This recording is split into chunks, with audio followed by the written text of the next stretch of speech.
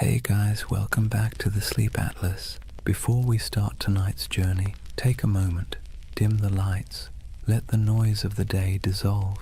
Wherever you are, you're about to travel somewhere strange, not a place on any official map, but one that lives in whispers, in dust, in the margins of forgotten atlases. This is the story of Tartaria. They say history is written by the victors. But what happens when the victors forget to mention an entire empire? What if there really was a civilization, vast, advanced, beautiful, erased not by time, but by design? A civilization that built cities we can still see, but no longer recognize. Sounds impossible, right? Yet somehow you've probably already seen pieces of it. The old photos of cities with windows buried beneath the streets. The maps labeled Grand Tartary, the ornate architecture that feels out of place as if it belonged to someone else, someone older, someone gone. Now, to be clear, Tartaria isn't a historical fact. It's a theory, a myth, a dream, if you want to be kind. But it's a dream that refuses to die, because at its heart lies something irresistible. The idea that history isn't what we think it is. That we've been handed a world with a few missing chapters, and whether you believe the myth or not, it's hard not to feel something when you see it. So tonight, we're going to drift through that myth together, through maps, ruins, and half-buried cities, through stories of explorers and erased empires, through the dusty edges of history where imagination and memory blur together. And if you fall asleep along the way, that's fine. That's kind of the point. For more journeys through history to help you sleep, please subscribe to the Sleep Atlas. And hey, what's keeping you up tonight? Let me know in the comments. Alright, let's begin. Imagine fog rolling over endless plains, gold grass bending under the wind. You stand before a vast land that feels both ancient and impossible, somewhere between Asia and memory, somewhere once called Tartaria. Chapter 1. The Empire That Never Was, or was it? They called it Grand Tartary. On maps from the 17th and 18th centuries, it sprawled across nearly half of Asia, an empire stretching from the icy edges of Siberia to the mountains of Tibet, from the Pacific all the way to the Caspian Sea. A continent-wide expanse so huge it made Europe look like a backyard garden. But here's the strange thing. When you look closer, it doesn't behave like any other empire on the map. No clear capital, no list of rulers, just a name, Tartaria, floating over deserts and steppes, surrounded by decorative drawings of camels and horsemen. The cartographers might as well have written, "Here be mystery." And yet, for hundreds of years, Western mapmakers copied that name again and again. Tartaria, Grand Tartary, the Great Tartar Empire. Sometimes they drew castles or cities with minarets. Sometimes they left it blank, as if even they didn't know what they were depicting. So what was Tartaria, according to the official story? Nothing. The word Tartary was simply a European catch-all term for the unknown lands of Central and Northern Asia. The people who lived there, Tatars, Mongols, Siberian tribes, were lumped together under one convenient label. To the Europeans of the 1600s, it was the great blurry East, wild, uncivilized, and beyond comprehension. But to modern eyes, it doesn't look like nothing.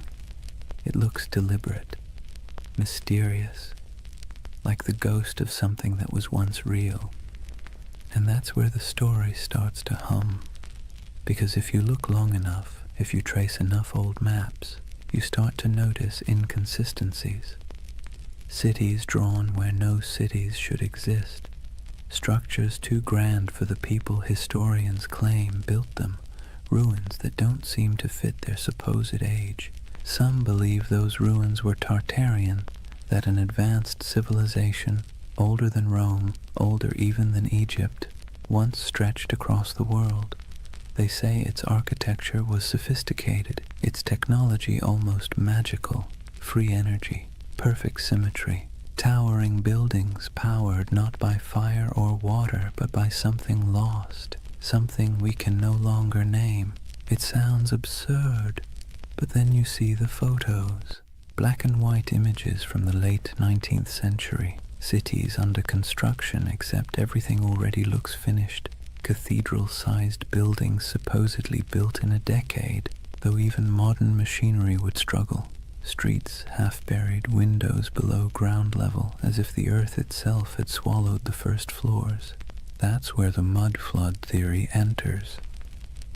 According to believers, some great cataclysm, maybe natural, maybe man-made, swept across the world in the 1800s, burying entire cities in mud and erasing all evidence of this lost empire. When humanity dug out afterward, we inherited the world we think we built. In other words, the Victorians didn't build all those ornate cities, they unearthed them. It's easy to roll your eyes, but it's also strangely poetic, because even if Tartaria never existed, the feeling behind it, that something monumental was lost, is very real. And part of why this myth persists is because, well, history does lose things. Entire civilizations have vanished before. The Minoans, the Indus Valley, the Olmecs, people who built incredible cities, traded across oceans, and then disappeared, leaving nothing but stones and speculation. So maybe the idea of Tartaria isn't so far-fetched. Maybe it's a reflection of that same human ache, the need to fill in the gaps with something beautiful. Imagine wandering through a European city at dusk. The sky is pale gold, pigeons circle over rooftops. You walk down a street where the buildings rise like cathedrals, domes, arches, pillars carved in perfect balance. It all feels too good, too symmetrical, too ancient to have been born in the soot and smoke of the industrial age. For a moment you wonder, did we build this, or did we inherit it? The theory of Tartaria taps into that quiet doubt, the sense that somewhere along the way, humanity rebooted, restarted, forgot, and the mud flood is a metaphor for time, for amnesia, for the way civilizations bury their own pasts under layers of progress. It's an idea that's equal parts eerie and comforting, because if there really was a forgotten golden age, maybe the world isn't as random as it seems. Maybe we've been here before. Maybe we'll find it again. And even if it's all a myth, it's a myth that asks good questions. Who decides what counts as history? How much of what we know is just the version that survived? So as we drift deeper into the story, try not to worry about what's true or false. Just imagine the possibility.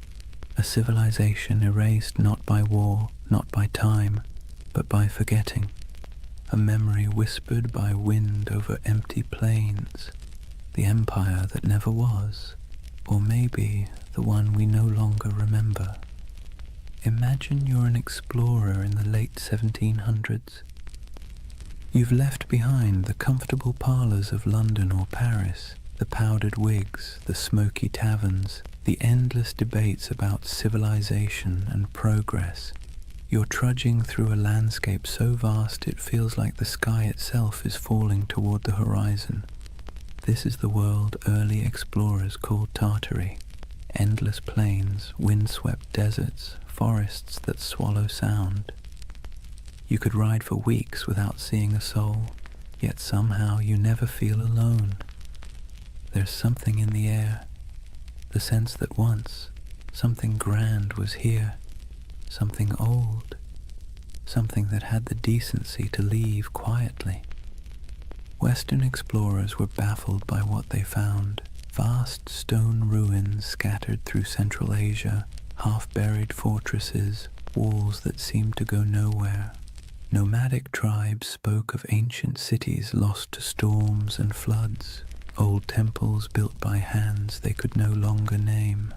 And yet, in their journals, these explorers rarely admitted confusion. Europeans of the Enlightenment were not fans of mystery. They preferred tidy explanations.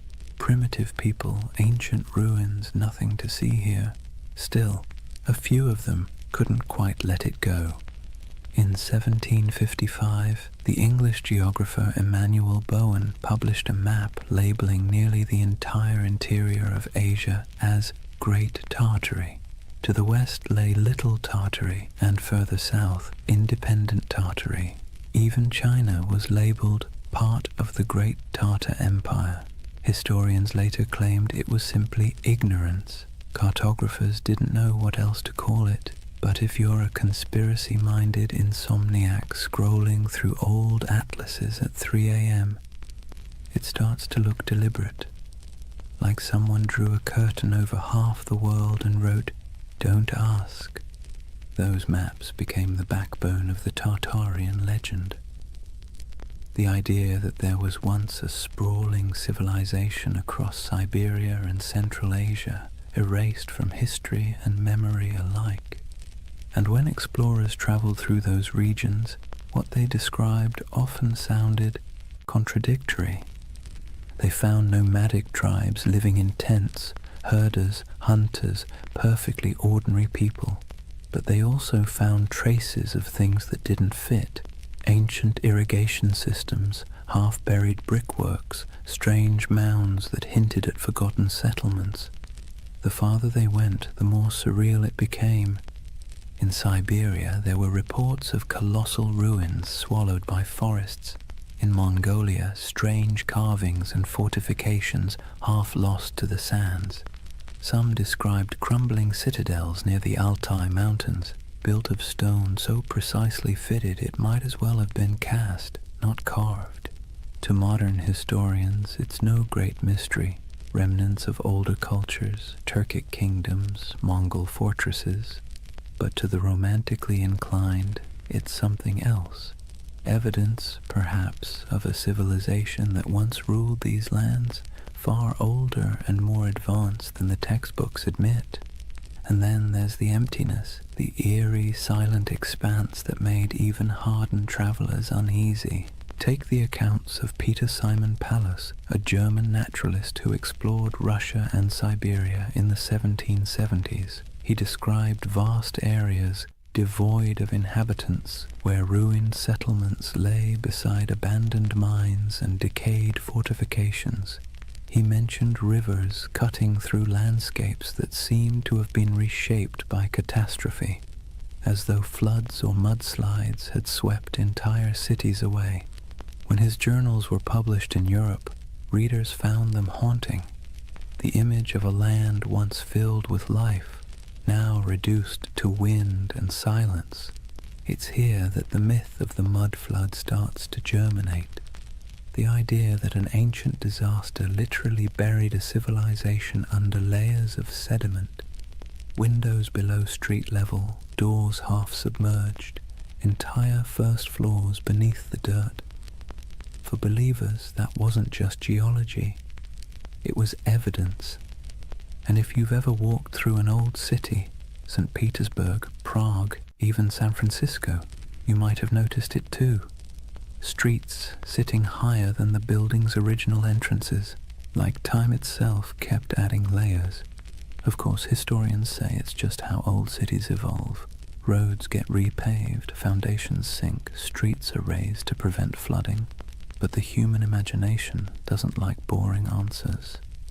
Geological settling doesn't keep you awake at night. The idea of a worldwide cataclysm, though, that does. What's compelling about these explorers' reports is not what they found, but what they felt. The sense that they were moving through someone else's world, one that had been erased. There's a moment in nearly every explorer's journal, the kind that never makes it into the abridged editions, where they sound tired. The grand adventure wears off, and what's left is silence. Cold wind, vast skies, the creak of leather, and a feeling that they are walking through the afterlife of history. They pass strange earthworks, abandoned stone foundations, carvings of faces eroded to anonymity. Sometimes they sketch them, sometimes they move on. Always there's the sense of almost understanding, almost remembering. And maybe that's what Tartaria really is, a landscape of almost history, almost memory, a civilization that feels like it should have existed, even if it didn't. Think about it. How many times has humanity stared at something old and half-broken and said, we could never build that today? It's an illusion, but a powerful one. Standing before ruins or monuments, we see not just stone and mortar, but the faint shadow of our own fragility. We want the past to be smarter than us, nobler than us, more advanced than we deserve. It's easier to believe we're living in the ruins of greatness than to admit that maybe we're the ones who'll be forgotten. So when explorers trudged across those endless Asian plains and saw remnants of something they couldn't explain, it planted a seed, a legend. And legends, once born, never die. They sleep, they wait, they resurface in new forms, on message boards, in YouTube videos, in late-night rabbit holes where half the fun is not believing, but wondering. The Tartarian myth is less about what those explorers found and more about what we want to find, meaning, continuity, proof that the world once made sense and that maybe beneath all this noise and chaos, it still does. Imagine the explorer's campfire. The air is thin and cold. Sparks float upward, swallowed by the night. Somewhere in the distance, wolves call to each other, and above stars shimmer, the same constellations those long-lost Tartarians might have seen if they ever existed at all. The explorer looks out over the dark plain, notebook open, and writes one word on the page, Tartaria, a word that means nothing and everything. They say the earth remembers, every stone, every layer of dirt, every foundation buried beneath a modern street is a diary written in silence. But if you listen to the believers of the mud flood, the earth doesn't just remember, it hides. Picture this, a city half buried, windows that look out onto soil instead of streets, doorways that open into nothing but packed dirt, buildings whose first floors have vanished beneath layers of earth and time.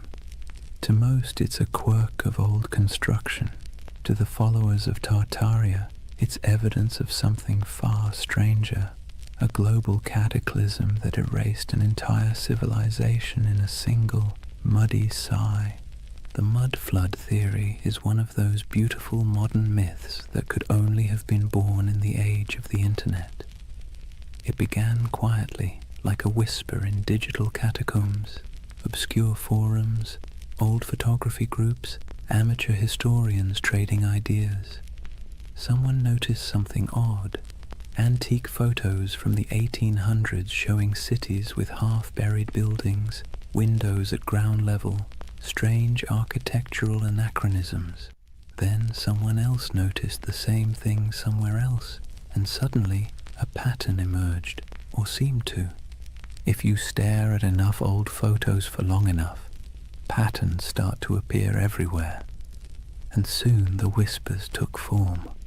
What if history isn't what we think it is? What if there was a reset, a literal flood of mud that buried the old world, wiped it clean, and left us to rebuild on top of its bones? It sounds ridiculous, but also admit it. It's a little bit seductive. Let's take a closer look at what this story really says. According to the myth, sometime in the 18th or 19th century, dates are always vague, an immense cataclysm struck the earth. Not water, but mud, thick, heavy, suffocating mud that rolled over cities like a blanket, swallowing buildings, streets, even entire civilizations. What survived was what we now call our world, a reset civilization built atop the ruins of the one before. The theory claims we are the survivors of an amnesiac world living in the shadow of a forgotten age. And once you start looking for it, you see it everywhere. Old photographs of St. Petersburg, where neoclassical buildings seem to have half their height underground. Doorways that lead nowhere in Istanbul. Strange window wells in San Francisco. Cathedrals whose ground floors appear oddly misaligned with the modern streets around them. The world, it seems, is full of buried stories. But here's where the magic, or the mischief, lies. Context. Cities grow, streets rise, pavements get repaved, foundations sink, earthquakes shift land. Engineers, bless their pragmatic hearts, have been dealing with that since ancient Mesopotamia. It's normal, but the human imagination doesn't want normal. It wants wonder. It wants the cosmic version of a plot twist. And so the mud flood became that twist, a grand, tragic reset that could explain the strangeness of the world, the impossible beauty of old architecture, the missing centuries, the ruins that look too modern to be ancient and too ancient to be modern. It's not hard to see why the theory stuck. It scratches two primal itches, the fear that we've forgotten something vital, and the hope that once humanity reached heights we can barely comprehend. It's a bedtime story for adults who no longer trust bedtime stories.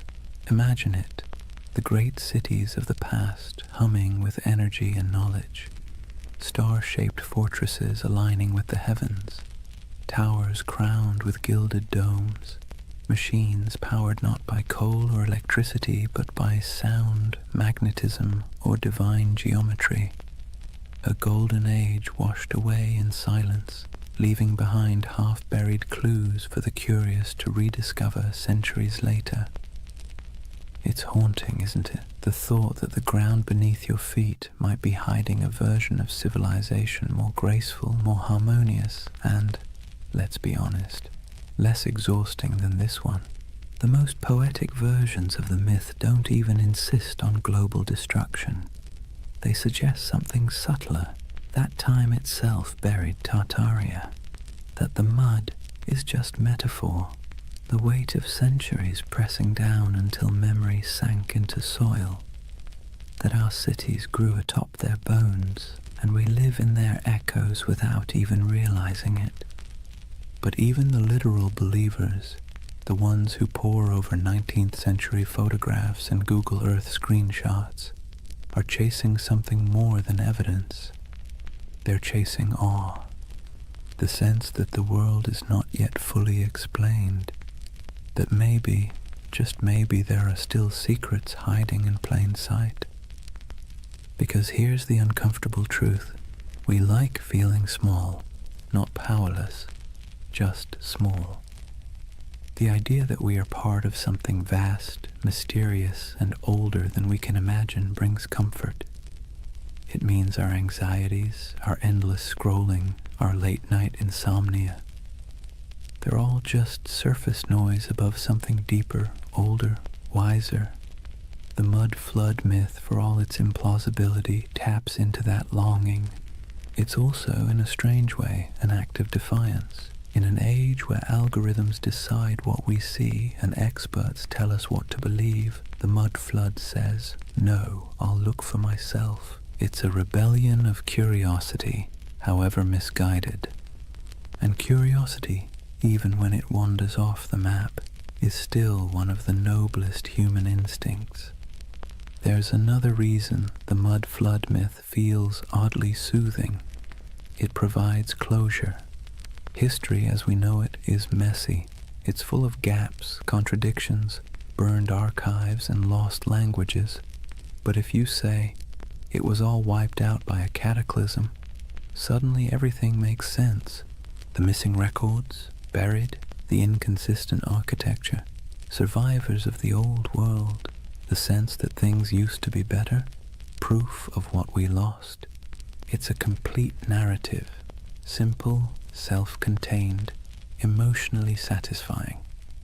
And if you whisper it softly enough, it almost sounds plausible. But let's pause for a moment. Imagine walking through one of these mud-flood cities today. St. Petersburg in winter, snow falling over pale facades, the streets gleaming under the dim orange glow of street lamps. You pass a row of 18th century buildings, their ground floors half below street level, the windows dark and shuttered. And for a second, just a second, you feel it. The hum of something ancient, the faint vibration of time layered upon time. You know rationally that the explanation is boring, centuries of road repairs and architectural evolution. But your imagination doesn't care. It leans closer, it listens, it wants to believe. That's the quiet power of myths like Tartaria. They live not in evidence, but in emotion. And emotion, not logic, is what builds civilizations or stories of them. So when someone insists the world was buried in mud a few hundred years ago, it's tempting to laugh, but look closer and you'll see what they're really saying. They're mourning something they can't name. They're trying to make peace with the feeling that something's missing. That modern life, bright, loud, and efficient, feels a little hollow, as if the real story is still underground. And maybe, in a metaphorical way, it is. Not beneath our cities, but beneath our certainty. History is the soil we stand on, and every generation adds another layer. The deeper you dig, the older the questions get, until eventually you realize that the mud was never hiding the past. It was making it. The world is built on burial, and everything beautiful is, in some sense, reclaimed from the dirt. So maybe Tartaria was never an empire at all. Maybe it's an idea, a longing for the lost wholeness of things. Or maybe it's just a very elaborate excuse for why so many basements flood in spring. Take your pick. Either way, as the night deepens and your thoughts drift like dust in lamplight, the question lingers: if an entire civilization could be buried under centuries of mud and forgetfulness, would we even recognize it when we uncovered it? Or would we mistake it for ruins of our own? It's a strange thing, how ruins can feel alive. You walk among them and swear you can hear breathing. Not loud, not human, but the slow exhale of stone, the whisper of time smoothing edges and swallowing stories. That's the allure of forgotten grandeur, the feeling that the past isn't gone, just drowsing, half buried, half awake, waiting for someone to notice. When people speak of Tartaria, they don't imagine mud and dust. They imagine beauty, colossal arches, glittering domes, towers capped with orbs of gold, and wide boulevards aligned with the stars. They imagine symmetry, harmony, perfection, the world before we made it messy. And that's the quiet genius of the myth. It isn't built on fear, but on longing. You've seen it, even if you didn't recognize it. The grand railway stations built in the 19th century, dripping with ornament that seems almost too elegant for its purpose. The courthouses with domes that look more celestial than civic. The cathedrals rising from cobblestone streets like frozen thunderclaps of devotion. You stand before these buildings and wonder, who built this, and why don't we build like this anymore? That question is the ember that keeps Tartaria glowing in the imagination, because it feels wrong that we've forgotten how to make beauty on that scale. It feels wrong that we can't carve marble with such grace, or erect domes that kiss the clouds. And when something feels wrong, the human mind looks for a story to explain it. Tartaria becomes that story, a civilization that mastered form, function, and soul, then vanished without a trace. Some say those old buildings are Tartarian relics, that the ornate facades of St. Petersburg, Paris, Chicago, and even San Francisco are remnants of the same world, a world whose architecture was an act of faith. That the reason we can't replicate it now is because the knowledge was erased, the formulas for harmony, for proportion, for power drawn from geometry, gone, buried under new blueprints and the hum of electric wires. Of course, historians roll their eyes at this. They'll tell you, patiently, that these buildings were designed by very real architects, that neoclassicism was an artistic movement, not evidence of a hidden empire, that the beauty of those domes and arches came not from secret knowledge, but from mathematics, sweat, and a lot of unpaid apprentices. And they're right, technically. But here's the thing. Beauty doesn't care about technicalities. The Tartarian myth persists because these buildings feel different. They hum at a frequency modern architecture doesn't. Walk past a concrete office block and your mind slides off it. Walk past a century-old opera house and you slow down without meaning to. You feel something, a pulse. Maybe it's nostalgia, maybe it's resonance, maybe it's just the echo of a time when craftsmanship was an act of worship. But whatever it is, it feels alive. Imagine standing at twilight in front of one of those old structures. The stone glows amber. The carvings seem to move in the shifting light. You can almost believe the building is remembering itself, its birth, its purpose, its centuries of reign and revolution. That's the spell of forgotten grandeur. The architecture isn't just old, it's haunted by the idea of meaning, and when meaning vanishes, mystery rushes in to fill the space. Tartaria thrives in that mystery. It offers an explanation for why the world feels simultaneously ancient and amnesiac, why progress sometimes feels like forgetting, why the cities of the past, those that survived wars, plagues, and fires, still look more eternal than anything we've built since. Modern life gives us glass towers and efficiency. Tartaria promises something slower, something that glows, a civilization that built not for profit or speed but for resonance, structures designed to outlast memory itself. It's an irresistible dream, because whether or not Tartaria existed, the feeling it represents is real, the ache for beauty that doesn't apologize for existing, for craftsmanship that outlives its makers, for a sense of belonging to something both vast and intentional. That's why the myth never fully dies.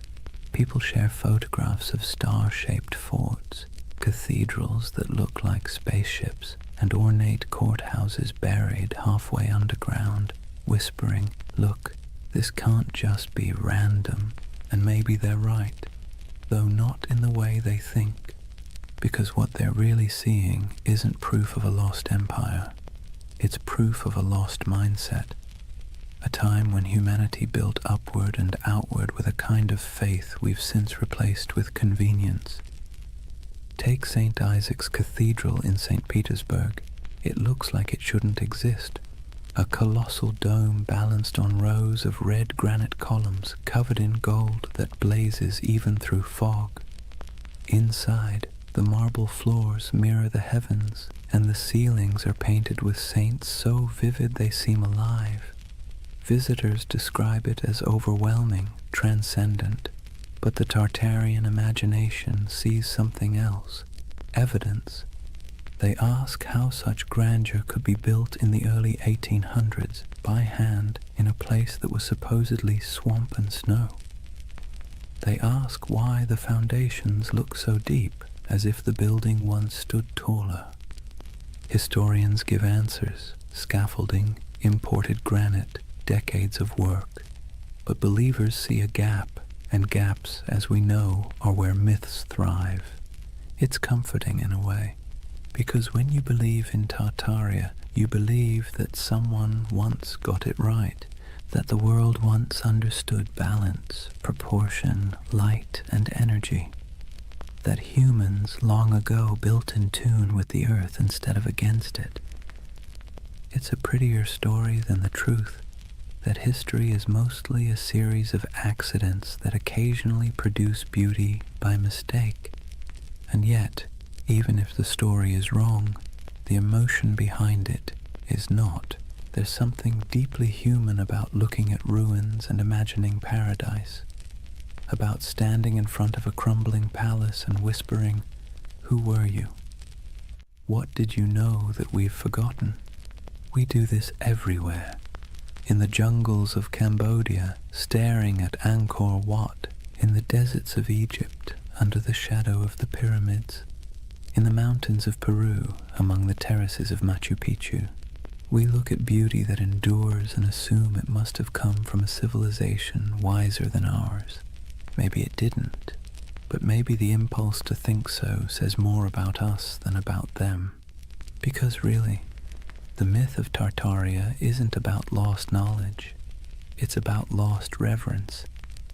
We miss believing that beauty meant something, that it wasn't an accessory, but a form of truth. That stone could hold memory, and domes could sing. So when you see those impossible old buildings and feel that small, unexplainable ache, don't rush to fill it with conspiracy. Let it linger. That ache is the story. It's the ghost of wonder, tapping you on the shoulder, reminding you that history is not a timeline. It's a mood, a long, slow chord, still resonating beneath the noise. And maybe that's what Tartaria really is, the echo of a world that believed in harmony more than speed, a civilization of imagination, built not in stone, but in longing. So as you drift deeper into this story, eyes heavy, thoughts softening, remember this: whether Tartaria was real or not, the beauty it promises was. You can still walk through it, touch it, breathe it in brick and marble and dusk. It's there, waiting quietly behind every ornate facade and every buried window. Forgotten grandeur, humming in the walls. There's something strange about ideas that shouldn't survive, yet somehow do. Tartaria is one of them. Every few decades it slips back into conversation like a ghost that refuses to stay buried. A whisper here, a map there, a photograph that feels off, too ornate, too advanced, too forgotten. It persists not because it's proven, but because it's beautiful. You see, real history doesn't linger in our imaginations the same way myths do. Facts settle, myths breathe, and Tartaria breathes in the spaces history forgot to fill.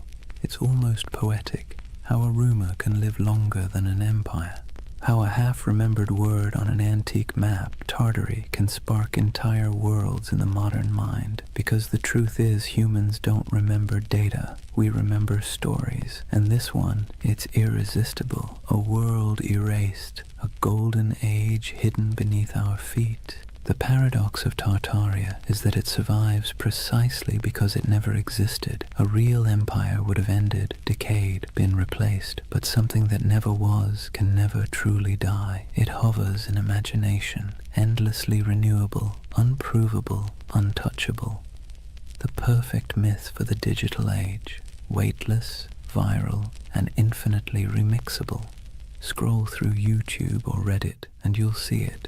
Old photographs of grand cityscapes labeled Tartarian architecture, posts about star forts and buried windows, endless debates about free energy, hidden cataclysms and lost technology, thousands of comments beneath them, people saying things like, "I've always felt something was off about history." It's not about belief, it's about belonging.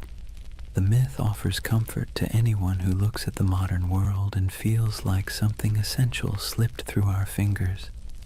Maybe that's the real allure. Tartaria gives shape to a feeling we all have but rarely admit, that somewhere along the way, humanity traded mystery for machinery. We built faster, higher, louder, but maybe not better. We paved over silence, replaced curiosity with certainty, and called it progress.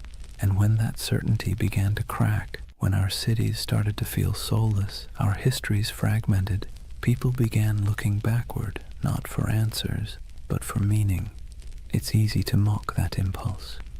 Historians roll their eyes, scientists sigh.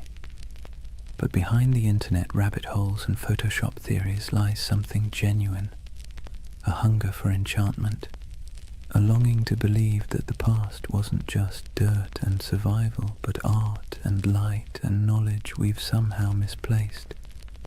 And in that sense, Tartaria isn't a conspiracy, it's a lullaby, a story people tell themselves when the modern world feels too sterile, too linear, too loud, a bedtime tale for adults who sense that truth might not always fit inside textbooks. Think about it.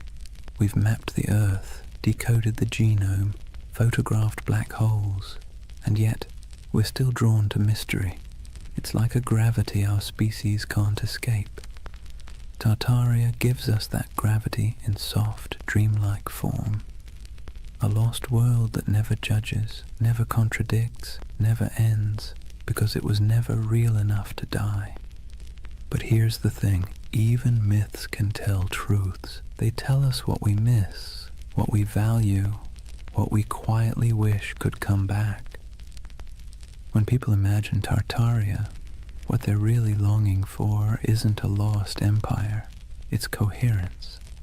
A sense that the world once made sense, that knowledge was sacred, that beauty and purpose weren't at odds. In a way, Tartaria is less about history and more about therapy, a collective daydream for a civilization that feels spiritually jet-lagged.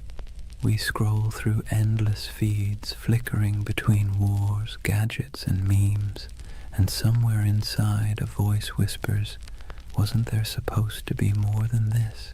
Tartaria answers softly, "Yes, there was, or maybe there could have been." And so the myth persists, traveling through forums and documentaries and late-night conversations, wrapping itself in fog and marble. It survives because it speaks to something the Enlightenment forgot, that mystery itself has value, that not knowing is sometimes more comforting than knowing. But here's the paradox. Tartaria's greatest gift isn't in proving itself true. It's in reminding us that belief is part of what makes us human, that even in an age of algorithms, we still crave wonder. We still want to stand before something vast and say, "I don't understand, but it feels sacred." Maybe that's why late at night you find yourself staring at photos of old cities, their streets glimmering with gaslight, their domes fading into fog, and feel that tug in your chest.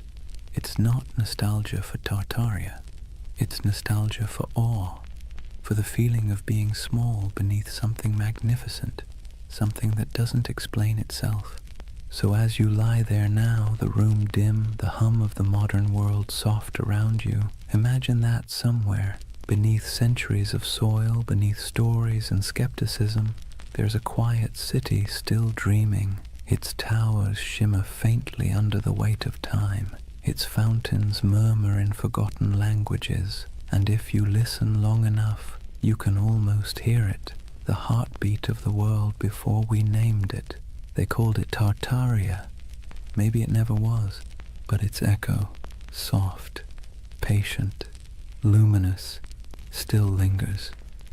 Drift with it for a while. Let the questions fade. You don't need answers tonight, only the wonder. Chapter 2. The Real Tartars, Nomads, Empires, and Misunderstood Worlds. Let's take a breath. We've wandered through the fog of myth, through maps that hum with impossible empires and ruins that seem to remember more than they should. But now it's time to peel back the dream and look at the ground beneath it, the soil, the wind, and the people who actually lived there. Because behind every legend lies something real, even if it's been twisted beyond recognition. So let's step out onto the steppe. Imagine yourself standing somewhere between Russia, Mongolia, and Kazakhstan. Not today, but thousands of years ago. There are no borders here, no lines on a map, no marble cities, just horizon, an ocean of grass rolling under a sky so wide it makes you dizzy. The air smells like dust and horses. The sound of wind is constant, threading through tall stalks of feather grass. This is the birthplace of what Europe once called Tartary. Not a single empire, but a world of motion, a civilization without walls. To Western minds, this landscape always felt alien. How could a people rule without cities? How could a culture thrive without monuments? To the steppe nomads, that question would have sounded absurd. Their monuments were movement. Their empire was the horizon itself. Centuries before anyone drew Tartaria on a map, there were the Scythians, archers and horsemen who painted their bodies, buried their dead in golden tombs, and drank fermented mare's milk. The Greeks feared them, the Persians tried to conquer them, and yet they moved like smoke, impossible to hold. Herodotus called them a people who have no towns, no walls, no fixed abode, as if that made them lesser. But in truth, it made them free. The Scythians mastered the horse long before Rome even dreamed of chariots. They stitched their world together with leather, not mortar.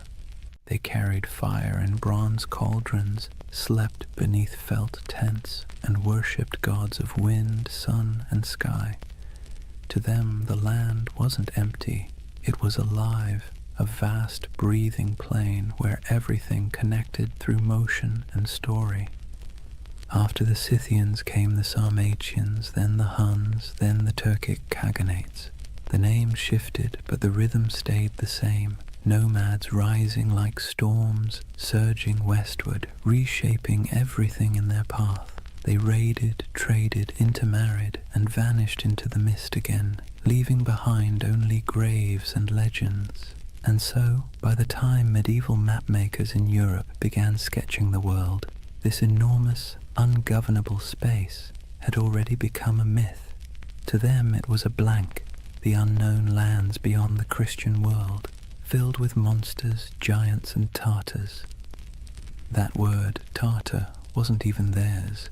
It came from outsiders, likely twisted from the name of a Turkic tribe, the Tatars, with a dash of poetic menace added. Medieval Europeans thought it sounded like Tartarus, the Greek underworld, so they called these nomads Tartars, as if they'd come from hell itself.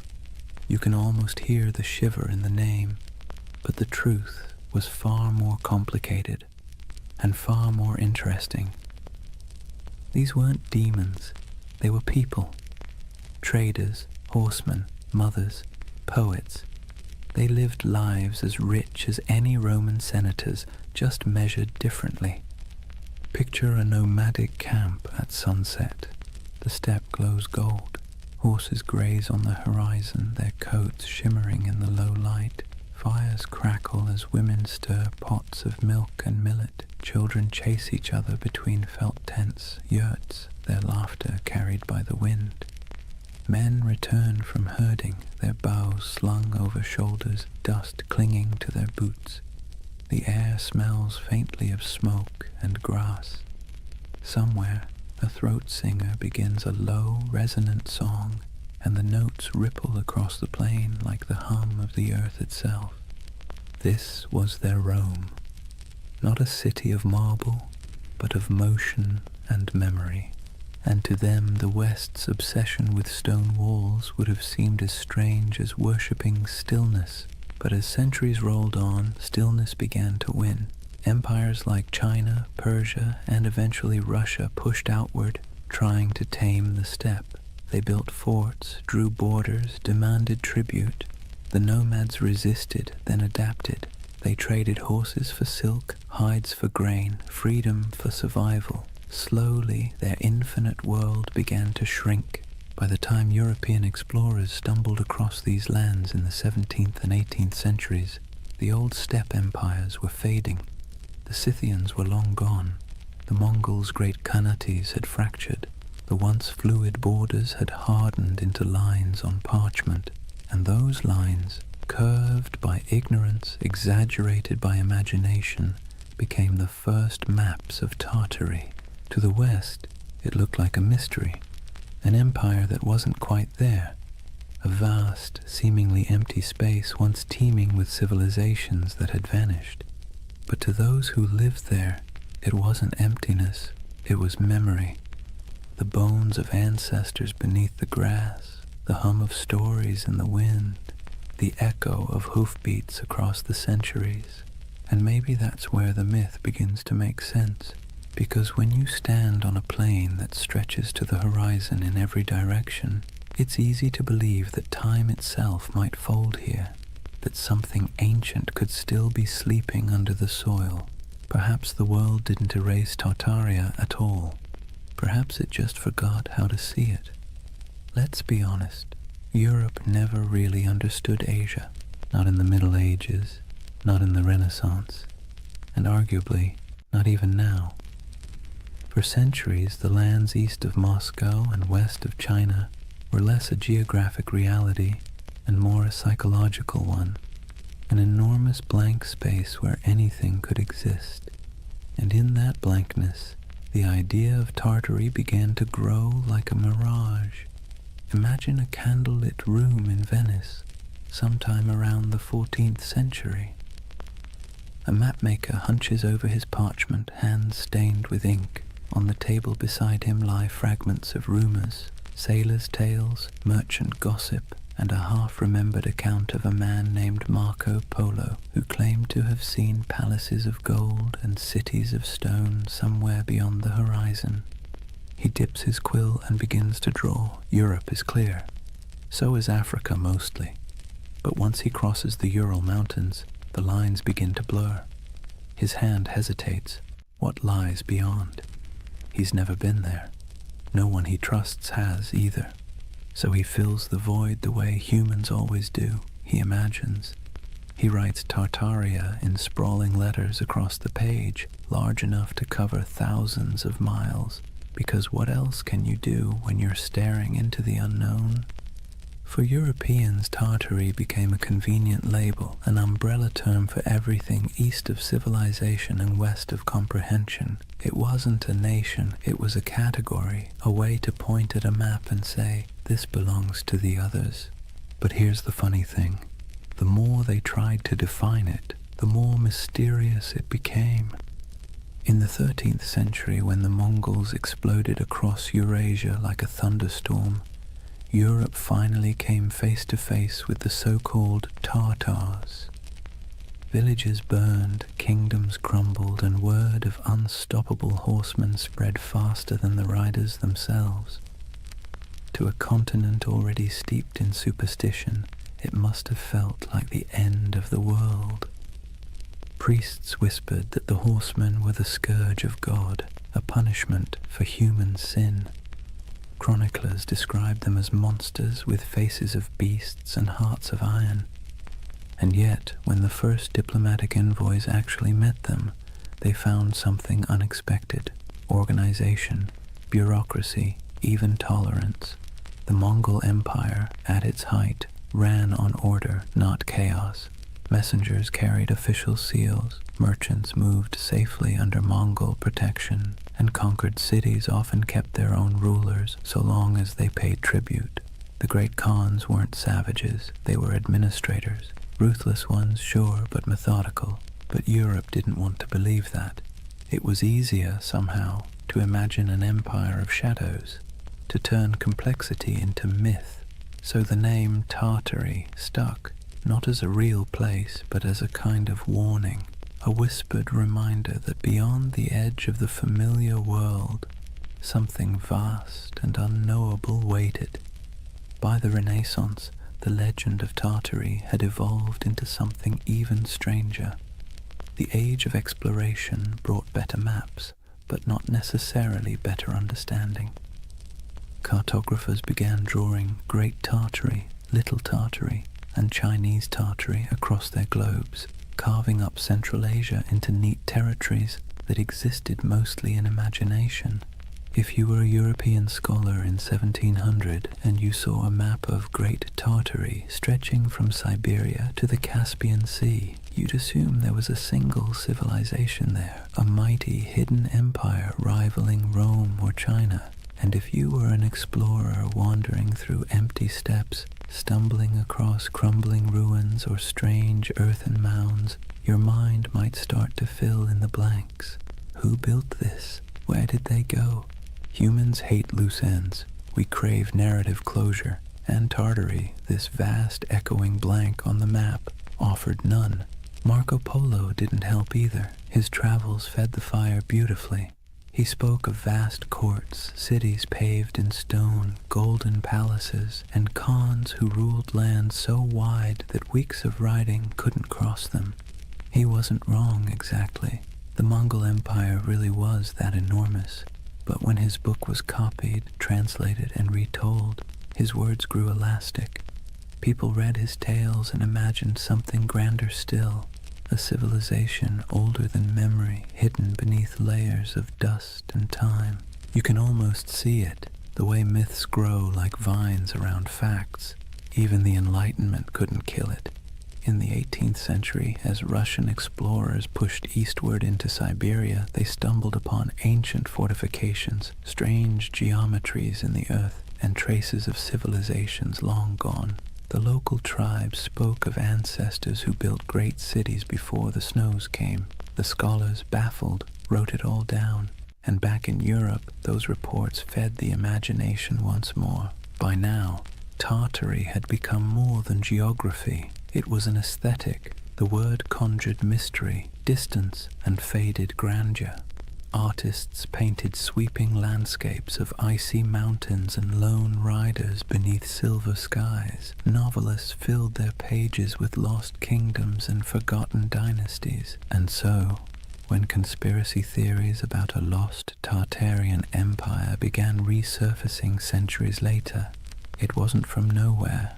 It was born of something older, a long European tradition of misunderstanding the East, of romanticizing what couldn't be explained, and of filling blank spaces with dreams. Maps, after all, are never neutral. They don't just show where things are, they show what people believe matters. And for centuries, Tartary mattered not because it was real, but because it was mysterious. Imagine yourself once more looking at one of those old maps. The parchment crackles under your fingers. The ink has faded to brown. The edges are frayed. Across the top, in flowing letters, are the words, Magna Tartaria. You trace the line of mountains, the curving rivers, the scattered cities whose names you don't recognize. You realize you're staring not at geography, but at imagination, a dream caught in ink, a memory of a place that never quite existed, but that never fully went away either. And maybe that's why Tartaria still captures people today. It wasn't born in a lab or on a message board. It was born in candlelight on parchment, in the minds of men who couldn't stand not knowing. A story that began as cartography became mythology. And mythology, as history always proves, has a way of outlasting the truth. Picture a road that isn't really a road. It's not marked by signs or asphalt or tidy lines of direction. Instead, it's an invisible web of paths, camel tracks winding through dunes, mountain passes marked by cairns, river barges drifting under starlight. This was the Silk Road. Not one road, but thousands, threading together China, Persia, India, Byzantium, and everything in between. And somewhere in the middle of that vast tangle lay the ghost of Tartary. The Silk Road was less about silk than it was about exchange. Of goods, yes, but also of ideas, stories, and beliefs. Every caravan that set out carried more than fabric and spices. It carried imagination. The West dreamed of the East as a place of wonder, while the East saw the West as a land of restless curiosity. And where those two imaginations met, right there, in the open steppes of Central Asia, the myth of Tartary quietly took root. Imagine the rhythm of a caravan, bells jingling from camel necks, dust swirling beneath hooves, a merchant humming softly, half to himself, half to keep his pace. At night, when the fires burned low, stories flowed like wine, tales of lost cities swallowed by sand, temples of gold hidden in the desert, empires that rose and vanished before the next dawn. Every traveler added a new layer to the legend, and the Silk Road became less a trade route than a whispering gallery of the world's dreams. Now let's be clear, there were empires here, real ones. The Scythians, Parthians, Sogdians, Kushans, and of course the Mongols, civilizations that thrived for centuries, building fortresses, minting coins, and carving art that fused Greek realism with Persian geometry and Indian grace. These were the real architects of what Europe would later call Tartary. But to a traveler passing through, the borders blurred. One city's language faded into another's. One god's statue looked suspiciously like a god from somewhere else. The world felt unified and strange all at once. The Silk Road had a way of softening distinctions. It made neighbors of distant worlds. Greek philosophers' ideas found their way into Buddhist monasteries. Chinese silk wrapped Roman senators. Persian astronomers charted the same stars that guided caravans across the steppe. But myths travel even faster than silk. When a merchant from Samarkand sold a roll of fabric in Venice, he didn't just trade goods, he traded worlds. He told stories of the East so dazzling they didn't sound real. Cities with towers of glass, he might say, rivers that shimmer like silver. Men who lived 200 years, and back home, when he unpacked his profits and poured himself a drink, he probably heard equally absurd stories about the West. It's easy to forget that for most of human history, distance was a form of magic. The farther away something was, the more fantastical it became. And no distance loomed larger in the European mind than that mysterious space labeled Tartary. Through this swirling exchange, Tartary became a kind of mythic glue, a word that held together the fragments of a world too vast to comprehend. Think of it like this. When a Venetian mapmaker in 1500 scribbled Tartaria across the center of his globe, he wasn't really describing a political entity. He was describing everything between Europe and China, between knowledge and ignorance, between history and imagination. And here's where things get interesting. While Europe imagined Tartary as an exotic wilderness, the people who actually lived there were building connections that shaped the ancient world. The Sogdians, for instance, traders from what's now Uzbekistan, ran a network of trade colonies so extensive that historians sometimes call them the FedEx of the Silk Road. They spoke multiple languages, mediated between empires, and filled their homes with art from every culture they touched. A single Sogdian mural might show an Indian goddess, a Persian king, and a Chinese dragon all sharing the same painted wall. To them, Tartary wasn't a mystery, it was home. And yet, this multicultural world also sowed the seeds for misunderstanding. When distant observers caught glimpses of it, they didn't see the nuances. They saw only the grandeur, the temples, the stone roads, the fortified cities, and assumed it must belong to a single empire. That assumption, multiplied over centuries, became the illusion of the great Tartarian civilization. Even today, the ruins scattered across Central Asia, stone walls buried in sand, intricate tile work crumbling in forgotten courtyards, feed that same longing. People look at them and wonder, Who built this? Where did they go? Why do our textbooks skip over it? It's a fair question, because history doesn't just forget, it edits. When empires fall, so do their names. When borders shift, so does memory.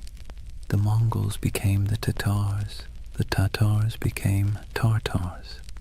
And eventually, Tartary became a convenient shorthand for the unknown. But beneath all that confusion was something real. A network of humanity that spanned continents. Imagine standing on a hill somewhere near Bukhara around the 10th century. The air smells of dry sage and smoke. Below you, the road shimmers in the heat, lines of travelers winding toward the horizon. A caravan from China passes one from Persia. A monk from India shares a meal with a soldier from Byzantium. Coins from Rome jingle beside jade amulets from the East. It's not an empire. It's not chaos. It's something in between, a living, breathing web of connection. And that's what Tartaria really was. Not a kingdom lost to mud, but an echo of this interconnected world. A dream of unity before maps divided it into pieces. The Silk Road gave birth to the myth by accident, because connection always looks like magic when seen from afar. So when modern believers look at old maps and see the word Tartaria sprawled across half the world, maybe they're not completely wrong to feel awe. They're just reading a poem that was once mistaken for a border. The Silk Road blurred the lines between civilization and myth, empire and echo. And in that blur, half dust, half starlight, the legend of Tartaria found its heartbeat. Words have a funny way of sticking to things they were never meant to describe. Tartary was one of those words, an intellectual shortcut that turned into a centuries-long misunderstanding. By the time Europe stumbled out of the medieval era, the East was less a place and more a story. Monks copied maps showing vast lands labeled Tartaria, shaded in pale yellows and browns, with scribbled notes like, "Here be dragons," or "Land of Giants." It wasn't meant as insult or precision. It was just ignorance wrapped in ink. But ignorance dressed up nicely enough can look like authority. When Marco Polo returned from his travels in the late 1200s, he told Europe about the magnificence of the Mongol Empire. Golden palaces, porcelain cities, and roads so smooth you could roll a wagon for days without breaking an axle. His descriptions, half wonder, half exaggeration, lit up Europe's imagination. And when cartographers began to draw what he described, they needed labels. Cathay for China, Ind for India, and for everything else in the vast cold space north of Persia and east of Russia, Tartary. Let's be clear, Europe didn't know what Tartary was, but that didn't stop them from acting like they did. To Western minds, Tartary became a convenient placeholder for the unknown. It wasn't a country, it was a concept. A blank canvas where explorers, missionaries, and chroniclers could project whatever they needed to believe about the world beyond their reach. And what they needed, more often than not, was mystery. Maps from the 16th and 17th centuries show it sprawling across the top of the world like a sleeping giant. Great Tartary, Independent Tartary, Chinese Tartary, Little Tartary, names multiplying like rumors. To anyone who studied those maps, the message was clear. Beyond the borders of civilization lay a vast land of danger, wealth, and the unknown. And there's something deeply human about that. When faced with uncertainty, we name it. We box it in with words, even if those words are wrong. To Europeans of the early modern world, Tartary became shorthand for all the places they hadn't yet conquered, understood, or categorized.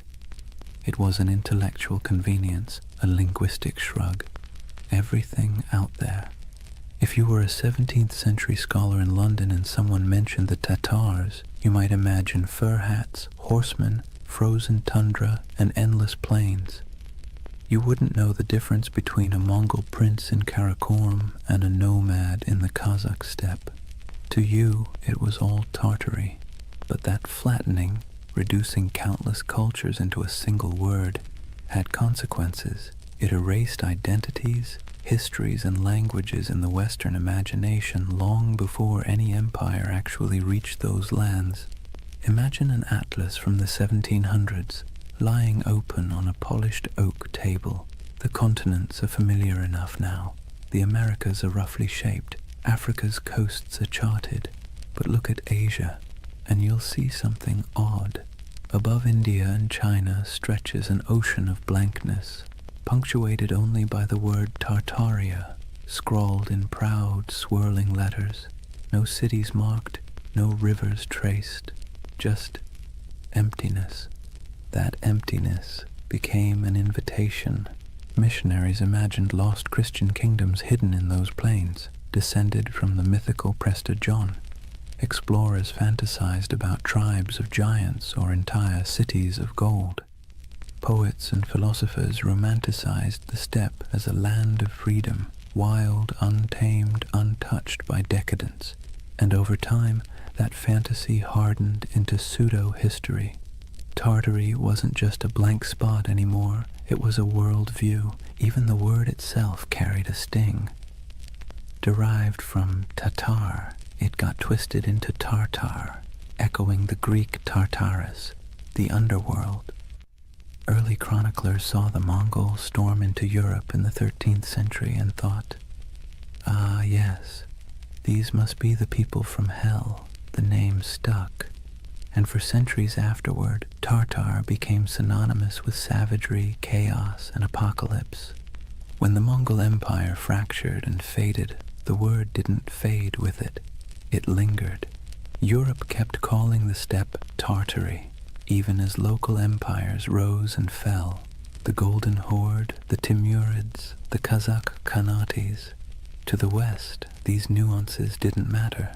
The name Tartary swallowed them whole. The irony.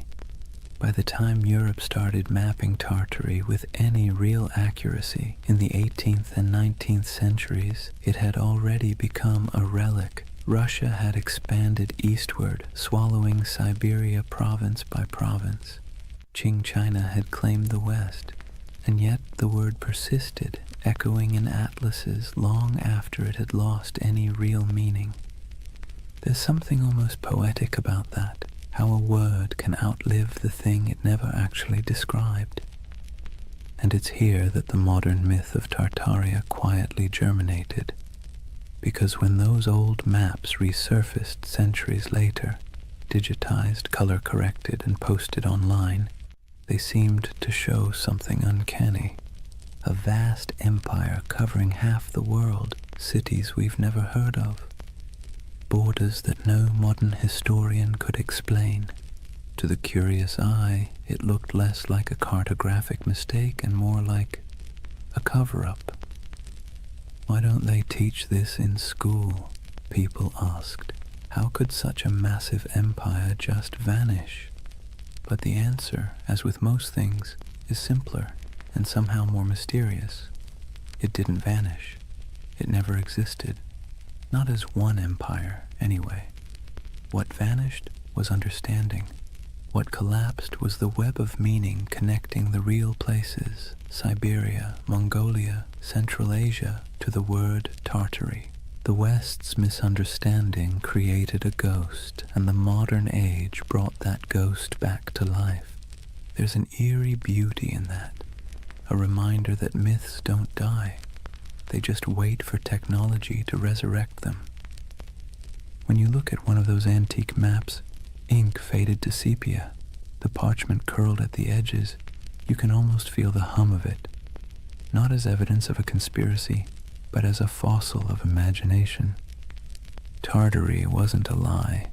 It was a mirror. It reflected Europe's fears, desires, and limits.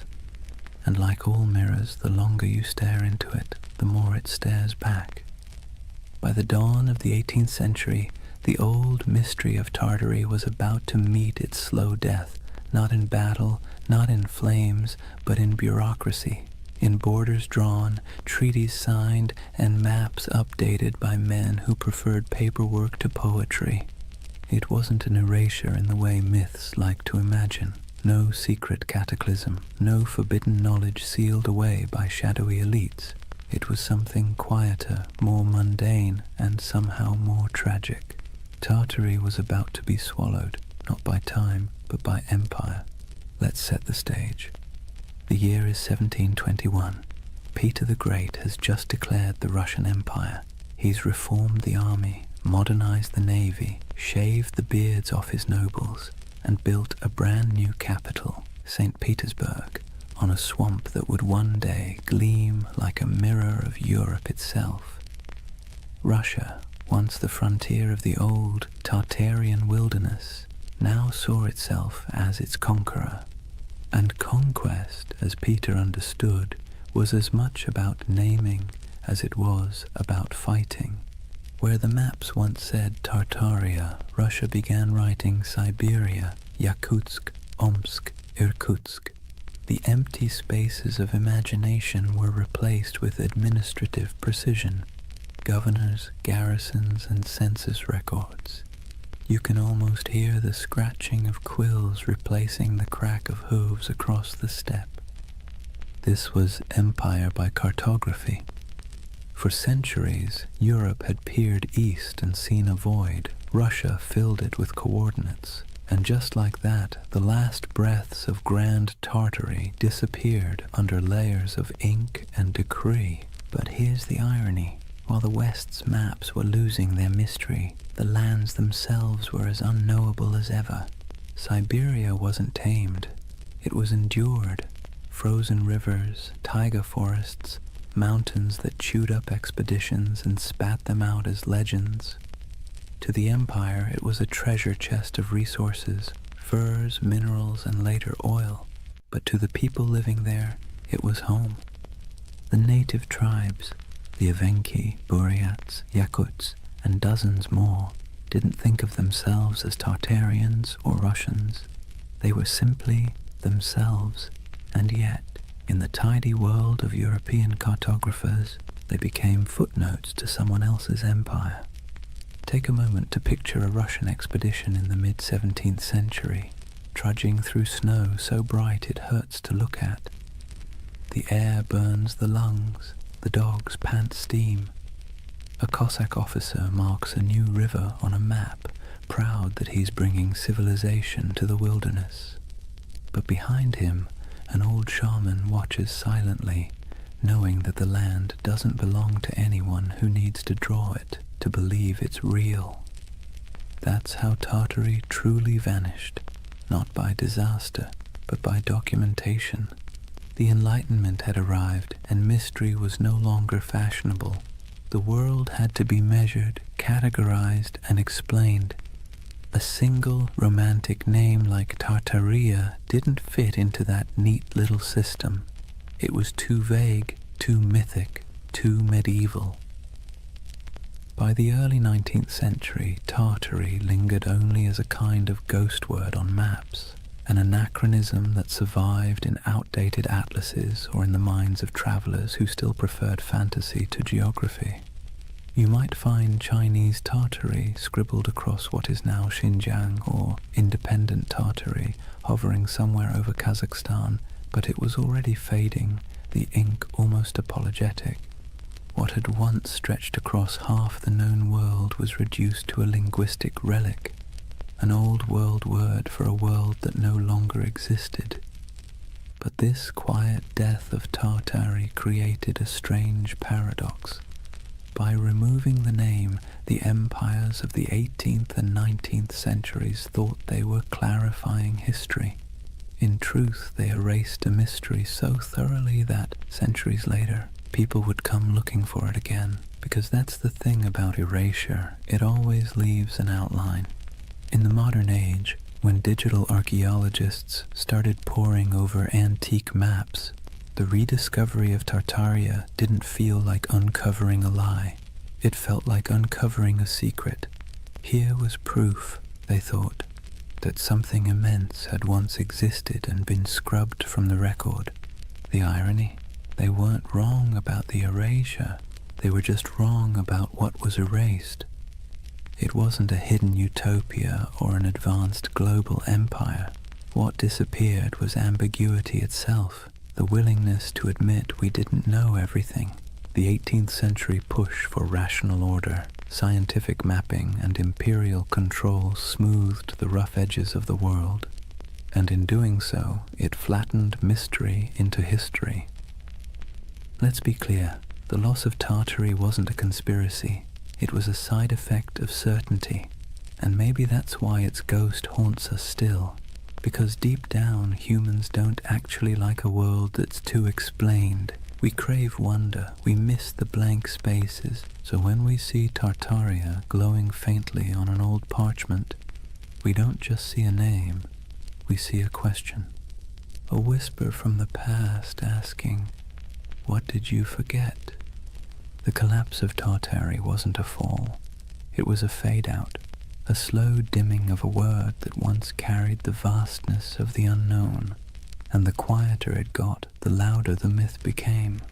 By the time Russia completed its imperial expansion across Asia, by the time the British, French, and Qing empires carved their pieces of the East, Tartary had been buried not under mud, but under maps. And centuries later, when people began brushing that dust away, what they found wasn't evidence of a lost civilization. It was evidence of our collective imagination still alive and searching. That is the strange beauty of this myth. Tartaria may never have been real in the way empires are real, but its death, its quiet bureaucratic burial, feels as monumental as any fall of Rome, because sometimes the end of mystery is its own kind of catastrophe. Chapter 3. The Great Erasure. Lost knowledge, world fairs, and the architecture of amnesia. Take a deep breath. We're leaving behind the dust of the steppe and stepping into marble, into the gaslit glow of the 19th century, because this is where the story of Tartaria is reborn. Not in Siberia, not on the maps, but in the imagination. Picture it. The year is 1893. The World's Columbian Exposition in Chicago. 200 white buildings rise like mirages along the lake, glowing in electric light. Domes, arches, columns, architecture so grand that people literally wept when they saw it. It looked ancient, impossible, like something from a forgotten golden age resurrected overnight. And here's the kicker. It was built overnight. A team of architects and laborers had thrown up that entire city in less than 2 years. They called it the White City. To the public, it was a triumph of modernity, but to later eyes it looked suspiciously like something else. Massive domed palaces, ornate fountains, obelisks, colonnades stretching into mist. It looked ancient, yes, but not Greek, not Roman. It looked out of time. Now fast forward a century. A man sitting at his computer zooms in on old photos of the fair. He pauses. He notices something strange. The buildings look far too advanced for their time, he thinks. Too perfect, too grand. And then he finds something even stranger. After the fair ended, almost every single building was demolished, burned, scrapped, gone. And that's how a new kind of myth was born. The idea that maybe, just maybe, these temporary structures weren't built at all, at least not by us. Maybe they were rediscovered, remnants of an older, erased civilization. A civilization called Tartaria. Let's be clear, the buildings were real. We have blueprints, records, payrolls, receipts for every brick. But the feeling, the awe they inspired, the eerie way they appeared and vanished, felt mythic. It tapped into something ancient in the human psyche. our suspicion that we've forgotten something big. And once that suspicion took root, it spread. Soon people began noticing Tartarian architecture everywhere. Those impossible domes in St. Petersburg, the Capitol building in Washington, the palace-like train stations of Paris, even the city halls of small American towns. Weren't they all too ornate, too advanced for their supposed era? The theory blossomed like ivy over ruins that maybe the 1800s weren't a time of invention, but of cover-up, that there had been a worldwide reset, a mud flood, a cataclysm that wiped out the old civilization and left humanity to rebuild amid the ruins. The world's fairs, in this view, weren't celebrations of modern progress at all. They were redecorations, a way to reintroduce a repurposed world scrubbed clean of its true history. The fairs, the grand expos, were merely the unveiling ceremonies of a planet repainted. Now this is where skepticism and wonder collide, because if you look at those photos, you can feel it. The eerie stillness of early photography only adds to the illusion. Long exposures make crowds disappear. The buildings stand pristine, gleaming, deserted, as if waiting for a civilization that never returned. It's beautiful and unsettling and hypnotic. Even historians, with all their explanations, temporary plaster facades, neoclassical revival trends, technological optimism, can't quite dispel the dreamlike quality. It's too pretty, too deliberate. It feels like memory, not progress. And that's what makes the Tartaria myth so powerful. It didn't come from ignorance, it came from longing.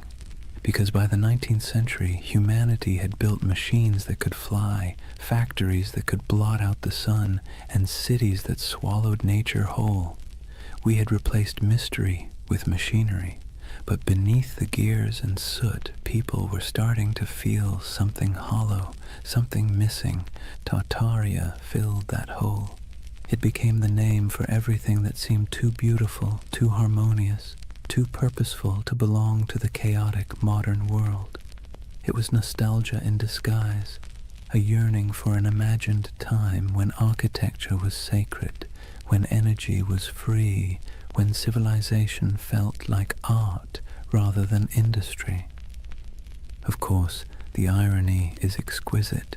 The people of the 19th century built those palaces themselves, but we, centuries later, look back and refuse to believe them capable. Maybe it's easier to believe in a lost utopia than in the idea that our ancestors simply cared more about beauty than we do. So imagine walking through that white city. The lamps hum softly. The canal reflects the moonlight. Music drifts from the pavilions. You hear the shuffle of dresses, the murmur of voices, the click of carriage wheels, and for a moment you can almost believe the myth that you've stumbled into the remains of a vanished empire, briefly resurrected for one last dance before fading again into legend. That's the strange charm of Tartaria. It doesn't matter if it's real. What matters is how it makes you feel, because beneath every conspiracy is a heartbeat, the desire to belong to something greater, to touch a truth the textbooks forgot to mention.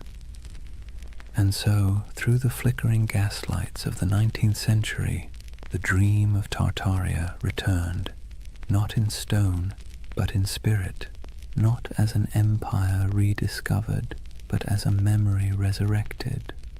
Let's be honest for a moment. Modern architecture doesn't exactly make the heart sing. Steel boxes, glass towers, angles sharp enough to injure your soul. Function over form, they say. Minimalism, efficiency, progress. But walk past an old courthouse or a crumbling railway station with columns carved like Roman temples, and suddenly something stirs. It feels like memory. Not your memory, but someone's. And that's exactly where Tartaria hides, in that emotional shadow between nostalgia and doubt. See, the 19th century didn't just give us new machines, it gave us new eyes. Photography froze the world for the first time. Urbanization made old beauty vanish beneath brick and smog. And as the industrial age thundered forward, the West began quietly rewriting itself, paving over not just landscapes, but the very story of civilization. This was the age of erasure disguised as progress. When old cathedrals were restored into shapes they had never been, when ancient city walls were torn down to make room for the future, when soot-blackened monuments were scrubbed and renamed, their histories conveniently rewritten for the age of reason. Historians call it modernization. Tartaria believers call it cover-up. Now, let's pause and take a breath, because this is where myth and history start blending like watercolor. The truth is simpler, but also sadder. It wasn't a conspiracy, it was forgetfulness. The 1800s were obsessed with the new: steam, glass, iron, materials that seemed to promise immortality. The faster technology advanced, the more the past looked like an inconvenience. When people demolished centuries-old buildings to make room for factories or boulevards, they didn't think they were erasing history. They thought they were improving it. But here's the paradox. Progress, when it moves fast enough, feels like amnesia. Imagine being a farmer's son in 1820, living in a cottage built by your grandfather, heated by the same hearth. Then picture your grandson in 1890, born under electric light, surrounded by locomotives, reading newspapers printed on machines that could churn out 1 million copies before breakfast. The pace of change was dizzying. The world your ancestors knew had disappeared before your own eyes. And when memory fades that quickly, even the truth starts to look like myth. That's why the great buildings of the 19th century seem suspicious to us now. They're too perfect, too ambitious, too permanent in an age obsessed with speed. To modern eyes, they feel like artifacts of a lost age, something inherited, not made. The Tartaria theory, in this sense, is less about deceit and more about disbelief. We don't believe we could have built something so beautiful in such a short span of time. And perhaps we're right, but not in the way we think, because that beauty came at a cost. It came from child labor, industrial soot, and the quiet suffering of millions who laid bricks, carved columns, and forged iron in furnaces hotter than the sun. It came from colonial wealth siphoned from distant lands. The marble glimmered, yes, but it glimmered on the backs of the exhausted. So when modern minds gaze at that architecture and whisper, "This can't be human," they're half right. It wasn't built by ordinary humanity. It was built by empire. But myths rarely linger on exploitation. They linger on wonder. That's what gives the Tartaria myth its endurance. It erases guilt and replaces it with awe. Instead of confronting how we gained that grandeur, we imagine inheriting it from some ancient, harmonious civilization. A world without conquest, without industry, without soot. A world that built for beauty's sake alone. That's the secret comfort of believing in Tartaria. It allows us to dream of innocence without the blood, to long for sophistication without the cost. And it's not entirely foolish, because beauty is suspicious in the modern world. Think about it. When was the last time a new building made you stop and gasp? When was the last time a city skyline felt like poetry instead of spreadsheet logic? We live in an age that worships utility and scoffs at ornament. So when people look at those domed cathedrals, those train stations like palaces, those impossible star forts etched into the earth, they don't just see architecture, they see meaning, they see intention. And maybe that's what we've lost, the sense that building could be an act of reverence. The Tartarian lens turns architecture into scripture. It whispers that every arch, every dome, every hidden basement tells a story too big to fit inside textbooks. And whether that story is real or imagined, it soothes a modern ache, the feeling that progress has traded wonder for efficiency. So next time you see an old photo of St. Petersburg shrouded in snow or San Francisco's City Hall gleaming in filtered sunlight, look closer, forget the dates, forget the facts, and just feel it. The silence, the symmetry, the faint pulse of something grander than logic. That's the hum Tartaria leaves behind. The ghost frequency of a civilization that may never have existed, but still haunts us with the possibility that it did. And maybe that's enough. Maybe the myth survives not because it's true, but because it's beautiful. Because deep down, beauty itself has started to feel like a conspiracy. Here's the funny thing about lost civilizations. They always seem to resurface when technology changes. The printing press revived Atlantis, television revived the pyramids, and the internet, well, the internet resurrected Tartaria, not in dusty libraries or archaeological digs, but in image boards, YouTube videos, Reddit threads, and algorithm-fed rabbit holes that feel half like history class and half like lucid dream.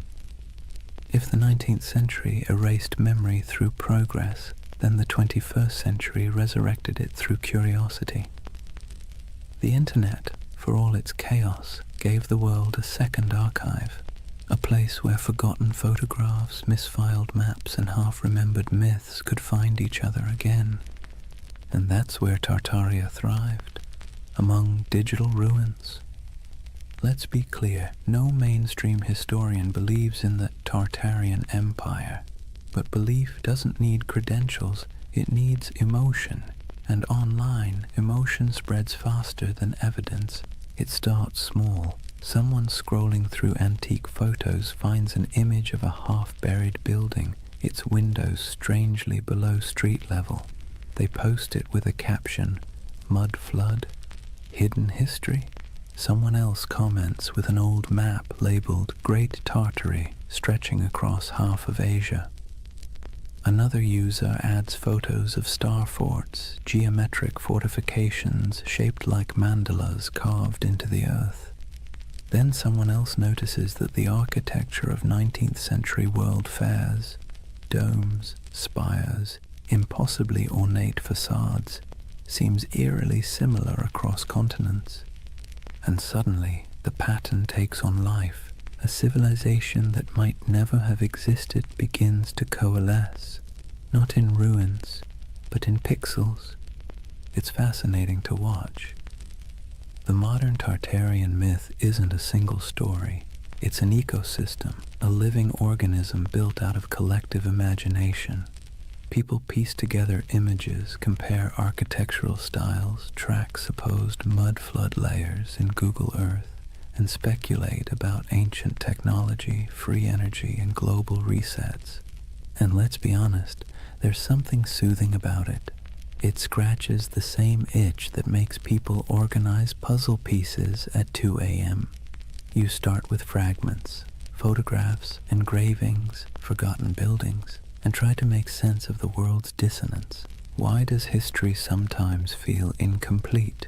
Why do our cities seem to rest on older bones? Why does beauty feel borrowed? The Tartaria theory online isn't just conspiracy, it's therapy for disillusionment. See, we live in an age drowning in data, but starving for coherence. Billions of facts, timelines, and explanations float around like loose screws. But the more we learn, the less it feels like we understand. We've traded mystery for information, and somehow that doesn't feel like progress. Tartaria brings the mystery back. Scroll through its digital cathedrals, YouTube thumbnails of glowing domes and forgotten maps, and you'll see that what people crave isn't deception, it's wonder.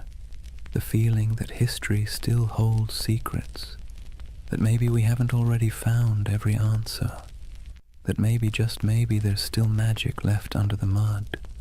And the internet, for all its cynicism, feeds that craving beautifully. Where old historians dismissed oddities as coincidences, the online world stitches them together with creativity. Star forts become energy hubs, domes become ancient power stations, mud floods become symbolic of global resets, metaphors for forgotten knowledge buried under modern noise. It's easy to laugh, but maybe we shouldn't, because behind every pixelated claim is something deeply human, the refusal to accept a world without mystery. The same impulse that made explorers sail off the map now makes people scroll through archives at 3 a.m, chasing the ghost of a civilization that never left a skeleton behind. And there's something else, an aesthetic truth. Look at those old photos, the sepia skies, the faint haze, the impossible scale of those buildings. They feel dreamlike, like glimpses from another timeline where humanity built for eternity instead of quarterly profits.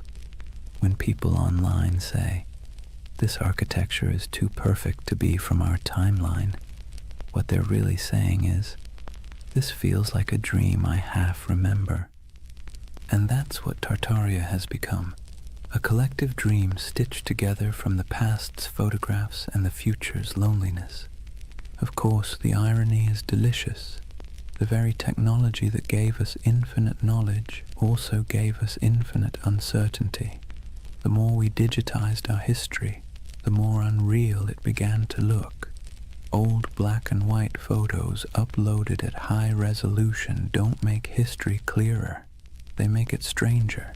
The lighting, the shadows, the absence of movement, it all feels frozen, ghostly, like the world before electricity was somehow more alive.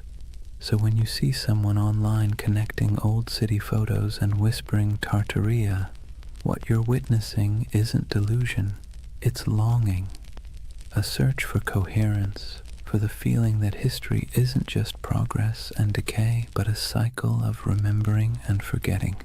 And isn't that what all civilizations do? They rise, they crumble, and then they return in imagination. Rome, Atlantis, Lemuria, Tartaria, each one a mirror reflecting not the past, but our hunger to belong to something grander than the present. In that sense, the internet didn't invent Tartaria. It simply gave it a voice, a new empire of whispers sprawling across servers and screens, where myths are immortal and disbelief is optional. Scroll long enough and you'll start to see why people stay. The posts feel soothingly repetitive.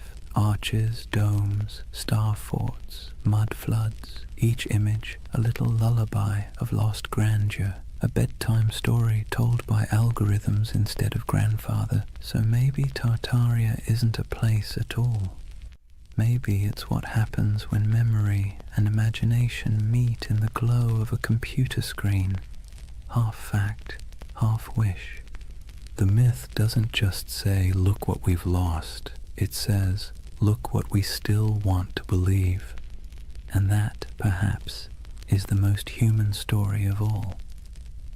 Let's pause for a moment, take a slow breath, and think about why people believe in things like Tartaria.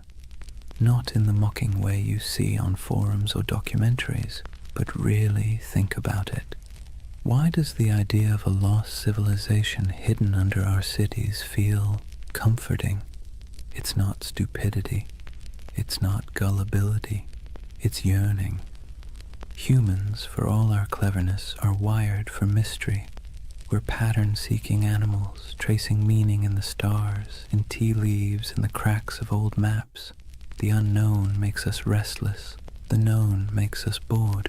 And between the two, we spin myths that make life feel a little more meaningful. Tartaria lives in that space. It's not really about mud floods or star forts. It's about the suspicion, deep down, that the world we've been handed is incomplete, that someone, somewhere, has hidden something important, that maybe history isn't a straight line of progress, but a looping dream where civilizations rise, fall, and are forgotten not by accident, but by design. And honestly, that's not such a crazy thought. Think about how much of history you've forgotten personally. Think of everything humanity has lost to fire, war, vanity, or neglect. Libraries burned, languages erased, empires swallowed by desert and jungle. The dark ages weren't dark because nothing happened. They're dark because the light of memory didn't reach that far. So when someone looks at an ornate 19th century building and says, "I don't think we built that," they're not rejecting history. They're mourning it. They're mourning a world that seems to have misplaced its wonder. Let's be clear, modern life doesn't give us much mystery anymore. We have answers for everything, or at least the illusion of them. You can type any question into a search bar and get a dozen replies in seconds. But that convenience has a side effect. It kills the thrill of not knowing. And mystery, as it turns out, is essential to the human spirit. Without it, the world feels flat. That's where conspiracies slip in. They fill the void left by lost awe. When people say the elites hid the truth of Tartaria, what they're really saying is, I miss when the world felt magical. It's an emotional rebellion against boredom, a soft protest against a sterile universe made of facts but lacking enchantment. And here's the interesting part, it's not new. Every age invents its lost golden age. The Greeks dreamed of Atlantis. The Victorians romanticized Lemuria. The 20th century turned the Mayans into cosmic prophets. And now, in the digital age, we have Tartaria, an empire of dreams built on archives and algorithms. Each generation looks backward and imagines perfection because it's easier than imagining perfection ahead. We do it because the past is safe. It can't disappoint us anymore. Psychologically, belief in a hidden civilization like Tartaria scratches multiple itches at once. There's pattern recognition, the brain's love for connecting dots even when they don't belong together.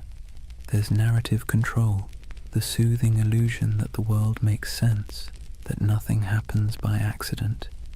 And there's nostalgia, the bittersweet ache for a world that may never have existed, but should have. And then there's trust. Modern institutions, media, government, academia, have lost credibility with the public. When experts say, that's impossible, a growing part of the population quietly replies, so was flight once.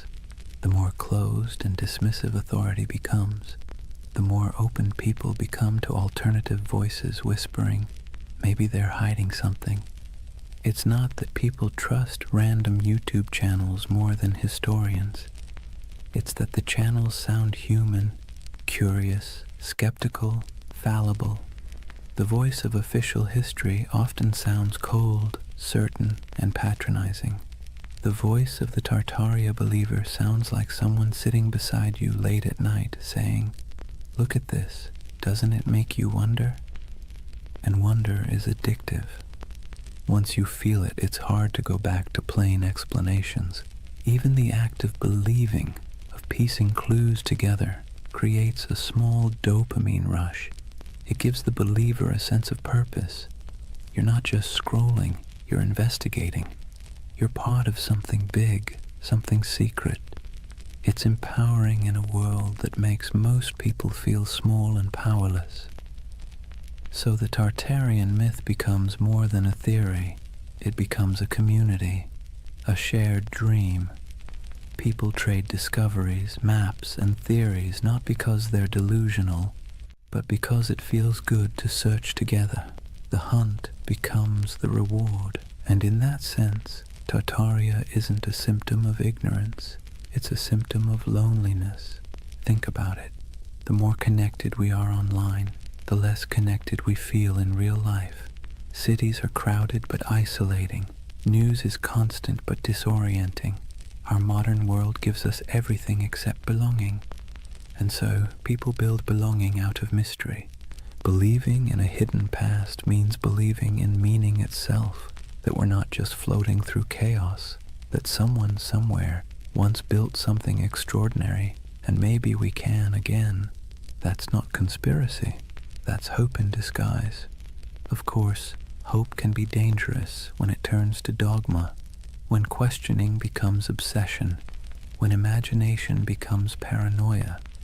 That's when the myth begins to rot, when every gap in knowledge becomes a plot, and every historian becomes an enemy. That's when wonder collapses into fear. But before that point, before the cynicism sets in, there's something oddly beautiful about it. People standing in awe before old cathedrals and asking, how did they do it? People digging through archives at midnight, convinced that history still has secrets. It's easy to mock that. Harder to admit that it's the same impulse that built science, art, and philosophy in the first place. Curiosity is the ember. Myth is just the smoke. So the Tartarian believers, in a strange way, are modern heirs to the ancient dreamers, the ones who stared at the stars and saw gods, the ones who saw order in chaos. They're not historians, but they are human. They want the past to matter. They want the present to make sense. And maybe that's why Tartaria lingers.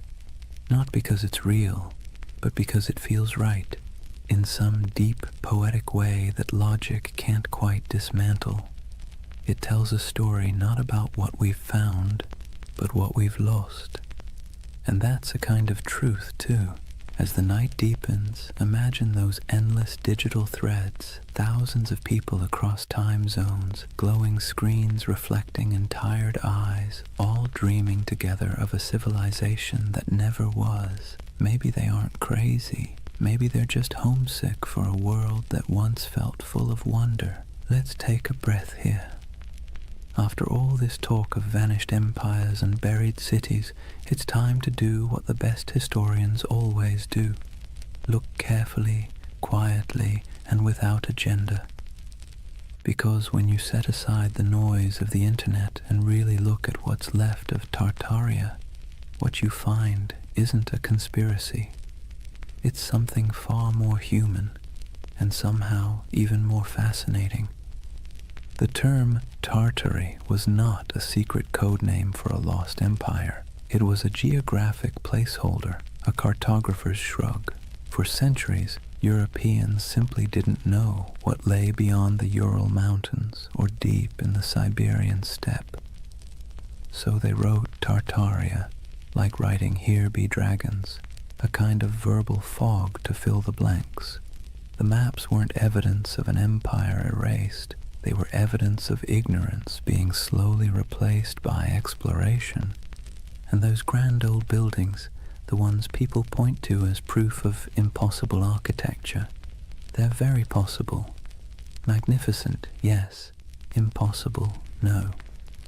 The ornate city halls, cathedrals, and palaces of the 19th century weren't built by some forgotten super-civilization. They were built by humans with chisels, scaffolds, and a near-religious obsession with grandeur. The 1800s were a century drunk on ambition. Industrialization made iron, glass, and concrete cheaper than ever. Colonization and global trade poured wealth into Europe's cities. Architects looked backward to Greece, Rome, Byzantium, and Egypt, and then combined everything like over-enthusiastic chefs. The result was the neoclassical explosion, domes, columns, and marble facades that looked ancient but were brand new. That's why so many people mistake them for relics, because they were designed to look timeless. They were Rome in steel corsets, deliberate nostalgia built in brick and plaster. The world's fairs that fuel so many Tartarian videos, they were real, yes, and they really did look astonishing. Whole temporary cities of palaces, fountains, and gleaming towers that appeared overnight and vanished just as quickly. But they weren't cover-ups. They were theatre. They were the 19th century showing off. Most of those buildings were plaster over wood, not marble. They were meant to impress, not endure. When the fair ended, the facades were torn down or burned, leaving only photographs that today look eerily like the ruins of a forgotten world. No secret empire, just show business. And those famous mud flood buildings with their half-buried windows, they too have ordinary explanations. Cities sink, streets rise, over centuries as populations grow and roads are repaved. Layers of soil and stone accumulate. Old ground floors become basements. It's not mystery, it's maintenance. Yet it's easy to see why the illusion caught fire. Because even the real explanations, erosion, engineering, economics, are, in their own way, beautiful. The world doesn't need hidden magic to be miraculous. Consider this. The same roads once labeled Tartarian carried traders, nomads, poets, and conquerors across continents. Cultures met, clashed, and blended until identities blurred. What Europe called Tartary was not one empire but a kaleidoscope of peoples, Turkic, Mongol, Persian, Russian, Chinese, each with their own stories, languages, and gods. Out of their collisions came ideas, inventions, and art that shaped the world we still live in. The myth says Tartaria was erased. The truth is that it was never singular to begin with. It was many, and that's why it's hard to pin down. The steppe doesn't lend itself to borders. Empires there were fluid, waves of power that rolled across the grasslands and receded again. The Scythians, the Huns, the Mongols, the Khazars, they all rose, ruled, and vanished, leaving behind only fragments. To an outsider, that flux looked like a void. To those who lived it, it was life itself. And maybe that's where the misunderstanding lies. Western history loves walls and dates, beginnings, endings, dynasties. The steppe doesn't play by those rules. Its empires were seasonal, migratory, woven into the land and wind. If you expect pyramids, you miss the poetry. So no, there was no single global Tartarian empire, but there was a vast, interconnected world of trade, culture, and movement that stretched from Europe to China long before globalization had a name. The Silk Road wasn't just silk, it was the internet of its day, transmitting not data but ideas. Buddhism, astronomy, metalwork, medicine all passed through those dusty caravans. The real miracle isn't that something was erased, it's that so much survived, and yet debunking doesn't have to mean disappointment. If anything, it should make the world feel richer, because the truth is not dull, it's layered. The mud flood isn't proof of deception, it's proof of time. The ornate buildings aren't relics of a forgotten empire, they're monuments to human excess. The missing maps aren't evidence of suppression, they're artifacts of discovery. And here's the quiet irony. Even the myth itself is part of history now. The videos, the forums, the believers, they've become a digital folklore, our century's way of myth-making. Future historians might study us and say, they dreamed of Tartaria because they were tired of concrete. Maybe that's what keeps the story alive. Not deceit, but desire. The desire for mystery, beauty, and meaning in an age that feels too catalogued, too explained. Tartaria is less a conspiracy than a collective poem, one line written in frustration, another in wonder. And perhaps that's how we should leave it, gently. The myth and the truth coexisting like twin shadows cast by the same fire.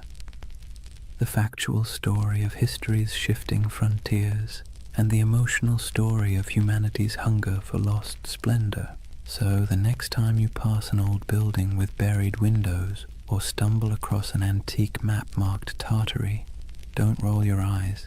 And don't fall into the rabbit hole either. Just pause, look, feel the weight of centuries pressing quietly under your feet. Real or imagined, every layer of that soil carries a story. Because whether it's called Rome, Babylon, Atlantis, or Tartaria, the dream of forgotten empires never really fades. It just changes shape, waiting for someone new to wonder. Chapter 4. The Eternal City. Why We Dream of Lost Civilizations. Take a moment, close your eyes, and imagine you're standing in the ruins of a city that never existed. The stones are warm beneath your feet. The air hums faintly with the echo of 1,000 unrecorded stories, and the wind brushes against carved columns whose builders' names were never written down. It's a dream, but somehow it feels truer than waking. That's the strange comfort of Tartaria. Even after we've picked apart the facts, even after the history books have closed the case, the idea lingers. The notion that somewhere, sometime, humanity built something magnificent, a civilization unified, enlightened, and then, inexplicably, erased. It's the same instinct that makes us search for Atlantis, or Lemuria, or the lost library of Alexandria. A quiet yearning that whispers, maybe we used to know more, maybe we were better once. And let's be clear, this isn't foolishness, it's longing. Believing in Tartaria isn't really about maps or mud floods. It's about something deeper, the ache for lost harmony, for order in the chaos of modern life.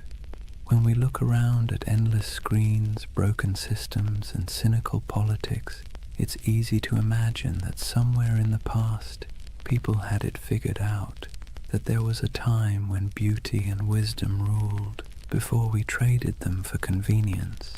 The myth gives that feeling a shape. Tartaria becomes a mirror for what we think we've lost, a golden age we can project our frustrations onto, a fantasy of unity against the fragmentation of the modern world. But here's the curious twist. Myths like Tartaria comfort us because they're out of reach. They can't be disproven in a way that satisfies the heart. The less we know, the more space the imagination has to wander. That's what myths do best. They thrive in the gaps, the shadows between facts. Think about how the story feels, not just what it says. Tartaria isn't told in sharp, factual sentences. It's whispered in forums late at night by people who sound more wistful than conspiratorial. They're not shouting about domination. They're sighing about what might have been. It's not paranoia. It's melancholy. The same kind of melancholy you feel walking through an abandoned building, seeing beauty and decay folded together. There's a paradox at the heart of this comfort. We know modern life is more advanced than any age before it, yet it rarely feels that way. We have the internet, medicine, spaceflight, instant communication, but we also have loneliness, burnout, and an undercurrent of loss. The myth of a vanished civilization fills that emotional void. It says, you're right to feel that something's missing. It's like nostalgia for a memory we never had, and in that sense, Tartaria isn't about the past at all. It's about the present, about how alien our own world can feel. The skyscrapers of glass and steel, the humming servers, the sterile symmetry of cities built for efficiency rather than awe. No wonder people scroll through photos of old domes, arches, and impossible cathedrals and feel something stir. Those buildings look like they remember something we've forgotten, so we call it Tartaria. We give the feeling a name.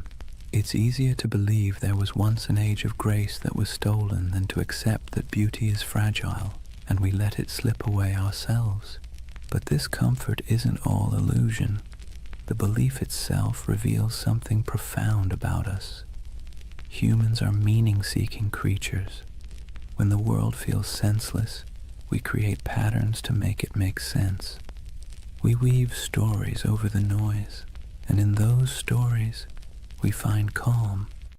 Myths are our way of telling ourselves that the universe still has order, even if it's hidden. That's why so many people find peace in the idea of a lost civilization. It implies that knowledge, beauty, and balance aren't gone forever, just misplaced. It turns chaos into a temporary condition. And maybe that's why Tartaria caught fire in the digital age. The internet is chaos incarnate, 1,000 overlapping timelines, all screaming for attention. In that noise, the myth feels like a lullaby. It slows everything down. It says, once there was harmony. Once the world was whole. Now, whether that's true or not almost doesn't matter.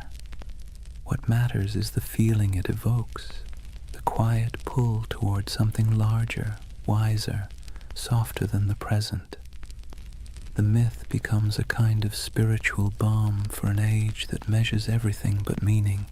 Imagine yourself late at night, scrolling through photos of ornate ruins, strange domes, or cities half buried in snow. You feel that twinge, that recognition without memory. The beauty is haunting, not because it hides a secret empire, but because it reminds you that time erases, and yet somehow we still search for permanence. That search, that ache, is what keeps myths alive. They aren't about fooling ourselves. They're about coping, finding wonder again in a world that's forgotten how to dream. And maybe that's the greatest comfort of all. Tartaria might not have existed on a map, but it exists in us, in that quiet place between curiosity and longing, where we still hope that something grand and good once stood before the mud, before the noise, before the forgetting. If you really want to understand why Tartaria has captured so many imaginations, you have to stop asking what it was and start asking what it means. Because myths, like mirrors, don't just reflect the world, they reflect us. When people talk about Tartaria, they're not just discussing lost cities or forgotten empires. They're projecting themselves, their hopes, their doubts, their nostalgia, onto a blank canvas of the past. Tartaria becomes less of a place and more of a personality test for civilization. Think about it. To some, Tartaria represents a golden age of harmony and beauty, proof that humanity once lived in balance with nature and technology. To others, it's evidence of corruption and suppression, a story of truth hidden by elites and rewritten by victors. The same myth, two completely different reflections. It tells you less about history and more about what people want from it. And maybe that's the point. Tartaria isn't history. It's a Rorschach test for modern anxiety. We look into its cloudy waters and see what we most long for, or most fear. Let's be clear, myths don't survive because they're accurate. They survive because they're useful. They give shape to feelings that don't fit neatly into textbooks. They're how we process the gap between the world we have and the one we wish we had. The idea of a lost, enlightened civilization comforts us precisely because it suggests that the world wasn't always this complicated. That maybe, somewhere back in time, people figured out the balance between science and spirituality, between art and function, between progress and peace. And if they could, maybe we can again. That's why you'll notice something poetic in the way Tartaria believers talk. It's not just data or dates, it's reverence. They speak of architecture the way others speak of cathedrals. They trace maps like pilgrimages. They aren't just arguing for history. They're mourning for something sacred. You can see it in the fascination with architecture, the domes, arches, spires, and towers that dot the myth. These buildings feel alive, don't they? Too beautiful to be merely functional, too symmetrical to be accidental. When people say, "There's no way we could build this today," what they're really saying is, we don't build like this anymore. We don't fill our world with beauty unless it serves a profit. The myth becomes a critique of our own era, disguised as nostalgia for another. Tartaria, then, is the mirror we hold up to our own cultural amnesia. We scroll through pictures of palaces and fairgrounds, domes and star forts, and we whisper, "How did we forget to dream like this?" The myth reflects not a lost empire, but a lost aesthetic soul. There's something almost therapeutic about that reflection. Myths like Tartaria allow us to grieve, not for people we've lost, but for possibilities. They let us feel that our yearning for meaning isn't crazy, that maybe it used to exist, that maybe someone, somewhere, built a world that made sense, and maybe that's why Tartaria feels more mystical than menacing. Most conspiracy theories isolate people, make them suspicious of the world. Tartaria, strangely, connects them. It invites wonder instead of fear. It suggests that the past might still hold beauty waiting to be rediscovered. But reflection cuts both ways. Myths also reveal our blind spots. When people claim that all grand architecture must have come from a lost civilization, they sometimes overlook the real genius of the humans who built it. The artisans, masons, and engineers who left their fingerprints in stone. The myth honors beauty, but erases the hands that created it. It's a paradox. In searching for greatness, we forget the greatness already recorded, and maybe that's the truest mirror of all. We live in an age obsessed with rediscovery, yet blind to what's in plain sight. We chase mysteries across continents while ignoring the ones humming beneath our feet. The hidden systems, the forgotten craftsmanship, the quiet brilliance of ordinary people. Tartaria, then, tells us something we don't often admit, that we don't fully trust our own civilization.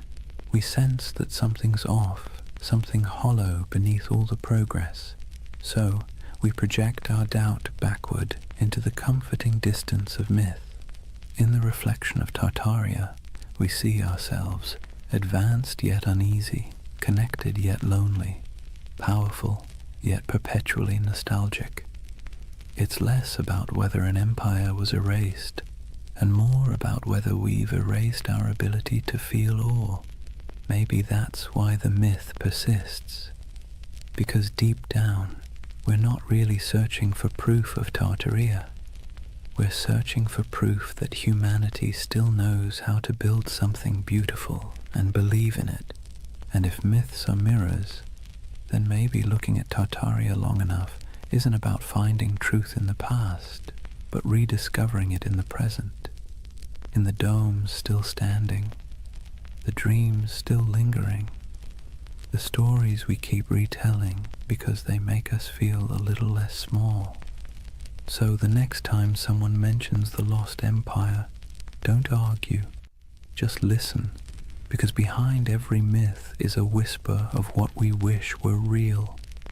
And sometimes that wish tells you everything you need to know about the people dreaming it. Every empire, no matter how radiant, tells the same quiet story, one of ascent, arrogance, and entropy. Rome, Egypt, the Maya, the Mongols, the British, the Ottomans, and if you believe the whispers, Tartaria. The names change, the rhythm doesn't. Civilizations are like tides. They rise with clarity, crest with confidence, and recede with denial. It's not failure, it's physics.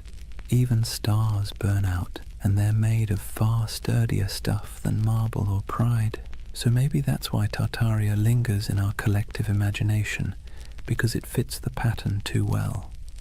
A lost empire swallowed by time, a forgotten people erased by cataclysm, a name that once filled maps and now feels like a ghost. It's familiar, almost comforting in its tragedy. Let's be clear though, No empire believes it's the one that's going to fall.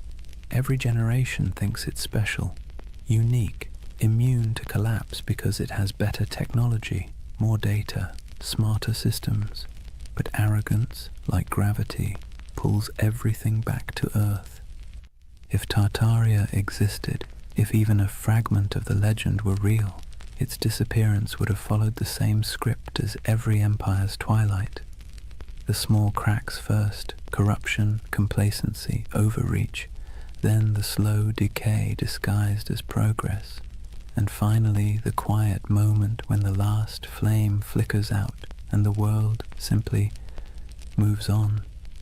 You can almost imagine it, the final days of a grand civilization, not with war or fire, but with exhaustion, merchants still trading, scholars still writing, architects still sketching impossible domes for clients who will never pay.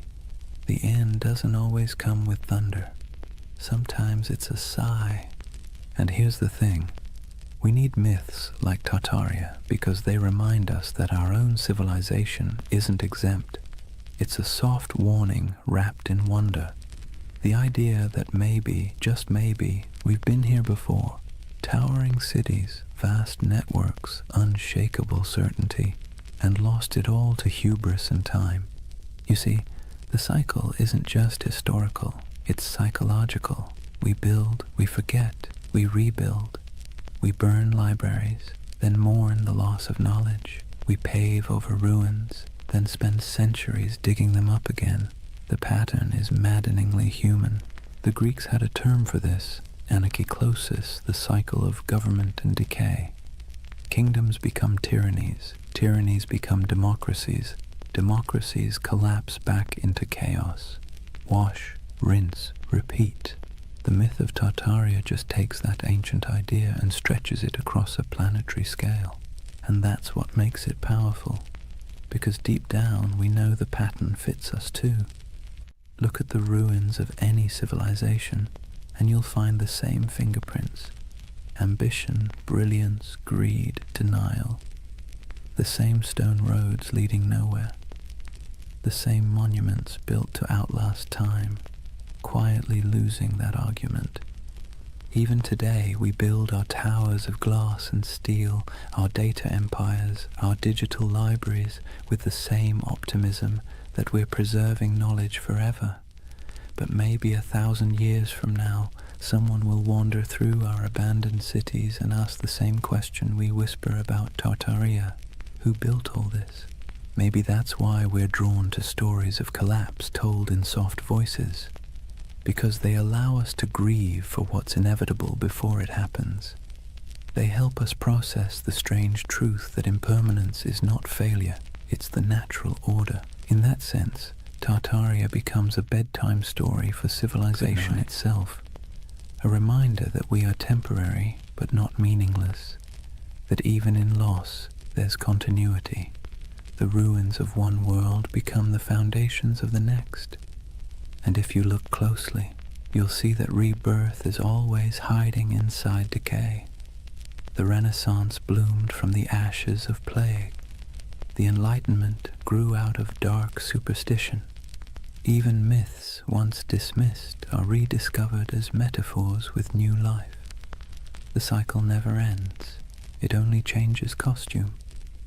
So perhaps Tartaria isn't just about a lost civilization, but the eternal rhythm of creation itself. We build worlds, lose them, and then dream them again. Every myth, every ruin, every archive is a heartbeat in that endless pulse.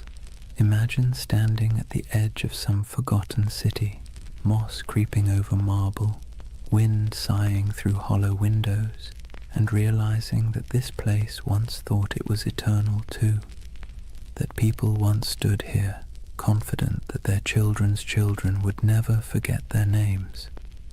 But the earth has other plans, and yet the beauty is in the persistence. Even in silence the stones whisper. Even when names fade, the patterns remain. Every fallen empire becomes a lesson written in dust, and every myth like Tartaria is the echo of that lesson, trying to reach us before we make the same mistake. History doesn't repeat exactly, but it rhymes in hauntingly familiar cadences.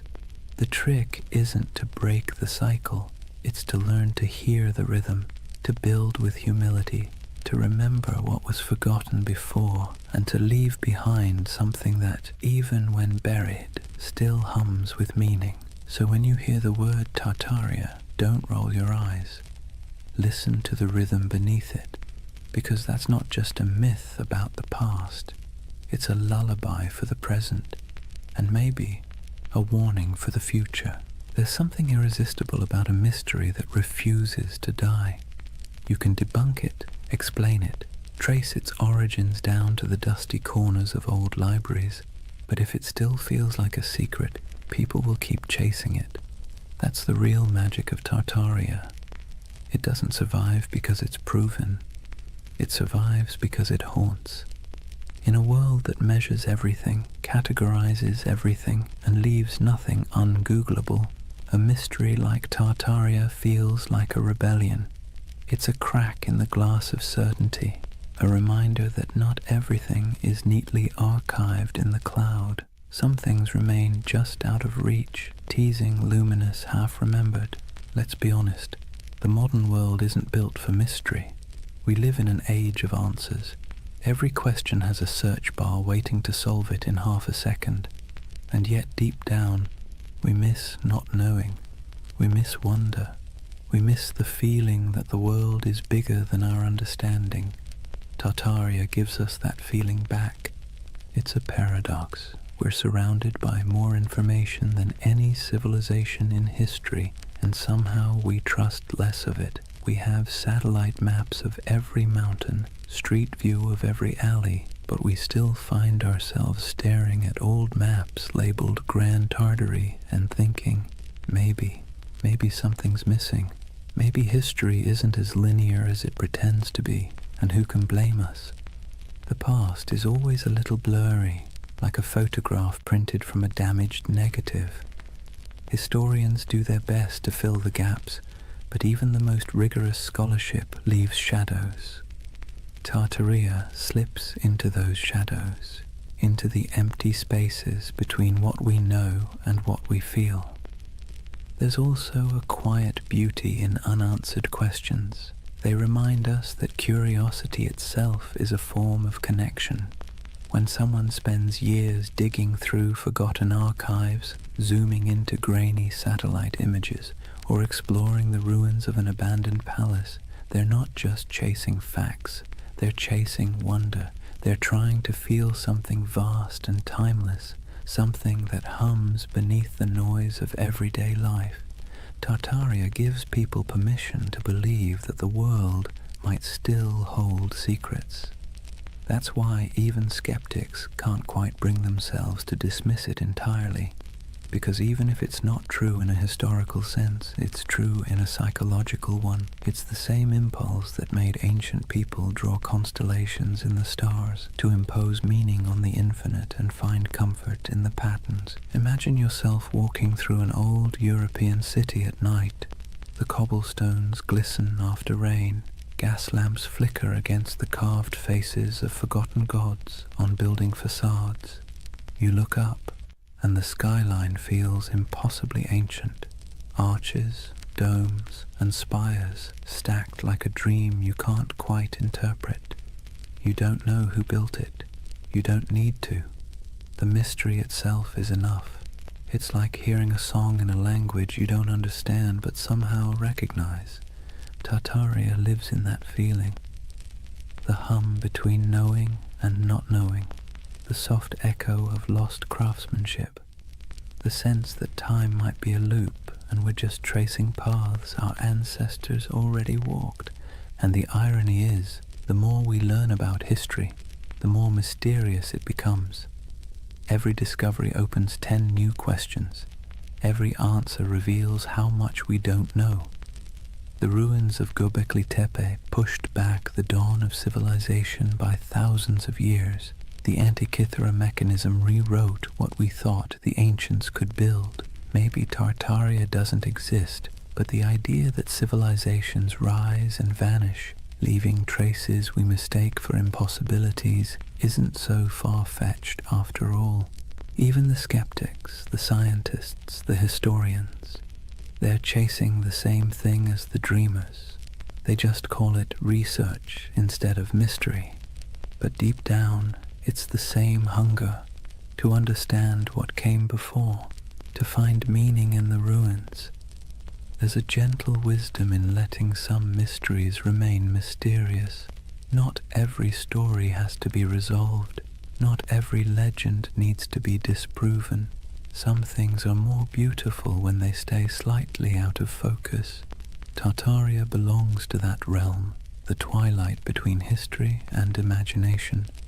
Because here's the truth, even if we mapped every ruin, deciphered every language, catalogued every artifact, we'd still find ourselves asking, what's missing? What did we overlook? What used to be here? And that question, that ache, is what keeps humanity moving forward. It's what drives us to explore, to create, to tell stories at all. Mystery, in a strange way, keeps us human. It reminds us that we don't control everything, that there are still edges to the map, and in a world that feels increasingly small, that's a comfort. So if you ever feel the pull of Tartaria, the urge to look at an old map and imagine lost cities under the soil, buried glass domes beneath the ice, vanished languages whispered through time, don't resist it. It's not foolishness, it's memory dressed as wonder. It's the part of you that still wants to believe there's more to the story, because there always is. Imagine drifting in that half-awake space between dreaming and memory, the kind where time doesn't quite make sense and faces blur into landscapes. That's what the myth of Tartaria feels like, a collective dream stitched together from ruins, half-forgotten books, and the quiet yearning that maybe, just maybe, humanity once built something beautiful and lost it. Not just an empire, but an idea. Tartaria isn't really about maps or mud floods. It's about longing, the longing for a golden age before the noise, before the smog, before the blinking lights of modern anxiety. A world where cities gleamed, not with plastic and neon, but with purpose, where architecture felt alive, humming with mystery, where the air itself seemed to remember something divine. When people talk about Tartaria, they're really talking about home, a home they've never seen but somehow recognize. It's tempting, isn't it, to imagine that once there was a civilization so advanced it left behind the blueprints of paradise, smooth white marble gleaming under perpetual sunlight, towers spiraling toward the heavens, not in arrogance but in harmony, streets where water flowed instead of traffic, and knowledge wasn't locked in institutions but breathed like air. The myth whispers that maybe humanity peaked, fell, and forgot, and maybe we're just children trying to remember the lullaby our ancestors sang before the storm. Let's be clear though, Tartaria, as the internet tells it, probably didn't exist, but the feeling of it does. That's what matters. Because myths are just dreams that cultures refuse to wake up from. They serve a purpose, especially in times like ours, when everything feels impermanent, synthetic, and accelerated. Tartaria slows the world down. It reminds us of the beauty of mystery, craftsmanship, and the sense that not everything has to be profit or progress. There's a kind of poetic justice in the way this myth took shape online, in the strangest corners of the internet. A digital ghost story for the digital age. Scroll long enough through photos of ornate buildings with impossible domes and buried windows, and you'll feel it too, that little flicker of awe. Even if your rational mind rolls its eyes, your imagination leans in. What if, it whispers, what if this really was part of something greater? the myth resonates because we're surrounded by ruins and don't realize it. The old train stations, the opera houses, the abandoned civic buildings with ceilings painted like cathedrals, they still stand, silent and out of place. They belong to an age that believed in permanence, in beauty as a civic duty. And compared to that, our world of glass and rectangles feels hollow. Tartaria becomes a name we give that feeling. The ache for artistry, for meaning carved in stone. But beneath the aesthetic nostalgia is something deeper, a memory not of buildings, but of belonging. When people say they erased Tartaria, what they're really mourning is the loss of connection, the sense that we were part of something coherent, meaningful, and vast. We feel fragmented now, nations arguing, truths dissolving, the past rewritten every week on social media. Tartaria becomes a symbol of unity we've misplaced, the dream that once we all spoke the same unspoken language, the language of creation instead of consumption. Maybe that's why the myth refuses to die.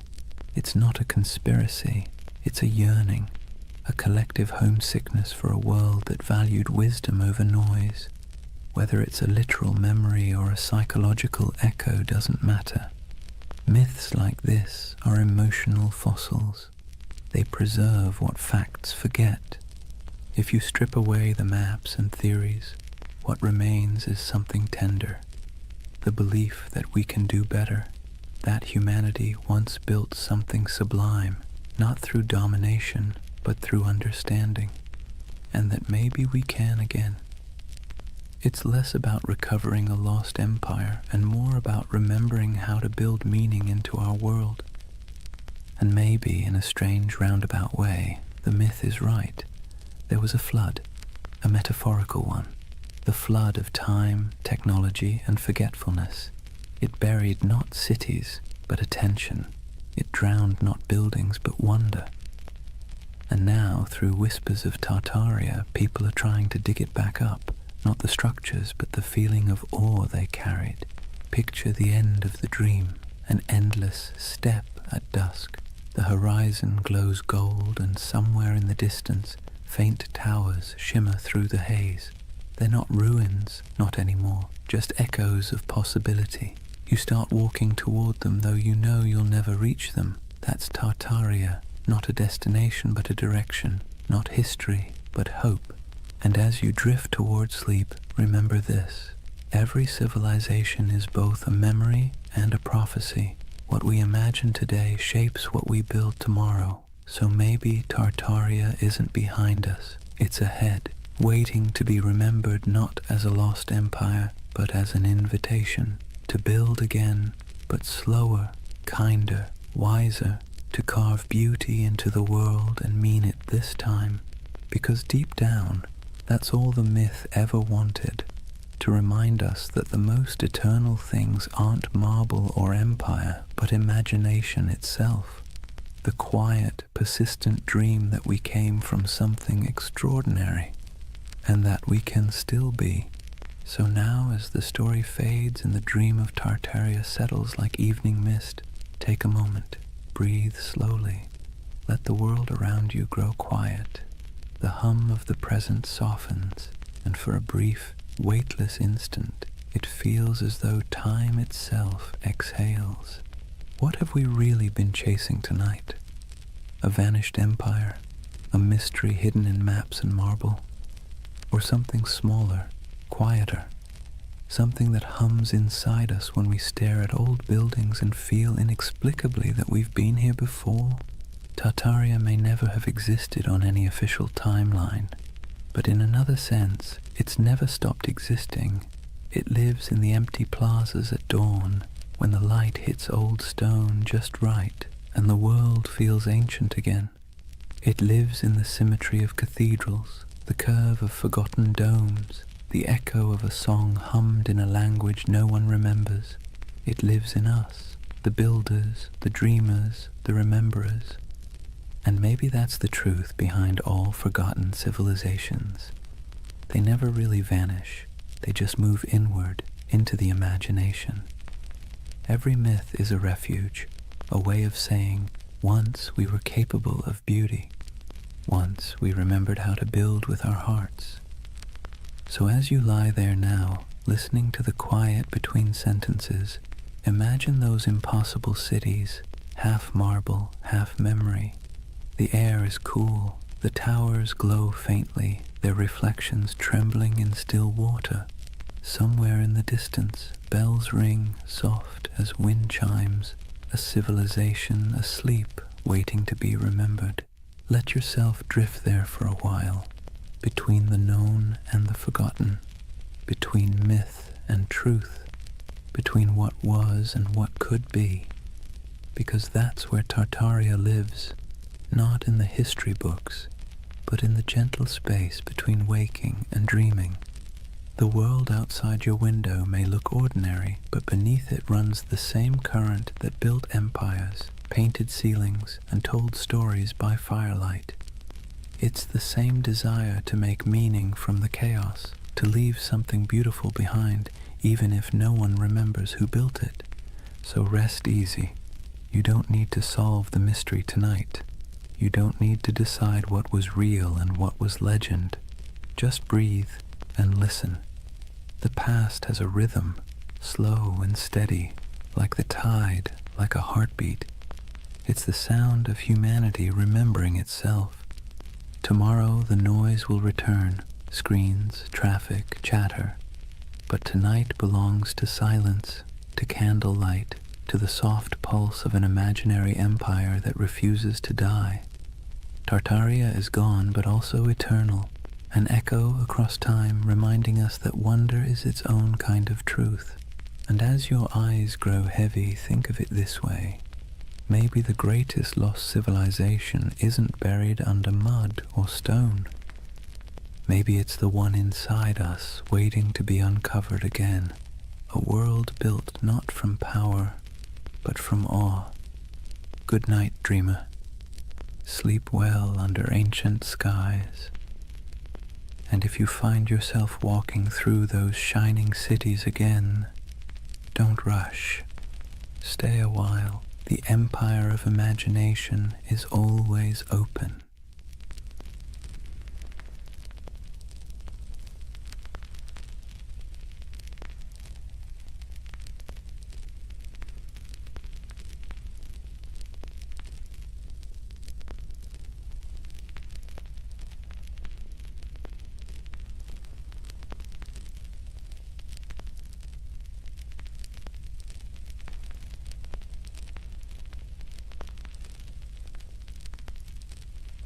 Hey guys, welcome back to the Sleep Atlas.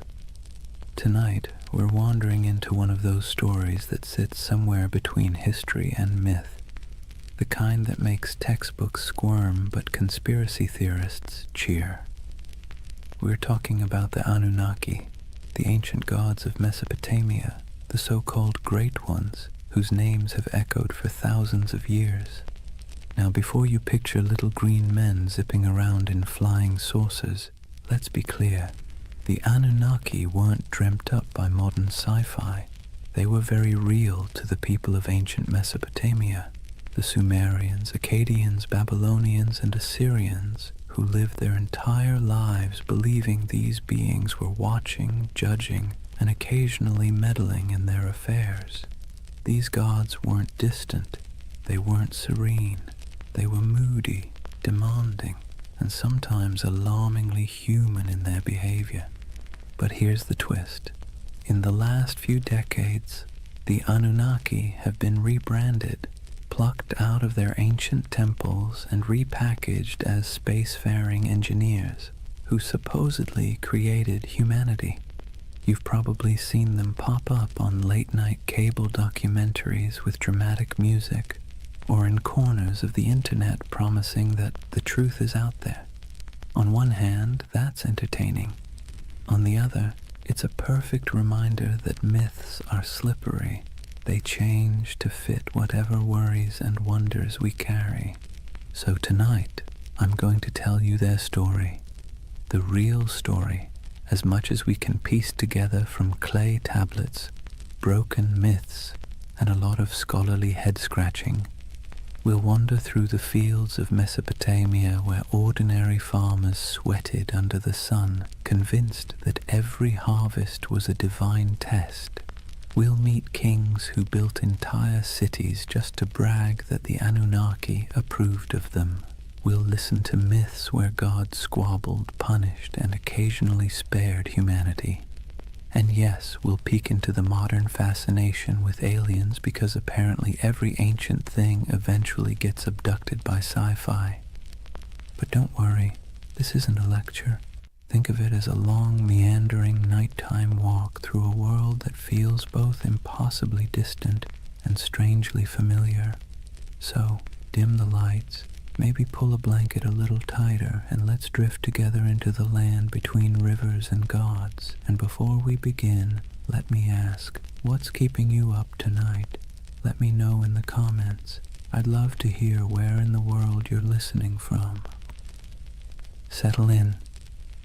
Let's start at the beginning. Chapter 1. Life under the watchful eyes of the gods. Imagine yourself standing in the wide open plain of Mesopotamia, the land between the rivers, the Tigris to the east and the Euphrates to the west. The horizon stretches flat and endless, broken only by the shimmer of heat and the twisting bodies of those unpredictable rivers. The air is heavy, thick with dust and the smell of damp reeds. Somewhere in the distance a donkey brays, and over all of it an invisible weight hangs in the air, the belief that the Anunnaki are watching. To the people who lived here thousands of years ago, the rivers weren't just water, they were divine moods made liquid. A generous flood meant the Anunnaki were pleased, a drought meant they were angry, a sudden storm that flattened your barley fields. That was a cosmic tantrum, the gods reminding you who really ran the show. Every harvest, every illness, every successful birth or sudden death was interpreted as a sign that the Anunnaki were either blessing or punishing humanity. Daily life unfolded under this constant sense of scrutiny. Farmers trudged barefoot through muddy fields, wooden plows dragged by weary oxen. Every furrow cut into the soil was not just work, but an offering. An unspoken prayer that the Anunnaki would let the grain grow. Scribes bent over clay tablets in the shade of temples, scratching wedge-shaped symbols into wet clay, convinced that the gods valued their careful accounting of grain, beer, and taxes.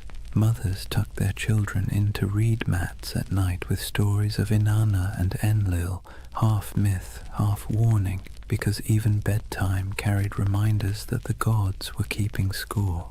The landscape itself reinforced the idea. Towering ziggurats rose above flat mud-brick cities, stepped pyramids painted in bright colors that have long since faded. To climb one was to ascend closer to the heavens, to the Anunnaki who supposedly convened in their council chambers above. At the base, ordinary people shuffled forward with offerings, bowls of grain, jars of beer, bleating goats, hoping that their small sacrifice might earn a flicker of divine favor. And through it all, the question lingered.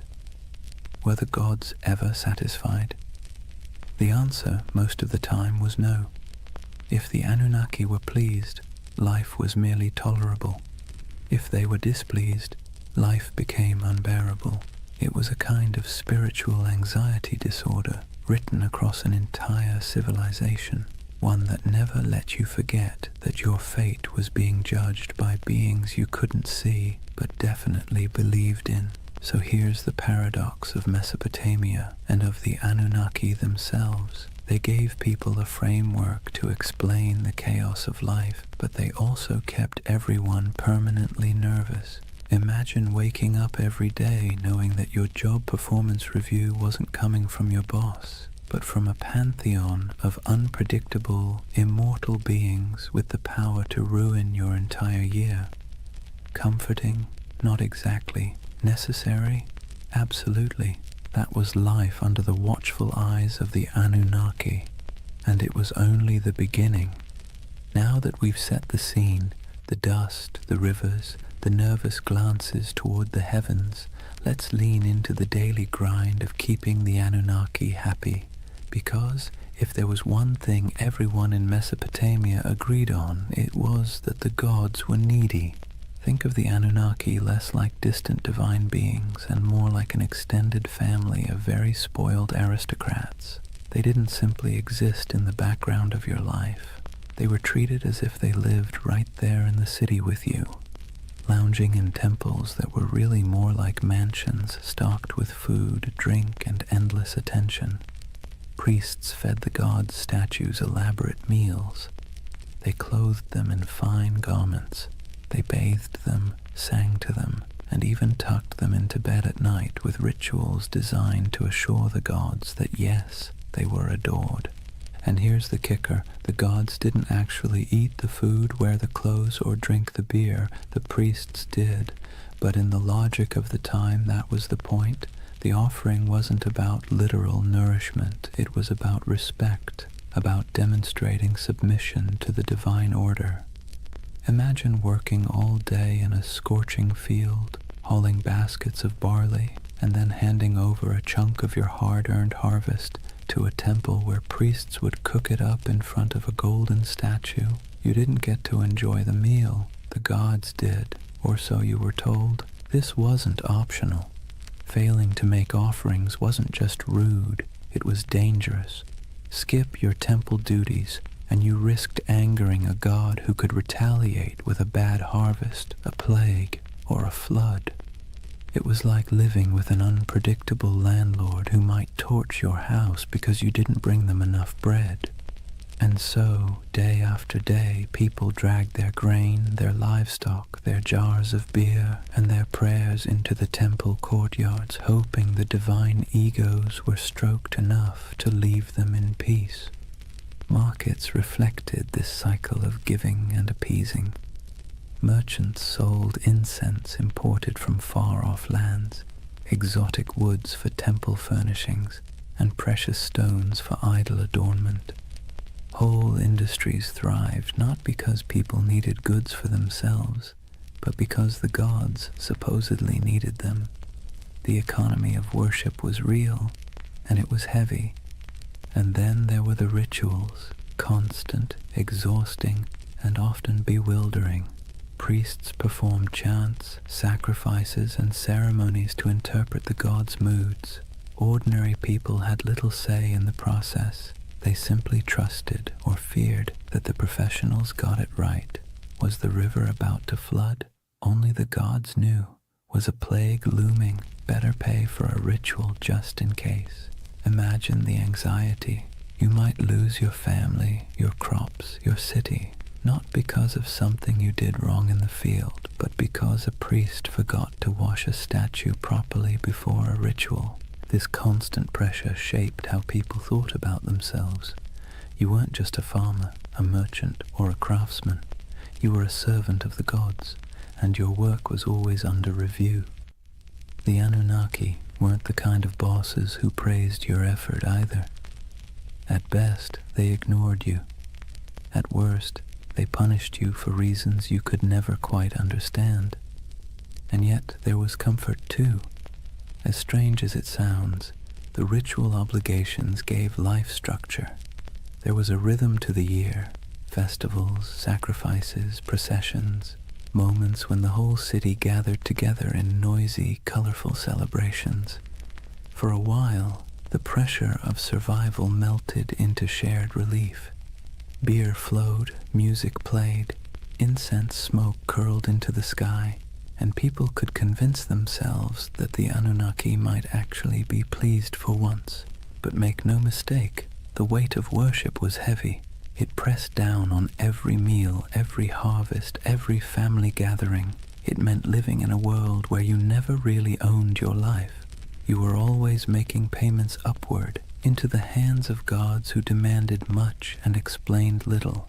Civilization, in other words, came with a permanent divine subscription fee. So when you picture Mesopotamian life, don't just imagine mud brick houses and busy bazaars. Picture the temples looming above everything, casting long shadows across the city. Picture priests bustling through courtyards, chanting prayers and carrying offerings. And picture the ordinary farmer at the gate, holding a bowl of barley with cracked hands, hoping that this small gift would keep the Anunnaki's attention fixed somewhere else. That was the weight of worship, a constant burden, heavy as the mud brick walls themselves, shaping every breath of life in the land between the rivers. If temples were the stage for grand rituals, then the family was where belief in the Anunnaki seeped into the most ordinary corners of life. From the moment you were born in Mesopotamia, you were wrapped in layers of tradition, law, and stories that all reminded you the gods were watching and you had better behave. Picture a household, mud brick walls enclosing a small courtyard with reed mats laid out for sitting and sleeping. The air smells faintly of cooking grain, sheep dung burned for fuel, and maybe onions sizzling in oil if the family was lucky enough to afford them. Life here was simple, cramped, and endlessly repetitive. Yet, hovering over every task, grinding flour, weaving wool, teaching children their chores, was the belief that the Anunnaki were present, judging not just cities or kings, but households too. Families were patriarchal, meaning the oldest male ruled the home, and his authority was framed not as personal power, but as divine order. Fathers were seen as enforcers of a structure that supposedly mirrored the cosmic hierarchy. Just as gods ruled over humans, men ruled over their families. Hammurabi's famous law code spelled this out with brutal clarity. Wives owed obedience, children owed respect, and failure to comply could bring harsh consequences. This wasn't just social convention. It was written into the laws that claimed divine backing from the gods themselves. Mothers carried their own weight, of course. They were the backbone of the household, weaving, grinding, managing food stores, raising children, and passing on the stories that glued the family's beliefs together. Bedtime wasn't a cozy session of fairy tales. It was an education in fear and respect. Children were told myths of Inanna descending to the underworld, of Enlil sending storms, of the Anunnaki judging souls in the afterlife. These stories weren't entertainment so much as early compliance training. The message was clear: live properly or the gods will notice. Children's lives reflected this constant training. Boys learned the family trade early, whether that meant trudging in the fields, selling goods in the marketplace, or, if you were very lucky, scratching cuneiform signs into clay tablets under the harsh eye of a schoolmaster. Girls learned weaving, cooking, and managing the household, roles that prepared them to keep the rhythm of worship alive in the next generation. Even play wasn't free of divine oversight. Children carved little clay figurines of gods and heroes used in games that blurred the line between fun and reverence. Faith wasn't just whispered in prayers, it was baked into family rituals. Before meals, small offerings of grain or beer might be set aside for the household gods. Amulets were hung by doorways to ward off demons. Protective charms shaped like little snarling figures were placed in bedrooms, especially near infants. Birth itself was wrapped in ritual. Women prayed to Ninhursag, goddess of fertility, to protect mother and child, while midwives muttered incantations to keep evil spirits away. From the very first breath, life was understood as a fragile gift, one that could be snatched away if the Anunnaki weren't appeased. And here's the thing, families weren't just private units, they were miniature reflections of the larger city and its hierarchy. Just as kings claimed authority from the gods to rule nations, fathers claimed authority from the gods to rule homes. The same logic that justified empires justified bedtime discipline. Civilization and family structure grew up hand in hand, each reinforcing the other, all under the Anunnaki's restless gaze. Of course, within this strict system there were still moments of warmth. Picture a mother teaching her daughter how to weave, her hands guiding the thread through the loom. Picture a father showing his son how to plant barley, pressing the seeds into the soil with calloused fingers. Picture siblings squabbling in the courtyard, stealing figs, chasing each other until their laughter echoed against mud-brick walls. These were human moments, timeless and familiar, lived out under the shadow of divine expectation. So when you think of Mesopotamian families, don't imagine cozy equality or freedom of choice. Imagine order, hierarchy, and obligation structured from the top down, from the Anunnaki themselves to the smallest child in the household. Family wasn't just family, it was a rehearsal for serving the gods, and every story told at bedtime, every offering laid out at a threshold, every whispered prayer before sleep reinforced the same lesson. The Anunnaki were always listening.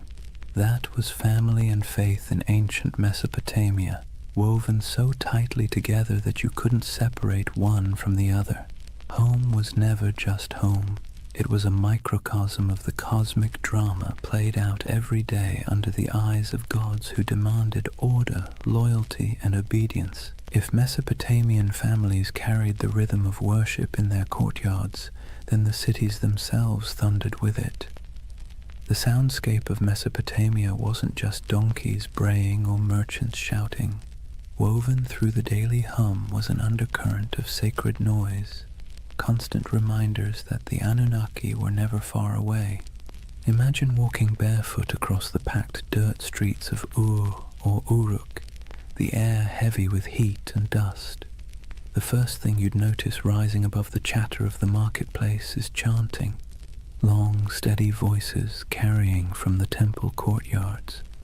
Priests chanted hymns in Sumerian or Akkadian, their words flowing like the rivers themselves, steady, unrelenting, rhythmic.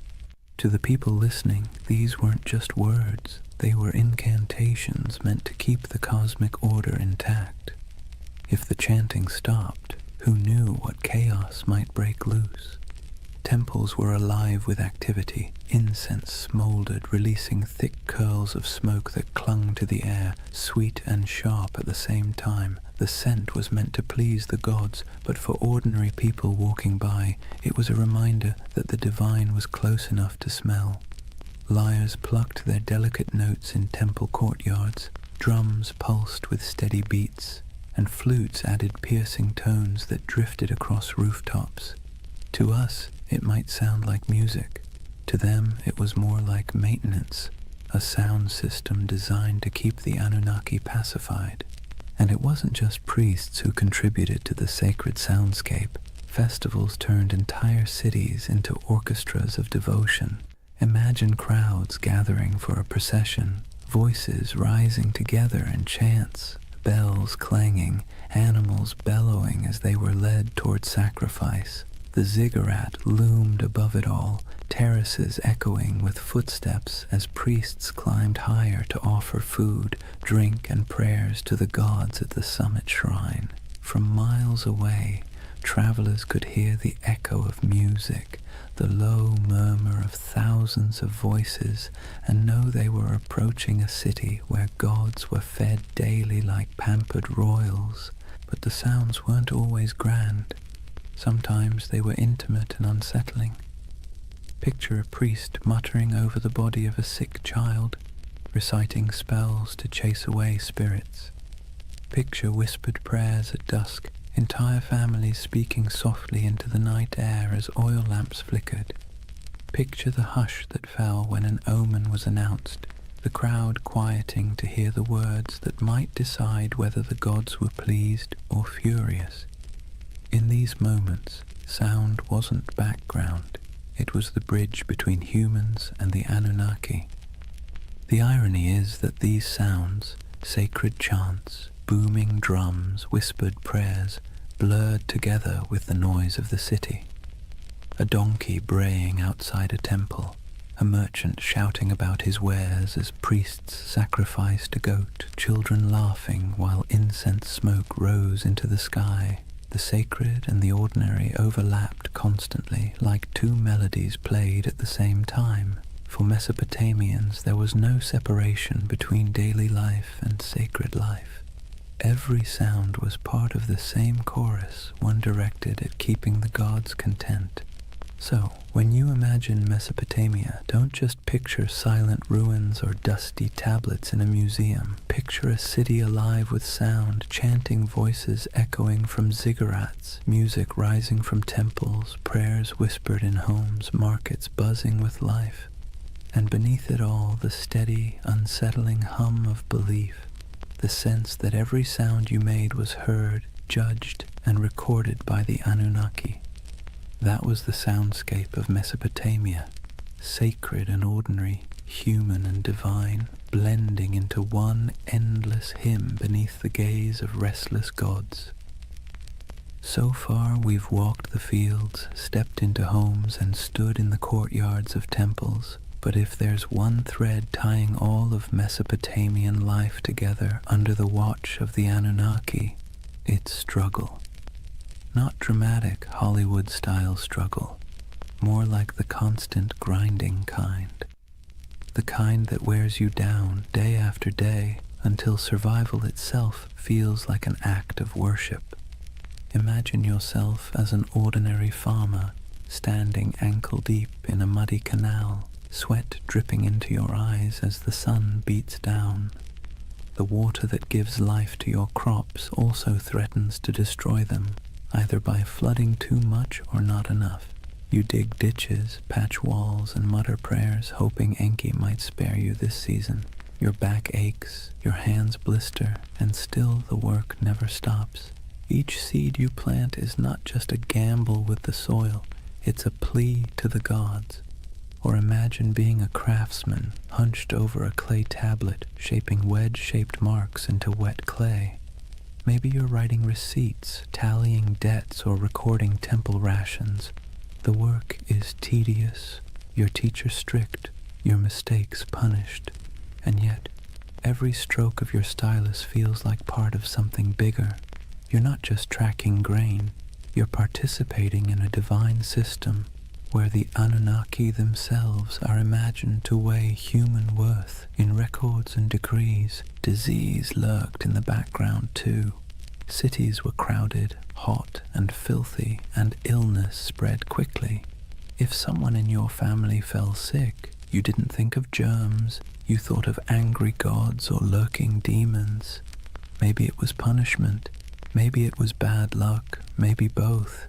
Priests muttered incantations over the feverish burned incense and offered sacrifices. Sometimes it worked, sometimes it didn't. Either way, you believed your life was being tallied by powers you couldn't see. And then there was the simple, unshakable anxiety of living in a land where nothing stayed stable for long. Floods, droughts, raids from neighbors, every threat felt like it came with divine approval or divine neglect. You might work tirelessly, live faithfully, and still watch your field wash away overnight. It's no wonder that Mesopotamian myths constantly circle back to the same themes. Humans struggling, gods displeased, chaos always around the corner. But within that struggle, there was resilience. People endured. They dug new canals after floods, rebuilt homes after raids, prayed louder after disasters. Families bound themselves tightly together. Neighbors leaned on one another in the marketplace, and communities clung to rituals that gave their world meaning. The Anunnaki may have loomed like stern overseers, but the people found ways to keep living, laughing, and even celebrating in the cracks between their hardships. So, when you picture Mesopotamia under the eyes of the Anunnaki, don't imagine endless golden fields or carefree abundance. Imagine sweat-soaked tunics, cracked hands, and weary faces that still lifted toward the ziggurat at dawn. Imagine humanity trying, failing, and trying again, all while believing that somewhere, far above or deep below, the Anunnaki were watching, measuring, and deciding their fate. That was the human struggle. A constant effort to carve order out of chaos, meaning out of hardship, and survival out of a world that felt forever precarious. And in that struggle, civilization itself was born. Chapter 2. The Gods Who Ruled the Skies and Earth. If life in Mesopotamia felt like a constant test, then the examiners were the Anunnaki. These weren't gentle guardian angels or abstract philosophical ideas.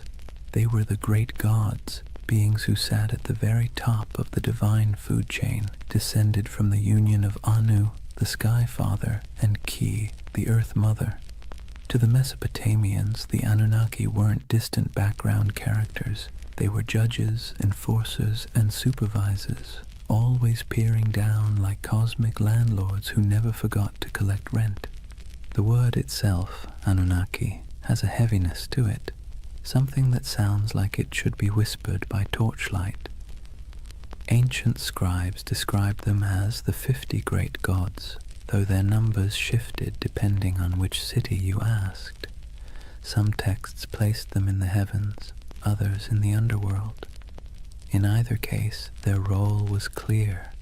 They were the arbiters of fate, the beings who decided whether you lived to see another harvest or whether your name would vanish into dust. Picture it like a cosmic council chamber. Anu presides as the lofty patriarch of the skies, his authority absolute, but his personality distant. He isn't the kind of god you chat with about personal problems. He's the one who sets the tone, like a CEO you've never met, but whose name sits on every memo. Beneath him, Enlil, god of air and storms, is the enforcer, a figure as feared as he was respected. He could bless the land with life-giving rain or flatten it with violent winds. His moods were the weather forecast. Ea, or Enki, the clever god of wisdom and water, often played the role of fixer, the one who bent the rules when the council's decisions were too harsh. Ninhursag, the mother goddess, embodied fertility and nurturance, though even she could be stern when humanity overstepped. The Anunnaki weren't imagined as serene or harmonious. Their council was more like a divine courtroom full of debates, rivalries, and power plays. They were the ones who weighed the fates of kings and commoners alike. If a ruler conquered a rival city, it was because the Anunnaki permitted it. If a plague swept through the streets, it was because the Anunnaki had signed off on the punishment. Their decisions rippled down into every corner of daily life, from the canals of farmers to the palaces of kings. And while ordinary people couldn't see them directly, their presence was everywhere.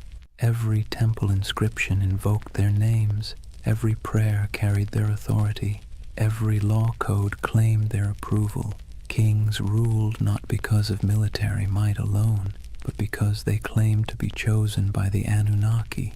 To question their power was to question the gods themselves, and that was a career-ending move, if not a life-ending one. So, when you picture Mesopotamian religion, don't imagine a single figure like Zeus hurling thunderbolts or a kindly creator painting the skies.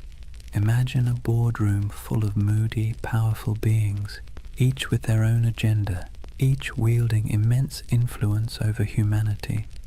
Some offered guidance, some unleashed terror, and all demanded constant recognition. The Anunnaki were both the architects and the auditors of civilization, and their signatures were stamped on everything that survived from Mesopotamian life. They weren't just gods in stories. They were the living framework of reality, the background hum of existence. and under their watchful eyes, humanity took its first halting steps into what we call civilization. If the Anunnaki were the great gods of Mesopotamia, then their stories were the epic sagas that gave life meaning and, frankly, kept people both entertained and terrified. These weren't bedtime tales meant to lull you to sleep. They were cautionary dramas about power, mortality, and what happens when you cross the wrong god on the wrong day. Take Inanna, also known as Ishtar, the goddess of love, war, and everything messy in between. Her most famous story is the descent into the underworld. Imagine her striding into the shadowy realm ruled by her sister Ereshkigal, Queen of the Dead. But there's a catch. At each of the 7 gates she passes through, she must remove an item of clothing or jewelry. By the time she arrives before her sister, she's stripped bare, not just physically, but of her power and protection, and the Anunnaki, acting as judges in the underworld, condemn her. She's struck down, lifeless, and the world above begins to wither without her presence. Only through divine trickery and intervention does she return, but not without a price. Her lover, Dumuzi, is dragged down to take her place for part of the year. It's a story about death and rebirth, about the cycles of fertility and decay, but also about how even the mightiest goddess isn't immune to the stern judgments of the Anunnaki. Then there's Enlil, the god of storms, whose power was as unpredictable as the weather he ruled. In one tale, he decides humanity has become too noisy. Seriously, that was their crime, just existing too loudly, and pushes for their destruction. You can imagine a farmer shaking his head at this, muttering, "We break our backs in the sun, and still the gods complain we're too chatty." But it wasn't just petty annoyance. The Anunnaki gathered as a council to decide humanity's fate, and their verdict carried the weight of life and death. Enki, the god of wisdom and water, often acted as a counterbalance. He was the sly one, slipping humanity a lifeline when the other gods turned cruel. He whispers secrets to mortals, helps heroes survive floods, and generally makes sure that civilization doesn't collapse entirely under the divine equivalent of poor management. His rivalry with other Anunnaki, especially when their decrees seemed harsh, created the tension at the heart of many myths. Without him, the stories would end a lot sooner, usually with humanity wiped off the map. The Anunnaki didn't just sit around in myths as background figures. They were portrayed as active enforcers of cosmic law. They're described as judges in the underworld, weighing the souls of the dead. They show up in tales as the arbiters of fate, determining whether kings succeed or fall. To the Mesopotamians, this wasn't abstract philosophy. It was how the universe worked. The Anunnaki weren't just on the stage. They were the directors, the critics, and occasionally the executioners. And then, of course, there's the divine drama. Rivalries, betrayals, and power grabs weren't unique to human kings. The Anunnaki mirrored the squabbles of earthly rulers. They fought, negotiated, sulked, and occasionally unleashed chaos on a cosmic scale. Every myth reinforced the idea that the universe was not run by serene, detached beings, but by temperamental gods with very human flaws. So, the mythic storylines of the Anunnaki weren't simple tales. They were the scripts by which Mesopotamians understood their place in the world. When you planted your crops, you remembered Inanna's descent. When storms raged, you muttered prayers to Enlil. When you needed a glimmer of hope, you looked to Enki. These stories explained why life was fragile, why the gods were fickle, and why survival always felt like it balanced on the edge of divine whim. If Mesopotamian myths were the great campfire stories of their day, then the Epic of Gilgamesh was the full-length box set, multi-season, full of drama, cosmic cameos, and the occasional existential crisis. And tucked into this saga, just behind the swagger of Gilgamesh himself, you find the fingerprints of the Anunnaki. They weren't the stars of the show, but they were always present, quietly pulling strings, stamping judgments, and reminding humanity who was really in charge.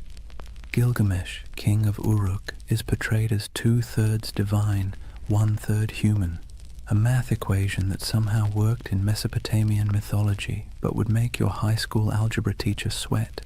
Despite his divine heritage, he still lived under the gaze of the Anunnaki. His strength, his ambition, even his arrogance, all of it was tolerated but not entirely unchecked. The Anunnaki weren't about to let one man, no matter how mighty, get away without consequences. Take his quest for immortality. After the death of his companion Enkidu, Gilgamesh is swallowed by grief, staring mortality in the face. And in that grief, he sets out to find Utnapishtim, the Mesopotamian Noah, the one mortal granted eternal life after the great flood. But here's the twist. Utnapishtim's story is inseparable from the Anunnaki. It was they who decreed the flood to wipe out humanity, annoyed once again by our collective noisiness. It was they who sealed the fate of countless villages. And it was Ea, sly Ea, who bent the rules by whispering to Utnapishtim, helping him survive in a boat loaded with animals.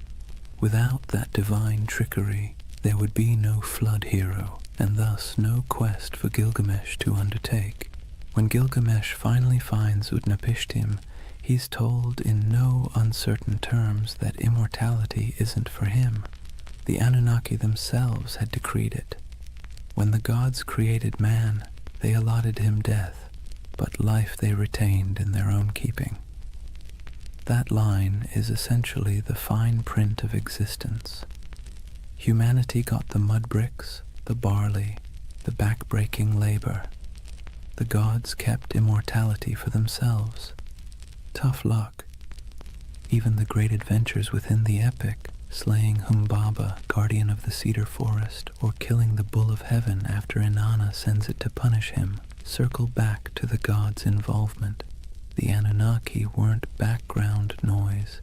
They were the referees, deciding when Gilgamesh had crossed a line and when his hubris deserved punishment. The death of Enkidu, for instance, is the direct result of divine judgment. The Anunnaki convene and decree that one of the pair must die for their defiance. Enkidu becomes the casualty, and Gilgamesh, for all his divine strength, can do nothing but weep and rage. What's remarkable is how these stories resonate with us even now. The Epic of Gilgamesh isn't just about a king wrestling lions or digging canals. It's about humanity's oldest anxieties. Why we die, why we suffer, and why no amount of wealth or power can change those facts. And standing behind those anxieties are the Anunnaki, like cosmic administrators who handed humanity its most dreaded memo. Life ends, always. So, as Gilgamesh wandered deserts, scaled mountains, and crossed seas in search of eternal life, he wasn't just wrestling with his own fears. He was wrestling with the verdict of the Anunnaki, a verdict no mortal could ever overturn. His story wasn't just a king's adventure. It was a parable about the boundaries set by the gods and the futility of trying to break them. And in the end, Gilgamesh's great realization wasn't that he could cheat death, but that he couldn't. His city, his walls, his legacy, those would endure, not his body, which, ironically, is exactly what the Anunnaki seem to want. Humanity striving, building, suffering, and remembering, but never escaping. Civilization itself, with all its mud, sweat, and noise, became the immortality humans were allowed. If you've ever heard the story of Noah's Ark, you might think it's unique. One righteous man, one enormous boat, a zoo crammed 2 by 2, and a god who decided humanity needed a hard reset. But here's the thing, Long before the Bible put pen to parchment, Mesopotamia had already told its version. Several versions, in fact, and at the center of everyone, like judges sitting in an endless board meeting, were the Anunnaki. The earliest version we know comes from the Atrahasis epic. In this story, humanity isn't destroyed because of sin or even bad manners, but because of noise. Yes, noise. Apparently, humans were just too loud for the gods to get a decent night's rest. Picture the Anunnaki sitting in their divine chambers, grumbling like cranky landlords.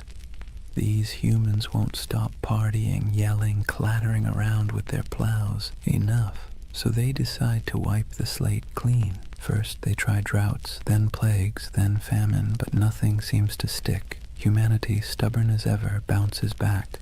Finally, the Anunnaki pull the ultimate lever, a flood to drown every last village. Rivers swell, storms rage, and the land sinks beneath walls of water. Humanity is meant to vanish, a failed experiment erased by divine decree. But one god doesn't quite play along. Enter Ea, clever, cunning, and a little too sympathetic toward mortals for his own good. He whispers a warning to Atrahasis, a man chosen not for his holiness but for his usefulness. Build a boat, Ea advises, and not just any boat, a giant vessel sealed with pitch, stocked with food, and loaded with animals. Atrahasis obeys, and when the waters rise, he and his cargo survive, bobbing above the drowned world like the last ember of human life. A later version of the story appears in the Epic of Gilgamesh, where the survivor is called Utnapishtim. The details are eerily familiar: divine anger, whispered instructions, an ark, a flood, and birds sent out to find dry land. Sound familiar? It should. The echoes between these Mesopotamian tales and the later biblical flood story are too strong to ignore. Scholars argue endlessly about who borrowed what, but one thing is clear. Mesopotamia wrote the first draft of humanity's greatest flood myth, and in every draft, the Anunnaki are central. They sit in council, they bicker about humanity's fate, and when the floodwaters finally cover the land, they're portrayed in almost comic relief, huddled together, terrified by the very storm they unleashed. Some tablets even describe them as starving, deprived of the offerings that humans usually provided. Without people bringing bread, beer, and incense, the gods themselves were suddenly cut off. The flood, in other words, was as inconvenient for them as it was catastrophic for us.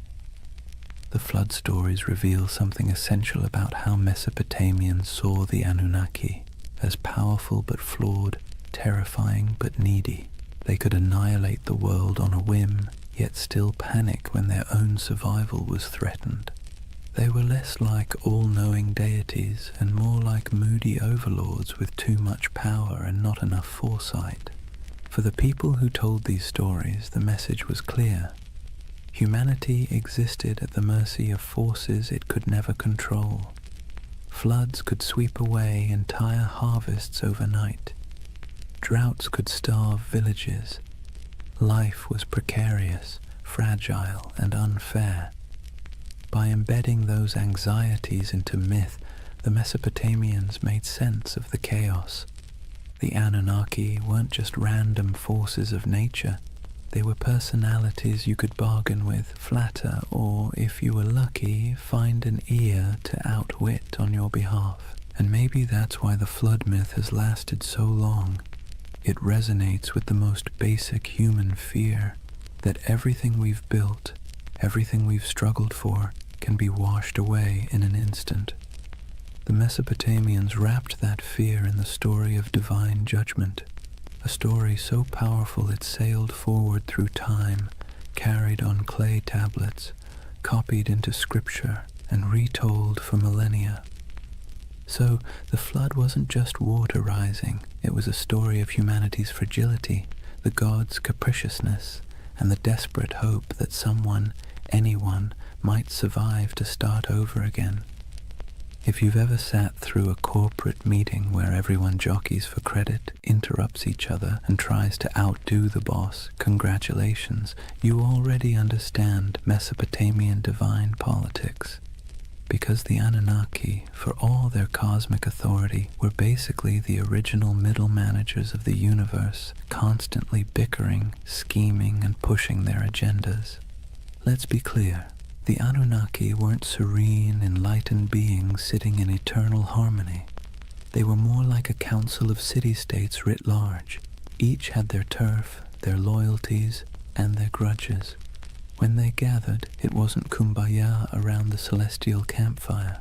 It was more like a landlord's association deciding how much rent to raise while secretly planning who to stab in the back at the next vote. Take Enlil, for example, the storm god, known for being both immensely powerful and immensely irritable. He's often depicted as the one pushing for harsh judgments, floods, plagues, the occasional smiting. If you had to assign him a modern role, he'd be that boss who always thinks the best solution is fire half the staff and never sticks around to clean up the mess. Then you've got Ea, or Enki, the god of wisdom and water, who often played the role of the office saboteur. Whenever Enlil wanted to wipe out humanity, Ea would sneak behind his back, whispering to mortals like Atrahasis or Utnapishtim. He wasn't rebellious enough to stage a coup, but he was crafty enough to bend the rules. Think of him as the co-worker who nods along in the meeting, then quietly emails the client with a completely different plan. And of course, Inanna, also known as Ishtar, the goddess of love, war, and chaos incarnate. She didn't just play politics, she was politics. One moment she's seducing rivals, the next she's unleashing the bull of heaven on Uruk, because Gilgamesh bruised her ego. If the Anunnaki had a group chat, you can bet Inanna was the one sending messages in all caps at 3 a.m. This divine drama mirrored human politics almost perfectly. Kings invoked the Anunnaki to justify their wars. Priests claimed to interpret the gods' wishes, usually in ways that happened to benefit their city. When two cities fought, it wasn't just about irrigation canals or trade routes. It was framed as their gods battling too. The human squabbles were just the earthly reflection of celestial office politics. What's fascinating is that the Anunnaki weren't portrayed as flawless rulers. They were prone to jealousy, anger, and terrible decision-making. They punished entire populations for petty grievances. They feasted on offerings while mortals starved. They demanded loyalty, but offered little security in return. Sound familiar? That's because the people who invented these myths knew exactly what it felt like to live under rulers who acted the same way. The gods were a cosmic mirror of their kings, only with bigger egos and the ability to drown the world when annoyed. And yet this chaos wasn't just accepted, it was baked into the worldview. For Mesopotamians, the divine council was messy because life was messy. The Anunnaki didn't represent a utopia, they represented reality, unpredictable, unfair, and exhausting, but also the only system anyone knew. So the next time you picture Mesopotamian religion, don't imagine calm temples and peaceful hymns. Picture a smoky back room, gods arguing over humanity's fate, each angling for influence while pretending to act for the greater good. That was the drama of divine politics, and it shaped every flood, famine, and fleeting moment of human survival. Chapter 3. Myths, Mysteries, and Alien Theories. Before we dive into modern theories about aliens with laser beams building ziggurats, let's ground ourselves in how the people of Mesopotamia themselves actually understood the Anunnaki, because for them, these weren't space visitors or sci-fi saviors. They were the very fabric of existence. The Anunnaki were the great gods, descended from Anu, the sky, and Ki, the earth. They weren't casual background deities. They were the stern judges, the cosmic accountants of fate. Picture them sitting on a celestial council bench, scribbling down humanity's behavior like the universe's first HR department, except the performance reviews were terrifyingly final. They decided who lived, who died, and how the world ticked. But here's the twist. They weren't abstract. They were woven into every corner of daily life. A farmer digging an irrigation canal didn't just worry about weeds or floods. He worried about whether the Anunnaki were pleased with his offering of grain. A merchant weighing silver in the bazaar wasn't just concerned about fair trade. He wondered if the gods of fate were tallying his honesty. The Anunnaki weren't far away. They were breathing down your neck in every deal, every harvest, every storm cloud on the horizon. Temples were their houses, but also their workplaces. Priests acted as caretakers, feeding the statues daily meals, dressing them in embroidered garments, and bathing them in ritual purity. Imagine treating a carved stone figure as if it were your very picky, very powerful roommate who might throw a tantrum if dinner was late. That's the relationship Mesopotamians had with their gods, equal parts reverence and anxiety. The Anunnaki's role stretched beyond the fields and temples. They were tied to fertility, justice, and even the underworld. In some myths, they sit as judges in the realm of the dead, weighing the shadows of human lives like bureaucrats processing endless paperwork.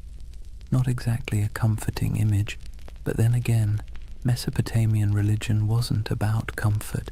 It was about explaining a world that was dangerous, unpredictable, and constantly shifting. And the rituals reflected that. People poured out libations of beer, laid down offerings of bread, burned incense, and sang hymns to keep the divine machine running. Festivals were not just moments of joy, they were mandatory maintenance on the cosmic engine. Skip a ritual, anger a god, and suddenly your canal might collapse or your child might fall sick. So when we talk about the Anunnaki, the ancient understanding wasn't glamorous, it was anxious. These weren't benevolent guardians handing out blessings. They were moody overseers, cosmic bosses whose whims dictated survival. And humanity's job was simple, if exhausting. Keep them fed, keep them clothed, keep them entertained, and maybe, just maybe, they wouldn't ruin your week. In other words, the Anunnaki were less about lofty spirituality and more about survival management. They reflected the world their worshippers lived in, harsh, unstable, unpredictable, but impossible to ignore. So let's clear the fog a bit. When we talk about the Anunnaki, what do we actually know from the ground? What's been dug up, baked in clay, and translated by bleary-eyed archaeologists squinting at wedge-shaped cuneiform? Because while modern theories tend to leap straight into sci-fi territory, the ancient sources are both more grounded and, in some ways, more fascinating. The word Anunnaki itself pops up across thousands of years of Mesopotamian texts, from Sumerian myths to Babylonian epics. These weren't obscure fringe deities whispered about in one dusty tablet. They were front and center, woven into the very structure of Mesopotamian religion. They appear in the Enuma Elish, the Babylonian creation story, their judges in underworld texts, their name dropped in royal inscriptions, invoked as divine witnesses to treaties and curses. If you lived in Mesopotamia, you would have heard their names the way we hear the law or the government. Archaeologists have unearthed thousands of cuneiform tablets that mention them. Some are myths, some are hymns. Others are dry administrative lists where the Anunnaki show up as the divine recipients of offerings, bread, beer, livestock, and occasionally the odd luxury good. Imagine seeing your gods listed alongside taxes in a spreadsheet carved into clay. That's how real they were to the people of the time. Visually, the evidence is trickier. Unlike Egyptian gods with instantly recognizable animal heads, the Anunnaki weren't locked into one iconography. Sometimes they're represented as human-like figures in elaborate robes with horned crowns, a symbol of divinity. Other times, they're mentioned collectively, more as a divine council than as individuals with distinct faces. Reliefs from places like Assyria show gods flanking sacred trees, holding ritual objects, or hovering in winged forms. Whether every winged figure should be read as Anunnaki is debated, but what's certain is that these divine images were meant to remind worshippers of cosmic hierarchy, gods above, humans below, no exceptions. Then there are the ziggurats themselves, the massive step temples that dominated Mesopotamian skylines. While we can't slap a label on the bricks reading Anunnaki headquarters, the texts make clear these structures were dedicated to them and their kin. Priests, trained scribes, and entire economic systems revolved around the upkeep of these temples. Archaeological digs at Ur, Uruk, and Babylon show storehouses stuffed with offerings, workshops producing ritual goods, and courtyards where processions would wind past colossal altars. These weren't quaint little shrines. They were institutions, part Wall Street, part Vatican, part government office, all in the name of gods like the Anunnaki. Of course, the tablets don't answer every question. They leave gaps. Frustrating gaps that modern minds love to fill with speculation. Did the Anunnaki descend from the heavens in some dazzling moment of contact? The texts never say that. Did they genetically engineer humans in a laboratory? No mention. What they do say is that the Anunnaki were the arbiters of fate, the enforcers of divine will, and the ever-watchful overseers of human existence. They're described as present in the underworld, as the ones who decree destinies, and as an assembly that even other gods had to respect. The challenge and the beauty of the archaeological evidence is that it roots the Anunnaki firmly in the ancient imagination without giving us neat answers. What survives is clay, dry, cracked tablets that were once wet mud in the hands of scribes. Reliefs chipped out of palace walls, broken statues that once carried offerings, the echoes of rituals performed in smoke-filled courtyards. The Anunnaki live on through these fragments, like a puzzle with half the pieces missing, and maybe that's why they remain so compelling, because the evidence is enough to prove they were central to Mesopotamian life, but not enough to fully explain them, which leaves space, too much space, for centuries of speculation, from serious scholarship to, well, let's just say, less serious theories about alien overlords building irrigation canals. Now, here's where things take a sharp turn from dusty tablets to late-night cable television. For thousands of years, the Anunnaki lived quietly in broken clay fragments and forgotten ziggurats. Then the 20th century rolled around, and suddenly they were recast as cosmic engineers from another star system. The gods of the underworld became astronauts, and the myths of Mesopotamia were rebranded as ancient history's greatest cover-up. The name most associated with this reimagining is Zecharia Sitchin, a writer who in the 1970s published a series of books claiming that the Anunnaki weren't just gods. They were extraterrestrials from a mysterious 12th planet he called Nibiru. According to his interpretation of Sumerian texts, these beings came to Earth hundreds of thousands of years ago, mined gold to repair their failing atmosphere, and genetically engineered humanity as a labor force. Essentially, humans are the original interns in someone else's cosmic business plan. Sitchin's books sold like hot bread in a Mesopotamian market. They tapped into a cultural moment when UFOs, space exploration, and Cold War paranoia made alien narratives irresistible. His Anunnaki weren't just mythic figures. They were proof, he claimed, that our origins weren't entirely our own. The gods of Sumer weren't metaphors, they were visitors, technicians, and in some versions, slave masters. And conveniently, they promised to return someday, which gave the whole story a nice mix of biblical prophecy and sci-fi cliffhanger. From there, the Anunnaki leapt into popular culture. They became staples in documentaries, internet forums, video games, and conspiracy theories. You've probably seen them lurking in the background of the History Channel's Ancient Aliens, their horned crowns swapped for astronaut helmets in digital recreations. They pop up in books arguing that ancient architecture, the pyramids, Stonehenge, Machu Picchu, was the handiwork of godlike beings with advanced technology. Never mind that the Sumerians never claimed their ziggurats were rocket launch pads. The imagery proved too enticing for modern imaginations. The Anunnaki as aliens theory has sticking power because it blends two irresistible ideas, that the gods were real and that humans didn't climb the ladder of civilization entirely on their own.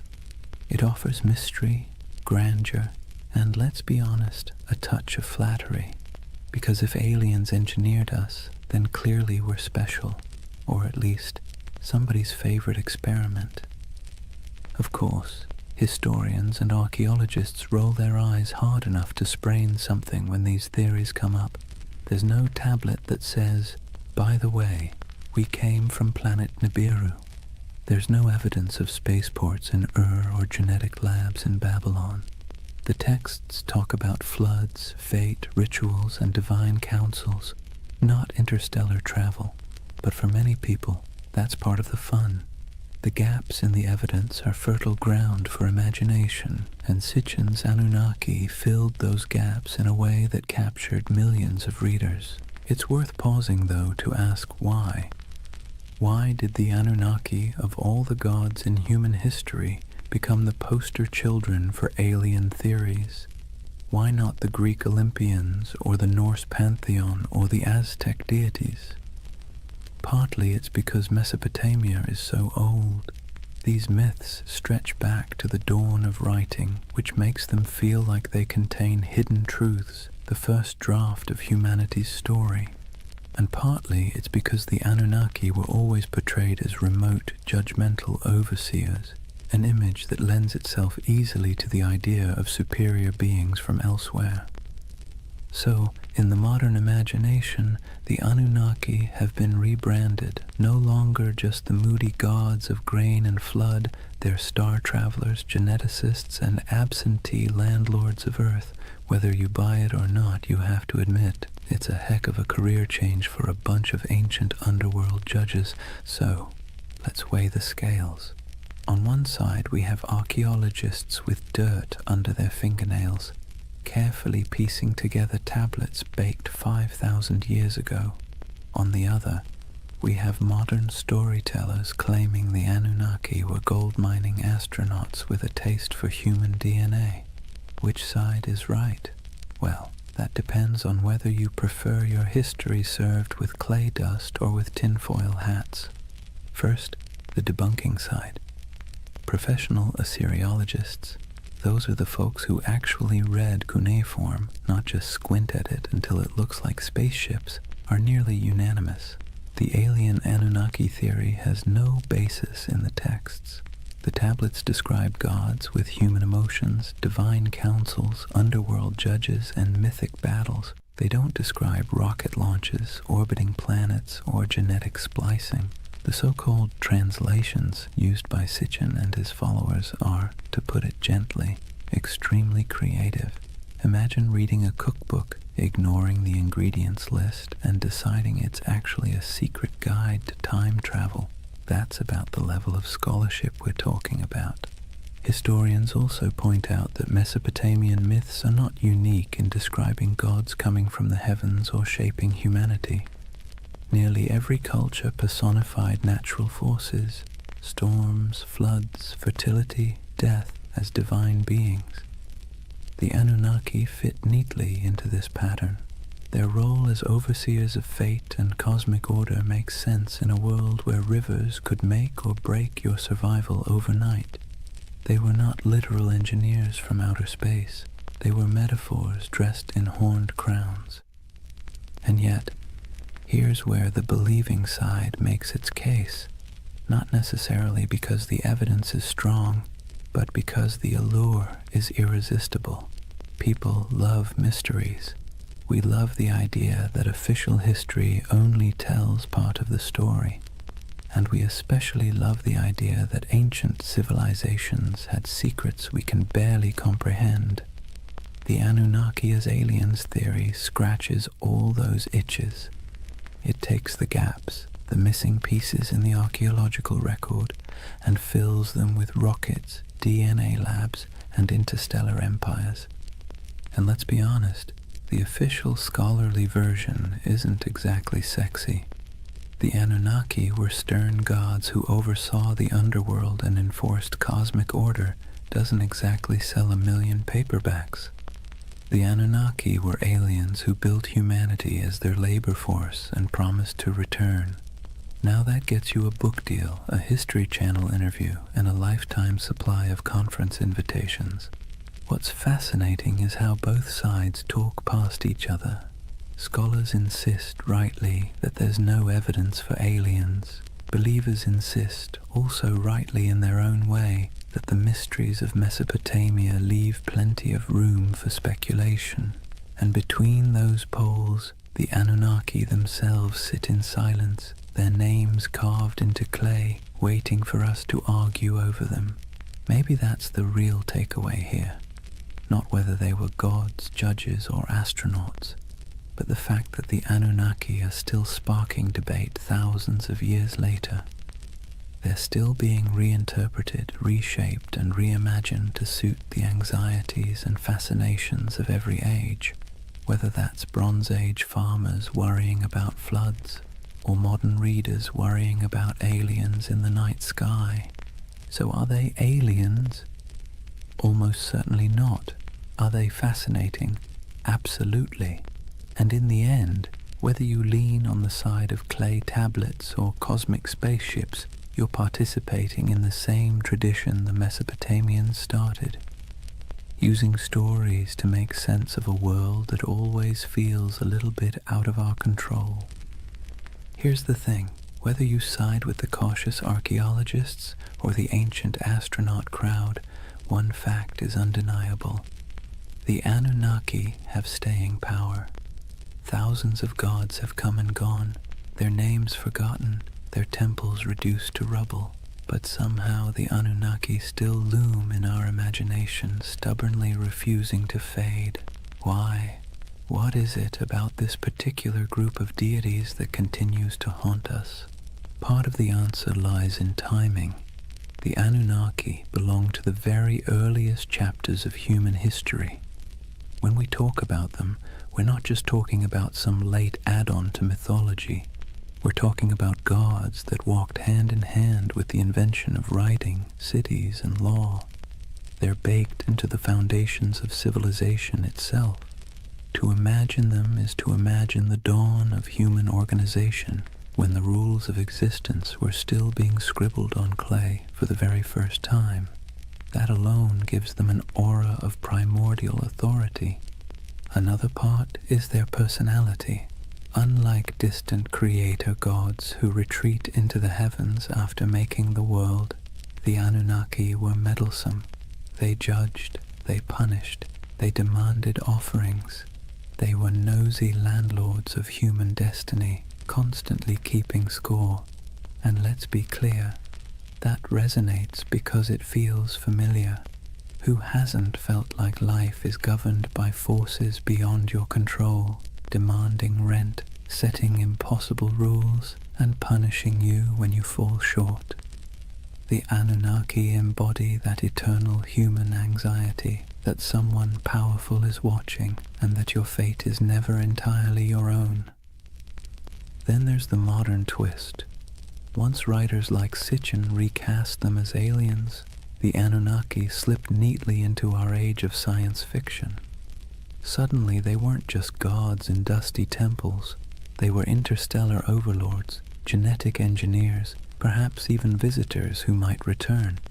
That storyline dovetails perfectly with our cultural obsessions, UFO sightings, government cover-ups, the dream that humanity's origin story has a cosmic footnote.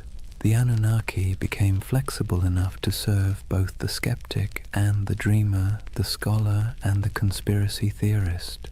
But maybe the deepest reason they captivate us is because they stand at the intersection of myth and mystery.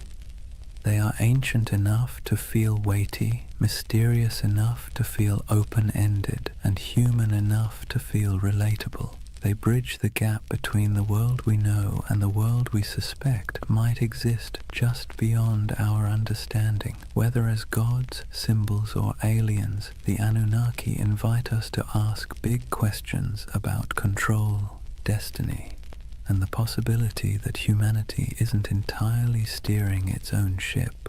And so they linger on broken tablets in dusty museums, on the shelves of UFO bookstores, in memes, podcasts, video games, and documentaries. They've outlived the cities that once worshipped them, and they'll probably outlive our own stories too, because the Anunnaki aren't just gods of the underworld, they're gods of imagination, and that, in the end, might be the only immortality any deity truly needs. Chapter 4.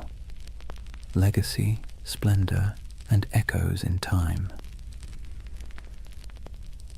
If you were a Mesopotamian king, life wasn't just about managing crops or worrying about canal maintenance. That was for everyone else. Your main job, besides bragging in stone, was to convince people that the Anunnaki were firmly in your corner. Ruling wasn't just politics, it was theater, and the Anunnaki were the ultimate stage props. Step into the palace of a Babylonian ruler and look at the walls. Carvings show the king standing tall, flanked by divine symbols, winged discs, horned crowns, stars etched above his head. These weren't decorative doodles, they were bold advertisements. The message was simple: I don't just rule because I say so, I rule because the gods, the Anunnaki themselves, have given me the keys to the kingdom. If anyone dared question it, well, they weren't defying just a man, they were defying the cosmic order. Not exactly a comfortable position to be in. And then there were the temples. Massive ziggurats weren't simply for piety, they were political assets. Kings poured resources into these towering mud brick staircases to heaven, dedicating them to the Anunnaki as if they were paying off a divine mortgage. Each new level added, each gleaming brick was another way of saying, see how devoted I am? Clearly the Anunnaki love me more than the guy ruling next door. Priests, of course, benefited handsomely from this arrangement, receiving offerings, land, and workers, all in the gods' names. Kings and priests together formed a kind of divine PR firm, endlessly reminding everyone that their power flowed straight from above. Rituals, too, were carefully choreographed to spotlight this connection. The king might be shown pouring libations to a statue of a god or personally leading a festival procession. Behind him trailed nobles, musicians, soldiers, and ordinary citizens, all participants in a drama where the king was both actor and messenger. The Anunnaki's presence was invoked at every step, their supposed approval stamped onto the very structure of civic life. Of course, it wasn't all incense and hymns. Kings also invoked the Anunnaki in their darker pronouncements. Inscriptions often came with curses attached. Whoever defaces this monument, may the Anunnaki destroy his seed, wither his fields, and turn his name to dust. Nothing like a little cosmic threat to keep people from messing with your statues. The Anunnaki became both benefactors and enforcers, tools for rulers to extend their grip long after their actual armies had gone home. To the elite, the Anunnaki were less distant deities and more political allies. Their approval justified expansion, conquest, and the construction of monumental architecture. Their names adorned treaties, their authority sealed laws, and their imagined presence loomed over courts and councils. Ordinary Mesopotamians might have seen the Anunnaki as stern judges of fate, but for kings they were a brand, one you invested in heavily because without it your power was just another mud-brick palace waiting to crumble. And so when you think of Mesopotamian splendor, banquets with honey cakes and music, dazzling gates covered in glazed brick, kings reclining in luxury, remember that every goblet raised was, at least on paper, raised in honor of the Anunnaki. The gods were everywhere, woven into the very fabric of elite life, both as protectors and as the ultimate marketing department. Let's step outside the palaces for a moment and see how different life looked depending on where you stood in Mesopotamian society. Because while kings and nobles could commission inscriptions boasting about their cozy relationship with the Anunnaki, ordinary people experienced those gods in very different, far less glamorous ways. Start with the farmer. He rises before dawn, trudges barefoot through mud, and pours out a portion of his precious grain as an offering. That handful of barley might be the difference between feeding his family through the week or going hungry, but the ritual isn't optional. The Anunnaki need to be kept happy, or at least not too angry, and so sacrifices are made. For him, the gods are stern overseers whose moods swing with the floods, the plagues, and the weather. His prayers are not about glory or legacy. They are desperate petitions for rain, for healthy crops, for the survival of his children. Now step into the temple courtyard.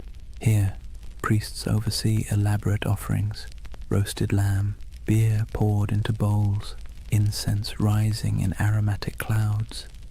Nobles and kings show up too, parading gifts of gold and silver, dedicating massive feasts in the gods' names. On the surface, it looks like everyone is worshipping the same deities, but the scale is entirely different. Where the farmer gives a clay bowl of bread, the king gives an entire bull. Where the laborer prays for enough water to survive the season, the ruler prays for divine sanction to conquer a neighboring city. Same gods, very different wish lists. And that's the irony. The Anunnaki were invoked as protectors of the entire community, yet the experience of worship was stratified. For the elite, ceremonies doubled as political theatre. A grand feast for the gods also reminded the crowd who had the wealth to host it. Statues clothed in embroidered robes weren't just signs of piety. They were signs of power, gifts only rulers could afford to lavish.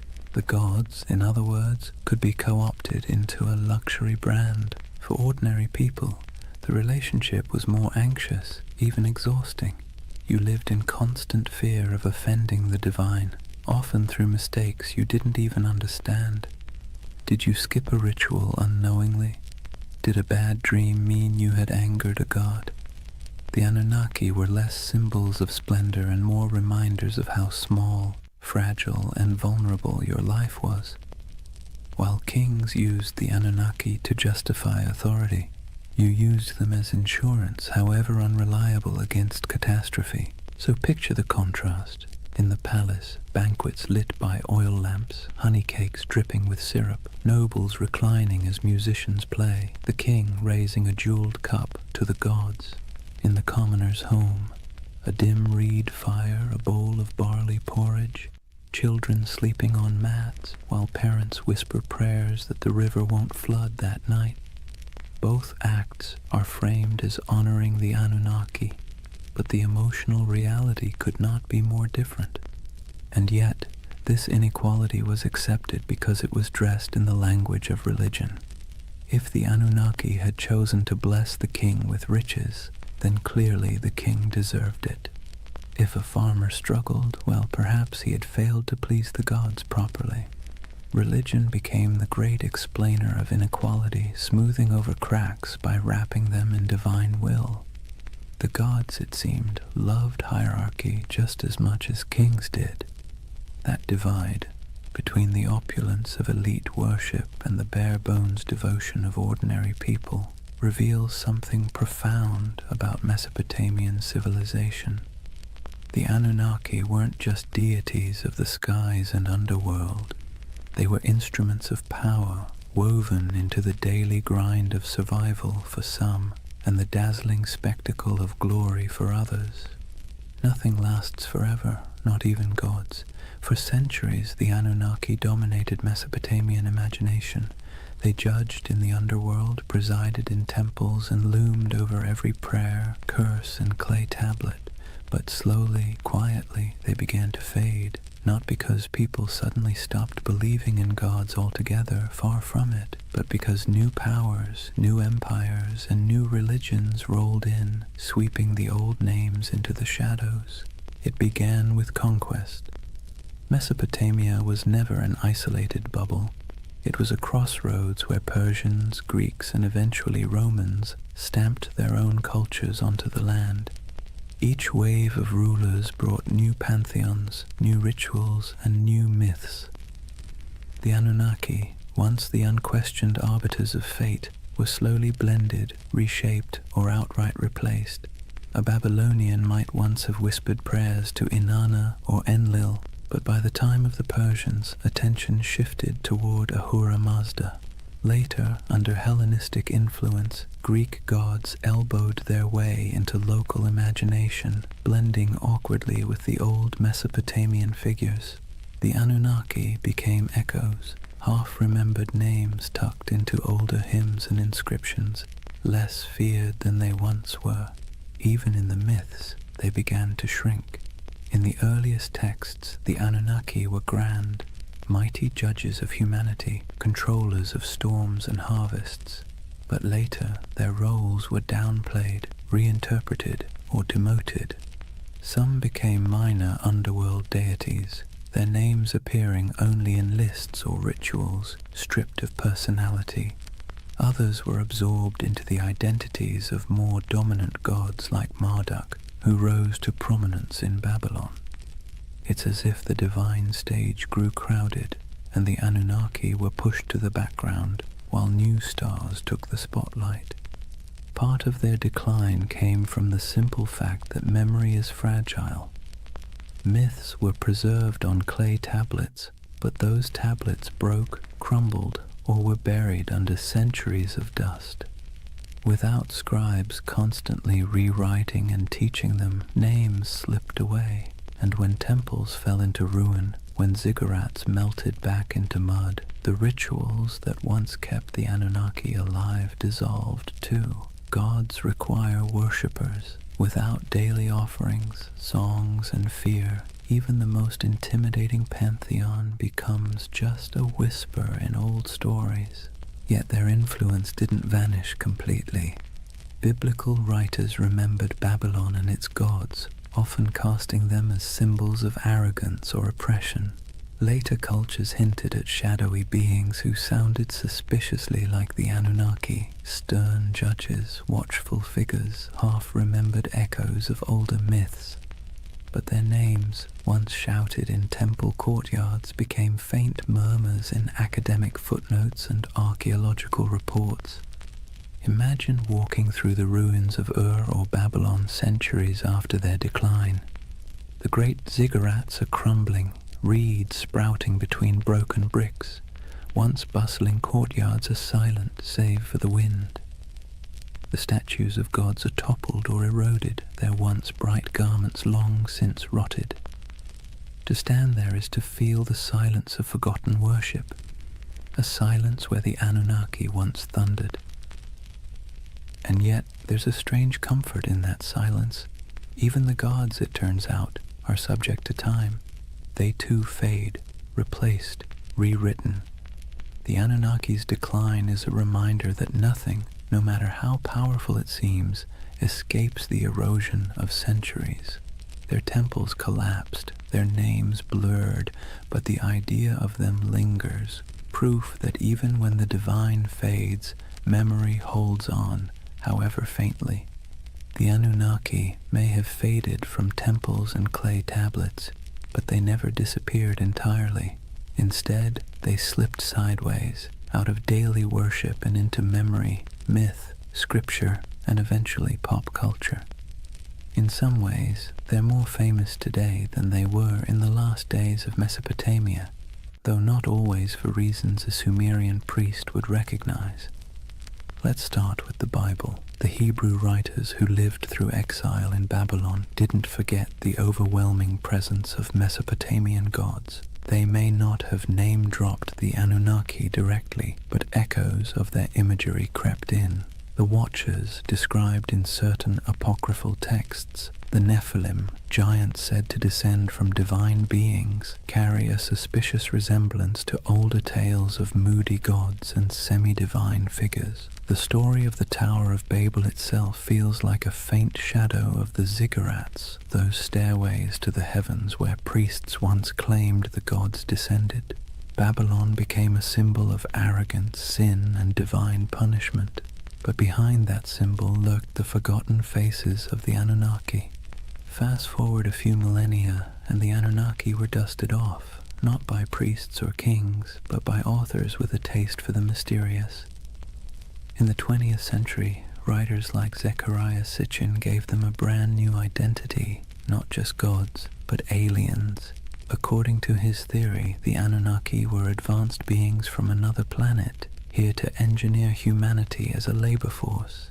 Never mind that Mesopotamian texts say no such thing. This reimagining stuck, feeding directly into the world of ancient astronaut theories. Suddenly, the Anunnaki weren't forgotten deities of grain and underworld judgment. They were interstellar overlords with spaceships, genetic labs, and a taste for gold. Do scholars roll their eyes at this? Absolutely. Archaeologists point out that Sumerian inscriptions mention plenty of gods, but none of them arrive in rockets or dabble in DNA splicing. Still, the theory has traction because it taps into a deep human itch, the sense that our past hides secrets, that civilization began not just with mud and sweat, but with some kind of hidden intervention. The Anunnaki, rebranded as cosmic engineers, became perfect fodder for late-night documentaries, YouTube rabbit holes, and endless speculation about what if. And it didn't stop with conspiracy books. The Anunnaki found their way into movies, video games, and novels. They appear as shadowy gods in fantasy series, as alien overlords in science fiction, as mysterious powers in role-playing games. Their very name carries weight, ancient, strange, vaguely menacing. You don't even need to know who they were to feel a flicker of intrigue when you hear it. It's ironic, really. In Mesopotamia, the Anunnaki were feared as judges, overseers, the divine middle management who ensured humanity never forgot its place. Today, they're debated in podcasts, plastered across memes, and occasionally turned into boss battles on a PlayStation screen. From temple chants to digital avatars, that's quite a career arc for a pantheon. But here's the bigger question. Why do they still haunt us? Why do people, thousands of years later, still turn to the Anunnaki as symbols of hidden knowledge, ancient power, or cosmic conspiracy? Maybe it's because they embody both sides of human imagination, the sacred and the strange, the myth and the mystery. They were never gentle gods. They were moody, demanding, unpredictable. In that sense, they feel closer to us than the serene, distant gods of later traditions. They remind us of a time when the divine was messy, imperfect, and perhaps a little terrifying. And in that imperfection, they remain endlessly fascinating. So whether you see them as forgotten deities, misunderstood myths, or interstellar overlords with questionable management skills, the Anunnaki endure. They're still here, not in temples of mud brick, but in our stories, our media, our restless curiosity, and maybe that's their real legacy. Not the rituals of the past, but the questions they leave us with in the present. So here we are, at the end of a long walk through the world of the Anunnaki. From their thunderous presence in Mesopotamian temples to their quiet afterlife in pop culture, they have proved to be more than just forgotten gods. They are a mirror of how humans explain the unexplainable, manage fear, and weave stories to make sense of chaos. Think about what the Anunnaki represented to the people who first told their stories. They were the ones who judged the living and the dead, who decided whether floods would come, who weighed the worth of humanity day after day. They were terrifying, yes, but they were also familiar. They quarreled like humans, demanded food and drink like humans, punished and forgave like humans. In their flaws, they reflected the world of their worshippers. Life in Mesopotamia was harsh, unpredictable, and full of petty dramas. So naturally, their gods were too. Fast forward to today, and the Anunnaki still serve the same role, just in a different costume. Some people see them as symbols of divine mystery, others as aliens with secret blueprints for human evolution, others as archetypes of forgotten myths. But underneath those interpretations is the same impulse, the need to believe that our world is not random, that there are forces, whether gods, aliens, or fate, shaping our story. And here's the irony. In searching for the Anunnaki, what we really uncover is ourselves, our hopes, our fears, our longing for meaning. Whether in temple hymns, clay inscriptions, or late-night conspiracy videos, the Anunnaki are less about the gods and more about the humans who imagined them. They tell us that from the very beginning, we've been restless. We've wanted answers, we've wanted control, and when the rivers of life flooded or dried, we looked upward, to the sky, to the gods, to the stars, and tried to explain it. So why do they still haunt our imagination? Maybe because they embody the uneasy truth of civilization, that progress comes with anxiety, that knowledge comes with questions we can't quite answer, that power, whether divine or human, is always precarious. The Anunnaki remind us that even at the dawn of history, people wrestled with the same feelings we carry today: awe, fear, wonder, doubt. And as you drift into sleep tonight, let that thought settle in gently.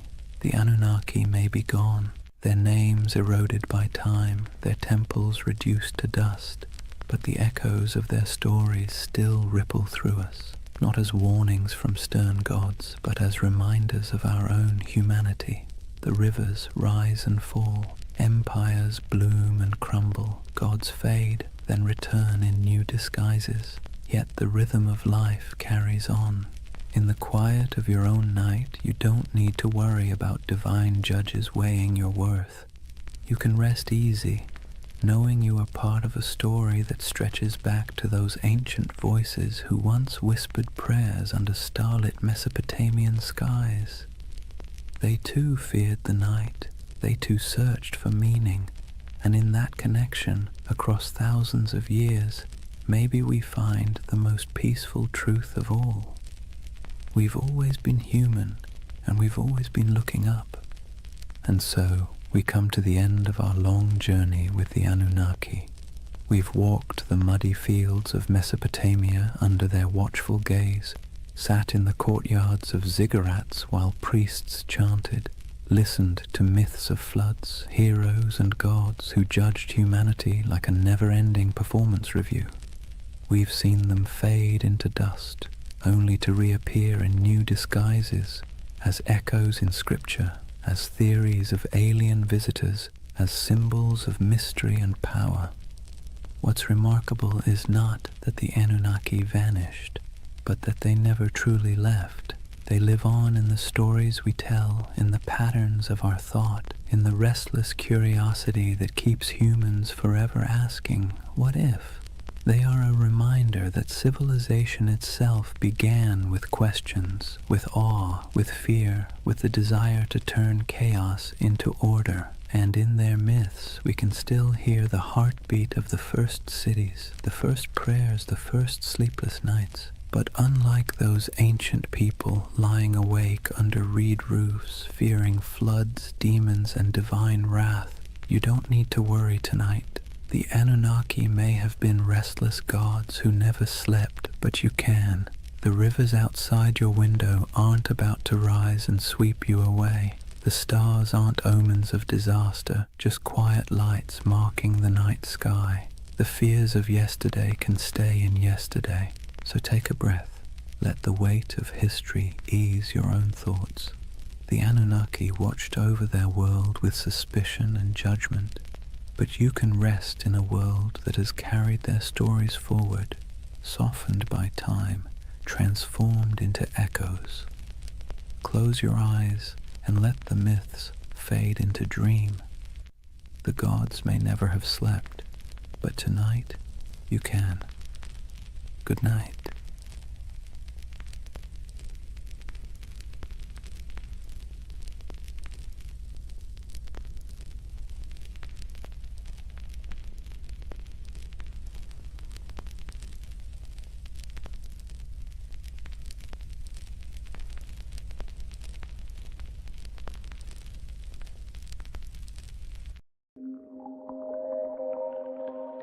Sometimes history hides things so enormous that we only notice them when we leave the planet. Hidden deep in the Sahara is a perfect circle 25 miles wide, a formation so strange that astronauts were the first to truly see it. Yet despite its size, its symmetry, and its eerie resemblance to a giant eye staring straight up through the sand, no one can fully explain how it formed. This is the Risha structure, the Eye of the Sahara, and tonight we're going to gently unravel one of Earth's quietest and most hypnotic mysteries. But here's the part that stops you in your tracks. However, despite all our technology, satellite mapping, and geological theories, the Risha structure still doesn't neatly fit into any box. It isn't a crater, it isn't a volcano, and it isn't the kind of erosion that typically produces such clean, concentric rings. And yet there it sits, alone in the desert, looking just organized enough to make your brain whisper, "Wait, who made that?" Now, don't worry. We're not here to chase sensational theories or sprint through conspiracies. This channel is all about slowing down, letting curiosity stretch out a bit, and using history's strangest corners as gentle stepping stones toward rest. So if you're someone who falls asleep best to ancient civilizations, quiet landscapes, and mysteries wrapped in soft, soothing detail, you're in the right place tonight. Go ahead and dim the lights, settle in, and if you haven't already, subscribe to continue exploring the enigmatic corners of history that make the perfect companions for sleep. And let me know in the comments where you're tuning in from and what time it is for you. I really do love seeing the entire world checking in. Tonight's journey starts with the moment humanity first encountered the Rishat structure. Not from the shifting dunes below, but from hundreds of miles above the Earth, where astronauts stared down at the Sahara and spotted something that absolutely shouldn't have been there. From that strange cosmic discovery, we'll move slowly backward through time to the lush green Sahara that existed long before the desert we know, to the geological puzzles that still bother scientists, and eventually to the gentle whispers of an ancient legend you may already be thinking about. So take a breath, let your shoulders relax, and whenever you're ready, we'll begin with Chapter 1. The moment we first glanced down from orbit and saw the eye looking back. Chapter 1. The Eye That Shouldn't Exist. Imagine looking down at Earth from orbit, the Sahara stretched beneath you in soft, endless waves of gold. From up there, the desert doesn't look harsh or unforgiving. It looks calm, like a giant sleeping creature under a pale blue sky.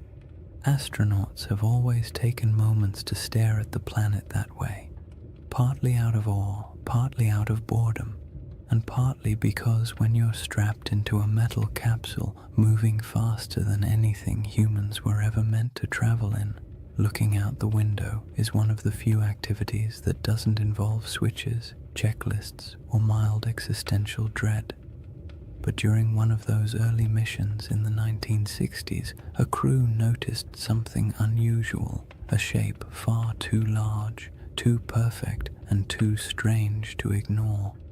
Down on the desert floor, there was a circle, a perfect circle, 25 miles across, spiraling outward in broad rings that looked almost architectural. Not a crater, not a mountain, not a lake, just a massive, quiet symbol pressed into the land, so large that the only way to truly see it was to leave the planet entirely. To those astronauts, it looked like an eye staring straight back at them from the surface of Mauritania, the Richat structure, though it didn't have that name yet. At the time, it was simply that giant thing nobody expected. From a distance of hundreds of miles, the symmetry was unmistakable: perfect curves, clean rings, a massive pupil-shaped center. It had the kind of geometry that makes your brain immediately start asking questions it can't answer. Why is it so round? Who carved it? What force makes a shape like this in a place so empty? And perhaps the most unsettling question of all, how could something this big go unnoticed for so long? On the ground, the Richat structure is much less obvious. If you were walking across it on foot, you wouldn't see a circle at all. You'd just see gentle ridges rising and falling, interrupted by patches of rock, sand, and stubborn little plants that somehow decided this environment was worth the trouble. Nothing about it screams perfect cosmic spiral. From eye level, it looks like any other collection of rocky hills, the kind of place early travelers might have grumbled about after stubbing a toe or losing a sandal in a patch of loose sand.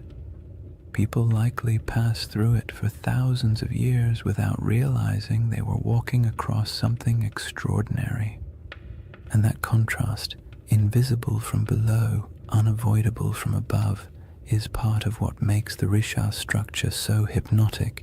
It's a feature you can only understand by stepping back far enough to see the pattern. It quietly resists being known, as if it only reveals itself to observers who approach from the right angle, with the right distance, and the right amount of patience. Scientists naturally tried to classify it the moment the images came down from orbit. Their job, after all, is to put everything neatly into categories, like very polite librarians of the natural world.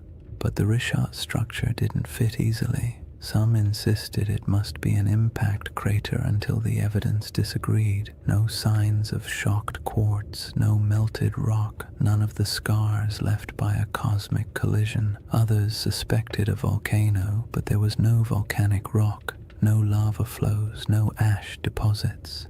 Then came theories of uplift, erosion, domes, collapses, each one working nicely for the first few sentences before quietly falling apart upon closer inspection. The Richat structure, in classic mysterious fashion, remained cooperative enough to study, but stubborn enough to defy a simple explanation. It sits awkwardly between categories, like a puzzle piece cut in the wrong shape but still clearly belonging to the overall picture.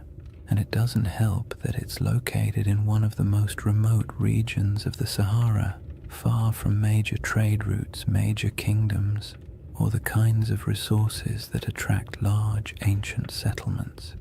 This is not the place where ancient people built empires or dug canals or left behind giant inscriptions announcing their presence. It's a place of wind, silence, heat, and sand, the kind of environment that erases evidence as quickly as humans can create it. Yet even in that isolation, The Risha structure demands attention. It is too large to ignore, too precise to dismiss, and too quiet to fully understand. You look at it and it feels like a riddle you weren't meant to solve on the first attempt. The desert around it stretches endlessly, dunes rising and falling like slow-motion waves, while the structure itself sits calmly in the center, a spiral carved into a world of shifting sand. There is a strange comfort in its stillness, as if it has been watching changes for far longer than humans have been paying attention, waiting patiently for someone to finally look down and notice. People naturally draw comparisons to ancient tales, especially the ones involving circular cities and lost civilizations swallowed by disaster. Humans are not subtle when it comes to pattern recognition. You show us a shape that even vaguely resembles something familiar, and our imaginations sprint ahead with enthusiasm. A structure with concentric rings in northwest Africa, larger than many ancient cities.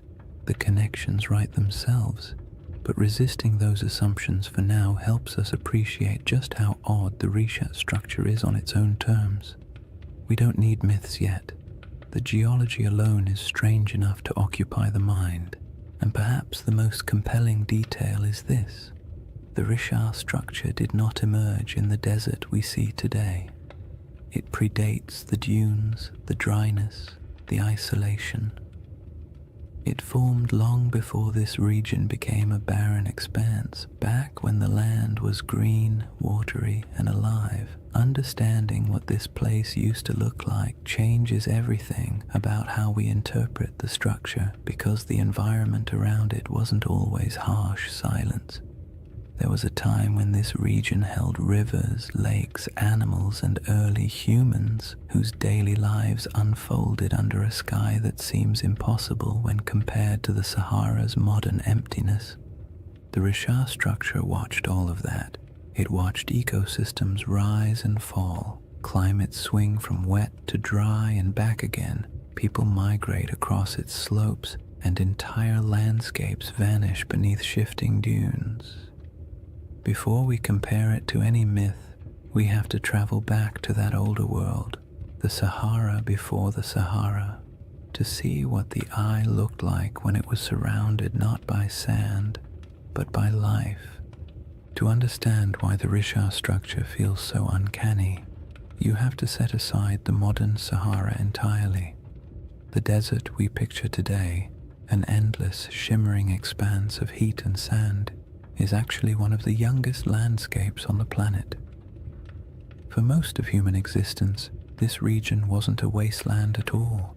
It was green, fertile, and astonishingly alive.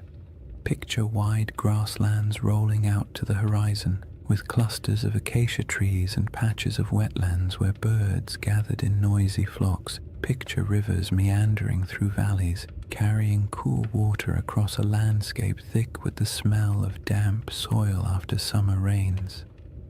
And somewhere in the middle of all that, the Risha structure sat quietly, not as an isolated monument in an empty desert, but as part of a thriving environment full of sounds, movement, and human life. This ancient green Sahara wasn't a brief, lucky moment in history. It was part of a repeating cycle caused by subtle shifts in Earth's orbit and tilt, changes that alter the intensity of monsoon rains across Africa. Every so often, rainfall increases enough to transform the desert into a lush savanna. During these humid periods, lakes stretch across thousands of square miles, rivers intersect the plains, and the entire landscape becomes something you'd associate more with national parks than the modern Sahara. One of these lakes, Lake Megachad, grew so large it dwarfed most modern bodies of water. Today it's reduced to a fraction of its former size, but the ancient shoreline is still visible from space, ghostly arcs etched into the ground. People lived in this green Sahara, not mythical super beings or forgotten high-tech civilizations, just ordinary families doing the same things humans have always done. carrying water, tending fires, raising children, arguing about small chores, making tools because stores wouldn't exist for another 10,000 years. They carved rock art showing giraffes, cattle, and hunters. They painted scenes of life that would feel familiar even now. Herders guiding animals, groups traveling together, children playing near pools of water. These paintings sit today in silent caves and overhangs, reminders that the desert once held a different world entirely. In that greener age, the Risha structure would have been part of daily life, not an object of wonder, not a sacred shape, not a giant spiral people tried to decode. Just land from the ground. The structure doesn't appear circular. You only see ridges and slopes, gentle arcs rising and falling like the ribs of a giant slowly sleeping beneath the surface. Early humans would have walked across it without a second thought. Maybe they used its higher points as lookout spots to scan for animals. Maybe they sheltered in its inner valleys when storms rolled through. Maybe they avoided certain parts out of superstition, or maybe they never thought about it at all. Most likely it was simply background scenery, the same way we barely notice the hills near our own towns unless someone points out their shape. But even if it blended into the landscape, the Rishat structure would have quietly shaped the rhythm of life around it. The ridges could have guided migration paths. Water might have pooled in certain low areas after seasonal rains. Vegetation could have grown thicker in pockets where moisture collected. For thousands of years, people and animals would have used the structure without realizing they were interacting with something that would one day puzzle scientists, entice researchers, and inspire late-night conversations about lost civilizations and ancient catastrophes. As the climate shifted and rainfall declined, the green Sahara slowly began to fade. Lakes shrank, rivers dried, vegetation withered. The smell of earth after rain became less common. Migration stretched longer as people followed dwindling water sources, and eventually dunes crept across the landscape, swallowing paths, burying campsites, and erasing nearly all traces of the world that had existed before. What's haunting about this transformation is how quickly it happened in geological terms. A few thousand years, an eye blink in Earth's timeline, was all it took to turn a thriving ecosystem into one of the largest deserts on the planet. The people who lived here would have witnessed that shift firsthand. Generation by generation, they watched lakes retreat, animals disperse, and once reliable seasonal patterns collapse. Oral traditions from various African cultures still contain echoes of climates changing, waters disappearing, or ancestral migrations driven by environmental upheaval. Stories stretch and distort across centuries, of course, but they often carry a spark of truth at their core. And it's not unreasonable to imagine that somewhere in the long, layered history of this region, memories of a circular landform in a once wet landscape might have eventually become a distant, reshaped legend. When modern researchers study the Sahara's ancient lakes and rivers, they often describe them as ghost waterways, because their traces linger beneath the dunes like faint scars, visible only from satellite images or through careful ground surveys. It's peaceful in a strange way to picture these lost rivers running across land that now feels so desolate. The desert is quiet, but beneath that quiet are the outlines of ecosystems that once flourished. The Risha structure existed during all of those cycles. It watched water fill basins, watched wetlands grow thick with life, watched grass return and then die away. It endured storms, sun, wind, and the slow grinding force of erosion. There's something soothing about how unbothered the structure is by all these changes. Landscapes rise and fall, climates swing wildly, civilizations appear and vanish, and the Risha structure simply remains. It doesn't tell its own story. It doesn't announce its presence. It doesn't offer answers. It's just there, a constant in a world where almost nothing else is. And understanding that ancient environment is essential because it sets the stage for the real puzzle, how this enormous circular formation came to be in the first place. The scientific explanations, volcanic uplift, erosion, collapsed domes, answer some questions while raising others. Each theory seems convincing until you begin to examine the details. The Risha structure looks simple from orbit, but grows more complicated the closer you approach it, like a calm surface hiding a tangled set of mysteries beneath. Now that the Sahara's old green world is clear in your mind, the geological puzzle becomes even more intriguing, because any explanation has to account not only for the structure's shape, but for how incredibly long it has stood unchanged through shifting climates and changing environments. The puzzle sits before us, layer after stubborn layer. Once you've pictured the Sahara as it used to be, wet, green, alive, and almost unrecognizable, the Risha structure becomes even stranger, because whatever formed this enormous circle had to withstand everything nature threw at it. Floods, droughts, storms, shifting climates, and entire ecosystems rising and collapsing. And yet it remains, not as a faint trace or a distorted outline, but as a nearly perfect set of rings still visible from space. That kind of durability demands an explanation, and scientists have certainly tried to provide one. The trouble is, each explanation works well for a few minutes before quietly unraveling under closer inspection, as if the Earth itself had decided to play a slow geologic prank on everyone who studies it. The first idea scientists proposed was the most obvious: an impact crater. Something big, something dramatic, something that would have made an enormous noise if anyone had been around to hear it. A meteorite slamming into the ground would create a circular depression, after all.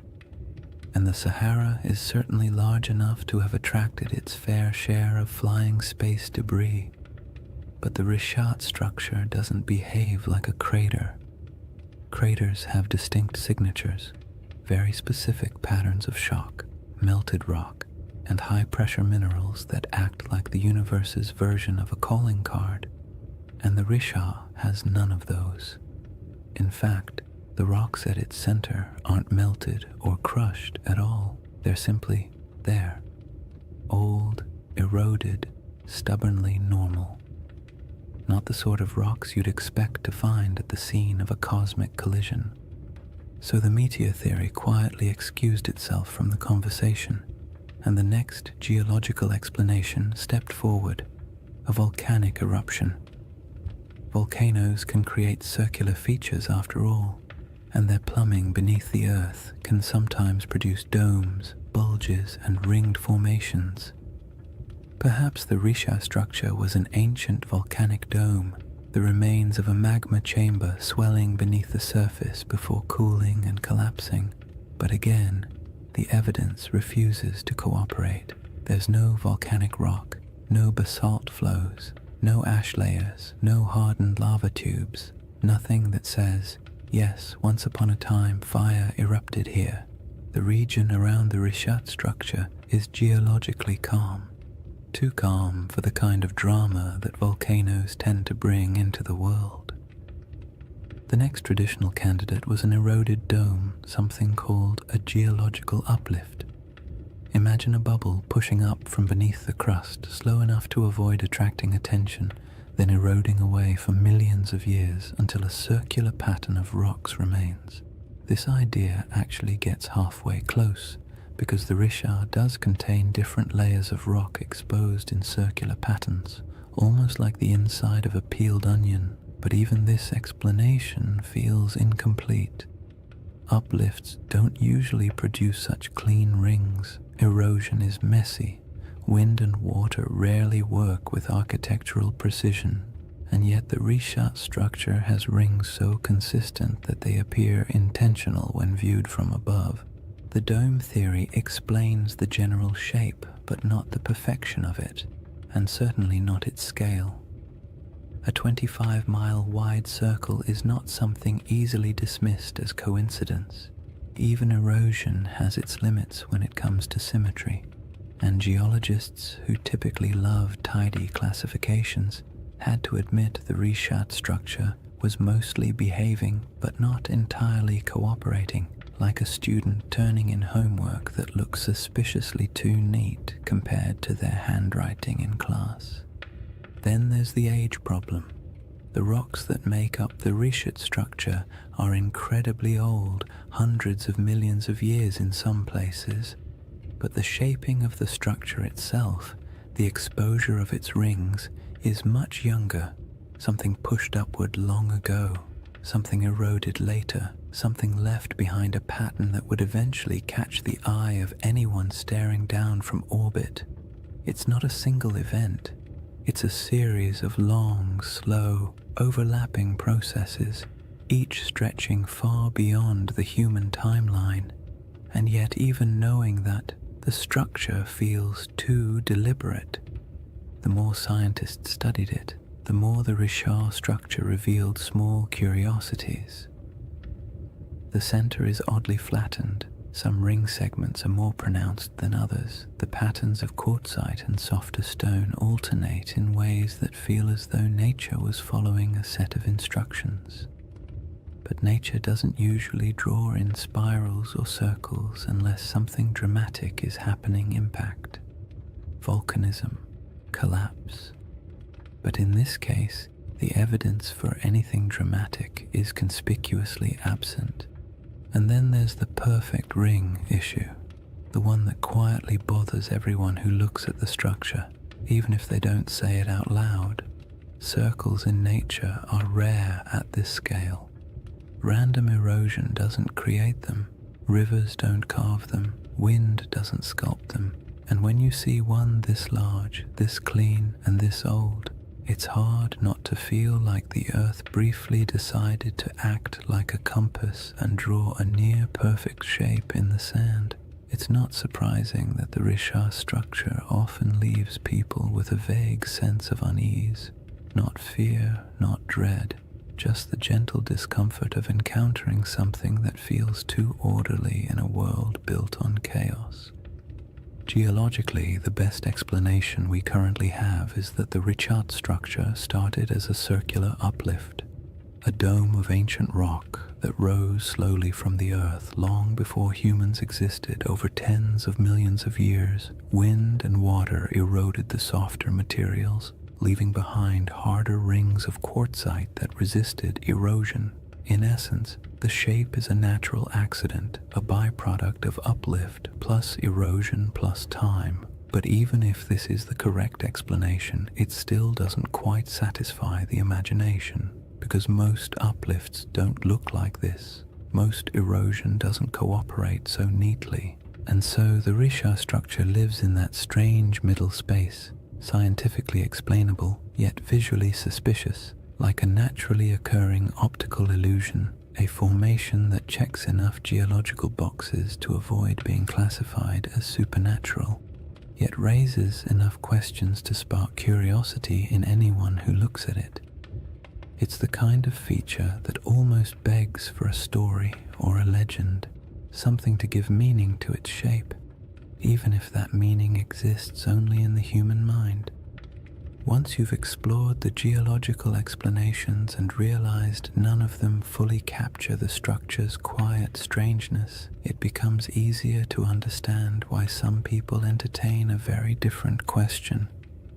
Not the scientific, what made this, but the mythic, does this remind me of something? A city described long ago, with concentric rings of land and water positioned somewhere to the west of ancient civilizations, a place said to have vanished in a single day and night. The Risha structure does not announce itself as that place, but it echoes the pattern just enough to make you wonder where coincidence ends and imagination begins. Before any comparisons can be made gently or cautiously, the building blocks of those ancient descriptions must be understood, not as fantasy, but as the fragments of memory, geography, and storytelling that shaped one of history's most enduring legends. Long before anyone could stare down at satellite images or argue over geological uplift on the internet, there was a different kind of puzzle circulating through the ancient world, a story recorded by a single philosopher, passed on from a conversation he claimed to have heard, describing a civilization so strange and so perfectly structured that it bordered on myth even in its own time. Plato's tale of Atlantis has been repeated so often, repackaged so many times, and stretched so far by imagination that the original description often gets lost under the weight of all the versions built on top of it. But if you strip away the embellishments, the crystal cities, the impossible technologies, the ancient aliens with clipboards, interpretations, you're left with a surprisingly simple outline: a circular city, rings of land and water, mountains to the north protecting it, a broad plain to the south, a river that flowed to the sea stones of red, black, and white, abundant animals, especially elephants, and a civilization that rose to prominence before collapsing in a sudden, dramatic event. Whether this description is literal, symbolic, exaggerated, or entirely fictional is something scholars have debated for centuries. But what matters for our quiet journey tonight is not whether Atlantis existed. What matters is the shape of the story, because that shape is what causes people to glance at a satellite photo of the Risha structure and pause. The comparison doesn't begin with belief. It begins with pattern recognition. Humans are wired to look for familiar shapes in unfamiliar places. It's the same instinct that makes us see faces in electrical outlets or animals in passing clouds. So when someone sees a massive set of concentric rings in northwest Africa, a structure wrapped in mystery and sitting in a region that once held rivers, lakes, and life, it's reasonable that part of their brain whispers, "This looks like something I've heard before." The resemblance is not perfect, not literal, not conclusive, but it's enough to make curiosity shift in its seat a little. Consider the colors Plato mentions: red, black, and white stones. The Rishat structure, like much of the Sahara, contains layers of rock and sediment that naturally fall into those shades. Iron-rich sandstone brings the red. Basalt and volcanic remnants elsewhere in the region bring the black, and pale limestones offer the white. No one is saying ancient builders selected them and arranged them like a geological art project, but the coincidence is interesting, especially when paired with the natural ring pattern visible from above. Then there are the mountains. Plato describes a notable mountain range to the north of Atlantis. The Risha structure sits in front of the Adrar Plateau, a raised, rugged region that would have looked like a natural wall in a greener era. Today, it's a dry, worn highland, sculpted by time and wind, but long ago it would have been more dramatic. Cliffs, ridges, and elevated land dotted with vegetation and wildlife. If early people lived in the region, they would have viewed those northern heights as a defining feature of their landscape. And what about animals? This part always surprises people because they imagine the Sahara as permanently empty. But during the African humid period, elephants were plentiful. So were giraffes, rhinos, crocodiles, and countless other species. Elephants weren't just passing through, they were thriving. Some rock art across the Sahara shows entire herds, depicted with the casual familiarity of people who lived alongside them. So yes, if someone had described this region during one of its greener eras, full of elephants, would have been an accurate statement. The river connection is where things become both interesting and gentle in their ambiguity. In a lush Sahara, a river system could have flowed westward toward the Atlantic. Some ancient channels still appear faintly beneath the modern desert, traced by satellite radar and geological surveys. These channels hint that at least some rivers once traveled across areas that are now sand and stone. Whether any of them connected near the Richard structure is debated, but the possibility is not unreasonable. In a world where climates shifted dramatically, waterways did too. It's worth saying calmly and clearly, none of these correlations prove anything. They simply show why the mind wanders toward the comparison. The Richard structure does not need Atlantis to be interesting. Its mystery stands fully on its own. But when the circular shape, the colors, the mountains, the animals, and the long-lost rivers all quietly line up with parts of an old story, your thoughts naturally drift toward the what-if of it all. Plato wasn't writing a travel guide. He was a philosopher using allegory to make a point about human nature, power, hubris, and collapse. Atlantis, in his narrative, was less a factual account and more a moral lesson bundled into a geographic metaphor. Yet even then, scholars have noted that ancient myths often embed distorted memories of older events. Storms, floods, migrations, or lost settlements folded into stories, generation after generation. Myths protect what history doesn't always preserve. They store impressions of landscapes that no longer exist. They embellish, exaggerate, simplify, and dramatize, but something recognizable occasionally survives inside them. The Richard structure doesn't have ruins. It doesn't have walls, canals, columns, marketplaces, or any of the features you'd expect of a large city. The environment around it would have been challenging even in greener times. And human settlements from that ancient period would likely have left fragile traces now erased by thousands of years of wind and shifting sand. So the idea of it being a lost civilization rests not on evidence but on the shape alone, the irresistible symmetry that triggers recognition even when no proof supports it. That's part of the comfort of this mystery. It doesn't demand belief. It simply invites curiosity. You don't have to imagine ancient kings or advanced societies. You don't have to build a hidden metropolis in your mind.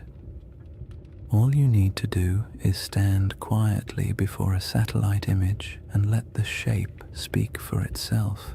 A giant ringed formation in the middle of an ancient landscape that has changed almost beyond understanding. Somewhere between geology, memory, climate, erosion, and myth sits the Richard structure. It tells us nothing directly. It refuses to commit to any single story, and perhaps that's why it remains such a calming mystery, one that doesn't need dramatic conclusions or bold claims. It only needs an open horizon, a quiet night, and the imagination drifting gently toward possibilities. Chapter 2 begins with the world that once surrounded this structure, a world of forgotten lakes, shifting climates, and early peoples who lived in a Sahara that doesn't resemble the one we know today. Chapter 2: A Lost World Buried in Sand. To step into the next layer of the Richard mystery, you have to imagine a Sahara that feels almost impossible compared to the one we know today. Not the hot, shimmering, bone-dry desert that stretches endlessly across maps, but a world so green and alive that if you were dropped into it without context, you might not even guess you were standing in northern Africa at all. The Sahara's greener eras weren't brief accidents of climate, they were entire chapters of Earth's history, long enough for lakes to swell into inland seas, for animals to migrate freely across savannas, and for human communities to settle into rhythms of daily life as familiar and as ordinary as any other early society. In that forgotten landscape, the Richard structure wasn't an isolated swirl of geology in a barren desert. It was simply part of the scenery, a ringed plateau sitting quietly in a world full of life. During the African humid period, monsoon rains shifted northward and transformed the Sahara into a mosaic of grasslands, wetlands, and rivers. Satellite studies have revealed thousands of ancient lake beds, some stretching larger than modern countries. The largest of them, Lake Megachad, was so vast that its shoreline would have swallowed entire modern coastlines.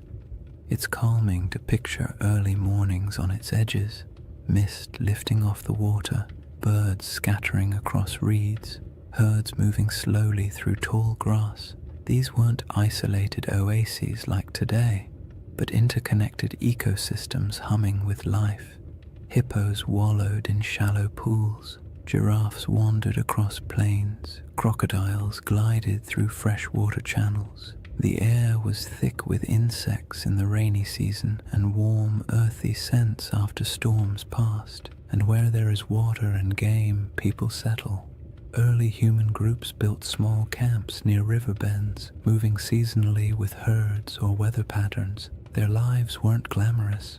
They dealt with all the usual prehistoric frustrations: unpredictable weather, stubborn animals, unreliable food sources, and the constant inconvenience of tools that, despite countless hours of crafting, were still capable of breaking at the worst possible moment. Yet these people left behind some of the most beautiful artifacts the Sahara still holds: rock engravings and paintings showing scenes of daily life, hunters with bows, families with cattle, children playing near water. These artworks are serene, calm snapshots of a world that no longer exists, carved into stone that has stubbornly endured long after the lakes dried. When people imagine ancient civilizations, they picture dramatic stone cities, elaborate temples, complex political systems, the kinds of things that leave behind headlines in history books. But most ancient people, including those who lived in the Green Sahara, were just trying to get through the week without too much trouble.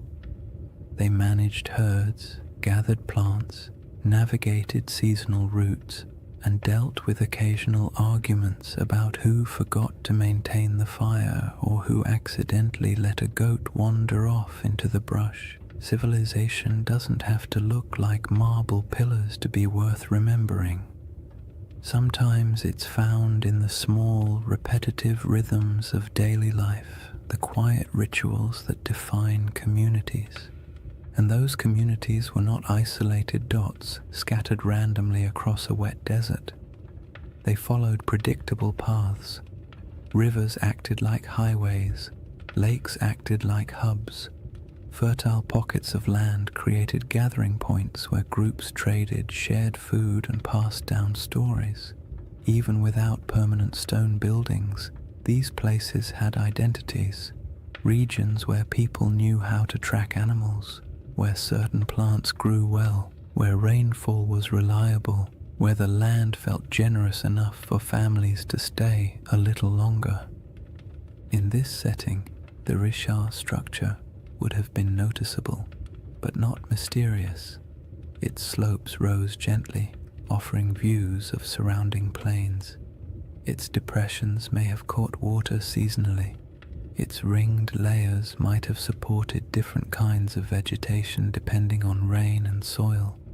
People could have camped along its edges, used its higher ground for scouting, or traveled across it without realizing they were walking across an enormous circular formation that future generations would discover only from space. It was a feature of the land, not a legend, a place you pass through while thinking about practical concerns, shelter, food, weather, instead of trying to decode the terrain beneath your feet.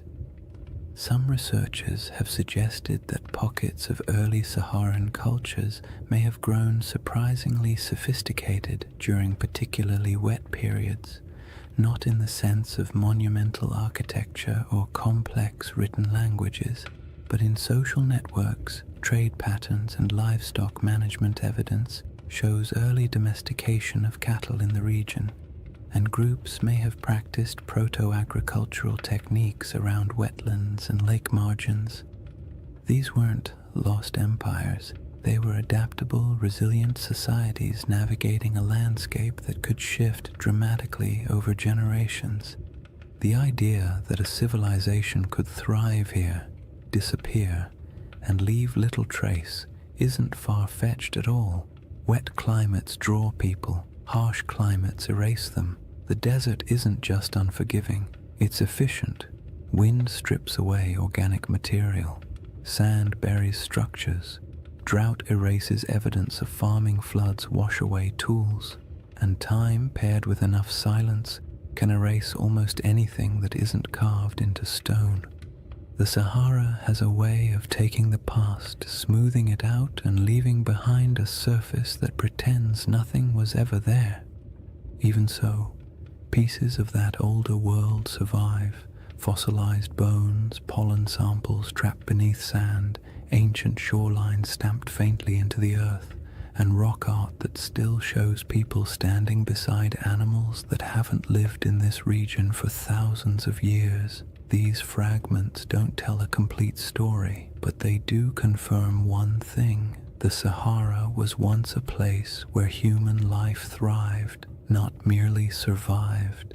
And in that world, the Risha structure might have been a landmark of sorts, a subtle gate in the landscape, a recognizable formation people used to orient themselves, not a secret, not a holy site, and not the center of anything monumental, just a distinctive feature in a land full of water and vegetation.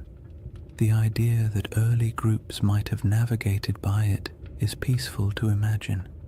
Small bands of families moving across plains, spotting the familiar rise of the rings in the distance, and knowing they were approaching water or shade, or simply a place they'd passed through many times before. When the climate shifted and the world dried, those routes disappeared. Lakes shrank into nothing. Rivers retreated and carved new paths underground. Families moved south or west, following food and water. Eventually, the Risha structure went from living landmark to abandoned plateau, then to forgotten geology swallowed by the earliest dunes. There are no written records, no monuments, no grand architectural remains from this era, just silence and the faint memory of a world washed away by time. The civilizations of the Green Sahara weren't lost in a dramatic catastrophe.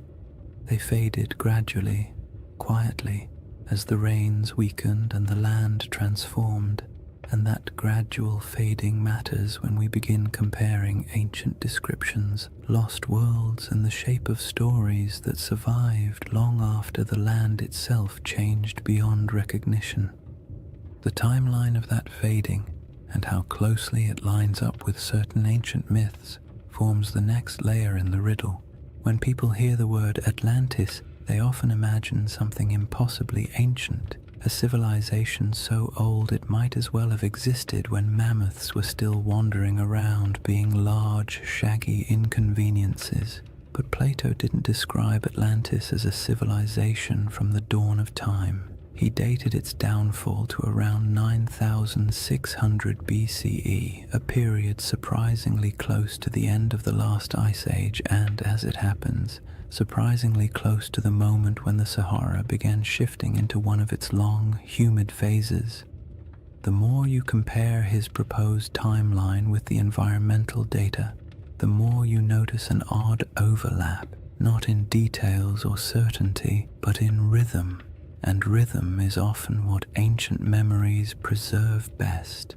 Geologists studying the African humid period estimate that around 10,000 BCE, rainfall began increasing dramatically across North Africa.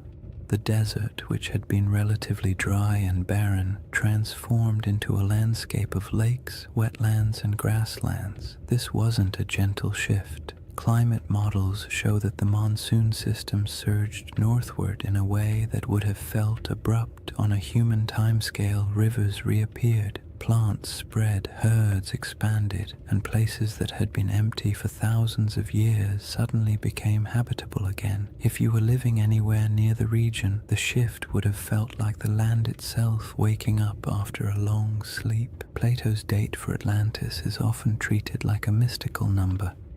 But if you strip away the mythology and look only at the time frame, it places his story right inside the most dramatic environmental transformation the Sahara has ever undergone. That doesn't mean his tale describes this region or any part of it, but the coincidence is interesting, especially because climate change on that scale tends to rearrange human populations. Cultures migrate. Old settlements are abandoned, new territories open for exploration. Oral traditions begin to evolve, preserving memories of places that were flooded or dried out or swallowed by landscapes that changed too quickly for people to adapt smoothly. The timeline problem becomes more intriguing when you move forward a few thousand years. Between roughly 7,000 and 5,000 BCE, the Sahara was at the peak of its green transformation. Lakes were plentiful. Rivers connected regions that are now separated by hundreds of miles of sand. The climate was stable enough that people began developing more complex subsistence strategies, managing herds, experimenting with early forms of cultivation, and forming social groups large enough to leave meaningful traces in rock art and archaeological deposits. This period of stability lasted longer than many ancient civilizations.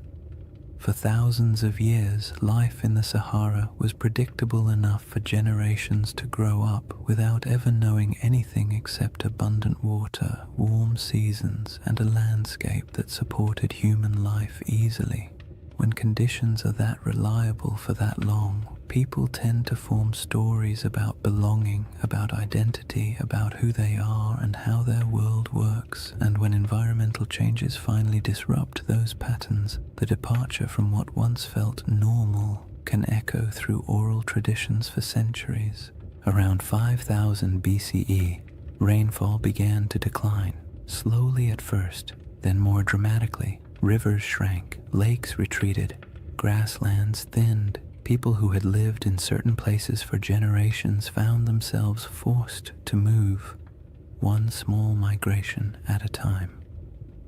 What's striking about this timeline is how well it fits what many ancient myths tend to describe. Not sudden apocalypses, but drawn-out declines, landscapes that once supported life losing their balance. Cultures forced to let go of familiar places, worlds shrinking gradually in ways that felt both natural and tragic. Plato described Atlantis as falling in a moment of sudden catastrophe, but his narrative was shaped by philosophical goals, not meteorological accuracy. When you strip the moral and symbolic layers away, you're left with a simple suggestion: an old civilization, once vibrant, lost to changing conditions long before recorded history. You don't need a supernatural event to produce a memory like that. All you need is a shifting climate. But the timeline problem isn't just about the humid period itself.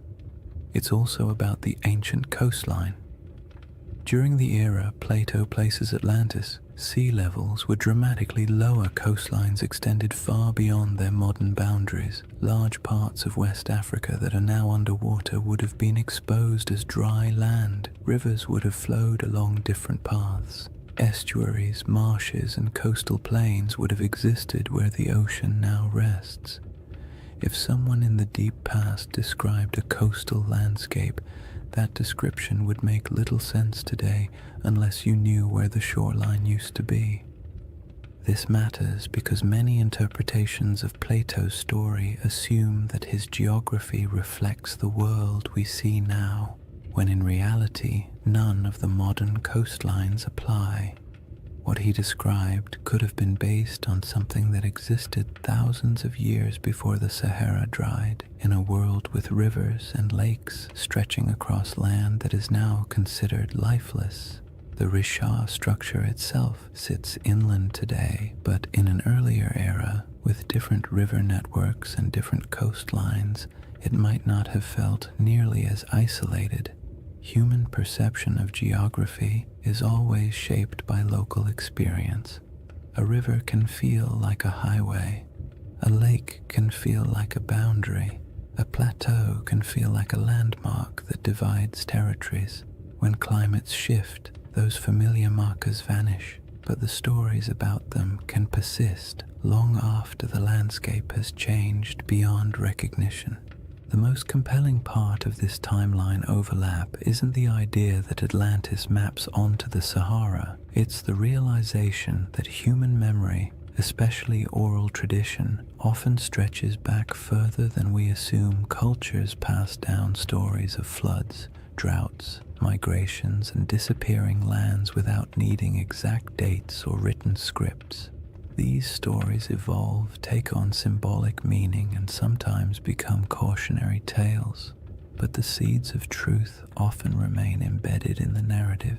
A changing coastline becomes a city swallowed by the sea. A drying river becomes the fall of a once great kingdom. A shifting climate becomes a punishment from the gods.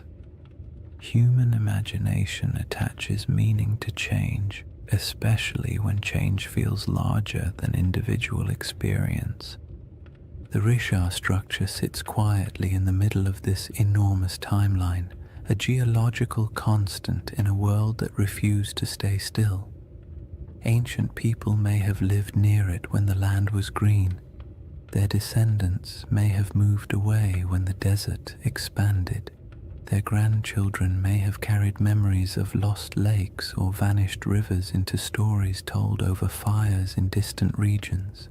Those stories may have drifted into different cultures over thousands of years, and by the time someone like Plato heard fragments of them, much of the original context would have faded, leaving only symbols and shapes. The timeline problem is not really a problem at all. It's a reminder. The Sahara we know today is young. The world Plato described was older than most of the settlements humans would later build.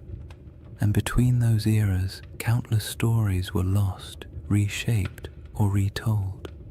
When you compare timelines, climates, and ancient memories, the idea of a forgotten world in North Africa stops sounding fantastical and begins to sound quietly like something entirely plausible in a landscape that has reinvented itself so many times. The next piece of the puzzle lies in the maps, reports, and strange hints left by ancient writers who claimed that distant peoples lived beyond the Pillars of Hercules, in lands most Greeks had never seen. These records aren't proof, but they are clues, echoes of a world few modern people realize ever existed. Long before satellites, long before compasses, and long before anyone tried to draw the Sahara from anything resembling first-hand experience, ancient geographers took their best guesses about the world beyond familiar coastlines. Their maps were charmingly confident and wildly inaccurate, full of creatures that never existed, coastlines that wandered like drunk serpents, and entire regions labeled with vague phrases like lands unknown or people of strange appearance. Yet even within that imaginative chaos, certain patterns appear again and again. rumors of distant nations beyond the Pillars of Hercules, stories of tall tribes, strange settlements, and river systems far to the west that no Greek or Egyptian explorer had ever reached. These fragments don't offer facts. They offer echoes, traces of a world remembered through second-hand conversations, traveling merchants, and stories that had already aged long before they were written down. Herodotus, often called the father of history and sometimes less generously the father of wildly entertaining exaggerations, wrote about mysterious peoples living beyond the familiar reaches of North Africa. He described tribes who were unusually tall, unusually pale, or unusually skilled at activities no one else could verify. He wrote of great rivers flowing through lands no Greek had ever visited, and of cities existing somewhere far inland beyond deserts that seemed too vast for ordinary travel. His accounts mix truth, rumor, and a healthy dose of "someone told me this, so here you go," but they reveal something important. The regions west of Egypt and Carthage were known to ancient writers only through layers of retelling and misunderstanding. They existed in the Greek imagination as distant, half-seen places where strange things could plausibly happen.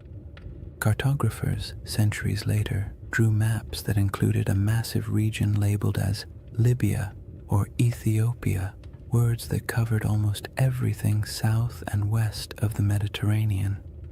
Even when the rest of the world began to take shape on parchment, the Sahara remained a blank expanse into which map makers poured their guesses. Some thought it held great inland seas. Others believed it was home to tribal confederations wealthy in minerals. Medieval maps continued the tradition, referring to kingdoms of the West or lands of gold believed to lie somewhere beyond the desert. These weren't precise descriptions. They were memories filtered through trade routes, travelers' claims, and stories that drifted through cultures like windblown sand. The most interesting thing about these early references is not their accuracy, but their persistence. For thousands of years, people believed that lost polities existed somewhere in the interior of Africa. Some of these rumors later turned out to be distorted accounts of real kingdoms. The Ghana Empire, for example, or the early Sahelian states whose wealth came from gold and trade. But some rumors seem older, as if they preserve vague memories of societies that were already gone by the time written history began. It's not hard to imagine how this could happen if the Sahara once held lakes, rivers, and stable populations. Then early travelers from coastal regions might have heard stories about people inland who lived near great bodies of water. By the time those stories reached Greek scholars, the lakes might have dried, the migrations might have begun, and the cultures connected to those earlier landscapes might have dispersed. All that remained were fragments, not histories, just hints. Modern science adds another layer to this puzzle. With satellite imagery, researchers can trace ancient riverbeds beneath the desert. These paleo-channels, as they're called, snake across the Sahara like veins in an old, forgotten body. Some run directly from central North Africa toward what is now the Atlantic. Others branch into networks that once fed massive lakes. These rivers didn't disappear in a sudden catastrophe. They dried gradually as the climate changed, leaving landscapes that no longer match the stories that may have been told about them. If early civilizations or large communities existed near these rivers, their memory would have been separated from their physical location by thousands of years, making it nearly impossible for later cultures to understand what the stories referred to. This disconnect between old memories and new landscapes is how myths form. A story that once described a river civilization becomes, after generations of retelling, a story about a kingdom swallowed by the sea. A recollection of great plains becomes a memory of a vanished island. A description of a circular plateau becomes an account of a circular city. The Sahara's transformation from green to desert wasn't instantaneous, but it was dramatic enough to fracture cultural continuity. If families were forced to migrate because their water sources vanished, they would carry memories of their old homeland with them. Their descendants might repeat those memories in new places. By the time those descendant stories reached literate societies, the land they described would have changed beyond recognition. Even the idea of lost maps plays into this. Some early maps portray strange circular features in North Africa, drawn not with precision, but with a kind of symbolic confidence, as if the mapmaker was trying to capture something half understood. These circles often correspond to mountain ranges or basins that once held water. They might represent ancient memories of circular lakes, natural rings of highland terrain, or simply the human impulse to draw the unknown in symmetrical shapes because symmetry feels meaningful.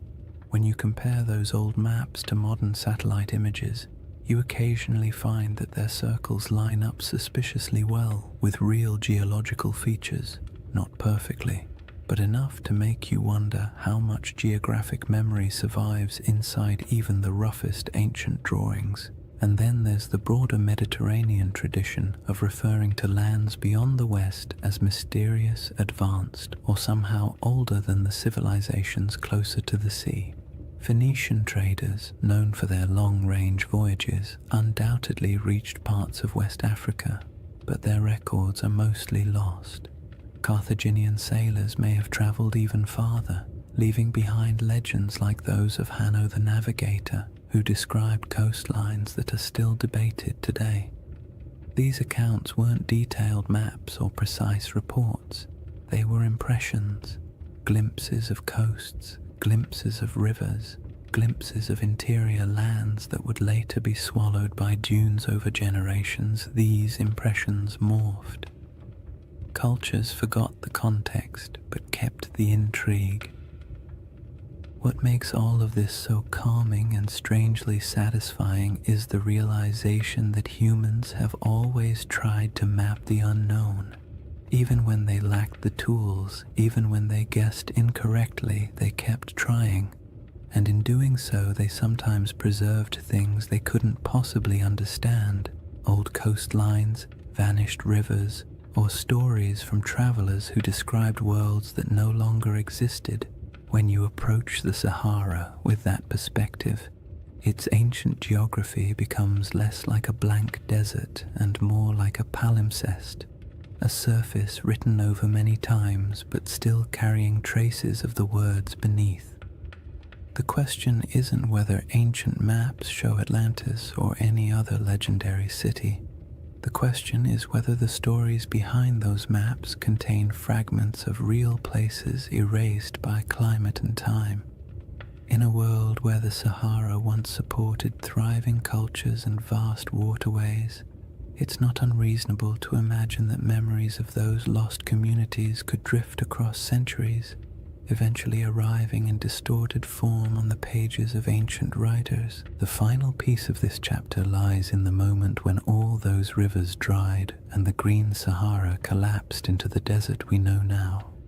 A transformation so dramatic that it could easily have become the seed of legends about worlds swallowed, lands lost, and civilizations fading into silence.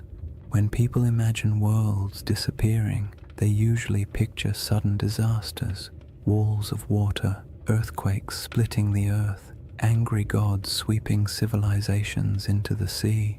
But the Sahara didn't collapse in a single night. Its transformation from a green, living landscape into a vast desert was quieter, slower, and far more unsettling. It wasn't a dramatic catastrophe, it was a gradual unraveling of an entire ecosystem, a process so steady and so relentless that it might have felt to the people living through it like the land itself was breathing out for the last time. This slow-motion disaster is one of the most profound environmental changes in human history, and its echoes still shape our perception of ancient worlds. The end of the African humid period began subtly. Rains that had once arrived predictably started coming later. Lakes that had always been full began to shrink just slightly around their edges. Wetlands that had supported birds, fish, and early settlements became patchier. People may not have noticed these first signs at all. One dry season feels like an anomaly. 2 in a row feel like an inconvenience. 3 or 4 begin to feel like a pattern. And before long, families who had lived near the same lake for generations might have found themselves walking farther and farther to reach the shore each year. As rainfall continued to decline, the lakes shrank dramatically. Rivers that had once flowed energetically across the plains became shallow streams, then trickling channels, then dry paths where children could walk without getting their feet wet. The soil hardened, vegetation struggled, herds moved away, and because humans rely on the same resources as every other species, they followed. Migration became a necessity rather than a choice.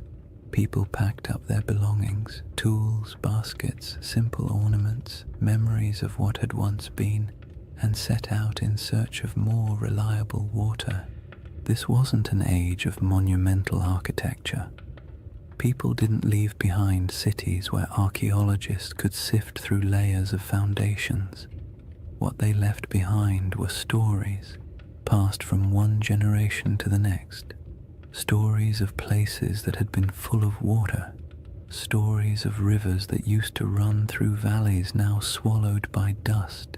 Stories of hunting grounds that disappeared so gradually it felt like watching a friend fade over time. These stories survived even after the landscapes themselves did not.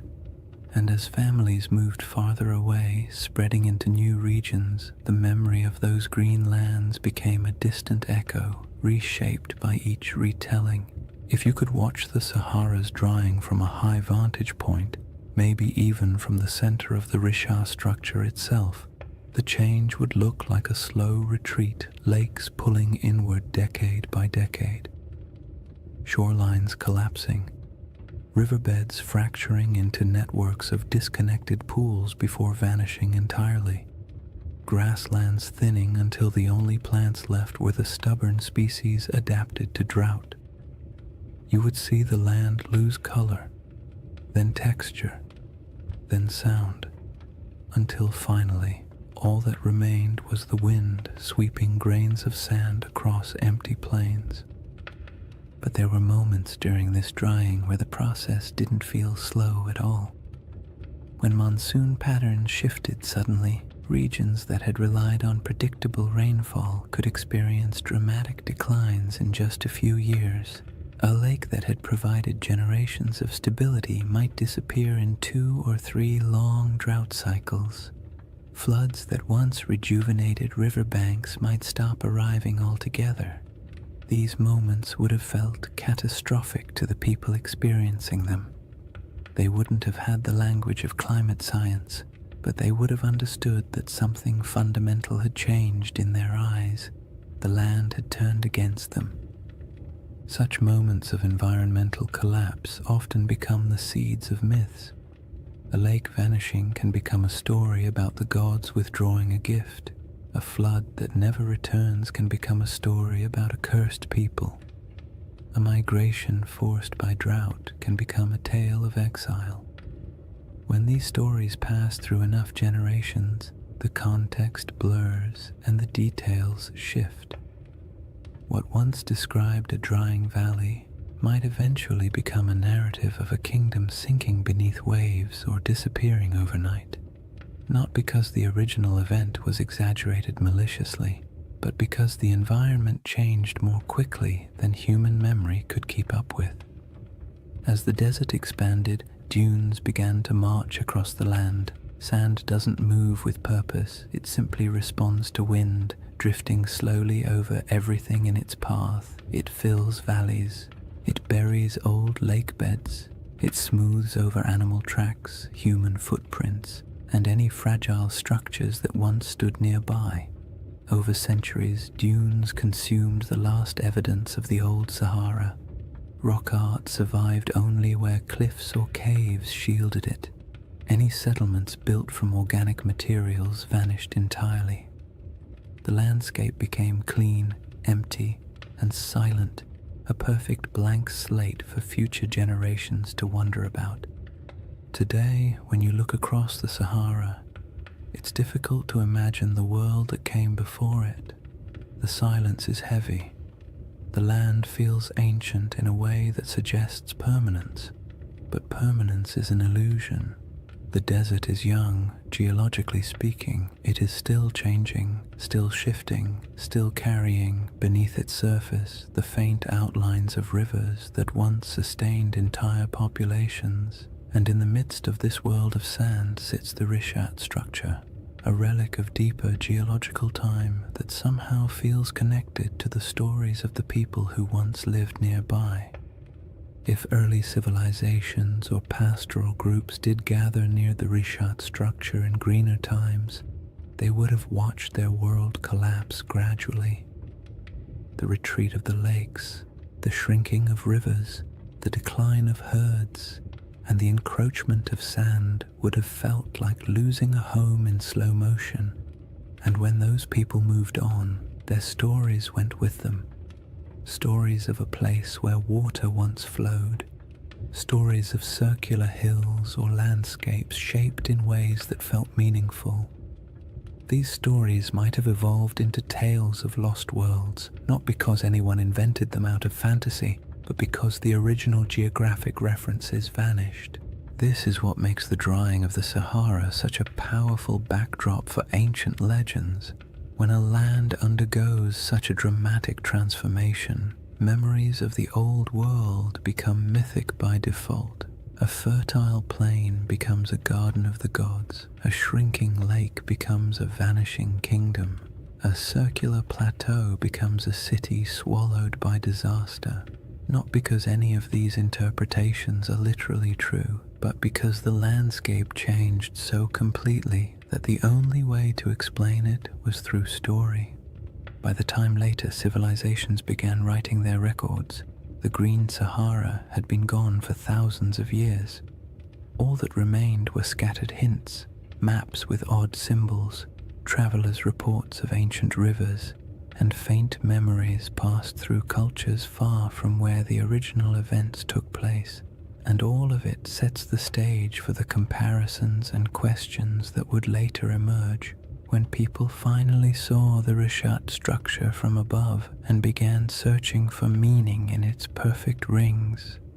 With the ancient landscape transformed, the stage is set for the next part of the mystery, how the Rishat structure quietly echoes elements of Plato's most enduring legend. Chapter 3. Atlantis, coincidence or clues? By the time people began comparing the Rishat structure to Atlantis, Plato had already been misunderstood, misquoted, stretched into metaphors he never intended, and, to his likely horror, placed at the center of more conspiracy theories than any other philosopher in history. Yet at the core of his tale is a surprisingly compact list of details. Simple descriptions that, when read plainly, don't sound like mystical riddle poetry or coded allegory. They sound like someone describing a place, a very specific place with very specific features. Whether he meant it literally, symbolically, or somewhere between the two is a debate scholars love to have, usually over too much coffee, but the details themselves are straightforward enough to explore calmly. The centerpiece of Plato's description is the shape. Atlantis, he wrote, was arranged in concentric rings, alternating circles of land and water, each perfectly circular, each surrounding the next. This is the detail that grabs people instantly because most landscapes do not naturally arrange themselves into rings, and when you see a 25-mile-wide circular formation in northwest Africa, your brain taps you on the shoulder and whispers, "Huh, interesting." Plato describes 3 rings of water and 2 of land, though he also notes that parts of the outer sections were later modified by the Atlanteans themselves, which means even in his own story, the shape wasn't necessarily pristine or untouched. When you compare this to the Richat structure, you naturally see a resemblance, not a perfect match, not a one-to-one replication, but a visual echo, a geological rhythm that resembles a narrative rhythm. Next come the mountains. To the north of Atlantis, Plato describes a notable mountain range, high, sheltering, and rich with rivers. The Richat structure sits in front of the Adrar Plateau, a rugged highland that, in a greener era, would have looked like a natural barrier protecting the region from northern winds. Today it looks like ancient stone sculpted by ages of dryness, but 10,000 years ago those elevations would have been covered in vegetation dotted with water sources and significantly more imposing. The match isn't perfect, but it's enough to make you tilt your head slightly. Plato then mentions the plain to the south, long, level, fertile. In his account, this plain was one of the defining features of the Atlantean realm, not the center city, but the agricultural heartland that supported it.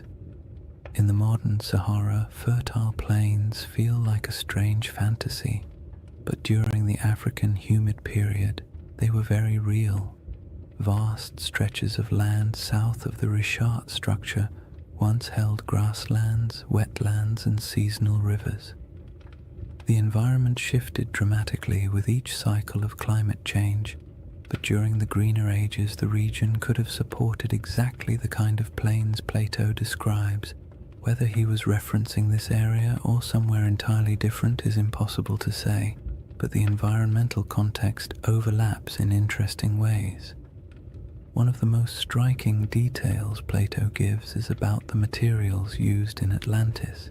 He refers to red, black, and white stones, distinct colors quarried from the landscape and used for construction. The Richat region naturally contains these colors in abundance. Iron-rich sandstones provide reds, dark volcanic rocks and basalts provide blacks, pale limestones and quartzites provide whites. Again, this doesn't prove anything at all. It simply means the palette Plato described exists in the region, which is more of a quiet coincidence than a revelation. But it's the accumulation of quiet coincidences that tends to capture people's attention. Then there is the detail about elephants. Plato notes that the island of Atlantis had many elephants, not a few, not occasional sightings, but many today. The idea of elephants in the Sahara feels absurd, a contradiction to the very concept of a desert. But the Green Sahara held elephants in abundance. Rock art across the region depicts entire herds with casual familiarity. Fossil evidence confirms that elephants ranged widely across North Africa during humid periods. For most of human history, elephants were not exotic in this region. They were part of the everyday ecosystem, so when Plato casually mentions them, it aligns comfortably with what we know about the Sahara's long-lost environment. Plato also describes a freshwater well at the center of the city, providing clean water even as the outer rings filled with seawater. This detail feels mythic at first, but it also reflects a basic geographic truth. Many circular landforms, especially those rising from domed uplift, often have central depressions or areas where water collects. The Richat structure's core is lower than its outer rings, and though it holds no water today, in a wetter climate it may have held springs or temporary ponds after seasonal rains. Early humans could have used such features for drinking water. As climates changed, memories of these water sources might have been folded into later stories. The river to the sea detail is where the puzzle grows delicate. Plato describes a channel from the city to the ocean, allowing ships to pass through the rings. The Risha structure is inland today, very inland, but ancient river systems in the region once flowed toward the Atlantic. Satellite imagery captures paleo-channels that trace ancient waterways westward. The landforms no longer match these paths because the Sahara has reshaped itself repeatedly, but it is not impossible that rivers once connected this region to coastal plains that have since eroded, drowned, or shifted beneath rising sea levels. All these details create a gentle sensation. Not belief, not certainty, just curiosity. Plato's list is simple enough that it can't be mapped cleanly onto any one place. It can describe a landscape long gone, a symbolic metaphor, or a region badly distorted by oral tradition before ever reaching Greek ears. His text leaves just enough room for interpretation and just enough specificity to make pattern-seeking minds perk up when they see a satellite photo of the Risha structure. The most important thing to remember is that Plato was not attempting to write a historical documentary. He wasn't giving coordinates or providing an atlas.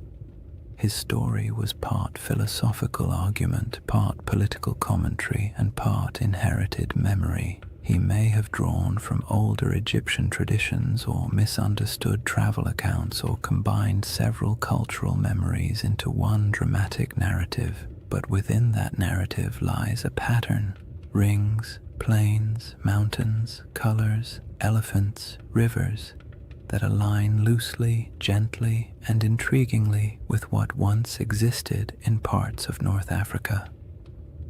What makes this segment of the mystery so soothing to explore is the absence of pressure. You don't need the Risha structure to be Atlantis. You don't need the description to match perfectly. All you need is the simple awareness that Plato left a list of clues describing a place that may have existed in the deep past, a place shaped by water, climate, geography, and memory. And when you place those clues beside a quiet, circular geological formation surrounded by a desert that used to be alive, it becomes easy to drift into a state of gentle wonder, the kind that invites curiosity without demanding conclusions. Once you've examined Plato's clues and quietly accepted that some of them line up with the Rishat structure in a pleasantly suspicious way, the next step is to look at the smaller oddities, the details that don't prove anything on their own but linger in the mind like faint fingerprints on ancient glass. These are the features that make researchers pause, tilt their heads slightly, and say something academic like, "Well, that's interesting." They don't demand conclusions, they simply refuse to be ignored. One of the strangest among them is the presence of ancient salt deposits inside the Risha structure. In a desert environment where rain is scarce and water evaporates quickly, salt isn't surprising by itself. What is surprising is the suggestion that the salt layers within the structure formed through processes involving ancient water bodies. Some geologists have pointed out that portions of the Risha contain evaporate deposits, minerals that form when water sits, lingers, and evaporates over long stretches of time. This doesn't mean the Risha was once a lake, but it does hint that water interacted with its geology in ways that aren't immediately obvious from the modern climate. When you picture the Sahara during a humid phase, rivers flowing, lakes filling, storm clouds gathering, it becomes easy to imagine water pooling in the structure's circular basins, creating the kind of environment where salt layers could slowly accumulate. Then there are the ancient river systems that slither beneath the desert like ghosts of a wetter world. Radar imaging in the late 20th and early 21st centuries revealed the outlines of these massive paleo channels. dried riverbeds that once carried immense volumes of water across North Africa. Some of these channels flow in directions that match Plato's narrative surprisingly well, running from deep inland regions toward what is now the Atlantic coastline. In modern geography, the Richard structure sits far from the sea, but in the world of 10,000 or even 8,000 years ago, the landscape would have been dramatically different. Coastlines were altered, deltas shifted, and river networks created pathways across regions that are now hostile to life. When you consider these ancient waterways, the idea of a circular formation once connected to a westward flowing system becomes far less far-fetched. Another curiosity is the distribution of ancient fauna across the region, especially elephants. Plato goes out of his way to mention that Atlantis had many elephants, as though their presence was noteworthy, and it would have been if you were writing for an audience in classical Greece, where elephants were known but rarely encountered. But in the Green Sahara, elephants weren't exotic at all. Fossil evidence shows they roamed freely across vast stretches of North Africa. Rock art carved by prehistoric peoples depicts them with a kind of casual familiarity, often standing near lakes or grazing beside herds of cattle. The presence of elephants in Plato's narrative doesn't align with modern geography, but it aligns beautifully with the prehistoric Sahara, suggesting that the imagery in his account may have been drawn from memories of a much earlier landscape. Tools and artifacts found throughout Mauritania add another layer of quiet intrigue. Archaeologists have uncovered stone tools, habitation traces, and remnants of early human activity around regions adjacent to the Richard structure. None of these finds point to an advanced or monumental civilization, but they confirm that humans lived, traveled, and worked in the area long before the desert swallowed it. Simple stone tools may not inspire the same imagination as grand ruins, but they indicate human presence. People exploring the ridges, hunting across the plains, or gathering plants near seasonal water. And while these finds don't match the grandeur of Plato's Atlantis, they contribute to a broader truth. This land was not always empty. Then there's the matter of erosion patterns. The Richard structure's rings are composed of alternating layers of hard quartzite and softer sandstone. Over millions of years, erosion carved the concentric ridges into their present shape. The science here is solid, yet the level of preservation, how clearly the rings remain visible after such immense timescales, is quietly surprising. Erosion usually softens shapes, blurs lines, and creates irregular patterns. The Richard's rings are worn but still strikingly coherent. They have a kind of stubborn symmetry, the sort that feels almost architectural even though it is entirely natural. When viewed from above, the rings appear too clean for the surrounding environment, as if the land is trying a little harder than necessary to maintain its shape. Another oddity lies in the mineral composition scattered across the formation. Geologists have noted that the area contains minerals associated with hydrothermal activity, meaning the region once experienced heat and fluid movement beneath the Earth's surface. This supports the uplift theory, but also paints a picture of a place shaped by multiple overlapping geological events. The Richard structure is not the result of a single moment. It is the result of a series of slow, layered processes interacting in strangely harmonious ways. When geological events stack neatly like this, creating a tidy circle in the middle of a continent, it sparks the imagination, because nature rarely arranges its complexity into something that looks organized from space. Some people point to the alignment of the structure with ancient travel routes, though this is more speculative. During the Sahara's greener days, Groups traveling across the region might have used prominent landforms as markers. A circular plateau would have stood out. It might have acted as a natural waypoint and a place you recognized from a distance, a feature that reassured you that your path was correct. This doesn't make it a settlement or a central city, but it makes it part of the landscape of human movement. Landmarks have always shaped migration, even unintentionally.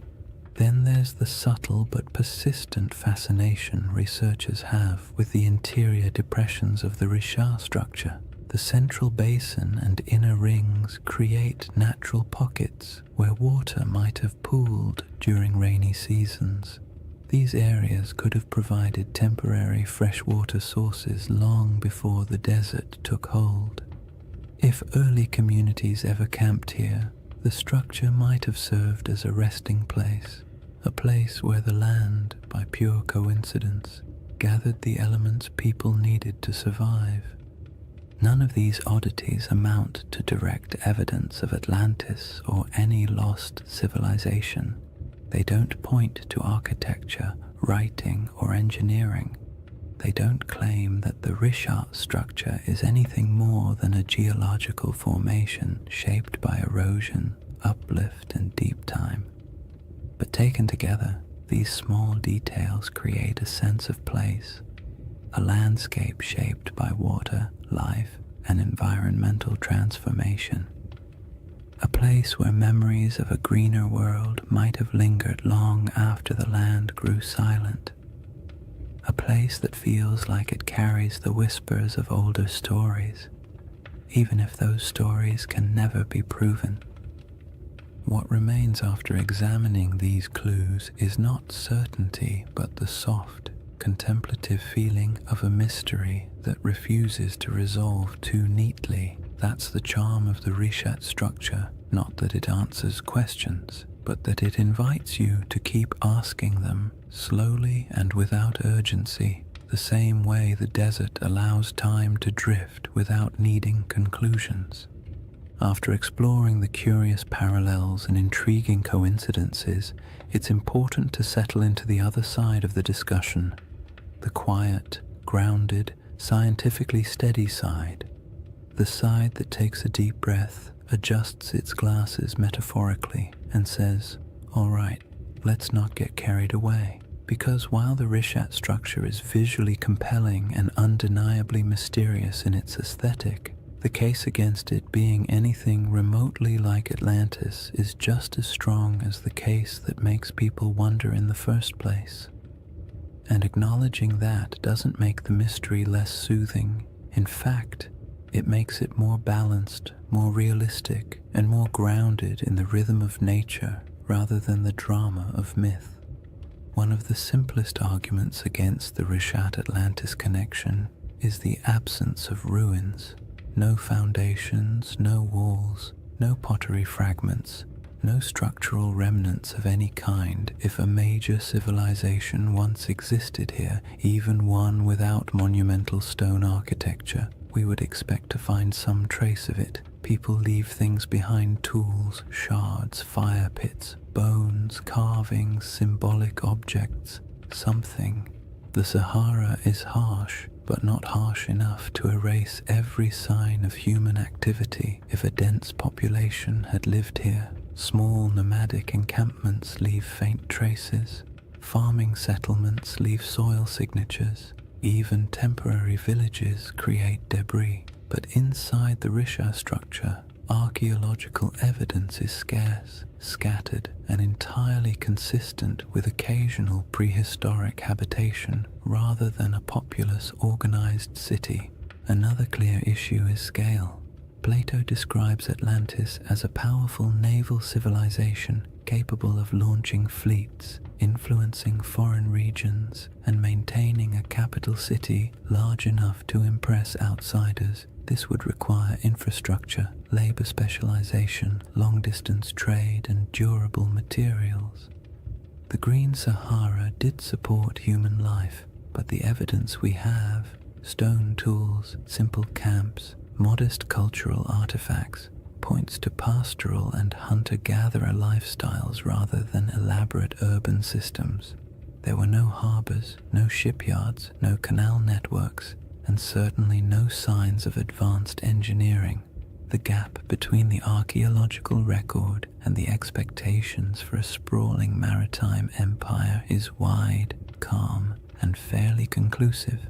Geology presents its own firm counterpoints. The reshaped structure is understood through a series of geological processes involving uplift and erosion. Its rings aren't artificial. They are layers of sedimentary rock carved gently over millions of years by wind and water. The symmetry of these rings feels uncanny when viewed from orbit, but up close, the terrain reveals irregularities, breaks, inconsistencies, and natural erosion patterns that would make any idea of artificial construction almost impossible. Nature has had a very long time to perfect this formation. It didn't need architects. It needed time, pressure, shifting plates, and the slow sculpting of weather. The age of the rocks is another point of conflict. Many layers of the Richat structure date back hundreds of millions of years, far older than anything humans could have shaped. The uplift likely occurred tens of millions of years ago. Even the youngest erosional processes are far older than the timeline of human civilization. If Plato's account referred to an advanced society around 9600 BCE, the Richat's geological history simply does not align. Humans were not carving rings into uplifted domes while mammoths still roamed the northern forests. The idea collapses under the sheer weight of deep time. There is also the question of context. Atlantis, as Plato describes it, was a hub of Atlantic navigation, a power that interacted with Mediterranean societies, but the Richat structure sits far inland, even accounting for ancient coastlines. Even at its closest connection, this region would have required extensive river systems or routes across wide plains, and while ancient rivers existed, the logistics of sustaining a large maritime civilization so far from stable ocean access are difficult to justify. Plato's Atlantis was a sea power. The Richat region was, at best, a freshwater-rich inland landscape during humid periods. Another important point comes from understanding Plato himself. His dialogues, Timaeus and Critias, are philosophical works, not historical treatises. Atlantis serves as a metaphorical lesson about societal hubris, moral decay, and the consequences of unchecked ambition. Ancient Greek writers often crafted allegorical narratives in grand mythic terms. They weren't necessarily recording precise histories. Even if Plato drew inspiration from older Egyptian stories or folk memories of distant lands, his purpose wasn't to document geography, it was to illustrate ideas. Seeing Atlantis as literal misses the genre he was writing in. Then there's the lack of supporting historical records. No Egyptian writings describe a circular coastal city matching Plato's description. No Phoenician traders mention it in their maritime logs. No Carthaginian accounts reference such a settlement. In a region with extensive interactions between early Mediterranean and African cultures, a highly advanced city would almost certainly have left some mark in oral or written traditions beyond Plato's single dialogue. The silence is telling. All these points form the steady, sensible, scientifically grounded case against the Richat structure being Atlantis or any ancient lost civilization. Yet none of them make the structure less fascinating. The Richat stands out precisely because it embodies contradictions, visually striking but geologically ordinary, evocative of myth yet entirely natural, surrounded by desert but shaped by water in the deep past. The structure's intrigue lies not in what humans built, but in what nature carved and time concealed. What the scientific perspective ultimately gives us is a sense of humility. The Richat structure is a reminder that Earth's landscapes can mimic human patterns accidentally, that erosion can outperform architects, that symmetry doesn't always imply intention, and that sometimes the most interesting mysteries are the ones that sit comfortably between explanation and imagination. There is a quiet comfort in acknowledging what the Richat structure is not, because it allows us to appreciate what it is: a monumental geological formation shaped entirely by natural processes, yet somehow capable of whispering to the part of the human mind that loves stories of lost worlds. Dismissing the Atlantis comparison doesn't end the mystery. It reframes it, shifting the focus from fantasy to the wonder of a landscape that survived floods, droughts, and time itself.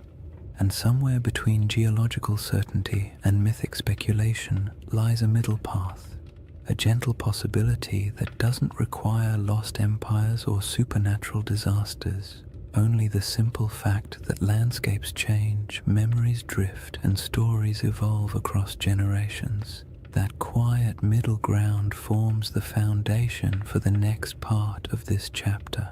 After weighing the clues and counterpoints, what remains is a space in between, a soft, contemplative middle ground where certainty isn't required and imagination doesn't have to be excessive.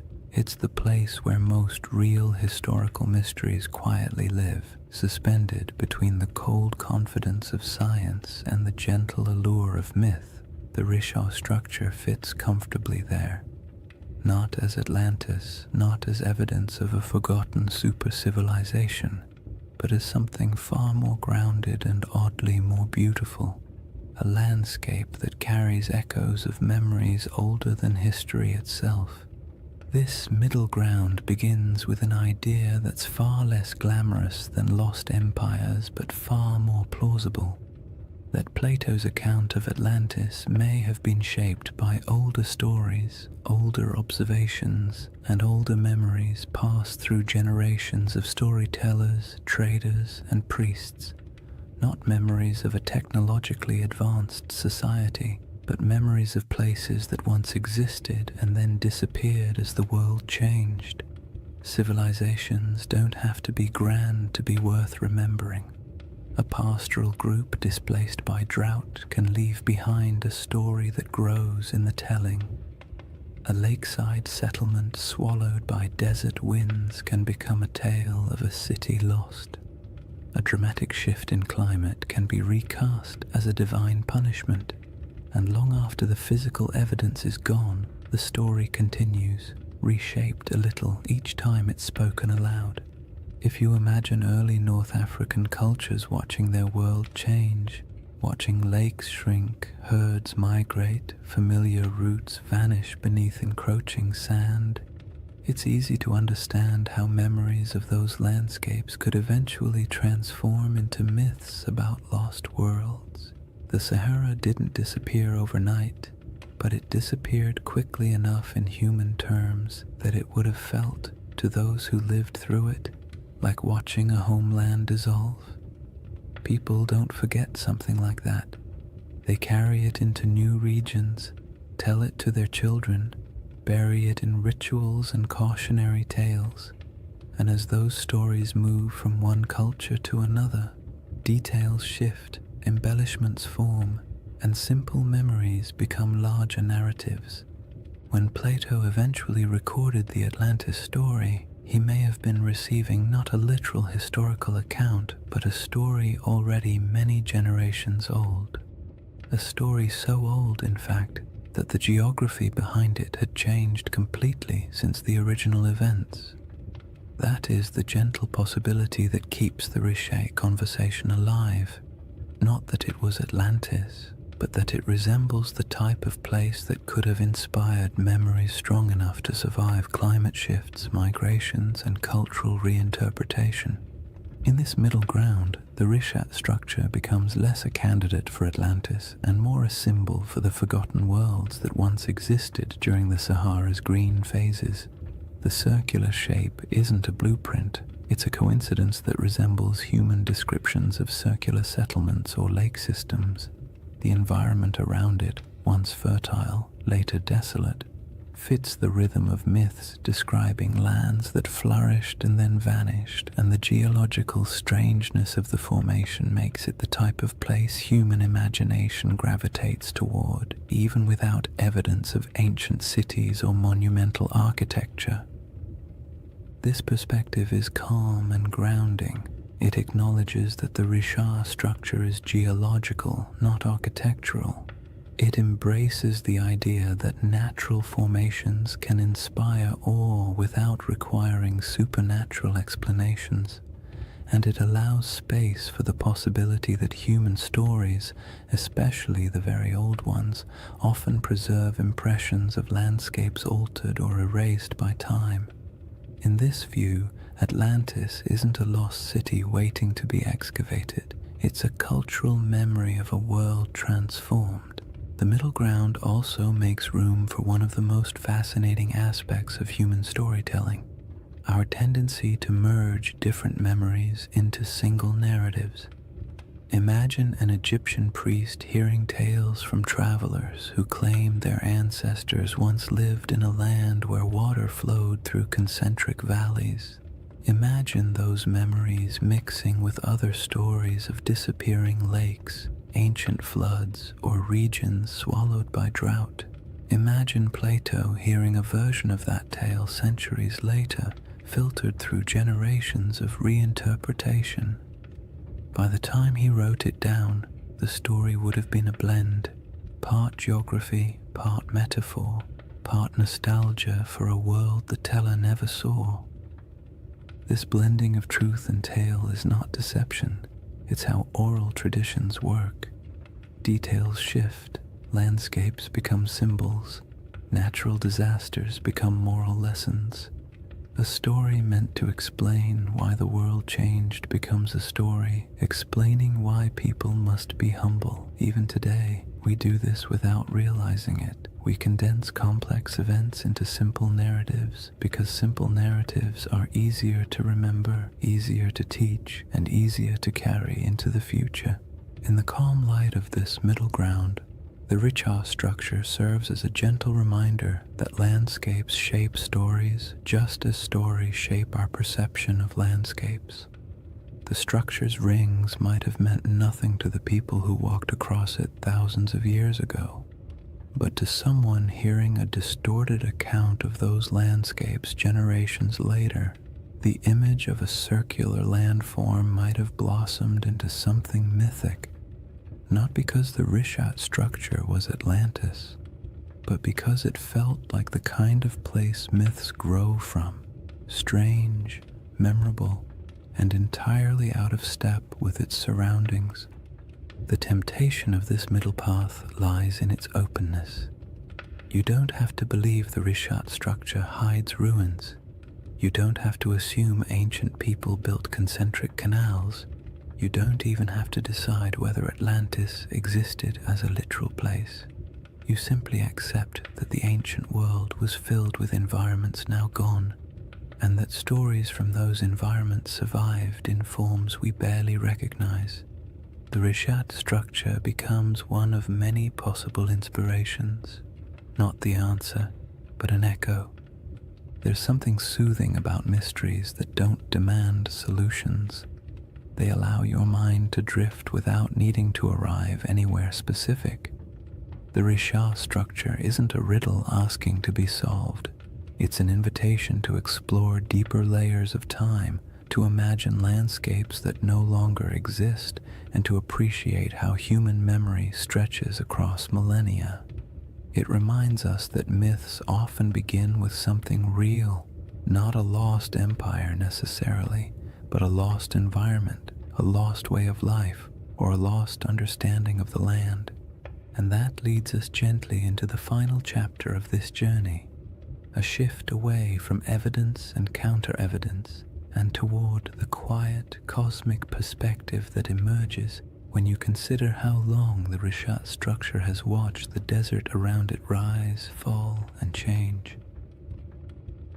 Chapter 4: The Eye That Remembers Everything. If you ever find yourself imagining the Richow structure at night, it helps to forget the satellite photos and geological diagrams for a moment and picture something much quieter.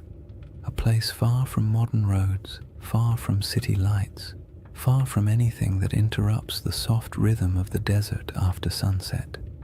Night in the Sahara is its own world, almost a separate dimension from the harsh daylight that most people think defines it. The heat drains away slowly, the wind settles into a steady breath across the dunes, and the sky opens wider than seems reasonable, filled with stars that feel impossibly close. In that stillness, the Rishat structure doesn't feel like a geological puzzle or a misunderstood legend. It feels ancient in a way few places do, as if it has been sitting patiently through eras, watching everything change around it while remaining almost unchanged itself. Standing at the center of the formation under a clear sky would feel like standing inside a natural observatory. The circular ridges rise around you, not high enough to trap you, but just high enough to create the sense of being in a vast stone bowl. The curves would guide your gaze upward toward the sky, making the stars appear as though they are swirling in unison with the rings below. There are no lights to dim the stars, no distant hum of traffic, no artificial sounds, just the low whisper of the wind brushing across ancient rock, passing through channels carved by time, creating tones so soft you might not even register them consciously.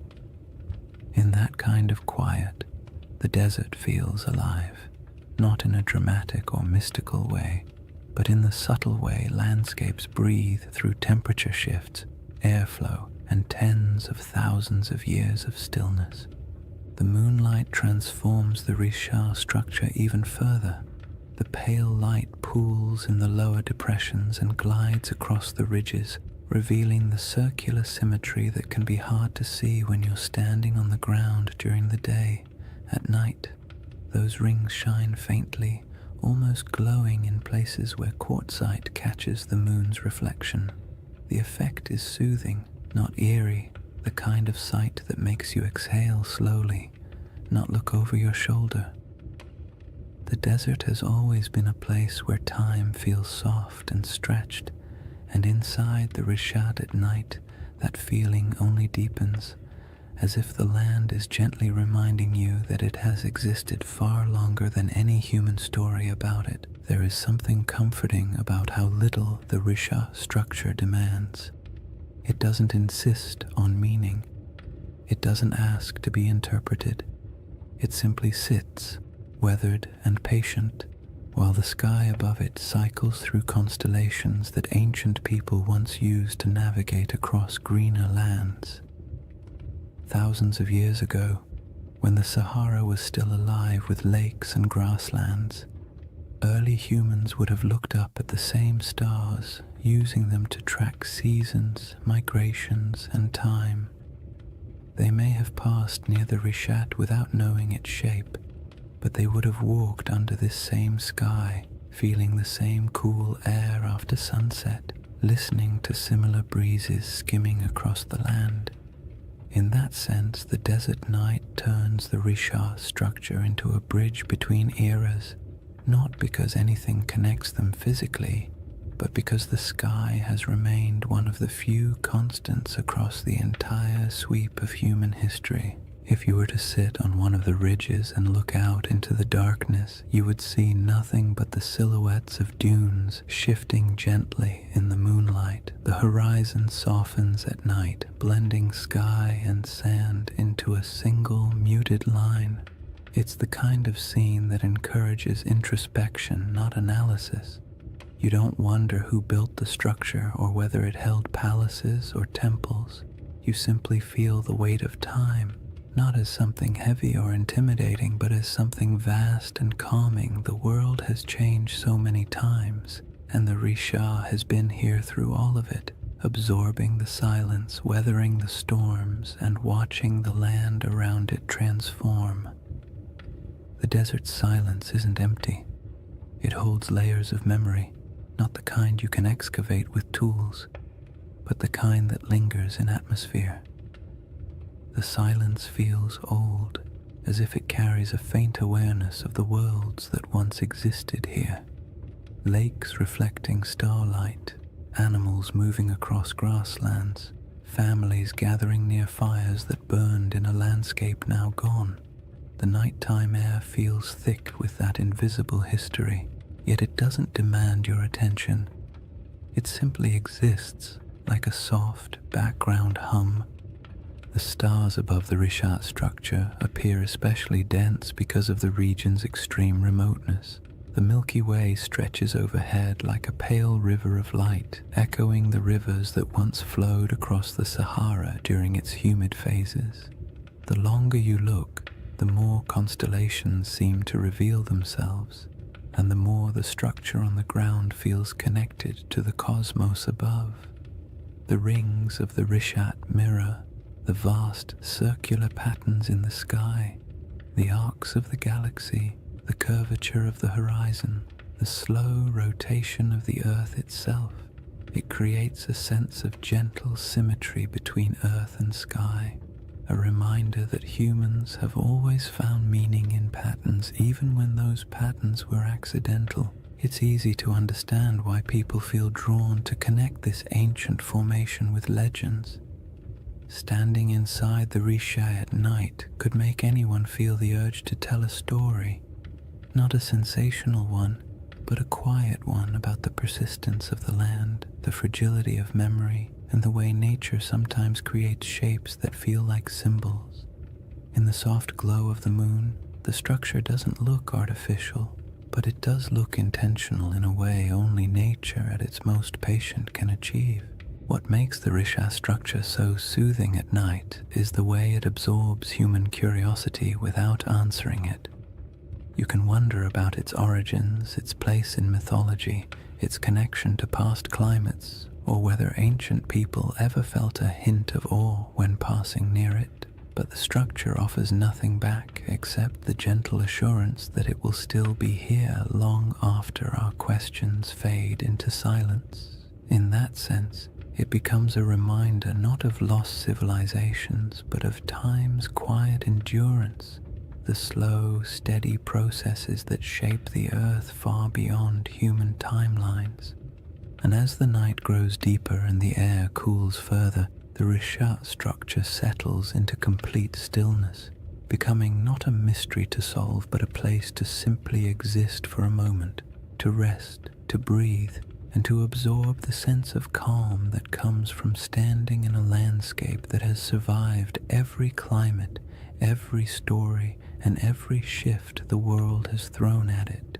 The next layer of this journey explores the source of that storytelling instinct, why humans see patterns, build myths, and create meaning from landscapes that endure long after the civilizations around them disappear.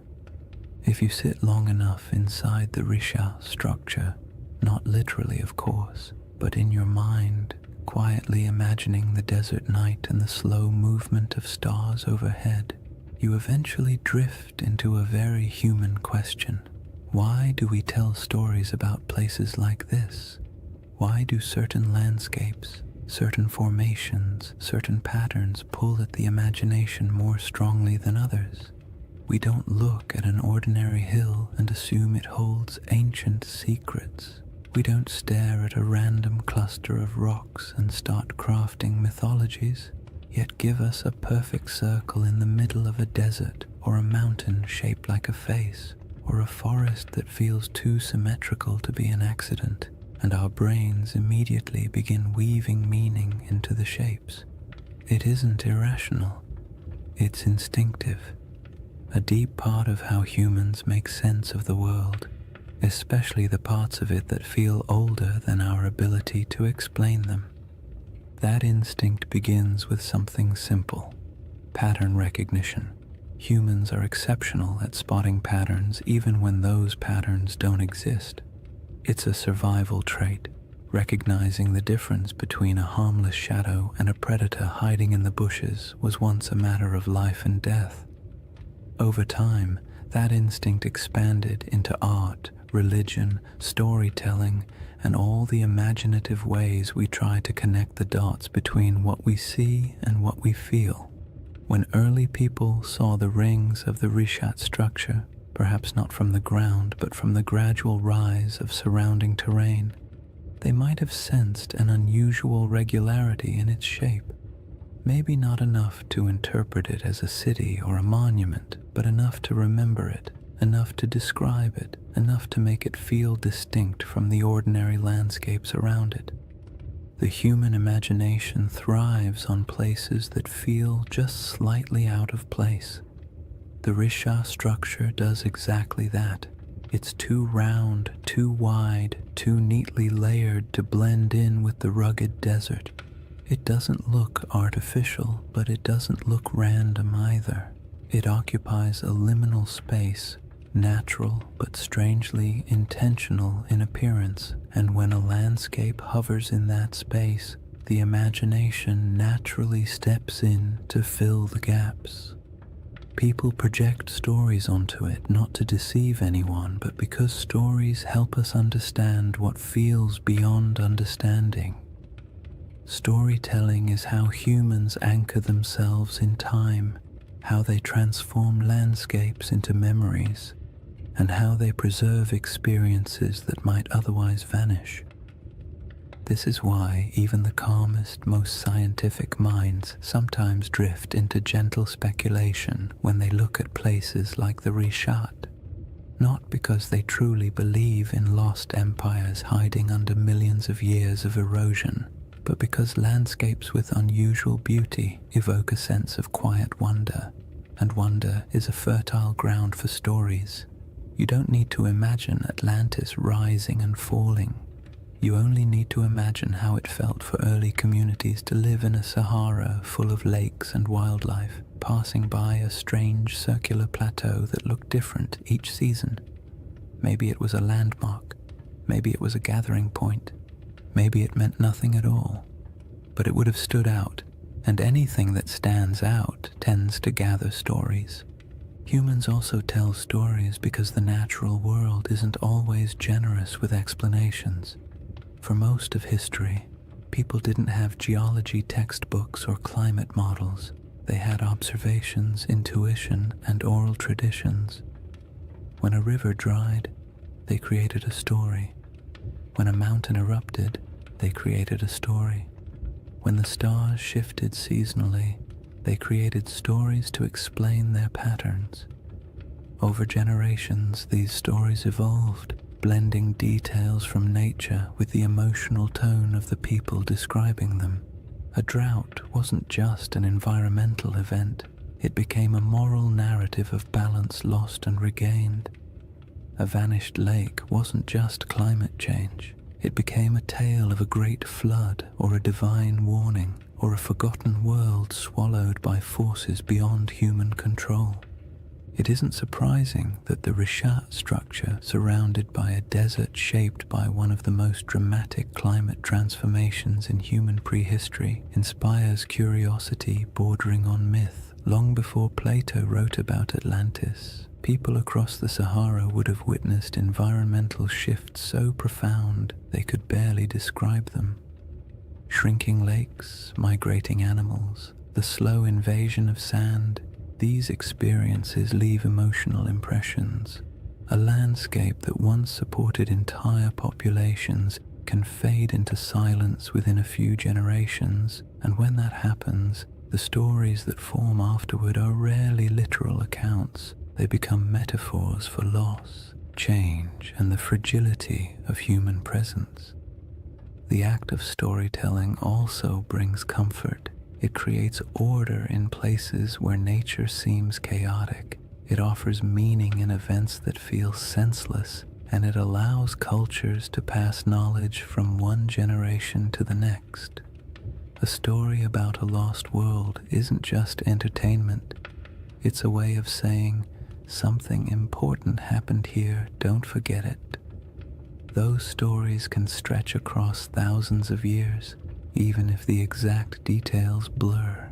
The memory of a disappearing lake might evolve into a legend of an entire region swallowed by the sea.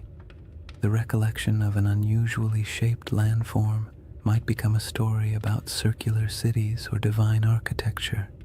When landscapes change as drastically as the Sahara did, the human imagination steps in to preserve what the land no longer shows. What's interesting is that the imagination doesn't only reach backward, it also reaches upward. Humans have always linked earthly landscapes with the sky.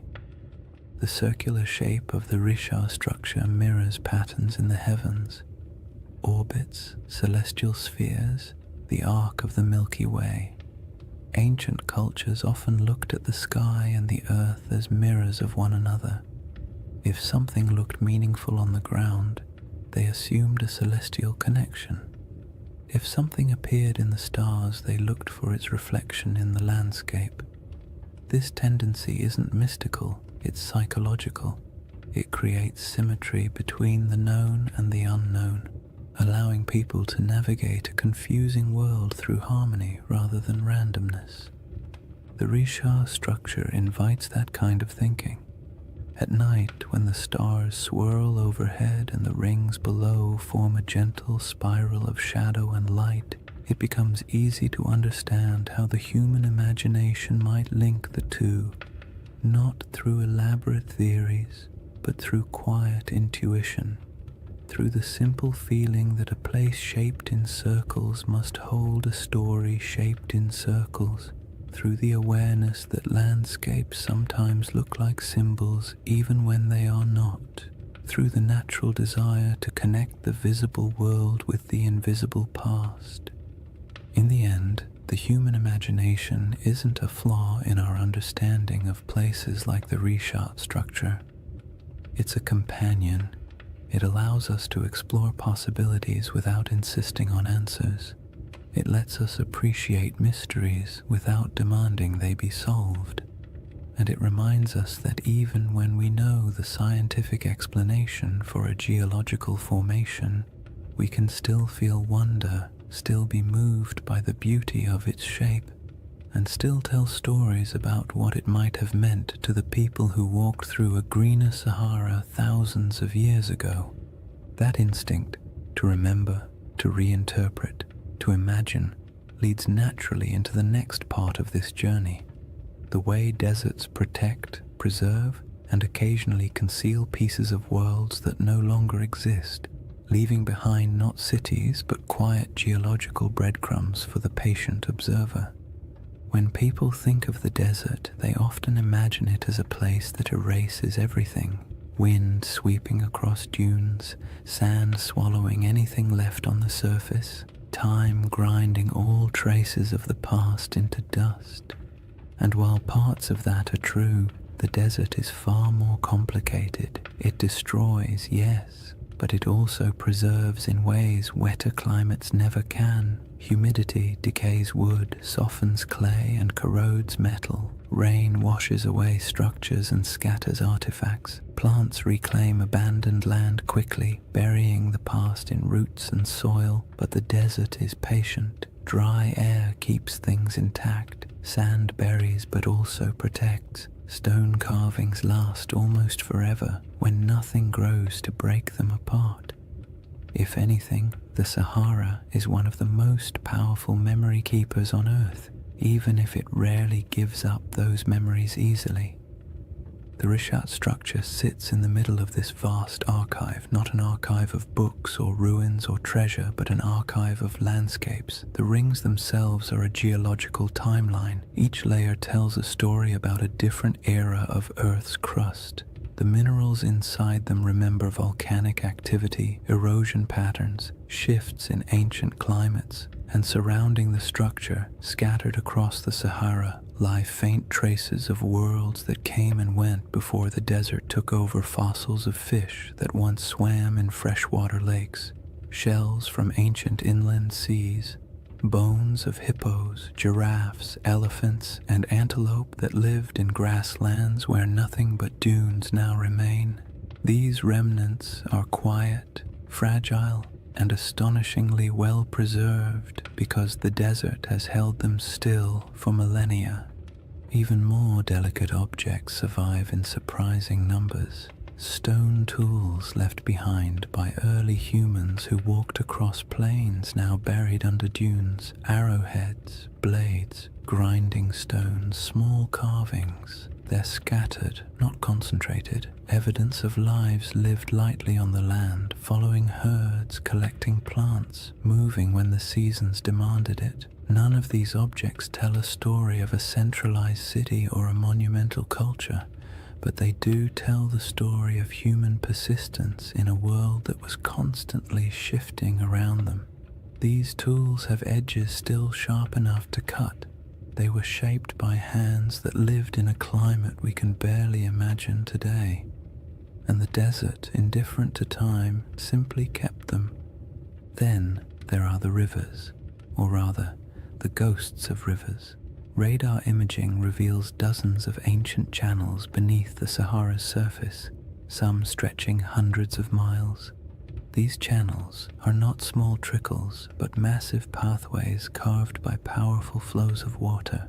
They show where life once concentrated, where animals gathered, where early humans traveled and settled, and though they're invisible from the ground, their presence beneath the sand acts like a geological memory, a map of how different the world used to be.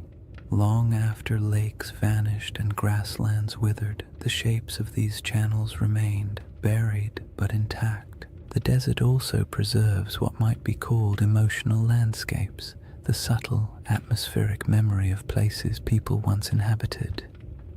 Rock art in the Sahara captures these moments with eerie clarity, carvings of cattle, religious symbols, hunting scenes, boats gliding across water. Some images show animals that haven't lived in the region for thousands of years. Others depict rituals or daily activities of groups whose descendants migrated far away when the climate changed. These paintings survive because the desert air is too dry to dissolve the pigments. They are echoes etched into stone, fragments of human emotion fossilized in mineral form. And even though they don't correspond to Plato's Atlantis, they show how easily early cultures could leave behind traces that would confuse or inspire later generations. But the desert's preservation comes with a twist. It protects selectively. It keeps what nature builds, but rarely what humans build. Wood, cloth, bone, and plant materials decay quickly, stone lasts, but only if left untouched by wind. Anything built from mud or organic material disappears, so a region could support generations of habitation and leave barely any physical evidence. When the Sahara dried, entire ways of life evaporated with it. People moved south or toward the coast, leaving only a thin scattering of tools and art behind. By the time later civilizations emerged in Egypt, Carthage, and the Mediterranean world, the memory of those Saharan cultures had already faded into rumor. What remained was the land itself, a massive desert holding fragments of forgotten worlds. The Risha structure in this context isn't a monument to something lost. It's a survivor from geological history that just happens to sit among the buried traces of human history. Its rings are not ruins, but reminders that the planet keeps records in stone long after humans forget. Its symmetry draws the imagination not because it hides a city, but because it stands out against the silence of the desert, a quiet landmark in a landscape that erases almost everything else. What the desert preserves best, strangely enough, is not artifacts or fossils, but absence. It preserves the feeling of worlds that used to exist but no longer do. It holds the echo of water where there is none. It holds the memory of animals that once roamed freely. It holds the imprint of climate cycles so vast they dwarf every human empire combined. When you stand in a place like the Rishat structure, The most powerful sensation isn't that something is buried beneath your feet, it's that something is missing, something that used to be here but isn't anymore. That sense of absence can be misunderstood as evidence of ruins or lost cities, but it's really just the desert doing what deserts do, revealing nothing and everything at the same time. And that is why this landscape inspires stories. Humans fill silence with meaning. We see the absence and imagine what might have once filled it. We see preserved fossils and picture thriving ecosystems. We see ancient riverbeds and imagine the people who walked beside them. The desert keeps just enough evidence to suggest what once existed, but not enough to tell the full story. And in that gap, wide, quiet, and centuries deep, the imagination takes over.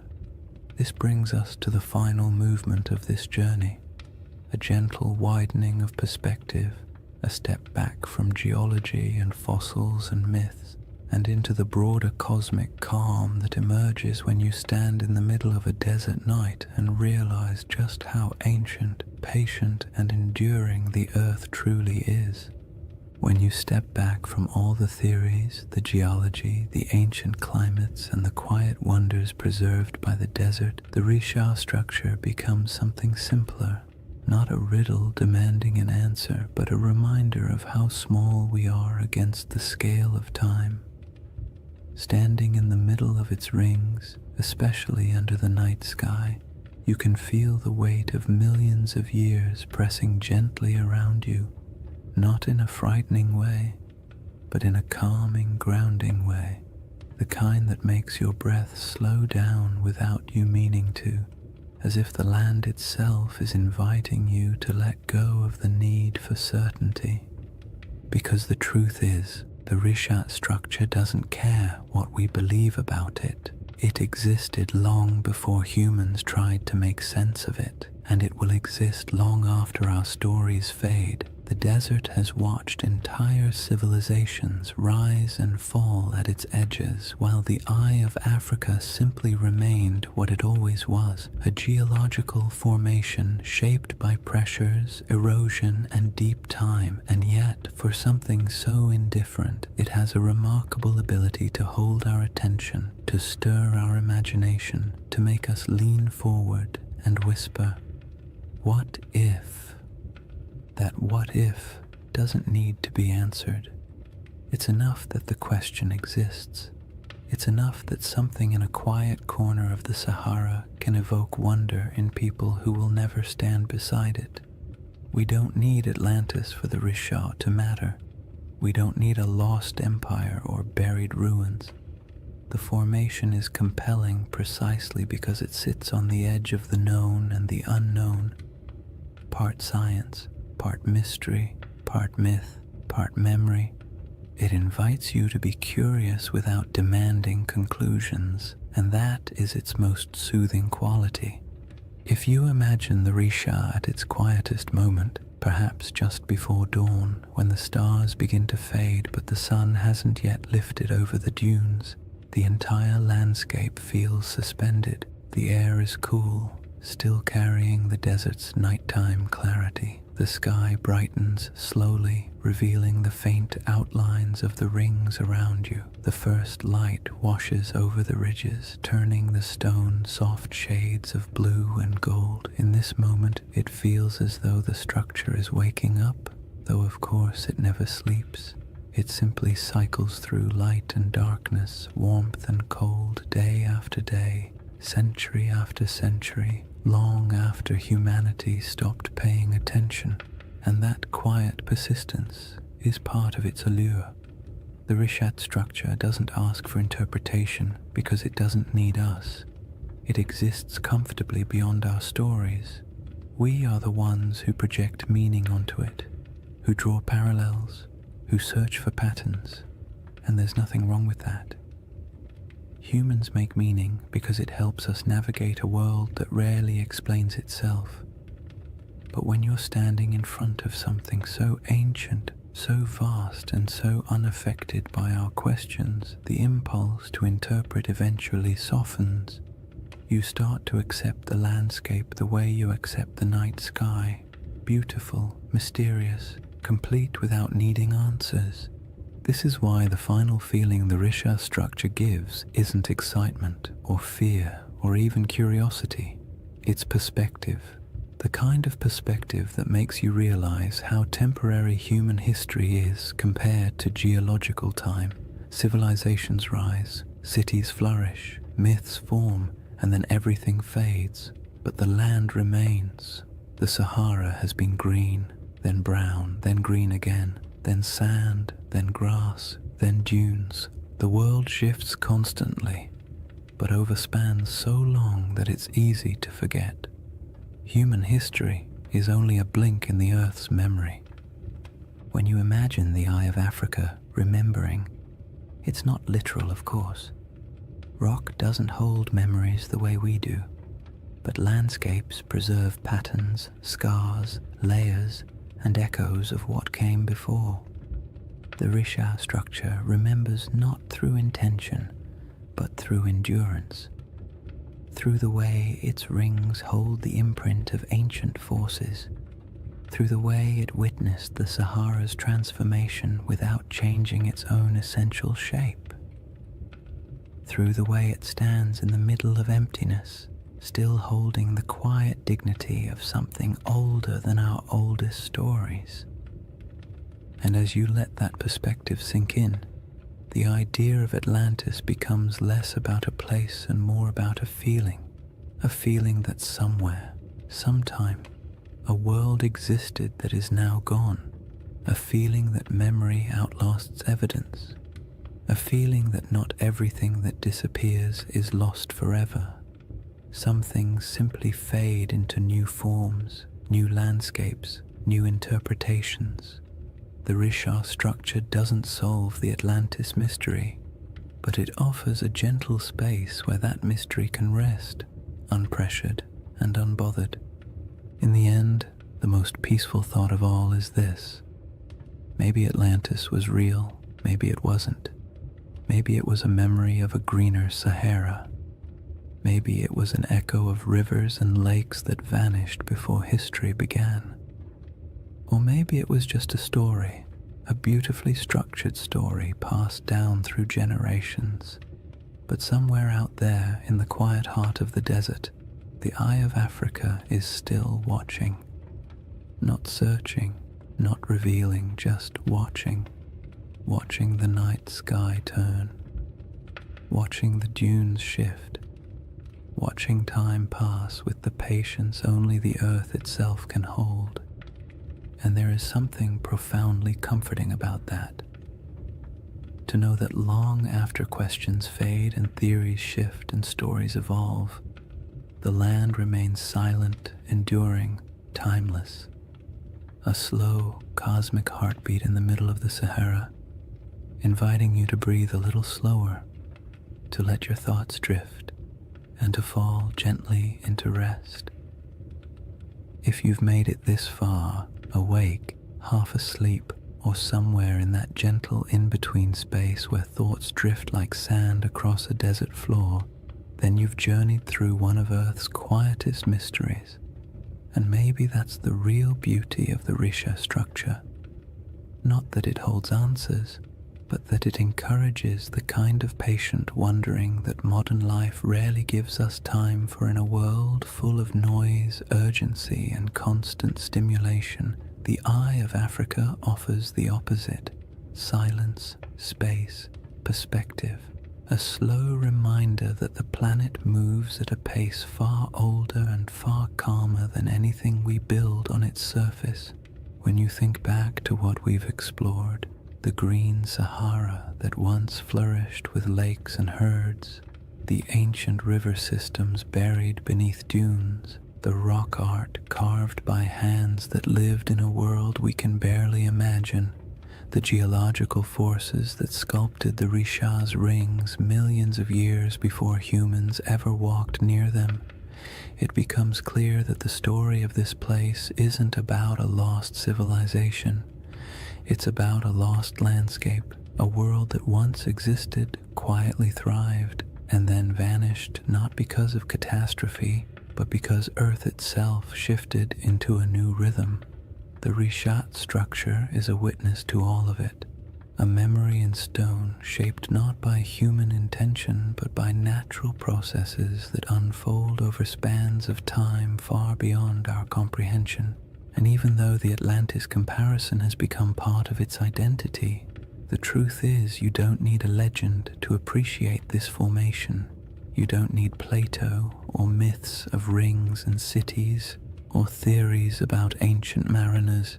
You only need the simple awareness that our planet contains places so strange and so beautiful that they feel like stories even before we start telling them. The Rishat structure is one of those places. Perfectly circular, timeless, a little unsettling, completely mesmerizing, the kind of formation that makes you pause and remember that the Earth was sculpting wonders long before anyone arrived to give them names. There's a quiet comfort in imagining the Eye of Africa as a presence rather than a puzzle, not a watcher in any mystical sense, but a symbol of endurance. It has seen the Sahara as a cradle of life, then as a wilderness, and now as a vast ocean of sand. It has seen climates shift, species migrate, and entire ecosystems vanish into memory. And through all of it, it stayed where it was, letting time carve every ridge, every basin, every curve. There's something almost meditative about that, the idea that some things don't chase meaning, they simply endure and allow us to come to them with whatever questions or stories we carry. As you settle into the final moments of this journey, imagine once more the Rishat structure under the stars, the rings around you fading into shadow, the sky stretching overhead like an ancient tapestry, the air cool, the sand carrying the day's warmth, the wind quiet enough to feel like the earth is holding its breath. In that moment, all the theories, all the debates, all the speculation falls away. What remains is just the land, unconcerned, immense, older than memory, a reminder that our place in the world is temporary but also meaningful in its own small way. And maybe that's the real gift of places like this. They allow us to step outside ourselves, to drift gently into perspective, to remember that not everything needs to be solved. Some mysteries are meant to rest. Some landscapes are meant to simply be admired, and some stories, like the Sahara itself, are more soothing when left open, when allowed to breathe, when allowed to drift into the same soft silence that defines the desert at night.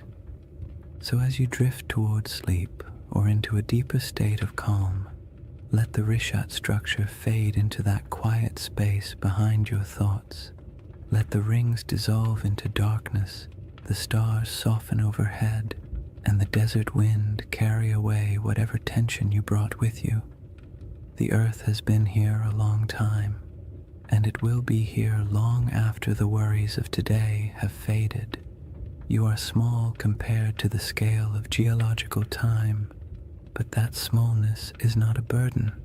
It's a comfort, a reminder that it's okay to rest. Thank you for spending this time exploring one of the planet's most beautiful and enigmatic features.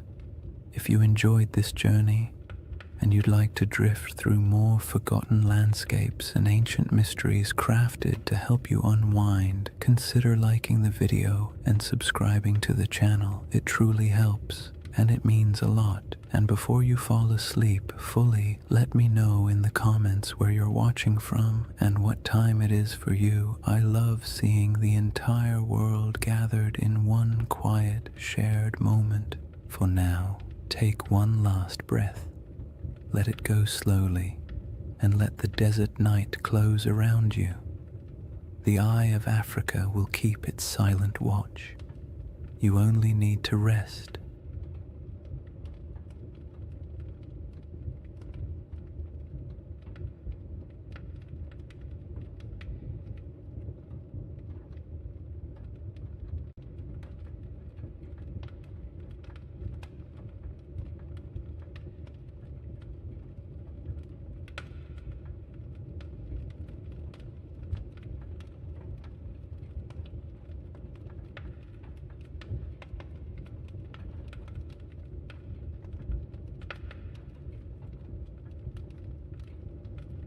Hey guys, welcome back to the Sleep Atlas. Tonight, we're traveling back to one of history's strangest paradoxes, an army of monks, men who swore vows of poverty, chastity, and obedience, then marched into battle with swords gleaming in the sunlight and banners blazing red crosses against white, the Knights Templar.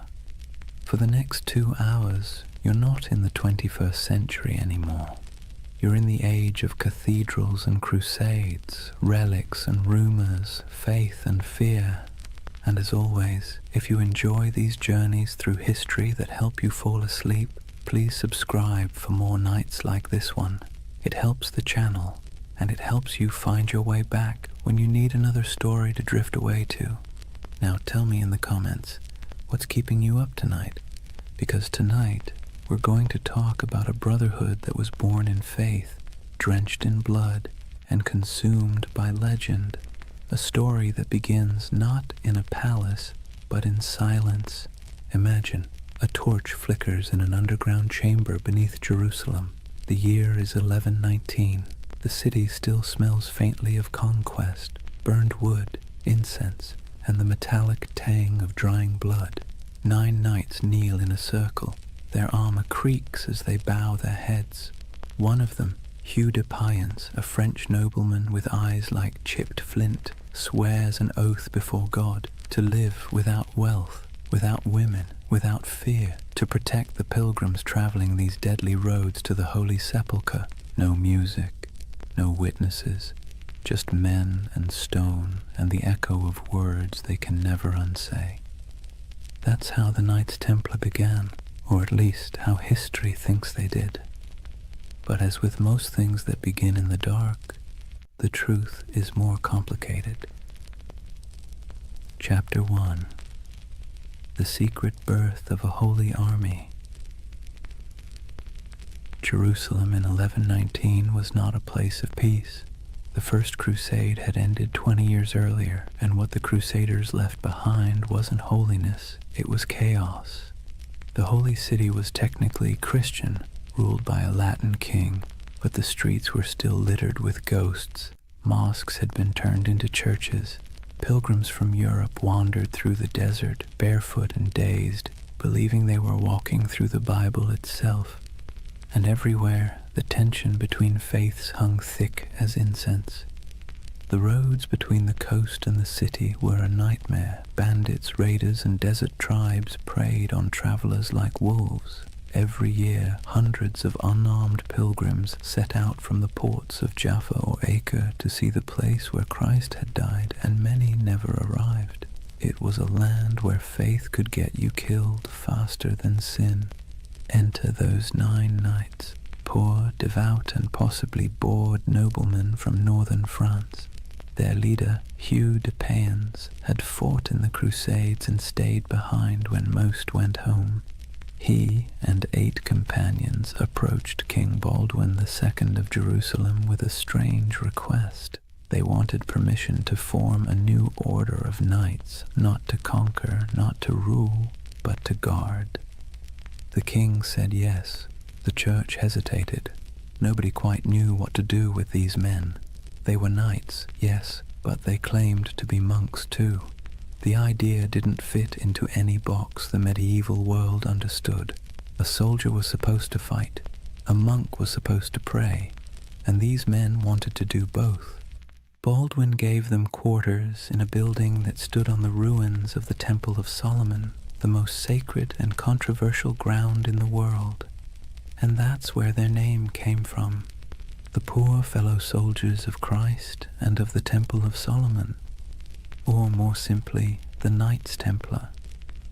Now here's where things start to shimmer with myth, because for nearly a decade, nobody heard much from them. No glorious battles, no public presence, just 9 knights living quietly in a half-ruined temple, claiming to protect pilgrims. And that's when the whispers began. What were they doing under the temple? Some said they were excavating. Others said they were searching for something buried deep beneath the stones, relics perhaps, or knowledge long hidden since the days of Solomon himself. Modern archaeologists will tell you this is nonsense, of course, but even they admit the Templars had access to the Temple Mount, a privilege almost no one else in Christendom enjoyed, and for years they dug there with the Church's blessing. When they finally emerged into public life, they were different, organized, wealthy, confident, almost as if they'd found something that changed everything. But let's step back for a moment. The early 11th century was an age of improvisation. The Crusader states were young, messy, and barely hanging on. Every kingdom was a patchwork of loyalties, half knights, half pilgrims, and a lot of wishful thinking. The Church was desperate for order, and the Templars offered exactly that, a blend of zeal and discipline that looked like divine intervention in armor. It was a brilliant pitch, and they sold it well. When Hugh de Payens traveled back to Europe in 1127 to seek official recognition, he met with kings, nobles, and eventually the Pope himself. The Church loved them, a holy army that required no payment, asked for no land, and swore absolute loyalty to God. It was a bureaucrat's dream. Pope Honorius II granted them official status, and a few years later, in 1139, another pope, Innocent II, took it even further. He declared that the Templars answered to no king, no bishop, and no law except the popes. They were untouchable, exempt from taxes, allowed to cross borders freely, and permitted to collect donations directly from the faithful. In other words, the Knights Templar became a multinational corporation, centuries before such a thing should have existed. And that's where their story stops being quaint and starts getting strange. Because remember, these were men who began with nothing. Their symbol was two knights riding a single horse, a visual metaphor for poverty. Within a generation, that same order owned castles, fleets, and entire banking networks. They were the world's first financial institution that operated across borders. But we're getting ahead of ourselves. Right now, there's still just 9 men under the ruins of Solomon's temple, holding candles against the dark. Picture it. The smell of wax and oil smoke, the faint hum of wind through broken columns, the distant cries of muezzins echoing from the city below. The world is shifting. Faith, power, greed, all swirling together into something entirely new. Somewhere between prayer and politics, the Templars had found a formula that worked. A soldier's discipline, a monk's devotion, and a businessman's pragmatism, all wrapped in one dazzling symbol, a red cross on white. And as their power grew, so did the myth.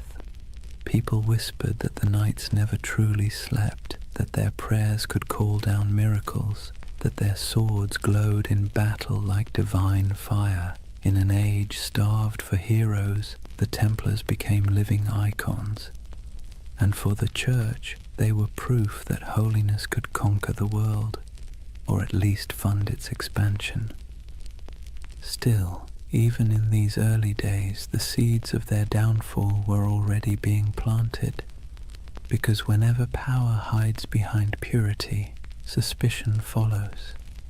For now, though the world was enchanted by them, Europe sent them gold, recruits, and blessings. The Templars began to build fortresses across the Holy Land, stark geometric structures designed not for beauty but for survival. The first of these rose near Gaza, its walls thick and severe as if carved from a single thought, hold. And hold they did. Against heat, disease, and endless waves of enemies, the Templars endured. They were a strange hybrid, too pious for ordinary knights, too violent for ordinary monks, but somehow they worked. The desert turned them into something sharper, harder, less human, and the world rewarded them for it. By the end of the 12th century, the Templars were no longer a curiosity. They were a force of nature. Their red cross fluttered on every major battlefield from Antioch to Acre.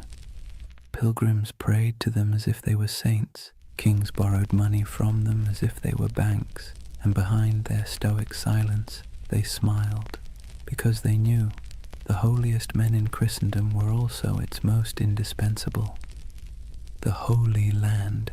It sounds peaceful, doesn't it? Golden deserts, olive groves, sun-bleached ruins, the kind of place you might imagine angels hovering over in serene silence. But in the early 12th century, it was anything but serene. Jerusalem had been liberated by Christian crusaders only a few decades earlier, and let's be clear, liberation in medieval terms usually meant blood up to the ankles. The First Crusade had ended with the massacre of nearly every inhabitant of the city, Muslim, Jew, and even some Christians unlucky enough to be standing in the wrong doorway. The survivors who staggered out of those gates left behind a city that was holy, yes, but also haunted. Now, imagine you're one of the pilgrims arriving from Europe after that carnage. You've sold your land, kissed your family goodbye, and endured months on a leaky ship that smelled of salt, vomit, and desperation. You finally set foot on the sacred soil of Jerusalem, only to realize it's crawling with mercenaries, thieves, and rival priests arguing over who owns which holy relic. There were monks selling pieces of the true cross for pocket change, relic peddlers waving around bones that supposedly belonged to every apostle, and beggars who could quote scripture better than bishops. It was chaotic, commercial, and weirdly alive. The Holy Land was supposed to be a place of purity, but it was also a marketplace of faith, and this was the world the Templars were born into. To protect pilgrims, they needed roads. To patrol the roads, they needed horses. To feed the horses, they needed money. And to get money, they needed support from Europe, which meant they needed branding. And few groups in history have ever branded themselves better. The Knights of the Temple. It sounded like a riddle, a name that whispered of prophecy, secrecy, destiny. In an age addicted to relics and miracles, the idea of an army living on sacred ground was irresistible. Still, their mission was grimly practical. The routes from the ports to Jerusalem, Jaffa, Acre, Tyre, were treacherous. Travelers were robbed, murdered, or sold into slavery. The Templars became the bodyguards of faith itself, escorting caravans of believers through the desert, fighting off raiders who saw pilgrims as walking coin purses. Picture it, a long line of weary travelers trudging beneath a white-hot sun, sandals kicking up dust, and ahead of them a small band of armored men on horseback, faces hidden behind helms, silent except for the creak of leather and the dull thud of hooves. To see that Red Cross approaching must have felt like salvation made visible. But Jerusalem wasn't the only concern. Beyond the city walls, the Crusader states were fracturing. Christian lords squabbled like children over territory they barely controlled. The Kingdom of Jerusalem, the County of Tripoli, the Principality of Antioch, all were fragile, stitched together by ambition and distrust. The Muslim world, meanwhile, was far from united but infinitely more patient. Leaders like Zengi, Nur ad-Din, and later Saladin understood that the Crusaders were temporary. Empires built on zeal tend to burn bright and burn out. The Templars didn't know it yet, but they were living on borrowed time. For now, though, their world was still expanding. They built their first fortresses across the Holy Land, massive, angular structures that looked more like stone mathematics than architecture. No decoration, no vanity, just geometry and faith. These weren't castles meant to impress. They were meant to survive. Thick walls, narrow gates, cisterns for water, hidden staircases for escape. If you were a Templar stationed in one, your days were predictable. Prayer, Patrol, repair, repeat. The heat was relentless. Armor became ovens. Horses collapsed from thirst. And yet, they endured. They believed every drop of sweat was a prayer, every scar a kind of devotion. The Templar life was monastic but also militarized. They rose before dawn, prayed, trained, rode, and ate simple meals in silence. Even at the table they sat in pairs, sharing food from a single bowl, just as they once shared horses when they were poor. That duality, poverty and power, humility and dominance, defined them. To outsiders it made the Templars look almost supernatural. They were disciplined in a world that thrived on chaos. They didn't drink, gamble, or chase women. They didn't hoard gold for themselves but for the order. Compared to the average Crusader knight, who often behaved like a drunk tourist with a sword, the Templars seemed godlike. But discipline has its price. Their strictness made them feared, but it also made them cold. And in a land that worshipped stories, coldness was suspicious. Rumors spread that they worshipped strange idols, that their prayers were not quite Christian, that beneath their white mantles they bore symbols not approved by Rome.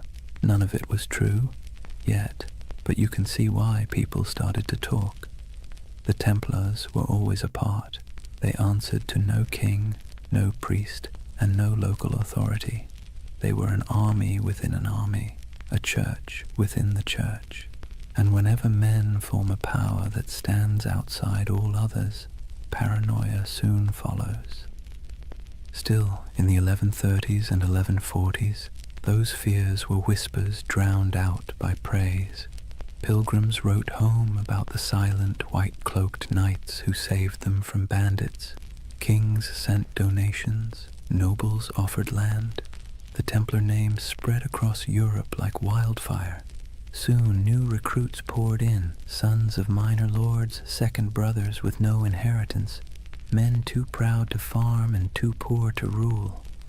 To join the Templars was to gain purpose, rank, and immortality of a kind. When they swore their vows, they gave up everything, property, family, even their names. They became one organism, and that made them terrifyingly efficient. Meanwhile, in Jerusalem, politics festered. The so-called Latin kingdom looked glamorous from afar. Gleaming churches, processions of relics, knights shimmering in gold. But behind the spectacle lay disease, infighting, and endless debt. Maintaining an army in the desert cost a fortune, and Europe's appetite for holy war was already fading. That's where the Templars' financial genius quietly began. They developed systems for storing, transferring, and protecting wealth for pilgrims and crusaders alike. A traveller could deposit money at a Templar preceptory in London, receive a coded letter, and withdraw the funds safely in Jerusalem. It was medieval banking, and it worked. While the kings of the Crusader states struggled to feed their armies, the Templars were busy inventing international finance. It's a miracle they didn't invent the credit card. Their wealth, however, wasn't just monetary, it was reputational. In a world obsessed with honor, the Templar cross became a brand of trust. Churches displayed it proudly, merchants painted it on their ships. Even thieves hesitated to rob a Templar convoy because rumor said anyone who did would die within the year. But faith and fear are fickle allies. By mid-century, the political tides began to turn. Muslim forces under unified banners were pushing back. The dream of permanent Christian rule in the East was already fraying. The Templars found themselves fighting not for glory but for survival. Still, for every setback, they doubled down. When they lost a castle, they built two more. When armies fell, they recruited faster. When allies faltered, they became their own nation of stone and secrecy. You can almost admire the sheer stubbornness of it. The idea that faith could replace geography, that brotherhood could outlast empire. By the late 12th century, The Templars were no longer 9 poor knights in a ruin. They were the backbone of Christendom's military and financial power. Their headquarters in Jerusalem gleamed with marble. Their fortresses dotted the coasts of Syria and Palestine. Their banner, a red cross on white, was feared from Cairo to Constantinople, and yet the cracks were already showing. The Holy Land had always been an illusion of permanence. Empires rose there only to crumble beneath the same sun. The Templars, for all their discipline, could not change geography. They were foreigners defending a dream, and dreams, like empires, are fragile things.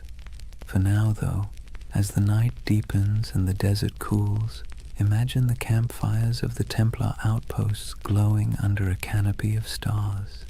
The wind sighs across the sand. The horses snort softly in their sleep. A monk knight kneels beside a stone wall, whispering a prayer in Latin that drifts into the dark like smoke. Somewhere far to the west, Europe sleeps, safe, wealthy, and unaware that its most sacred soldiers are already walking the thin edge between salvation and damnation. Imagine the year is 1120. The air in Jerusalem still hums with dust and incense, the streets winding like veins between crumbling walls and half-rebuilt churches. The Crusaders hold the city now, but barely. Pilgrims shuffle past soldiers, merchants haggle beside priests. Somewhere, a choir is singing in Latin while a camel coughs nearby. It's the kind of world where the sacred and the absurd coexist perfectly comfortably, and beneath all that noise something else is stirring. 9 men, that's all. 9 poor French knights, led by a man named Hugues de Payan. They arrive in Jerusalem without fanfare. No army, no banner, no gold. They make a simple request to King Baldwin II, the use of a few rooms on the Temple Mount. The king agrees, perhaps amused by their humility. He gives them quarters in the old Al-Aqsa Mosque, which the Crusaders believed sat atop the ruins of Solomon's Temple. That's where the story becomes hazy. Officially, these knights called themselves the poor fellow soldiers of Christ and of the Temple of Solomon. Their stated mission: to protect pilgrims traveling to and from the Holy Land. A noble enough cause and one desperately needed. But here's the question. Historians still whisper over their coffee. If their job was guarding roads, why did they spend the next 9 years living almost entirely underground? According to later accounts, the Templars rarely left the Temple Mount during that first decade. They dug tunnels, moved stones, and kept their activities secret.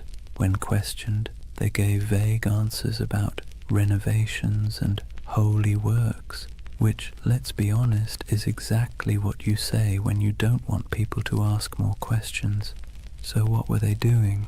The truth is, no one knows for certain. But speculation has filled that silence for centuries. Some believe they were excavating ancient ruins, searching for relics buried since the days of Solomon. Others suggest they were hunting for texts, scrolls containing forgotten wisdom, early Gnostic writings, alchemical treatises, even architectural blueprints said to hold divine secrets. And then, of course, there's the most enduring rumor of all, the Holy Grail. It's easy to roll your eyes now, but picture it from their perspective. You're in the 12th century, sleeping on the ruins of the most mythic temple in history. You're a warrior who believes God speaks through symbols, and beneath your feet are thousands of years of rubble, Babylonian, Persian, Roman, Byzantine. If faith ever had a basement full of mysteries, this was it. The Templars' time under the Temple Mount became the seed of every legend that followed. Later chroniclers claimed they discovered something extraordinary, but were maddeningly vague about what that was. Some said they found the Ark of the Covenant, Others insisted they unearthed gold from Solomon's treasury. More imaginative souls suggested they uncovered proof of bloodlines, records linking Christ's family to European royalty. And then, of course, there were the occult theorists who decided the knights had learned sacred geometry, secret knowledge about the structure of the universe itself. Whatever the truth, one thing is certain. When the Templars finally emerged, they were not the same men who went in. They returned to Europe transformed, quietly powerful, almost unnervingly composed. Hugues de Payen travelled to France and sought an audience with Bernard of Clairvaux, one of the most influential churchmen of the age. Bernard was a Cistercian monk, a man so ascetic he considered sleep an indulgence and food a distraction. Yet he was also a brilliant strategist, the closest thing the medieval church had to a public relations genius. Hugues explained the mission, a brotherhood of knights bound by poverty, chastity, and obedience, dedicated to God but armed for war. Bernard immediately saw the potential. It was a paradox so perfect it had to be divine. Monks who killed, soldiers who prayed, holy poverty funded by the wealth of nations. In 1129, at the Council of Troyes, the Templars received official papal approval. They were no longer just a handful of wanderers. They were an order of the Church. Bernard even wrote a sermon for them, in praise of the new knighthood, describing the Templar as a man who fears neither demons nor men, because he bears Christ in his heart and steel in his hand. It was marketing genius. Overnight, the Templars went from mysterious diggers under a ruin to God's chosen army. Donations poured in, nobles offered land, peasants offered sons. The Templar banner, white for purity, red for martyrdom, became one of the most recognized symbols in Christendom. But still, the whispers persisted. Even as they rose, people kept asking, what did they find beneath that temple? Why did they never speak of those 9 silent years? The truth, if there is one, is probably less cinematic and more bureaucratic. Archaeology as we know it didn't exist. Digging beneath ancient ruins wasn't about science. It was about faith and superstition. Maybe they really did find something sacred. Maybe they found nothing but stones. But it almost didn't matter. The mystery itself was more powerful than any treasure, and the Templars knew how to use that. You see, medieval Europe adored relics because relics made the invisible visible. A saint's bone could turn a dusty chapel into a pilgrimage site. A scrap of cloth from Christ's robe could transform a forgotten village into a holy destination. The Templars, deliberately or not, became a living relic. They didn't need to show proof of miracles. Their very existence was the miracle. Their silence became their sanctity, their secrecy, their strength. And silence travels farther than any sermon.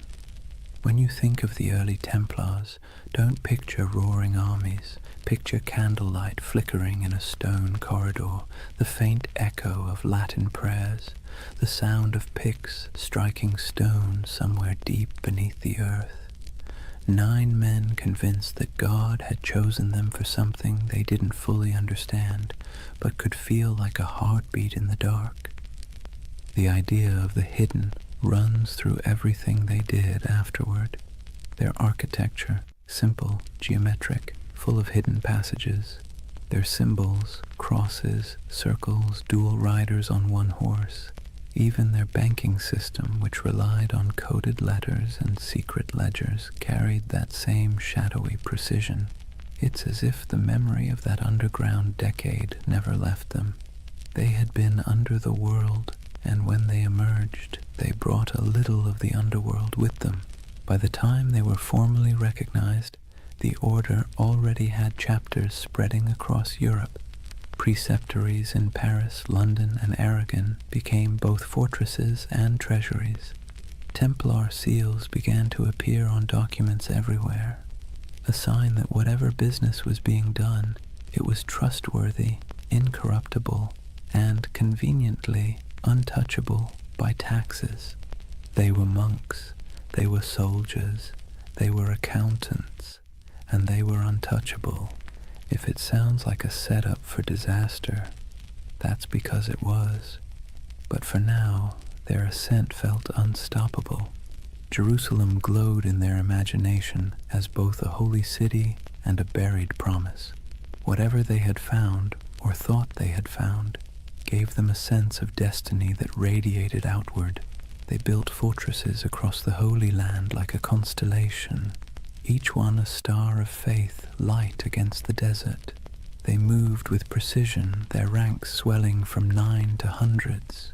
Their banners fluttered beside kings, yet their loyalty remained solely to the order and to God, or at least their version of him.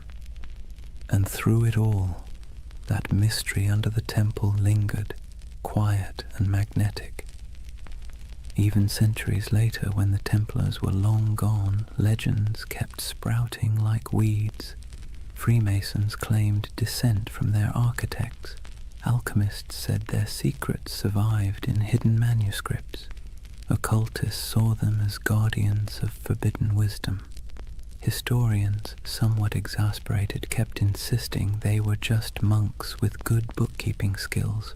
But deep down, everyone wanted to believe there was something more, that somewhere beneath the dust of Jerusalem, a secret still slept. So perhaps it's fitting that the story of the Knights Templar begins not with battle, but with silence, not with conquest, but with curiosity. Because if history has taught us anything, it's that the most powerful empires are often built on unanswered questions. The Templars' first great victory wasn't on a battlefield, it was in the imagination, and that, more than gold or relics or papal favor, would carry them into legend. Picture Rome in the early 12th century, a city that smells of candle wax and incense, but also of politics. Papal banners hang limp in the sun. Monks shuffle through marble corridors whispering in Latin, and outside the streets reek of tanneries and ambition. The church by now was more than a faith. It was the nervous system of Europe, pulsing through every kingdom, dictating who ruled, who knelt, and who burned. Kings were crowned by its hands, empires justified by its blessings. And into this complicated organism walked Hugh de Payens and his strange little band of knights. They didn't look like much. They were poor, quiet, foreign. Their armor was worn, their mission vague. Yet they brought with them something the church found irresistible: usefulness. You see, the Holy Land was chaos. The Crusader kingdoms had been carved from blood and miracle, and now they were crumbling just as quickly. Pilgrims were still being robbed, caravans ambushed, relics stolen, and cities changed hands faster than anyone could update the maps. The church needed protectors, reliable ones, faithful ones. And the Templars, well, they were perfect. No wives, no children, no debts, no distractions, just pure obedience. The kind of men who'd ride into battle without pay, die without complaint, and most importantly, funnel everything they owned directly into the hands of the church. But they needed legitimacy first. The Pope's blessing wasn't just a stamp of approval, it was armor. It turned obscure men into an institution. So Hugh de Payens travelled to meet with the powerful Abbot Bernard of Clairvaux, a man both saintly and strategic. Bernard was the face of the Cistercian reform movement, which prized simplicity, purity, and obedience. He lived on bread, wore plain robes, and wrote letters that could humble kings. He was also, conveniently, the Pope's favourite monk. When Hughes explained the idea of warrior monks, men who prayed like monks but fought like crusaders, Bernard saw opportunity gleaming like gold leaf in a gospel. Think of it. Europe was overflowing with restless knights, violent men with nothing to do once the Crusades ended. They roamed the countryside, looting villages, feuding over puddles of land, and repenting on Sundays. The church couldn't stop them, but what if it could redirect them? The Templars were the perfect solution. Channel the chaos of knighthood into a holy purpose, sanctify violence, wrap war in prayer. Bernard became their champion.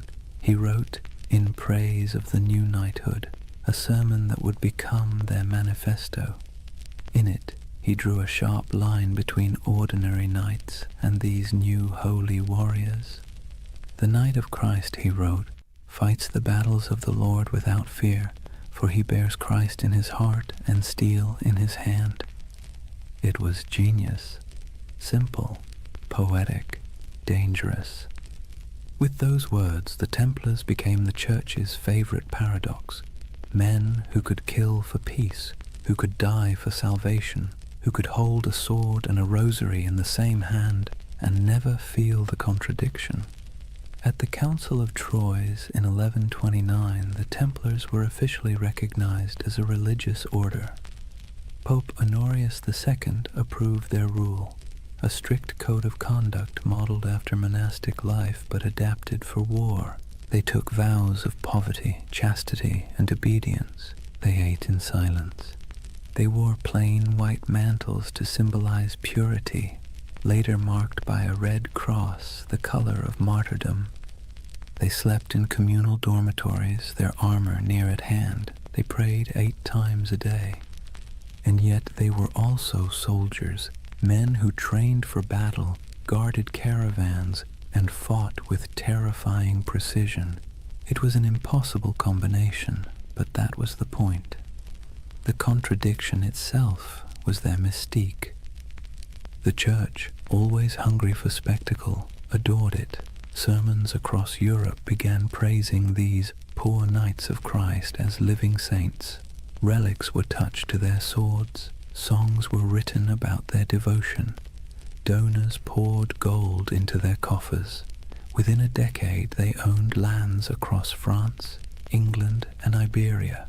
Within 2, they controlled a network that stretched from London to Jerusalem, all under the cross, all under God.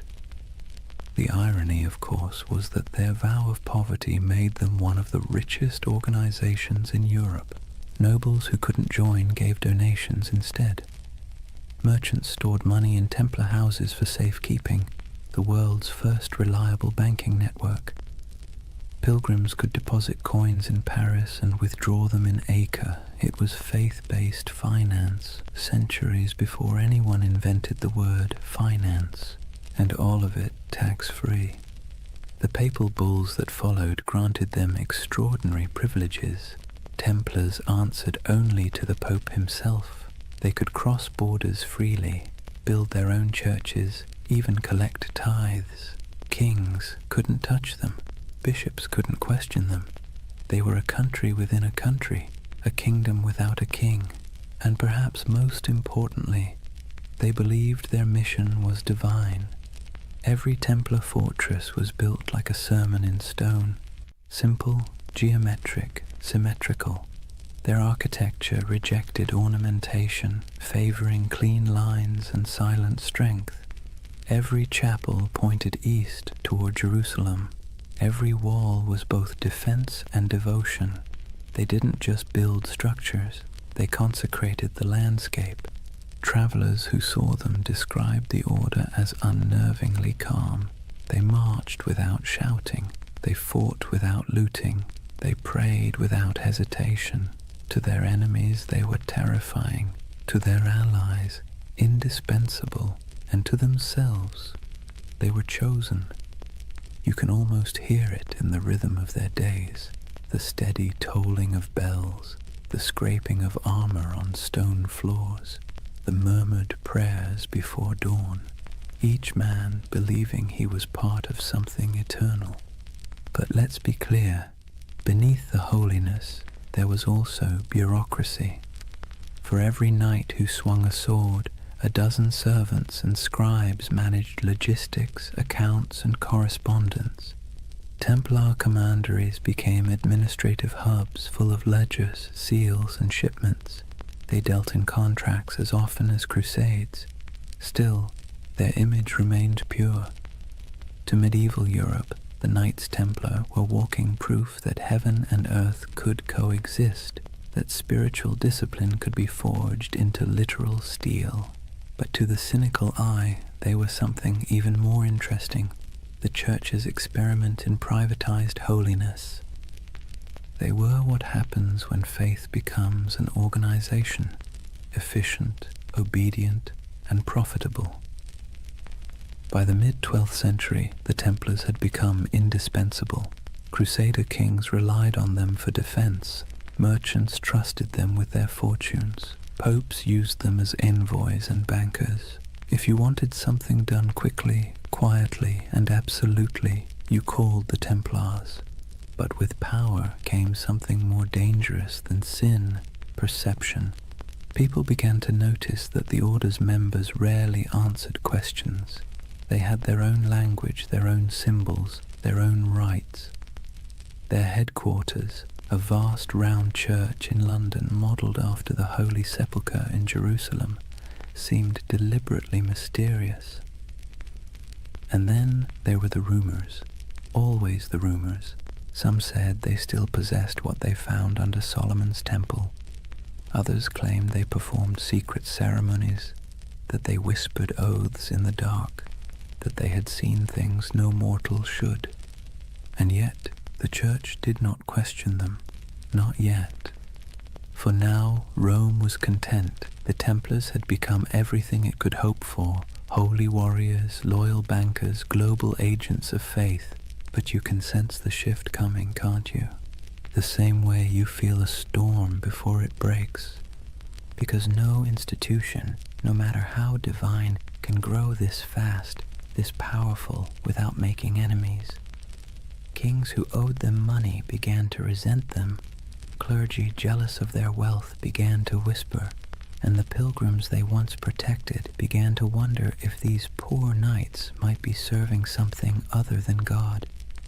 But that part of the story comes later. For now the order stands at its shining zenith, a creation of faith and fear, cloaked in purity but humming with power. The Vatican's blessing had turned them from a rumor into a reality, and that reality would reshape the medieval world in ways no one, not even the Pope, could have imagined. It's almost poetic, really. The Church had set out to sanctify war, and in the process it had created something far more potent, the first multinational corporation of the soul. And as history will show, nothing that powerful ever stays holy for long. Imagine the early morning light over Jerusalem, a pale gold haze drifting through the heat, settling softly over the domes and stones. The city still breathes the air of miracles and blood.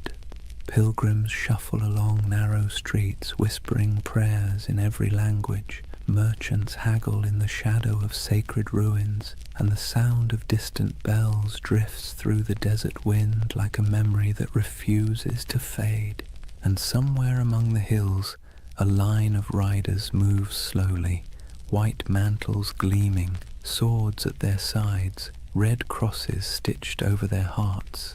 The Knights of the Temple. They ride in silence, always in silence.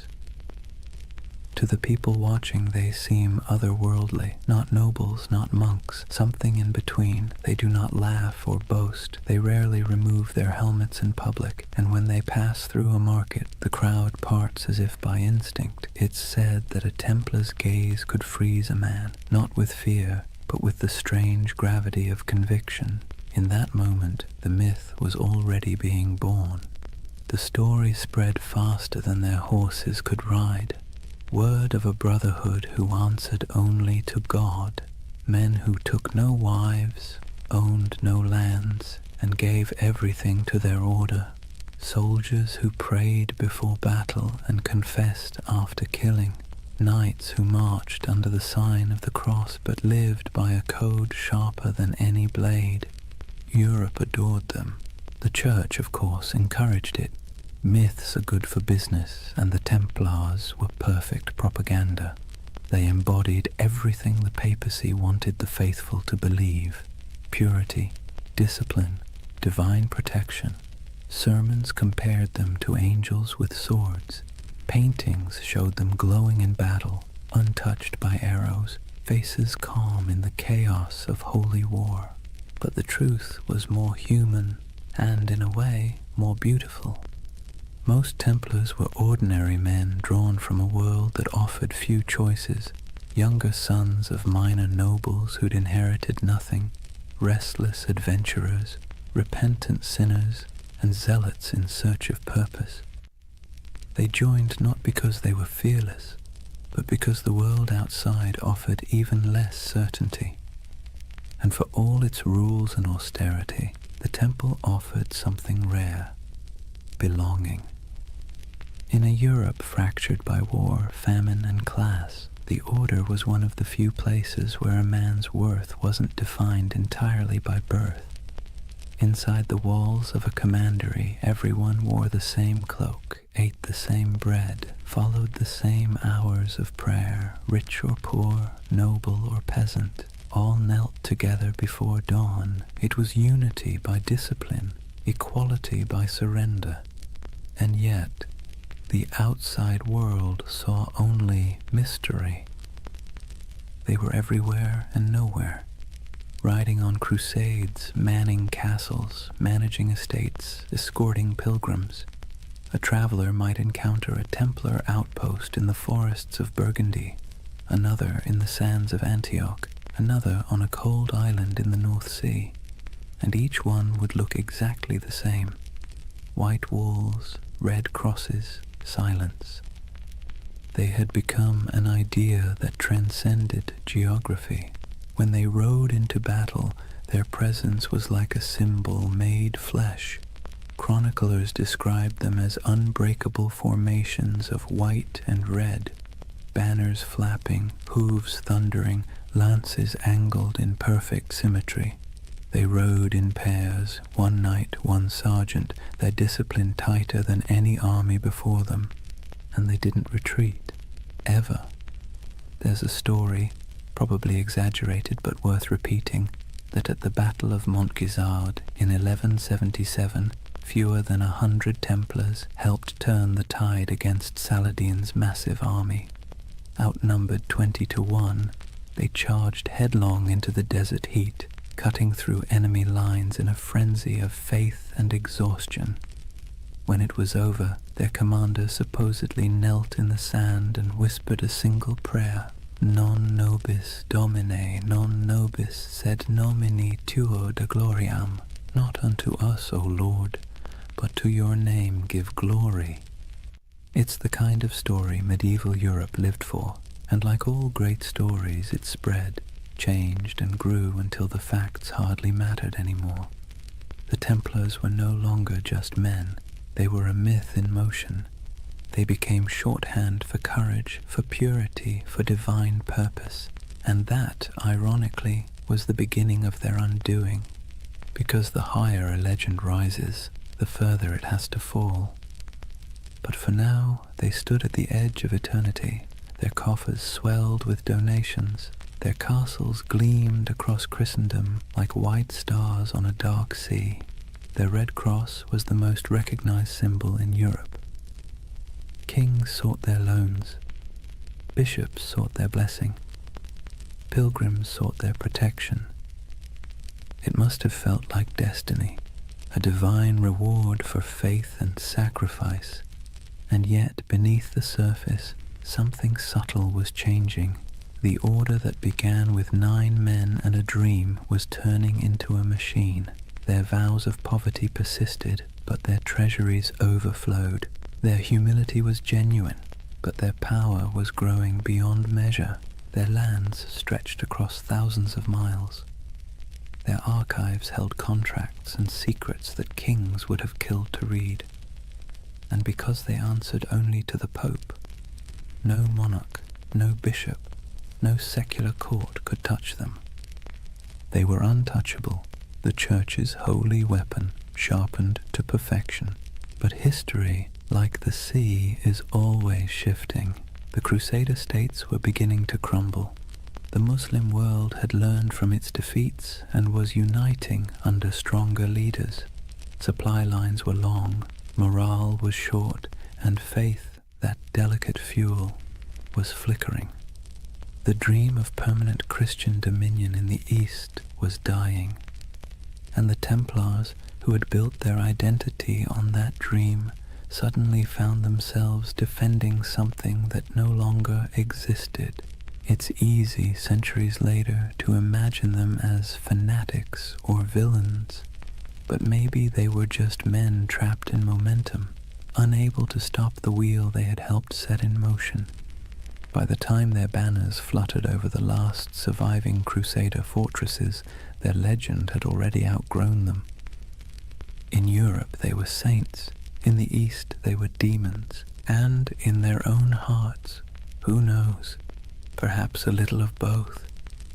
The ordinary knights must have felt it, the slow decay beneath the glory, the endless wars that achieved nothing, the heat, the sand, the weight of armor, the prayers whispered into silence, the feeling of being instruments of something divine, and yet increasingly something political. But legends don't need clarity, they need symbols, and the Templars had become the most powerful symbol in the medieval world, the perfect fusion of faith and violence. You can almost see it, a banner rippling against a stormy sky, red cross vivid against the white cloth, lightning flashing behind it. To a peasant in a church pew or a monk in a distant cloister, that image meant safety, devotion, and divine justice. To a king in debt, it meant something else entirely. The story of the Templars was no longer being written by saints or chroniclers. It was being rewritten by envy, fear, and ambition. But for now, the curtain hasn't fallen, the candles still burn, the chants still echo in stone halls. The world hasn't yet turned against them. The 9 knights who once huddled beneath the Temple Mount have become an army, a network, a myth. Their legacy has taken on a life of its own, glowing, untouchable, and slightly unreal. And like all myths, it has begun to blur the line between truth and dream.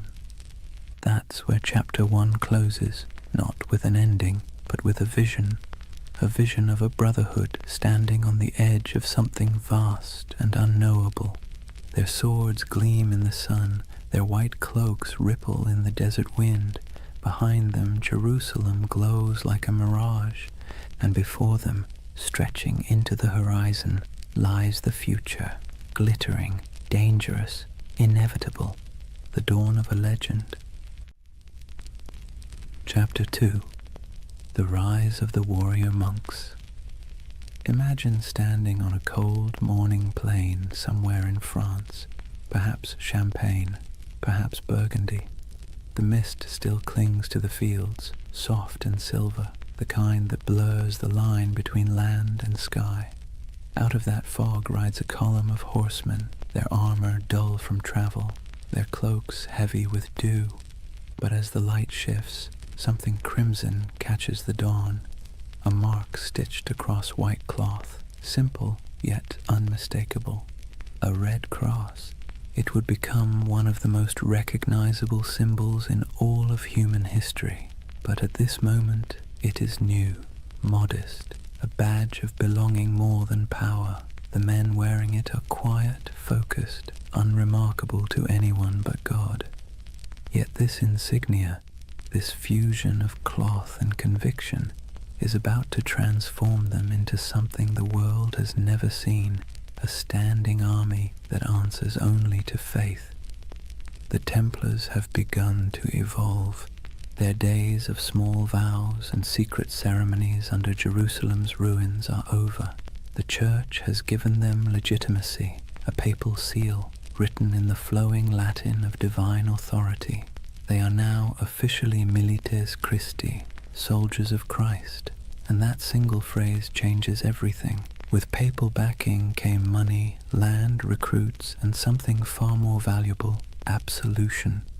To die as a Templar was not merely to fall in battle, it was to ascend directly into paradise. No purgatory, no judgment, no delay. The battlefield became a kind of heavenly shortcut.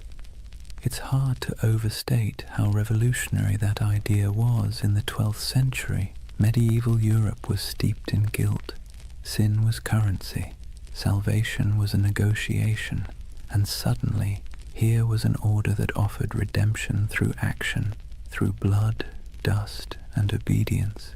For a restless noble, a wayward knight, or a sinner looking for cosmic forgiveness, the temple was irresistible. The Red Cross symbolized that promise. It wasn't just a banner of war. It was a visible reminder of invisible faith. When a knight knelt before the master of the temple and took his vows, poverty, chastity, obedience, the cross was placed on his cloak as both burden and blessing. From that moment, his life was no longer his own. He would own nothing. He would question nothing. He would fear nothing. And that paradox, total surrender creating total power, became the Templars' greatest strength. Their rules were strict, even monastic. No personal possessions beyond a few garments, no private letters, no hunting, no swearing, no unnecessary conversation. Meals eaten in silence, broken only by the sound of a reader reciting scripture. Even the horses were treated with dignity. No knight was allowed to beat his steed. To the outside world, this was alien. Most knights of the age were brash, boastful, and loud. They wore bright colors, hunted for sport, gambled, bragged about their kills. The Templars, by contrast, moved like shadows, a silent order of disciplined zealots. It's little wonder people began to fear them as much as they admired them. But discipline has a strange beauty to it. Imagine the symmetry of their camp at dawn. White tents in perfect rows, banners hanging still in the air. Each man waking at the same hour, dressing in the same garments, praying the same words. The clang of armor, the rasp of whetstones on steel, the steady rhythm of order in a world of chaos. They were becoming a living embodiment of the medieval dream. Unity, faith, and control in a time when everything else seemed to crumble. And when they rode into battle, that unity was terrifying. Templars did not scatter, did not break rank, did not retreat unless ordered. Chroniclers described them as walls of iron, as storms given human form. Their charges were deliberate, almost ritualistic, a prayer in motion. They would advance in complete silence until contact, their lances lowering as one, hooves pounding like a heartbeat, and when the moment came, the cry broke like thunder, Non nobis Domine, not for us, O Lord, but for you. Then chaos, then history. Every battle became a kind of mass, blood replacing incense, steel replacing song, and the world watched in awe. To the average medieval person, the Templars seemed immortal. When others fled, they stayed. When others hesitated, they rode forward. Stories spread of miraculous victories, of angels fighting beside them, of enemies struck blind by divine light. Whether any of it was true hardly mattered. Faith had become spectacle, but behind the spectacle was a machine. The Templars weren't just warriors. They were administrators, bankers, engineers. Their rule book, the Latin rule, reads like both a spiritual guide and a military manual. Every moment of the day was accounted for, every piece of armor inspected, every coin recorded. Their efficiency was unmatched, and so was their wealth. By the mid-12th century, they controlled estates across Europe. Vineyards in France, mills in England, castles in Spain, olive groves in Cyprus. donations poured in from nobles seeking spiritual insurance. And because Templars were sworn to poverty, those donations didn't dissipate, they accumulated. They began lending money to kings, transporting treasure across borders, and safeguarding pilgrims' deposits. If you were traveling to the Holy Land, you could leave your fortune with the Templars in Paris and withdraw it in Jerusalem. In effect, they invented the medieval checking account. Faith and finance. It's a partnership as old as civilization. But to the Templars, it wasn't greed, it was logistics. Money was a tool for God's work. Armies need supplies, ships, food, fortresses. And if the order had to run the most efficient financial network in Christendom to maintain that mission, so be it. They became, paradoxically, both the humblest and richest men in Europe. Their castles were built like sermons, austere, geometric, designed for endurance, not comfort. No stained glass, no gold leaf, just stone, purpose, and symmetry. Inside, their halls echoed with the quiet rhythm of devotion, the scrape of boots, the murmur of prayers, the metallic whisper of chainmail. To walk into a Templar commandery was to step into another world, a world where faith was function and order was sacred. And yet, for all their restraint, there was grandeur in their simplicity. Their red cross became more than fabric. It became an idea. When people saw it, they saw authority, salvation, and something close to fear. The same emblem that comforted pilgrims terrified heretics. It's strange how power works. The more humble they appeared, the more unstoppable they became. In a way, that red cross marked the beginning of a new era, not just for the Templars, but for the medieval imagination itself. It was the age of symbols, when meaning outweighed truth. A knight's banner could terrify more effectively than his sword. A relic could justify a war. A prayer could bend kings, and no symbol was stronger than that cross. Bold, clean, impossible to ignore. It was faith simplified into geometry. When the sun hit it, it glowed like blood. Some chroniclers wrote that it frightened the enemy before the fighting even began.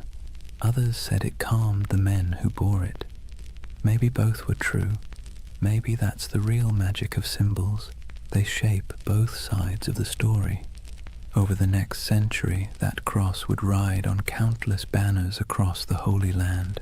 Through dust storms, over dunes, across shattered city gates, it would gleam under the desert sun and soak in the rain of 1,000 sieges.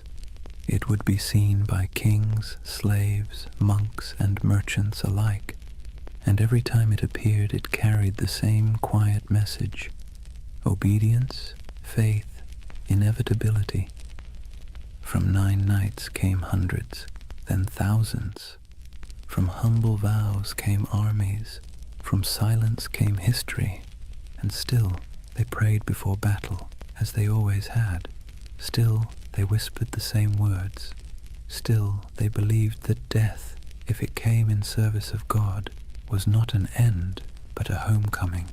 It's easy, centuries later, to romanticize them, to picture gleaming armor, sacred banners, holy purpose. But beneath the poetry was exhaustion. They marched through deserts where the air shimmered like glass. They fought for cities that would fall again within a decade. They believed themselves instruments of divine will, yet the wars they waged often felt endless, abstract, and hollow. And that contradiction, devotion mixed with futility, is what makes their story so human.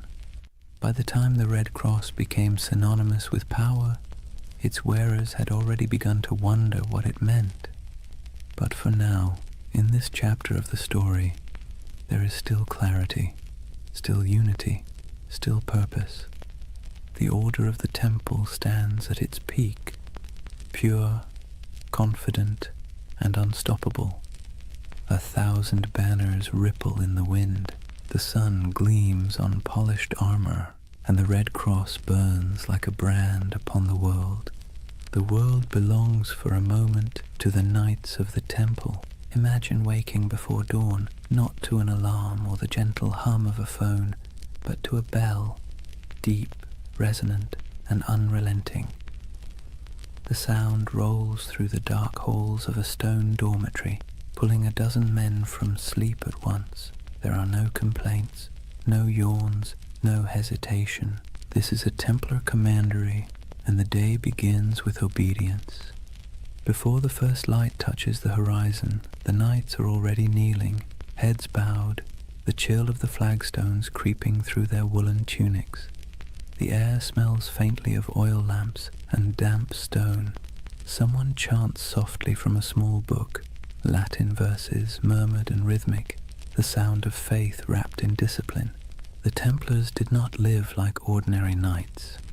They lived by the rule of the temple, a sprawling manual written in the 12th century that governed everything from how they prayed to how they chewed. It wasn't just a list of rules, it was a blueprint for turning men into instruments of divine will. The rule began with a simple premise. A knight's soul is weak when his body is indulgent. Every comfort is a temptation, every freedom is a test. So, comfort was eliminated. Templars slept fully clothed, tunic, belt, even their boots close by, ready to ride at a moment's notice. They owned no personal possessions, not even a coin or a comb. Their cloaks and armor belonged to the order, and if something broke, it was repaired or replaced, never personalized. They were forbidden to hunt, to falcon, to gamble, to swear, forbidden from kissing women, even their own mothers or sisters, forbidden from eating meat more than 3 times a week, forbidden from laughter that wasn't humble or restrained. Templar joy was not the joy of feasting or music or wine. It was the quiet satisfaction of obedience, and obedience to them was the purest form of freedom. Every knight took a vow of poverty, chastity, and obedience, the holy trinity of control. But unlike monks who lived behind monastery walls, Templars carried their vows into the world. They were soldiers, but their battlefield was also their monastery. Every act, from sharpening a sword to cleaning a saddle, was a kind of prayer. At dawn, they gathered in the chapel. The service was brief. They were not contemplatives, but men of action. Each prayer was followed by ritual silence. They listened for commands, received their orders, and dispersed without argument. Theirs was a faith built on motion, not meditation. After prayers came breakfast, bread, sometimes cheese, and a cup of watered wine. Meals were eaten in near silence. As they ate, one brother stood at a lectern and read aloud from scripture or from the rule itself, reminding everyone that even the act of eating was a sacred task. The sound of chewing, the scrape of spoons, the droning Latin, it all blended into a rhythm of humility. When they weren't fighting, they worked. Some tended horses, rubbing down the flanks of massive destriers, checking hooves, repairing tack. Others mended chainmail, inspected swords, or organized provisions for long campaigns. A Templar's world was practical, full of physical labor, repetition, and readiness. And yet, beneath all this discipline, there was a strange comfort. The rule removed choice, and with it, uncertainty. A Templar didn't have to wonder what his purpose was. It was written in the rule, enforced by his brothers, and sanctified by God. Every decision had already been made for him in a world where chaos was normal, where famine, war, and plague struck without warning. That kind of certainty was a luxury few could afford. But of course, it came at a cost. There were moments when the silence must have felt oppressive, when the sameness of days blurred together into a single endless prayer. Imagine years of this life, The same bread, the same rules, the same faces under the same white cloaks. No family, no possessions, no indulgence beyond the thin comfort of faith. And yet, the Templars endured it, perhaps because the alternative, a world without order, without divine meaning, felt far worse. There's something haunting about their discipline. It wasn't born from cruelty but from conviction. They believed that to serve God they had to strip away everything that made them individual. Ego, desire, even identity itself, all burned away, leaving only function. They became pieces in a sacred machine, and when the machine moved, it moved with terrifying precision. Templars trained relentlessly. Their battle formations were geometric, mathematical, rows of cavalry timed to strike in perfect waves. Each knight knew his place. If one fell, the next filled the gap instantly. Their charges were coordinated like choreography, their retreats executed like clockwork. Their enemies called them demons in white. They didn't scream or taunt or show mercy. They advanced silently until the moment of impact, when they cried out only one phrase: Non nobis Domine, non nobis sed nomini tuo de gloriam. Not to us, O Lord, but to your name be the glory. It was their mantra, their battle hymn, their surrender to something larger than themselves. And yet, despite all this spiritual rigor, the Templars weren't monks lost in abstraction. They were engineers, architects, accountants. They ran farms, managed estates, built fortresses, and oversaw trade routes. Their castles were marvels of design, squat, symmetrical, designed to deflect siege engines and channel attackers into kill zones. But even in architecture, their aesthetic was austere. No ornamentation, no murals, no stained glass, just stone, perfectly aligned, perfectly useful. Templar castles didn't preach beauty, they preached order. Their lives mirrored that architecture. Functional, fortified, minimal. To outsiders, it looked like joyless fanaticism. To the Templars, it was discipline incarnate. Every stone placed, every word spoken, every moment endured was an offering to God. And yet, as centuries passed, cracks began to form. Subtle at first, then spreading. Because discipline without question breeds power, and power, even sacred power, invites suspicion. The Templars' strict hierarchy made them efficient, but it also made them secretive. Their rituals were closed to outsiders. Their vows of silence protected not only their faith, but their operations. Kings and bishops began to whisper, what did these warrior monks do behind closed doors? Did their oaths hide something darker? The rule of the temple, written to sanctify obedience, began to look like a veil.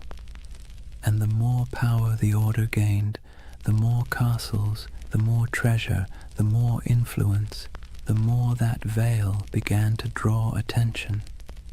It's a pattern as old as history. Purity breeds envy, secrecy breeds rumor, and strength breeds fear, but that comes later. For now, imagine one of those long Templar days near its end, the sun dipping low behind battlements, armor hung to dry, the smell of horse sweat and oil in the air. The chapel bells toll again, soft and steady. The knights gather one final time, kneeling in rows, their white cloaks ghost-like in the flickering candlelight. They pray not for victory, not for wealth, not even for peace. They pray for endurance, for the strength to obey again tomorrow and the day after until the end of their lives. Outside, the wind carries the smell of dust and salt. Somewhere beyond the horizon, enemies are gathering, empires are shifting, and history is already writing its next betrayal. But inside the chapel there is only the rhythm of prayer, the faint creak of chainmail, the murmur of Latin words fading into the night. And above them, Carved into the stone arch of the temple wall, the red cross catches the last trace of sunlight, still, unchanging, eternal. For now, imagine the first thing that hits you isn't the sight, but the heat. The air itself feels alive, sharp with salt from the sea, heavy with dust from the desert, and tinged with the scent of oil, incense, and sweat. You've just stepped into the Holy Land sometime around the year 1140, and you're walking through a world where heaven and earth have been fighting for custody of the same patch of ground for generations. The Crusader kingdoms were born from blood and disbelief. After the First Crusade captured Jerusalem in 1099, waves of settlers, soldiers, and zealots streamed eastward, knights chasing absolution, merchants chasing profit, peasants chasing a miracle. What they found was a land older and more complicated than anything they'd been promised. Picture Jerusalem then, not the golden city of postcards, but a dense, sun-bleached labyrinth of limestone walls, narrow streets, and markets bursting with languages: Arabic, Greek, Latin, Armenian, Hebrew, all colliding in the same dusty air. Bells rang from churches while the call to prayer echoed from minarets. Frankish knights and Muslim merchants haggled over silk. Pilgrims shuffled barefoot past relics too sacred to question. The Holy Land was less a battlefield than a mosaic, fragile, shimmering, and always on the verge of breaking. For the Templars, this was both home and battleground. They arrived as guardians of faith but quickly became administrators of empire. They built massive fortresses to anchor the Crusader presence, stone giants rising from the desert like mirages made real. One of their most famous was Crac des Chevaliers, the castle of the knights. If you've ever stood on a cliff and felt the wind try to push you backward, you'll know the feeling of that place. Perched high above the Homs Gap in modern Syria, it was less a castle and more a declaration. Double walls, circular towers, arrow slits that could whisper death at 100 yards. The stones gleamed pale under the sun, and from its ramparts you could see for miles the mountains, the valleys, and the endless horizon of sand and sky. Inside, it was strangely orderly. Kitchens, chapels, barracks, even a bathhouse. You could live there for months without stepping outside, which was convenient, since stepping outside usually meant someone was trying to kill you. The Templars' castles weren't built to impress, they were built to endure. They were a theology of stone, faith expressed in geometry. The Crusader kingdoms themselves were strange hybrids, part European colony, part medieval experiment. French nobles ruled over Middle Eastern cities filled with Syrians, Greeks, and Jews. Mosques stood beside cathedrals. Crusader coins bore Latin inscriptions on one side and Arabic ones on the other. In some ways it worked. Trade flowed, cultures mixed, and for a brief shimmering moment East and West coexisted, not peacefully, but practically. Templars thrived in that liminal space. They spoke local languages, made deals with Muslim rulers, and hired Arab engineers to fortify their walls. Despite their reputation as fanatics, the Templars were pragmatists. They had to be. The Holy Land wasn't a sermon, it was survival. Still, survival came at a price.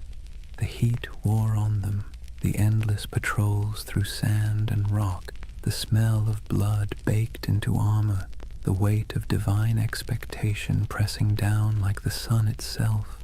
Every campaign was a pilgrimage of exhaustion. Imagine a Templar caravan winding across the desert. Horses sweating beneath white banners marked with red crosses, sand grinding in every crevice of armor. They march in silence except for the creak of leather, the occasional clink of mail. Ahead lies an enemy they can't see, only the shimmer of heat on the horizon. By nightfall they camp beneath a vault of stars so clear it feels like a cathedral of light. Prayers are murmured, wounds are tended. The men sleep on bare ground, swords within reach, their faith both pillow and weapon. In this land even the air felt charged with contradiction, sacred and savage all at once, and nowhere was that clearer than in Jerusalem itself. For a brief century the city stood under Christian control, a jewel of Christendom wrapped in ancient dust. The Templars' headquarters was no ordinary building. It was the Al-Aqsa Mosque, believed at the time to stand on the ruins of Solomon's Temple. To the Muslim world it was one of Islam's holiest sites. To the Templars it was the very foundation of their identity, the Temple of Solomon, the birthplace of their name. They turned its halls into barracks, its courtyards into stables, its shadowed corners into places of prayer and secrecy. There, in the dim glow of oil lamps, the Templars trained, planned, and perhaps, as rumors later claimed, uncovered something ancient. Some said they found relics buried beneath the Temple Mount, the Ark of the Covenant, the Holy Grail, scrolls of forgotten wisdom. Others said they simply found nothing and invented mystery to fill the void. Whatever the truth, their presence in Jerusalem became mythic. The sight of their white mantles moving through the streets, calm, silent, immaculate, inspired awe and unease in equal measure. They were soldiers of God, but they moved like ghosts. Their faith was practical, but their reputation became supernatural. Pilgrims whispered that Templars could not be killed by ordinary men. Enemies swore they saw them fight after being struck down, and perhaps that was the point. In a land where death was daily and miracles were currency, a little fear was useful. Templar strategy was as psychological as it was martial.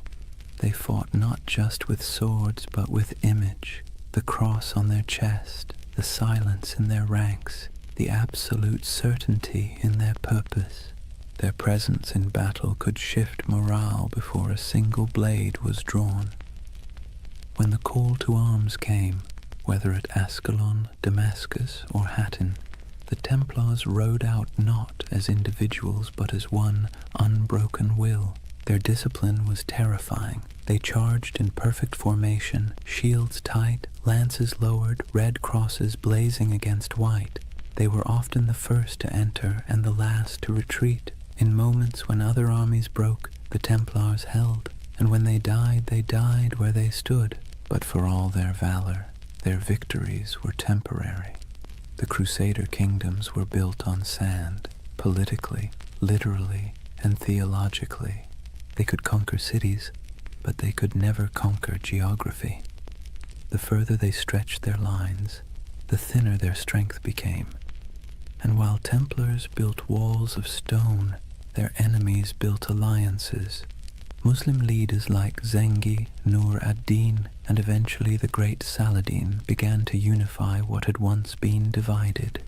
The dream of Christian dominion over the East began to falter as reality, relentless and strategic, pressed back. Still, for nearly 2 centuries, the Templars endured. They were the spine of the Crusader world, a constant presence whether guarding pilgrims on dusty roads, escorting kings, or defending castles that seemed impossible to hold. And through it all they believed, or at least tried to, that their struggle was holy, that every drop of sweat, every wound, every brother lost was part of a cosmic design. But in quieter moments, as the wars dragged on and the Holy Land slipped further from their grasp, doubt must have crept in. What happens when a holy mission stops feeling holy? When obedience begins to feel like futility? When you've spent your life serving God with sword and blood, and still the world refuses to be saved? History doesn't record their private thoughts, but you can imagine the silence inside those massive stone fortresses. the kind of silence that comes after years of praying into a void. The Templars' castles still stand in ruins across the Middle East, in Syria, in Israel, in Turkey, their stones sun-bleached, their halls open to the wind. Stand in one, and you can almost hear the echoes, hooves on cobblestone, the whisper of chainmail, the low murmur of prayer. Those walls remember. They remember a time when faith and empire shared the same heartbeat, when men rode into battle convinced they were defending heaven itself. And maybe, in their own way, they were, because for all its contradictions, the Crusader dream wasn't just about conquest, it was about belief, belief so strong it reshaped landscapes, rewrote maps, and built fortresses that still defy time. The Templars were both its architects and its prisoners, bound by duty, by faith, by the unbearable beauty of purpose. And even as the Crusader kingdoms began to crumble, they didn't loosen their grip, they just prayed harder, fought longer, and built higher, until the day came when the walls themselves began to crack. But that's a story for the next night. For now, picture that world one last time, the desert glowing gold under the last light of day, the red cross fluttering above a fortress wall, and somewhere inside, a group of knights kneeling in silence, their faces half-shadowed, their faith still unbroken. The wind moves through the stones like a sigh, the candles flicker, and the Holy Land sleeps, as it always has, torn between heaven and earth. Imagine standing in a candle-lit chamber somewhere in Paris in the early 1200s. The air smells of beeswax and damp stone. At a table sits a man in white robes marked with a red cross, quill poised above parchment. Before him, a merchant lays down a pouch heavy with coins, silver deniers, gold florins, copper dirhams from faraway ports. The knight nods, seals the parchment with wax, and hands the merchant a folded document stamped with the sigil of the temple. "Show this in Jerusalem," he says, "and you'll receive the same sum." The merchant bows, the pouch stays, the man leaves. And just like that, without a single coin crossing a sea, the Knights Templar have just performed one of the earliest forms of international banking. You see, the Templars weren't just warriors, they were administrators, financiers and logisticians of staggering sophistication. While kings still measured their treasuries in piles of glittering metal, the Templars had already learned that information, records, signatures, trust was worth more than gold. Their network stretched from the windswept shores of England to the sun-scorched walls of Jerusalem, a chain of commanderies that functioned as safe houses, training centers, warehouses, and financial hubs all at once. Each of these commanderies was like a small universe, self-sufficient and meticulously organized. They had their own chapels, fields, mills, and workshops. Some raised horses, others produced wool, wine, or grain. Every coin earned was logged, weighed, and sent up the chain, an unbroken current flowing toward the heart of the order. And through this system, the Templars quietly became one of the richest organizations in the medieval world. The irony, of course, is that they began with vows of poverty, but vows are tricky things. The Templars themselves owned nothing. The order owned everything, and that subtle distinction let them accumulate wealth without technically breaking faith. Their financial system worked with an elegance that modern bankers would envy. A pilgrim traveling from London to Jerusalem could deposit money at a temple house in England and receive a coded letter of credit. Along the route, through Paris, Marseille, Acre, and finally to the Holy City, Templar commanderies would honor the note, deduct expenses, and mark it in ledgers kept under strict guard. The traveler never had to risk carrying his fortune across pirate-infested seas or bandit-strewn roads. In a way, the Templars invented something that feels astonishingly modern, a secure international trust network, and unlike kings or nobles, they were trusted by everyone. Christian, Jew, Muslim, it didn't matter. The Red Cross was as good as a vault door. The Templar ledger became a passport through chaos. Picture the roads of Europe in the 13th century, narrow tracks winding through forests and mountains, lined with monasteries, taverns, and thieves. Now picture a convoy of Templar couriers riding fast, cloaked in white, armed but calm. They carried more than messages. They carried secrets, diplomatic letters, royal decrees, coded inventories, even treaties. A letter stamped with the seal of the temple traveled like lightning compared to anything else in the medieval world. And where there were secrets, there were suspicions. People whispered that the Templars had mastered cryptography, that their ledgers contained hidden symbols, that their archives were guarded by curses. In truth, it was discipline, not magic, that kept their system running. But to the medieval mind, efficiency itself felt supernatural. Each regional commandery reported to a central master, who in turn answered to the Grand Master in Jerusalem and later Paris. The chain of communication was ironclad, the discipline absolute. Orders passed down with the precision of a monastic liturgy. Every brother knew his rank, his duty, and the exact limits of his authority. Templar correspondence reveals a world that hummed like a machine. Cargoes of wheat, shipments of crossbow bolts, barrels of wine, all recorded, all accounted for. Even the smallest commandery in rural France or Scotland was part of a vast, synchronized network, a medieval multinational that existed centuries before the word corporation would be invented. And yet, for all this order, there was mystery.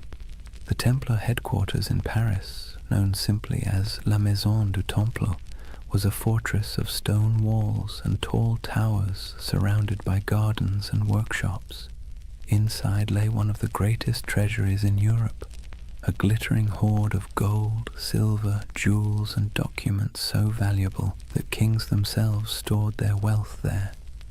King Louis VII did. So did Henry III of England. Even the Pope trusted the Templars to manage funds for crusades. When monarchs needed loans, it was often the temple that provided them. When nobles needed to transfer land, the temple served as intermediary. They were accountants of God, and for a time it seemed even heaven owed them interest. But power has a way of creating shadows. As their influence spread, so did envy. Clergy whispered that the Templars had grown too rich, too independent.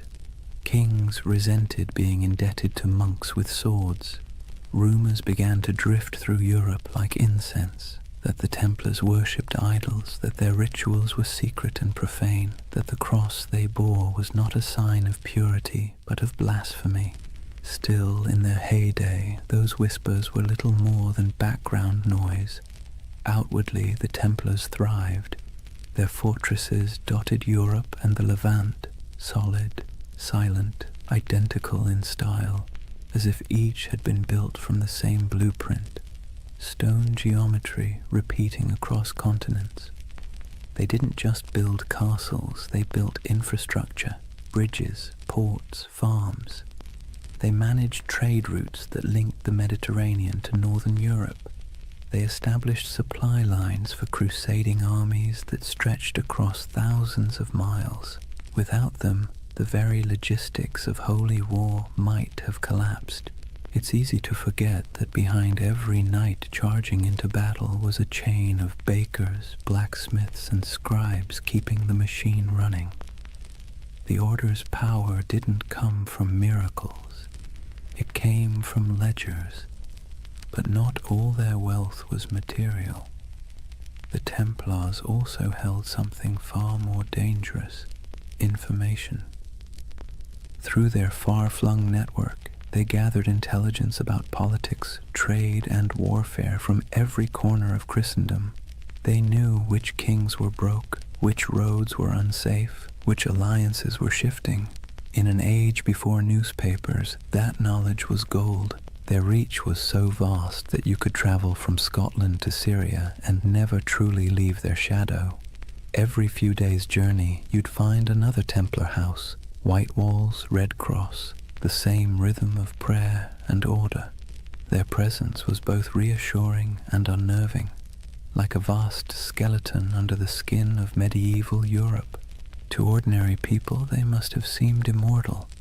Their discipline never wavered, their symbols never changed. Generations rose and fell, and still the Templars endured, unmoved, unstoppable. Even their dress added to the myth. While nobles flaunted velvet and jewels, Templars wore plain wool, dyed white for purity. Their only ornament was the red cross, a reminder of both sacrifice and authority. When they moved through a town, heads bowed, they looked less like men than like an idea, one that walked and breathed and collected rent. And it wasn't only men. Though the order itself was male, its network included women, nuns, widows, and lay sisters who worked in the commanderies, managing estates, caring for pilgrims, brewing ale, and keeping the wheels turning. History rarely mentions them, but without them, the Temple's empire of faith would have faltered. By the mid-13th century, the Templars had reached their zenith. Their ships carried goods across the Mediterranean. Their estates covered vast tracts of Europe. Their influence seeped into every court, every treasury, every crusade, and yet, like all empires, they had already sown the seeds of their own decline. The Holy Land, their reason for existing, was slipping away. Muslim forces were reclaiming city after city. The Crusader states were shrinking, and with them the spiritual justification for the Temple's existence. But the Templars adapted. They shifted their focus westward, becoming less of a crusading order and more of a financial and political one. Their castles became banks, their swords gathered dust, their prayers became ledgers, and with each ledger their power grew. But so did resentment. Imagine being a king and realizing that the most efficient, trustworthy, and wealthy organization in your realm doesn't answer to you. It answers to no one but God, and maybe the Pope. That unease was the first tremor before the fall. But for now, in the candlelit rooms of the 1200s, the world still looked stable. Templar scribes bent over parchment, quills scratched, coins clinked softly in wooden chests. Outside, the moonlight shimmered on stone, and the red cross of the order fluttered faintly in the night wind. It was a world of precision, discipline, and quiet ambition. A world that believed itself eternal. And perhaps, for a while, it was. Picture a long stone hall lit by morning light through narrow slits in the wall. The air smells faintly of straw and cold iron. Dozens of men kneel side by side, white mantles draped over their shoulders, red crosses stark against the fabric. No one speaks. The only sounds are the shuffle of boots, the whisper of breath, and the faint crackle of a torch. It's not a church exactly, not a barracks either. It's both, and that contradiction is the essence of the Knights Templar. Discipline was their creed. Every movement, every word, every thought was governed by the rule of the temple, a sprawling set of commandments written in the early 12th century that blended the rigidity of a monastery with the brutality of a battlefield. And yet, for all its severity, there was beauty in that order, a rhythm that shaped their days like the tolling of distant bells. They rose before dawn to pray, their voices echoing in unison. Then came the chores, feeding horses, sharpening weapons, tending armor, mending cloaks, cleaning wounds. Breakfast was simple: bread, sometimes watered wine, rarely meat. Then training, endless training, sword drills in formation, mounted charges across dusty fields, bow practice until fingers blistered. To the outside world, they were holy warriors. To themselves, they were servants of God, of each other, and of discipline itself. Templars lived by vows of poverty, chastity, and obedience, but those words meant something very different in their world. Poverty meant no personal possessions, but the order itself owned vast estates. Chastity meant avoiding women entirely, even in conversation, an easier rule to write than to live by. And obedience meant complete submission to one's commander, even unto death. That last vow was the hardest, and the one that defined them. A Templar didn't fight for victory. He fought to obey. If ordered to hold a line, he held it. If ordered to die, he died. There was no hesitation, no bargaining, no emotion. In battle, this made them terrifying. Other soldiers might panic, flee, or waver. The Templars never broke formation. Even when surrounded, they fought in silence, red crosses vanishing one by one into the dust. It's tempting to romanticize that kind of devotion, but there was nothing romantic about it.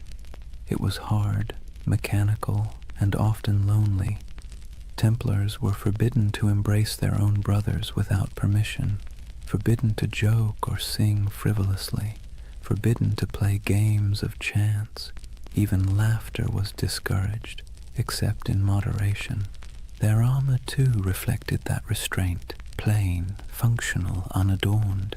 No bright colors, no gilded crests, only the red cross sewn near the heart. It was said that when the Templars rode into battle, the sound of their charge was unlike anything else. Not the roar of chaos, but the low thunder of synchronized hooves, a kind of terrible harmony. They weren't the largest army in the Crusades, nor the most numerous, but they were the most feared, because the enemy knew they wouldn't stop. Every Templar learned to fight and die as part of something greater, and that mindset extended beyond the battlefield. Inside their commanderies, every task, no matter how small, was done with the same ritual precision. From the folding of cloaks to the cleaning of armor, everything had its method. The order saw chaos as the devil's playground, and order as divine. Imagine the life of a young recruit, a sergeant or a serving brother, joining the temple. He would begin as an associate, working the stables, tending the fields, carrying water. He'd sleep on straw, wake before dawn, pray, eat little, speak less. The nights might seem distant, stoic men of few words, but in truth everyone shared the same weight of silence. Templar silence wasn't emptiness, it was control. They believed words carried danger, pride, gossip, temptation. So they learned to communicate through gestures and glances, through efficiency rather than expression. Meals were eaten in near silence, a monk reading scripture aloud while others chewed. If you wanted salt, you didn't ask, you pointed. If you needed bread, you waited your turn. Over time, that silence became a kind of language, a pulse that connected them more deeply than speech ever could. And perhaps that's why their discipline bordered on the sacred. Their punishments were severe but predictable. A brother who broke his vows, who stole, lied, or behaved pridefully, might be stripped of his cloak, forced to eat on the floor, or made to lie face down during Mass while others stepped over him. For grave offenses he could be expelled entirely, his red cross torn away like a soul in exile. But for most, it never came to that. The Templar mind was trained like a blade, sharp, steady, and resigned. Even their daily routines reinforced obedience. The day was divided by bells, prayer, labor, rest. Each moment accounted for. They prayed before battle, after battle, before eating, before sleeping. Every act was sanctified, every breath a form of worship. And yet, for all their austerity, there was a quiet humanity beneath it. The rule allowed small comforts: wine on holy days, the company of brothers during feasts, laughter when earned. They kept dogs and falcons. They played music sometimes, though always solemnly. Their lives weren't joyless, just measured. To outsiders, that restraint looked inhuman. To insiders, it was peace. Because here's the thing, medieval life was unpredictable, dangerous, and filthy. Plague, famine, war, it was all chaos. The Templars built a life where everything made sense, a world of routine, duty, and clear purpose. That order was their sanctuary. And yet, there's a strange irony in that. For all their vows of humility, the Templars radiated pride. Not arrogance exactly, but a certainty that they were different, chosen. While other knights fought for lords, women, or glory, the Templars fought for eternity. Their enemy wasn't just flesh and blood, it was sin itself. That certainty gave them strength, but it also made them untouchable. When they marched through cities, people stepped aside. Their white mantles glowed in the sun. Children watched them pass in awe. Priests blessed them. Merchants envied them. Kings tolerated them. And slowly, without realizing it, they became what they were sworn to resist: powerful, privileged, and proud. Their discipline, once spiritual armor, became something colder, a mask. By the late 13th century, the Templar ideal had begun to crack. The Holy Land was lost, the Crusades had soured, and yet the Order still trained, still prayed, still obeyed, as if nothing had changed. It's almost haunting, that image. An army without a war, marching in perfect silence toward a future that no longer needed them. They kept their rituals alive even as their purpose faded. The morning prayers, the vows, the cold meals, the endless drills, like monks in armor performing the same liturgy long after the congregation had gone home. If you had visited a Templar stronghold, then, say, Tomar in Portugal, or the great fortress of Crac des Chevaliers, you'd have seen perfection on the surface, polished discipline, unbroken ranks, but beneath it, something else was stirring: uncertainty. What happens to an order built for holy war when holiness itself goes out of fashion? The Templars didn't have an answer. They just kept obeying. And maybe that's the tragedy. They were so trained to follow command that when the commands themselves became corrupt, when kings and popes turned against them, they couldn't adapt. Their discipline, once their shield, would soon become their downfall. But that's later. For now, in the twilight of their golden age, they still looked unshakable.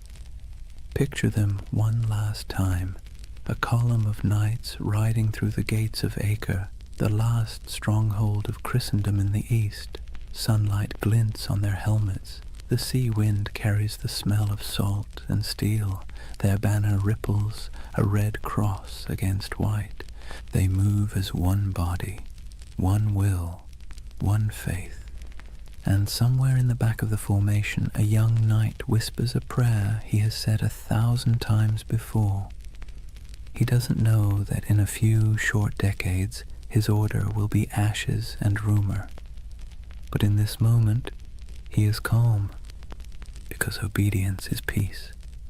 And for the Knights Templar, peace, however fleeting, was always worth dying for. Chapter 3: Secrets, Shadows, and Heresy. Imagine the stillness beneath Jerusalem. The air is cool, dry, and old, older than the Crusaders who came here with dreams of salvation and plunder. Torches flicker against ancient stone, illuminating tunnels carved centuries before the birth of Christ. The sound of footsteps echoes faintly, rhythmic and deliberate. These men wear no crowns, no jewels, only white mantles marked with a red cross. 9 knights, poor, pious, exhausted, descending under the ruins of Solomon's temple. At least that's the story.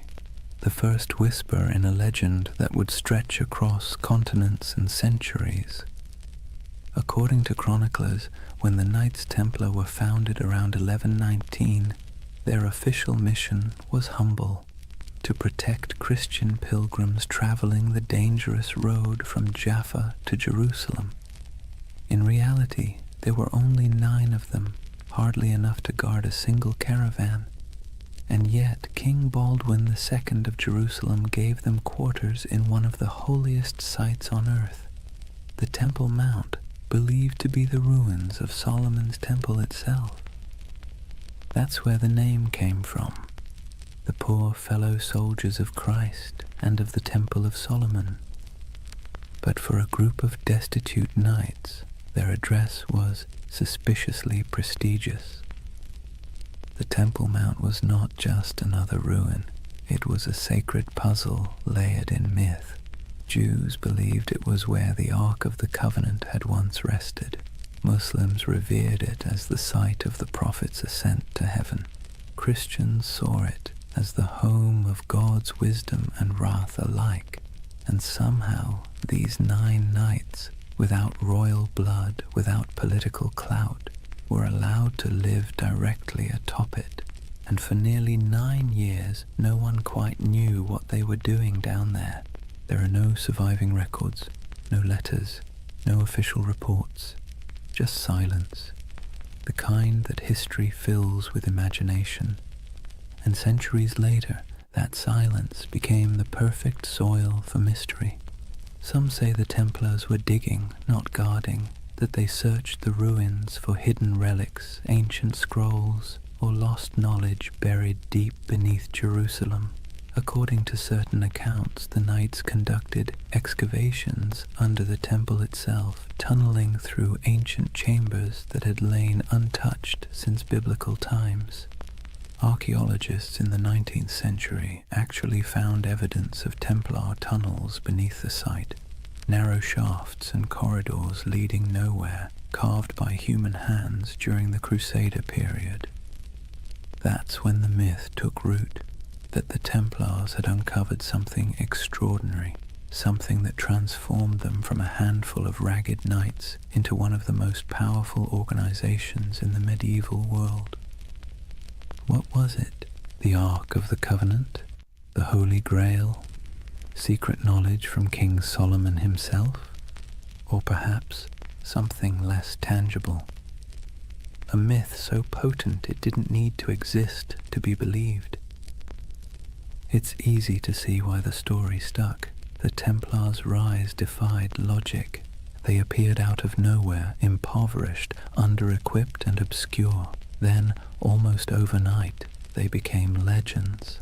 Their fame spread through Europe like wildfire. Popes blessed them. Kings donated land. The church gave them privileges no other order had ever held. They could collect tithes, build fortresses, even run their own banks. Within decades, they were richer and more influential than most monarchies. How does that happen unless you've found something powerful? Of course, the historian in us can explain it rationally. Europe was full of eager donors. The Crusades were romanticized as a holy cause. The church wanted soldiers who could fight without being corrupted by greed, and the Templars fit that image perfectly. Their vows of poverty made them trustworthy. Their discipline made them effective. Their myth was self-reinforcing, but reason rarely wins the imagination. And so the legend persisted that beneath the stones of the Temple Mount, they discovered secrets the church itself feared. Hidden teachings, forbidden wisdom, proof that faith was not as simple as it seemed. You can almost hear the whispers, a flicker of torchlight in the dark, the scrape of metal against stone, the muttered Latin of a prayer or a spell.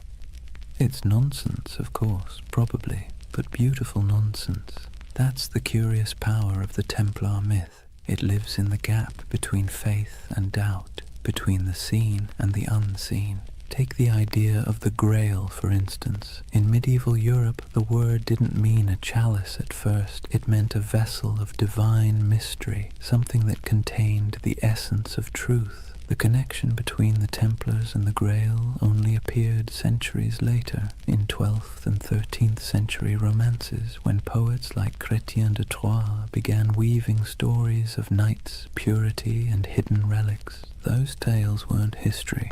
They were dreams, but dreams with staying power.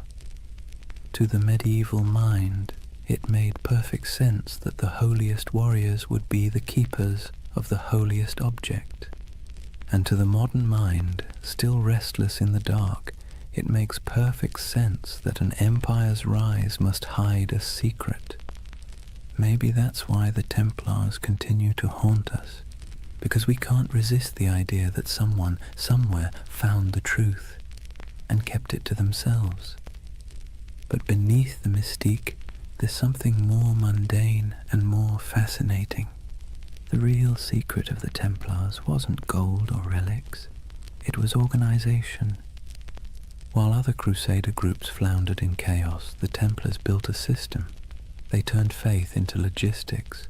They mastered record-keeping, finance, communication, and property management at a level Europe had never seen before. Their commanderies stretched from Scotland to Syria, forming a network that could move money, men, and messages faster than any king's court. They were medieval globalists, an early blueprint for the international corporation. That was their real treasure, their true grail, not buried under Jerusalem, but written in ledgers and sealed with wax. Still, it's fun to imagine the other version, the one where those 9 knights, by flickering torchlight, brushed away centuries of dust and found something that made them more than soldiers, something that whispered of destiny, because that's the romantic engine of the Templar myth, that somewhere in their cold discipline and rigid faith, they touched a kind of forbidden light. Maybe it wasn't treasure, maybe it was understanding. The Church would later accuse them of heresy, of denying Christ, of spitting on the cross, of worshipping strange idols, all of which sound absurd, until you remember how much they changed between those first 9 nights and the empire they became. Power always transforms faith, sometimes subtly, sometimes completely, and perhaps in those long tunnels beneath the temple, the transformation began. There's a moment halfway between legend and history, when we can almost see it. 9 men on their knees, torches flickering, the stones around them whispering echoes of the past. They think they're praying, but maybe, in that silence, something ancient is listening. And maybe that's why the myth still holds us, because even if the Templars never found the Ark, or the Grail, or any secret knowledge at all, they still uncovered something remarkable, the power of belief itself. They discovered how mystery can move empires. Imagine a candle-lit chapel deep in the hills of France.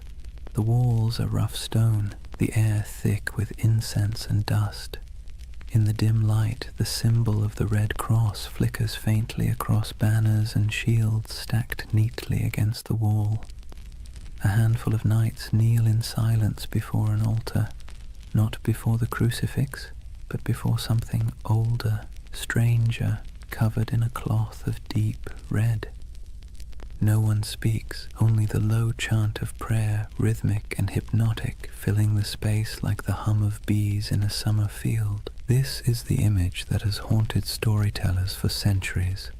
The idea that the Knights Templar possessed secret knowledge, perhaps even a relic of impossible power. And like all the best myths, it's never quite clear whether we want it to be true, or whether we enjoy believing it's hidden.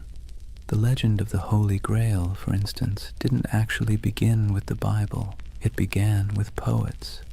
Around the late 12th century, when the Templars were at their most powerful, a French poet named Chrétien de Troyes wrote of a mysterious grail, a shining vessel carried in a sacred procession. capable of granting eternal nourishment and divine wisdom. He never called it holy, nor said it was a cup. Later, writers turned it into the chalice of Christ, the cup of the Last Supper, or the vessel that caught his blood at the crucifixion. But in Chrétien's day, the Grail was simply something too sacred to name directly. And in that ambiguity, the Templars found a shadow, because who else fit the image better? Knights of divine mystery, warriors of impossible devotion, a brotherhood whose rituals were secret, whose vows were absolute, and whose origins lay under the ruins of Solomon's temple. To a medieval audience it made perfect sense. If the Grail existed, it was the Templars who kept it. Over the centuries, the Grail and the Templars fused together into a single enduring myth, a marriage of chivalry and mysticism that no amount of historical evidence has ever been able to undo. The truth, though, is both smaller and more interesting. The Templars were bureaucrats of the divine. They didn't sit around sipping from golden chalices or unlocking cosmic secrets. They balanced books. They managed estates. They wrote letters in crisp Latin.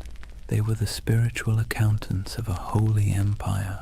But because they lived in an age obsessed with relics, bones of saints, drops of Christ's blood, splinters of the true cross, they were inevitably drawn into the world of the sacred object.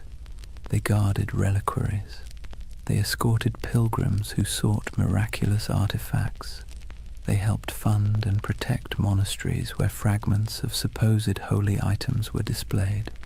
So when rumors spread that they had discovered ancient scrolls beneath the Temple of Solomon, texts written by early Jews, Gnostics, or even pre-Christian mystics, the stories stuck. The scroll myth would grow and mutate over time. Some later accounts, centuries after the Templars were gone, claimed they had found the Book of Thoth, an Egyptian text of divine wisdom. Others said they uncovered teachings from the lost tribes of Israel, and some whispered of alchemical diagrams, maps of the cosmos itself, hidden away from the church to protect humanity from knowledge it wasn't ready to bear. Of course, there's no evidence for any of this, but myths thrive where evidence fails, and perhaps that's what made the Templars so irresistible to later imaginations. They embodied that perfect combination of real power and secret silence. The Church itself fueled much of it, unintentionally, because the Templars, though loyal to Rome, answered to no king, no bishop, no worldly authority. They were free to move money, land, and information across borders. They could send coded letters that no one else could read. They had their own internal justice system, their own chapels, their own prayers. In other words, they looked a lot like the very thing the Church feared most, a second church. And that's when suspicion began to bloom. Whispers spread that the Templars practiced strange rituals, that their initiations involved renouncing Christ, spitting on the cross, or worshipping a mysterious head called Baphomet, that their power came not from God but from something older. Most historians agree that these accusations were lies, propaganda created to destroy them later. But it's worth noting why those lies were so effective. Because they sounded plausible. Because secrecy always invites projection. If you give people a locked door, they will imagine what's behind it. And for medieval Europe, already steeped in apocalyptic fear and superstition, the Templars became the perfect vessel for that imagination. Their very success became suspicious, their discipline unnatural, their wealth sinful, their silence heretical. And yet, maybe there was something beneath all the rumor. Not magic, not relics, but an attitude. See, the Templars didn't pray like other monks. Their spirituality wasn't cloistered, it was militant. Their daily life was about control, obedience, and the annihilation of the self. Every moment of pleasure, every trace of comfort was stripped away to make room for purpose. In a sense, that was a kind of secret knowledge, the knowledge that faith and suffering could be fused into a single weapon. And that's what made them so dangerous. Not to the Muslims they fought in the Holy Land, but to the church that eventually feared them, because the Templars didn't seem to need intermediaries. Their faith was too direct, too efficient, too pure. When you can talk to God through action, you make priests nervous. By the time the Crusader kingdoms began to crumble, the Templars' mystique had already surpassed their usefulness. Europe no longer needed warrior monks, it needed bankers, diplomats, and obedient clergy, and so the Templars' mysticism, once admired, became suspect. It's strange, isn't it? How quickly a symbol of holiness can become a symbol of heresy. 1 century they were Christ's chosen, the next they were whispered to be sorcerers. But perhaps that's the price of mystery. The more tightly you guard your secrets, the easier it is for others to fill them with darkness. And in the quiet moments when we think of the Templars by torchlight, kneeling before something hidden under silk, we feel that same tension, that blend of awe and suspicion, that uneasy beauty of something half-believed. Because part of us wants to believe. We crave hidden truths. We need our mysteries, especially the ones that refuse to resolve. And maybe that's why, centuries later, the Templar myth is still alive, in Dan Brown novels, in video games, in conspiracy theories whispered on YouTube at 3 a.m., because it scratches that ancient itch, that somewhere, someone knows something we don't. It's funny how little we've changed. The medieval mind looked at the stars and imagined divine design. We look at old ruins and imagine lost technology. Both are acts of yearning, proof that we are wired to believe that history hides something from us. And perhaps the Templars were the first to realize that the greatest power isn't in what you know, but in what others think you might know. Theirs was a religion of silence, and silence in any age is seductive. Imagine the city of Jerusalem in the morning light. The walls are pale gold, dust drifting through narrow streets where merchants lift their shutters and donkeys stamp impatiently in the shade. From the hills beyond, the desert glows like a sea of faded fire. Bells ring from the Church of the Holy Sepulchre, and somewhere a muezzin's call answers softly from across the valley. This was the city the Templars swore to defend, the heart of their purpose, the reason for their existence. But by the late 12th century, Jerusalem was no longer the eternal prize they once imagined. It had become a coin tossed endlessly between empires, each claiming divine right, none able to hold it for long. The cracks began, as they so often do, with pride. The Crusader kingdoms, those fragile Latin states carved out after the First Crusade, had grown decadent and divided. The descendants of knights who once marched barefoot to holy war now lived like minor kings, drinking imported wine, bickering over titles, and marrying into local dynasties to secure land and dowries. The Templars, meanwhile, had become something very different from their humble beginnings. They were no longer 9 men kneeling in the dust. They were a multinational corporation of the Middle Ages, thousands strong, with property stretching from Scotland to Syria. They operated fleets, fortresses, and treasuries. They could lend money to kings and fund crusades outright. And that kind of power, while impressive, makes enemies quickly. By the mid-11th century, the balance of the Holy Land had shifted. Muslim forces, long divided, were now uniting under a single banner, led by a man who seemed born for the role, Salah ad-Din Yusuf ibn Ayyub, known in the West as Saladin. If the Crusaders were a tangle of arrogance and infighting, Saladin was the opposite, disciplined, patient and devout.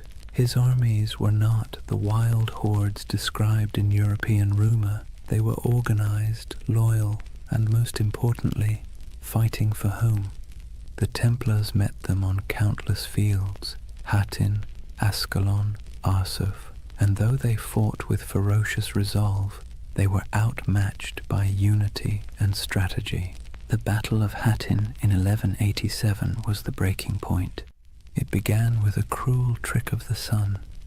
Saladin's army lured the Crusaders away from their water supplies, dragging them across the dry Galilean plains under a blazing July sky.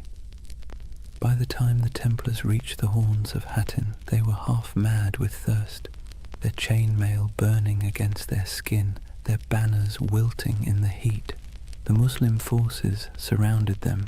Archers darkened the sky with arrows, smoke from burning grass choked the air, and when the fighting finally stopped, almost the entire Crusader army was dead or captured. The True Cross, a relic carried into battle like a talisman, was seized by Saladin's men. It was never seen again. The Templar Grand Master Gerard de Riedfort was taken alive. Saladin spared him, though many of his brothers were executed. He would live long enough to watch the walls of Jerusalem fall later that same year. When word reached Europe that the Holy City was gone, it was as if the world itself had cracked open. Sermons thundered across cathedrals, blaming sin, pride, and divine wrath. Monarchs trembled, pilgrims wept.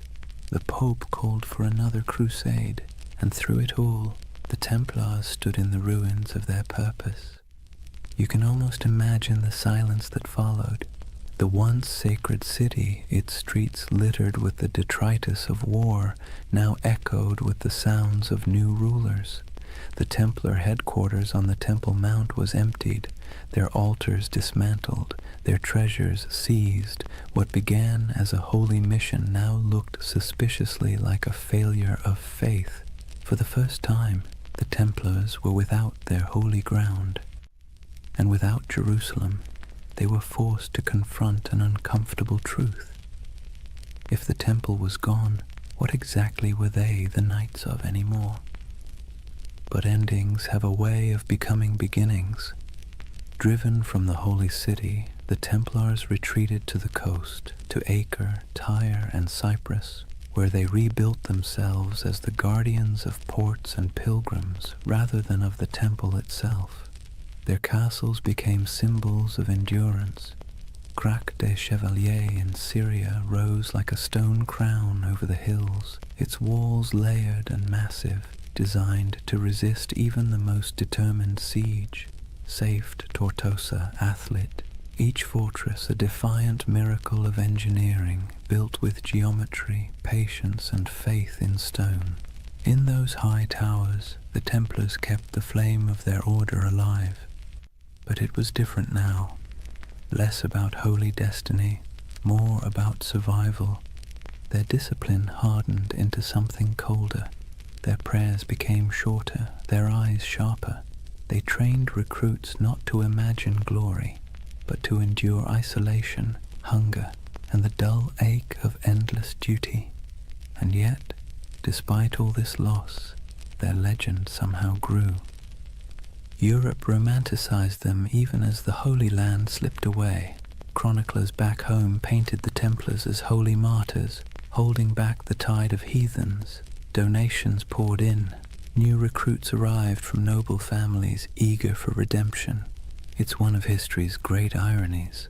The worse they failed in the East, the more powerful they became in the West. But under the surface, something had changed. Their order was no longer about the sacred geography of Jerusalem. It was about the machinery of power, and in that subtle shift from spiritual to financial, the seeds of their downfall were already being sown. When the Crusades began, the Templars fought for the soul of Christendom.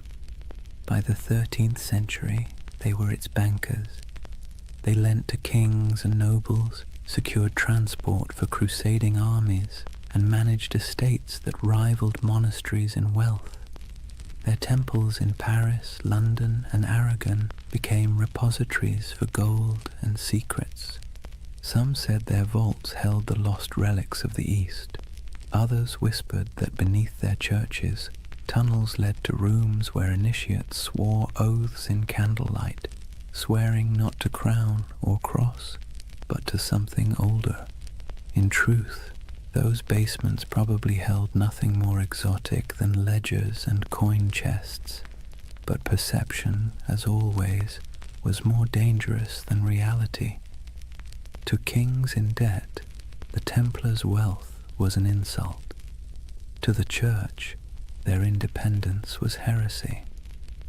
And so, while the Templars rebuilt their fortresses and continued their crusading vows, the world around them quietly changed. New powers rose, old faiths fractured. Europe began to turn inward, to trade, to politics, to profit. The dream of Jerusalem faded like smoke on the horizon.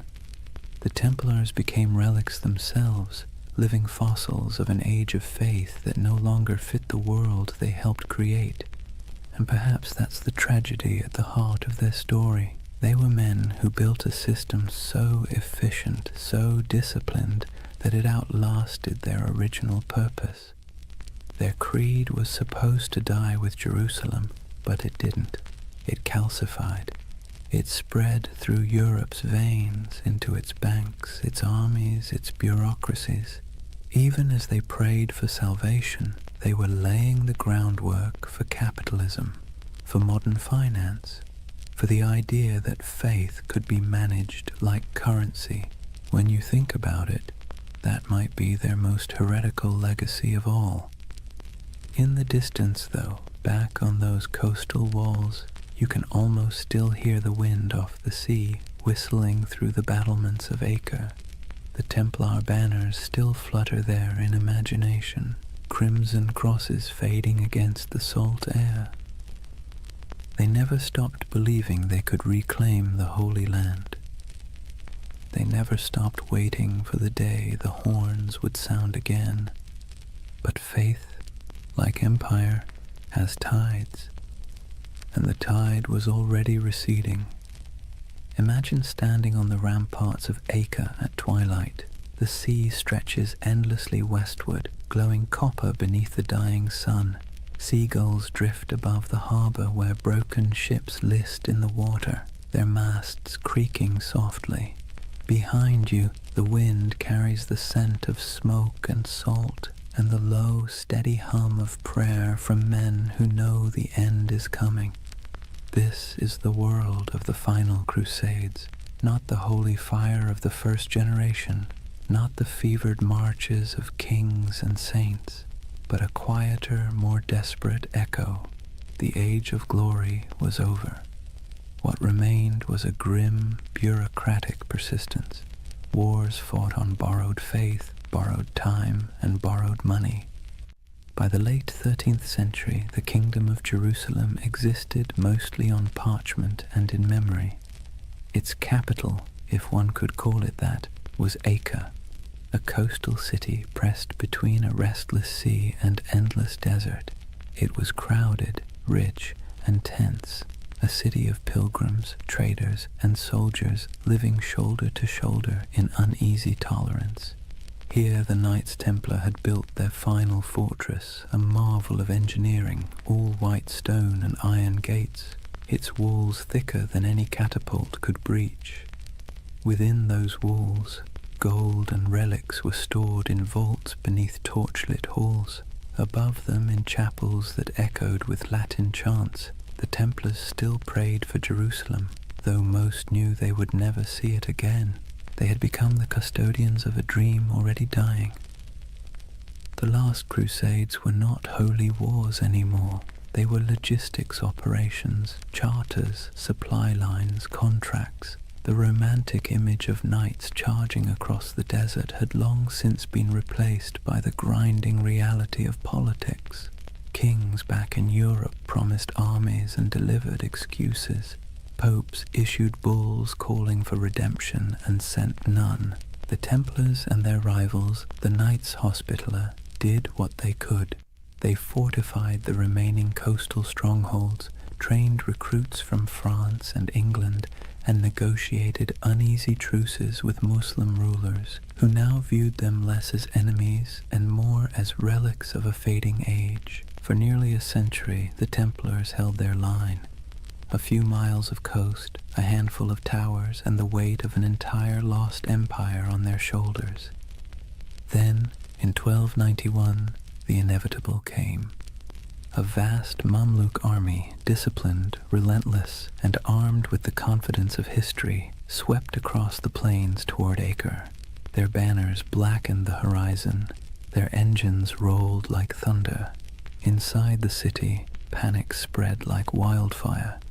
Citizens fled to the harbor, merchants burned their ledgers, priests carried relics to the ships, whispering prayers that no one believed would work. The Templars, as always, took their positions.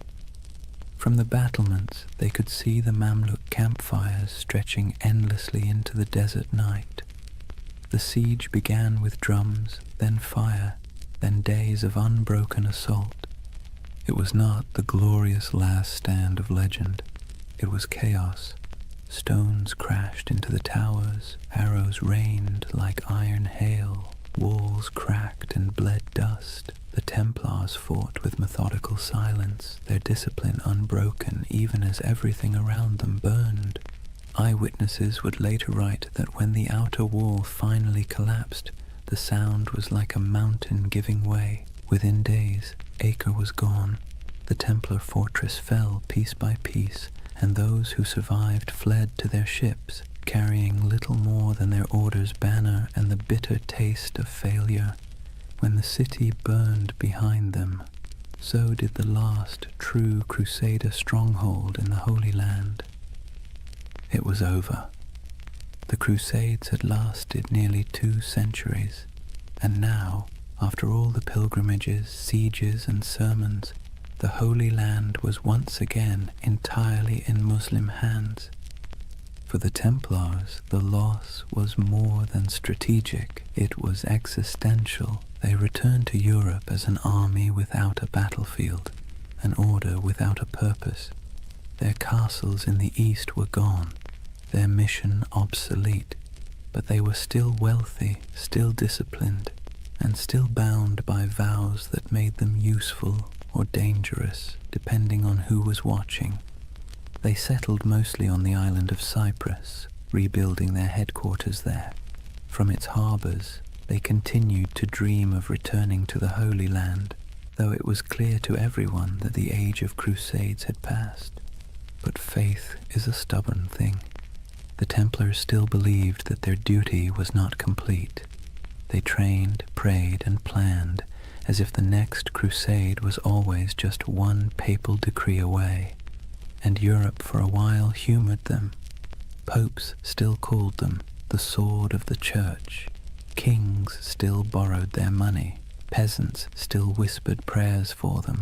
But under the surface, the world was changing. Trade was replacing war. Cities were replacing castles. Banks were replacing swords. And the Templars, with their vast holdings and network of treasuries, found themselves at the uncomfortable center of this transition. They had invented the closest thing to modern finance, a system where a pilgrim could deposit gold in Paris and withdraw it in Acre using coded letters of credit. It was genius, practical, and efficient, and in hindsight, catastrophic. Because when the wars ended and the debts came due, kings looked at the Templars' wealth and saw temptation, not salvation. Especially one king in particular, Philip IV of France. Philip was a man both pious and paranoid. He owed the Templars enormous sums of money, loans for his wars, his court, his vanity. But he also saw their independence as an affront. They answered not to him, but to the Pope. Their fortresses in France were like miniature states, their archives sealed and secret, and the more Philip learned about them, the more their silence unnerved him. Rumors spread of strange initiation rites, of heretical symbols, of men kissing the cross in reverse. Nonsense, most likely, but for a monarch looking to erase his debts and consolidate power, nonsense can be weaponized. In the years after Acre, Philip began to scheme. He courted the Pope, then bullied him. He planted spies among the Templars. He listened to gossip and invented the rest. The Templars, perhaps naively, continued to operate as they always had, holding mass, training knights, managing estates. They trusted in their reputation, in their service, in their holy mission. They never realized that while they were guarding against heathens abroad, the real danger had been quietly gathering at home. In the fall of 1307, France was restless. Taxes were high, the treasury was strained, and the king's legitimacy was fragile. Philip needed an enemy. And what better villain than a secretive, wealthy brotherhood whose glory had long since faded into rumor? The Templars were about to learn a lesson the Romans once taught long ago, that power without narrative is just a target. Their story had begun with oaths whispered beneath the Temple of Solomon. It was about to end in the flicker of torches and the hiss of sealed orders. History, like the sea, has its own rhythm, rising, falling, devouring. The Templars, once masters of both faith and war, had finally drifted too far from shore. Their banners would not fall on the battlefield, but in the courts of kings. Their last enemy would not wield a sword, but a quill. The Crusades had ended, but the Inquisition was just beginning. Imagine Paris in the early morning of October 13th, 1307. The air is cold, the mist heavy. Bells toll softly from the towers of Notre Dame, their echo rolling over the Seine. Most Parisians are still asleep, unaware that within the hour history itself is about to shift. Across the city, a quiet army stirs. Royal messengers slip through fog-damp alleys, carrying sealed orders bearing the king's personal wax seal. Soldiers, sworn to secrecy, assemble at street corners and bridges. They don't yet know who they're hunting, only that the order comes directly from Philip IV, and that disobedience would mean ruin. When the sun finally breaks the horizon, the trap is sprung. Every Templar house in France, every fortress, every commandery, every quiet estate hidden among vineyards and fields is surrounded. Gates splinter, iron boots echo down stone halls. The knights of the temple, warriors who once faced Saracen armies in the blazing deserts of Palestine, are dragged from their beds half-dressed, bewildered, accused of crimes so grotesque they can barely comprehend them. Blasphemy, idolatry, heresy. The list reads like something pulled from a fever dream, but this was no dream. It was politics, dressed in the robes of faith.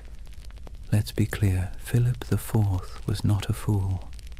He was something more dangerous, clever, desperate, and convinced of his divine right to do whatever was necessary to hold his kingdom together. He had bled France dry with wars against England, then with his campaigns to tax the clergy. When the church resisted, he struck back, exiling the Pope from Rome, installing his own candidate, and essentially turning the papacy into a branch office of the French crown. That Pope was Clement V, a man whose spine was as soft as the velvet cushions he sat on. Officially, he ruled from Rome. In practice, he lived under the shadow of Philip's will, a papal puppet relocated to Avignon. And so, when the King of France whispered that the Templars were dangerous, heretics, maybe even satanic, Clement listened. But the real accusation wasn't spiritual, it was financial. The Templars held vast wealth, not in piles of coins, but in something far more threatening: records, ledgers, IOUs. They were Europe's most sophisticated bankers, managing royal treasuries, facilitating trade, and holding deposits from nobles who trusted their vaults more than their own castles. That included Philip himself, who now owed them so much that, if they called in their debts, France might collapse. And so, with one order, Philip did what every indebted man has dreamed of doing since time began. He erased the balance sheet. The raids were coordinated with surgical precision. Templars across France were seized simultaneously, their archives confiscated, their leaders imprisoned. Jacques de Molay, the Grand Master, was arrested in Paris, along with his top commanders. He had been a guest of honor at the king's court just days before, attending the funeral of Philip's sister. Now his hospitality was rewarded with chains. The interrogations began almost immediately. The king's agents, men of ink and iron, demanded confessions to every sin imaginable. They accused the Templars of denying Christ, of spitting on the cross during initiation, of worshipping a mysterious idol called Baphomet. They spoke of obscene rituals, secret kisses, and dark oaths taken by candlelight. And under torture, men will say anything. By the week's end, confessions poured in, broken, contradictory, desperate. Some swore they had been tricked, others simply wept and signed whatever parchment was placed before them. The king had his proof. But outside the dungeons, the world was less convinced. The charges made no sense. The Templars were fanatically religious, sworn to poverty, chastity, and obedience. Their prayers structured their lives so tightly that even eating and sleeping were acts of devotion. To accuse them of heresy felt like accusing monks of witchcraft. But logic was irrelevant. The spectacle was the point. Philip had turned the trial into theatre. He invited clergy, nobles, and the public to hear the confessions.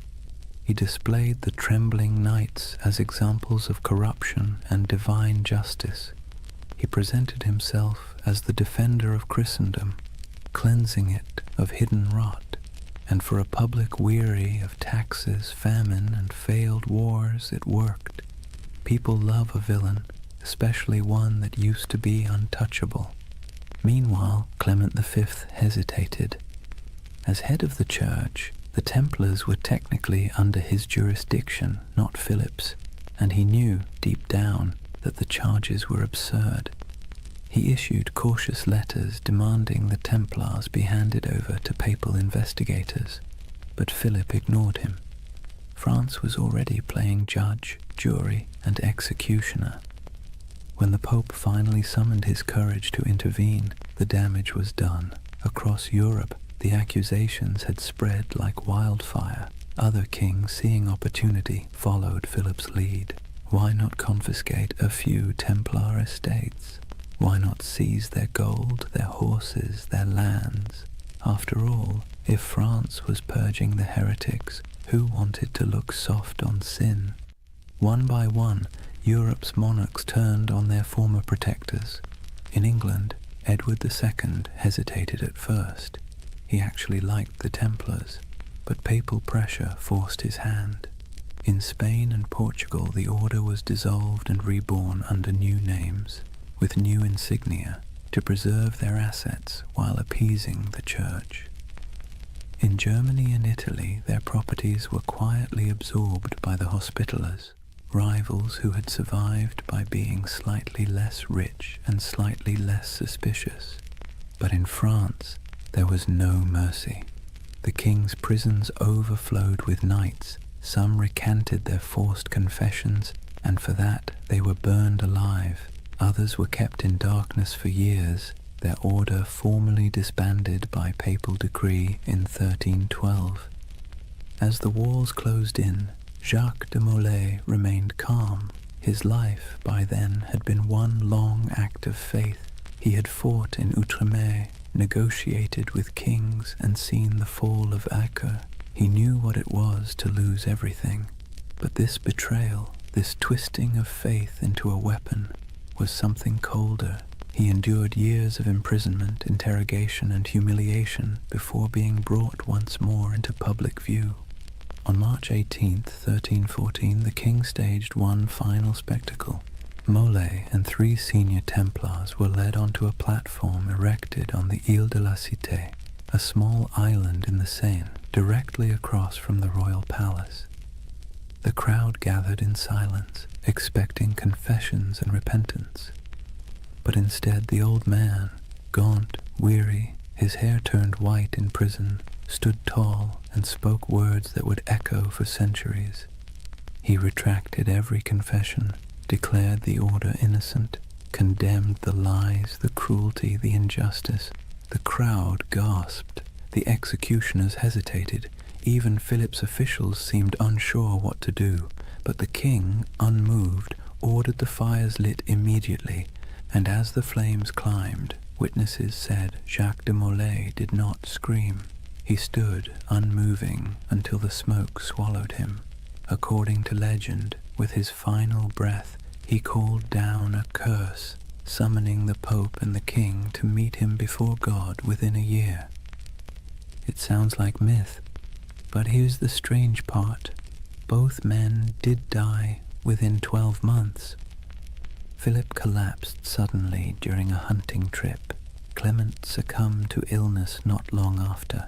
Their bodies, it was said, refused to rest peacefully. One burned, one desecrated by lightning. History, for once, indulged in poetic justice, and so ended the Knights Templar, at least on paper. Their castles were seized, their treasure vanished, their order dissolved, but their legend, that refused to die. Whispers began immediately, of ships slipping away from La Rochelle under cover of night, carrying gold, relics, and sacred texts, of surviving knights who fled north to Scotland or vanished into the Alps, of secret brotherhoods, the Freemasons, the Rosicrucians, who claimed descent from the last guardians of the temple. It's hard to tell where history ends and myth begins. Maybe they're the same thing now, a story too powerful to stay buried. The fires of Paris went out, the ashes scattered. But in the imagination of every generation since, the Templars never stopped riding. Their red crosses still gleam faintly in the dark corners of our collective memory, where faith and conspiracy meet like two mirrors reflecting forever. Chapter 4. The Fall, the Curse, and the Immortal Legend. Take a deep breath and picture it again. Paris, 1314. The sun setting behind the grey spires, the river glinting like a blade, the crowd dispersing after the execution, their murmurs fading into the wind. For a moment, the city feels hollow. The flames have gone out, the smoke has thinned, and all that remains of the Knights Templar is the faint scent of burning oak and the whisper of rumour. It should have ended there, but history, like fire, has a way of smouldering long after the last spark dies.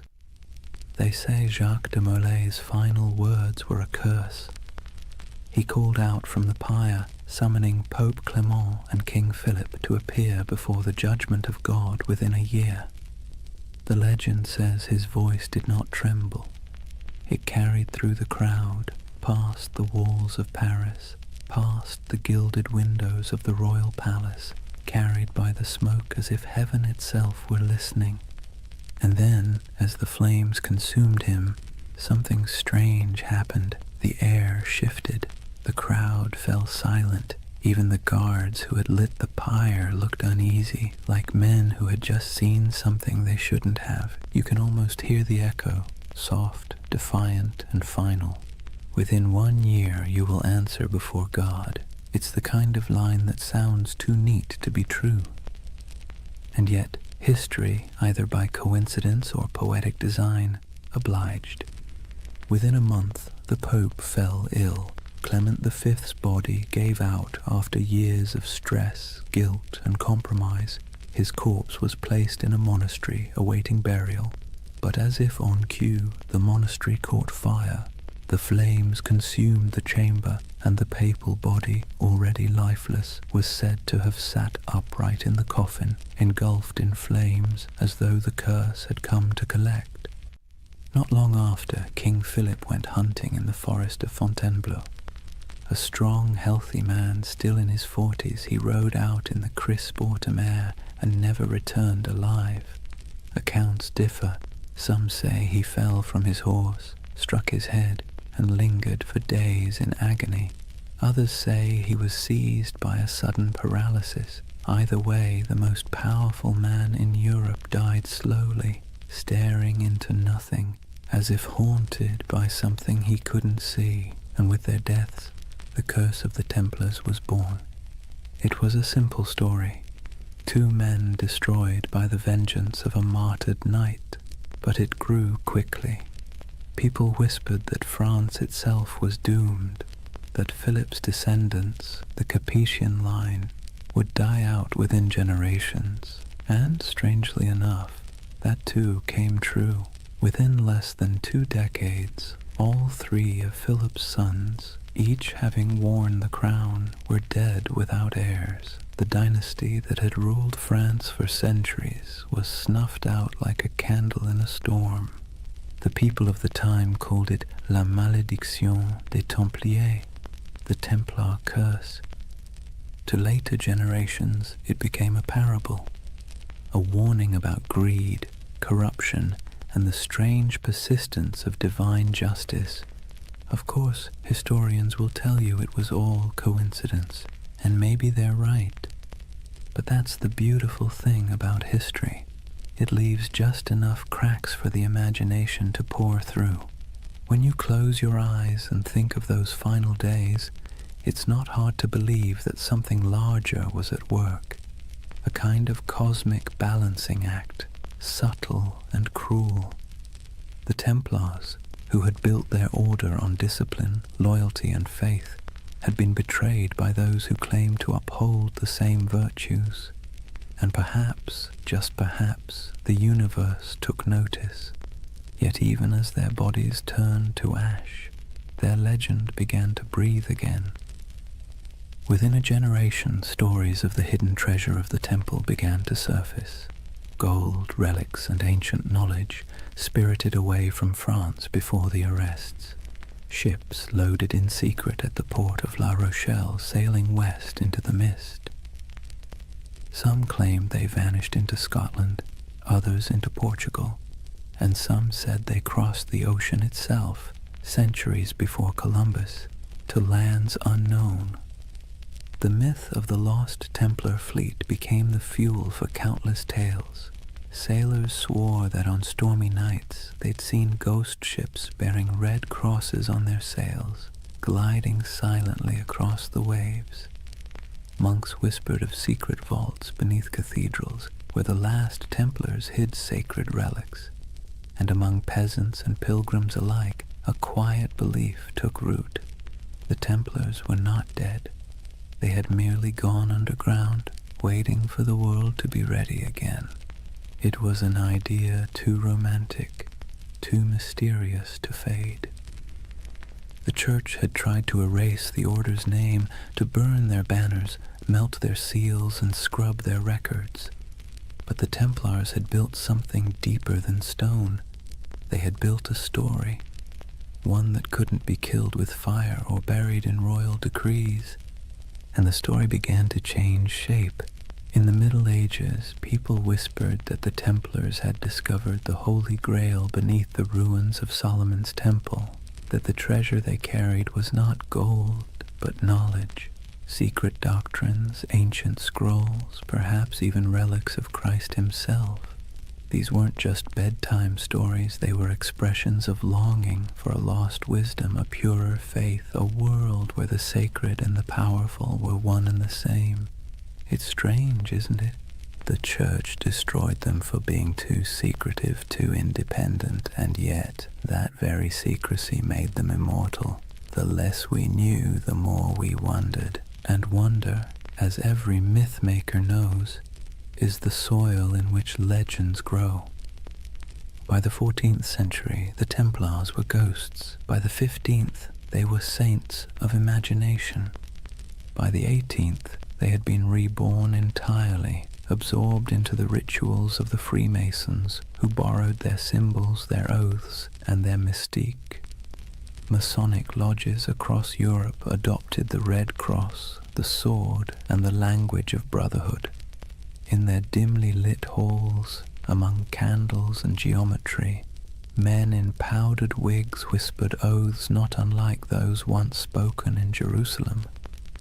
And in those flickering moments, the Templars lived again, not as soldiers, but as symbols, symbols of resistance, of hidden knowledge, of purity lost and truth buried beneath the weight of time. Somewhere along the way, their story stopped being about history at all. It became about us, about our hunger for mystery, our suspicion of power, our desire to believe that somewhere in the forgotten corners of time, the pure and the brave are still watching. And that brings us back to that fateful Friday, the 13th of October, 1307, the day that superstition itself was born. Before that morning, Friday the 13th meant nothing. It was just a date. But after the Templars were seized, tried, and condemned, it became a symbol of betrayal and bad luck. The day the innocent were destroyed by the powerful. The day faith was tested and justice mocked. The day one of the most disciplined brotherhoods in human history was wiped out in a single breath. Centuries later, we still flinch at that date without remembering why. Maybe that's the real curse, not divine vengeance, but cultural memory, a faint echo of injustice that hums quietly beneath the surface of modern life. Every time the calendar aligns and Friday falls on the 13th, we pass through that echo.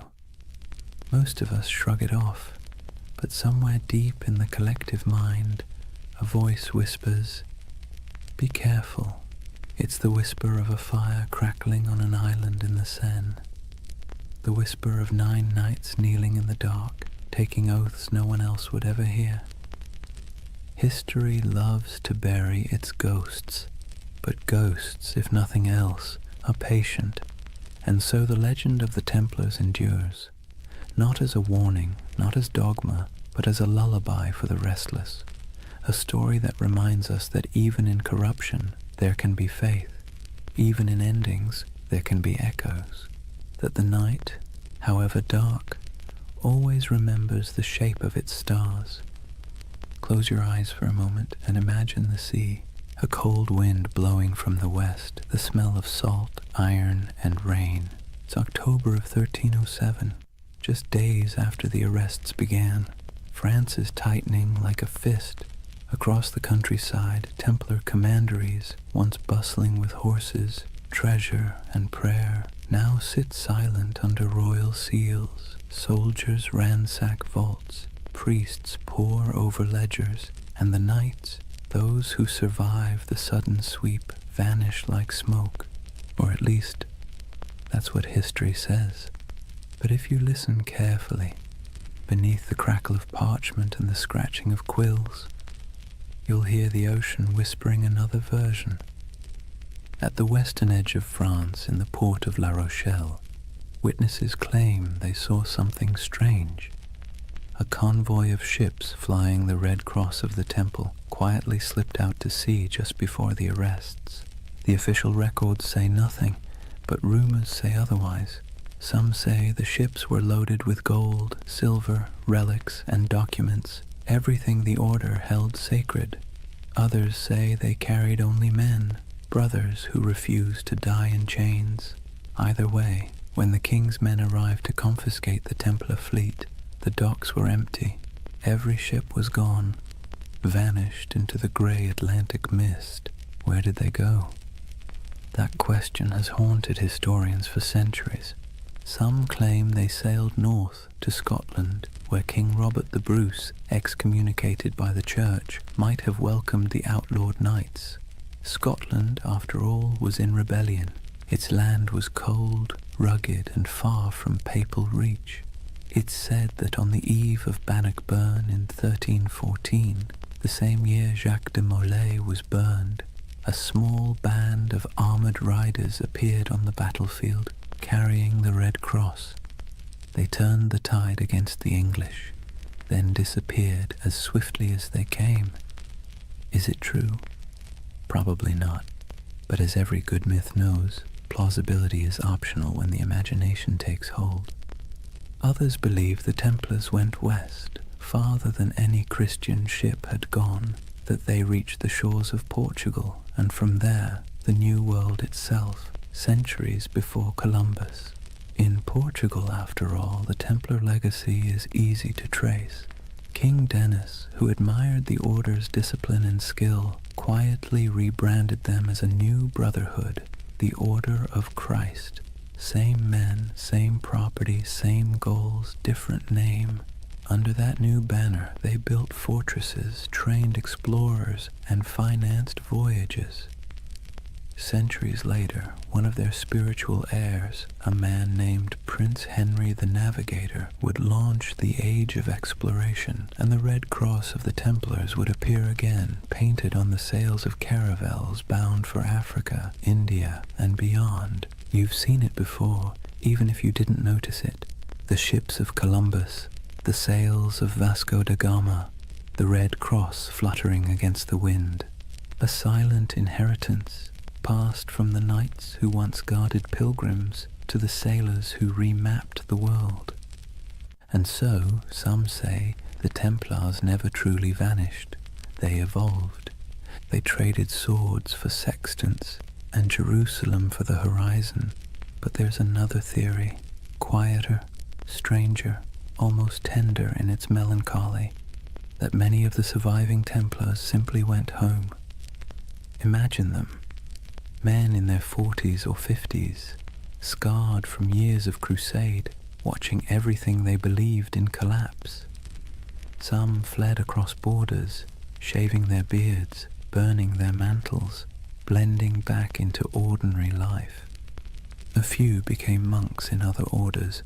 A few became mercenaries fighting in wars for causes that meant less to them than the discipline itself. And some perhaps wandered until they disappeared entirely. It's easy to picture one, an old knight on a country road in Burgundy, walking beside a thin horse, whispering the prayers he'd once spoken in Latin under vaulted stone. The world had moved on, but his habits hadn't. He still woke before dawn. He still ate in silence. He still believed that somewhere, somehow, the temple would rise again. History doesn't record their names, but you can almost feel their absence, like a missing note in a song. Meanwhile, in the cities, the myth began to grow. People whispered that the knights had gone underground, forming secret brotherhoods that passed their wisdom down through generations. Some pointed to the Freemasons, whose ceremonies echoed Templar oaths of loyalty and secrecy. Others to the Rosicrucians, the mystics of the Renaissance who claimed to guard ancient knowledge. And later still, to shadowy organizations whispered about in smoky taverns, societies of men who spoke in symbols, who wore rings marked with crosses, and who always seemed to know more than they should. Whether any of it was true didn't matter. What mattered was that the idea felt true, because deep down, humanity hates endings. We don't like to believe that things simply stop, that great movements vanish overnight. We'd rather imagine that somewhere, beneath the surface, the story continues. And maybe it does. In Scotland, legends grew of hidden lodges beneath cathedrals, where descendants of the Templars met by candlelight. In Spain and Portugal, old families claimed to possess relics from the temple, swords, seals, and parchments that no historian could trace. And in France, the ghost stories began. Peasants said that on stormy nights they saw riders in white cloaks galloping through the woods near old commanderies, their torches flickering like stars, no hoofbeats, no voices, just the wind, the rain, and the sound of metal brushing against metal. The church called it superstition, but the peasants knew better. They said it was the Templars, still keeping watch. Centuries later, during the French Revolution, when mobs looted churches and burned archives, strange things were found. Stone carvings of Templar crosses hidden behind altars, letters sealed with wax bearing the order's symbol, and cryptic diagrams suggesting that not everything had been destroyed. Even Napoleon, the great skeptic, was rumored to have been fascinated by them.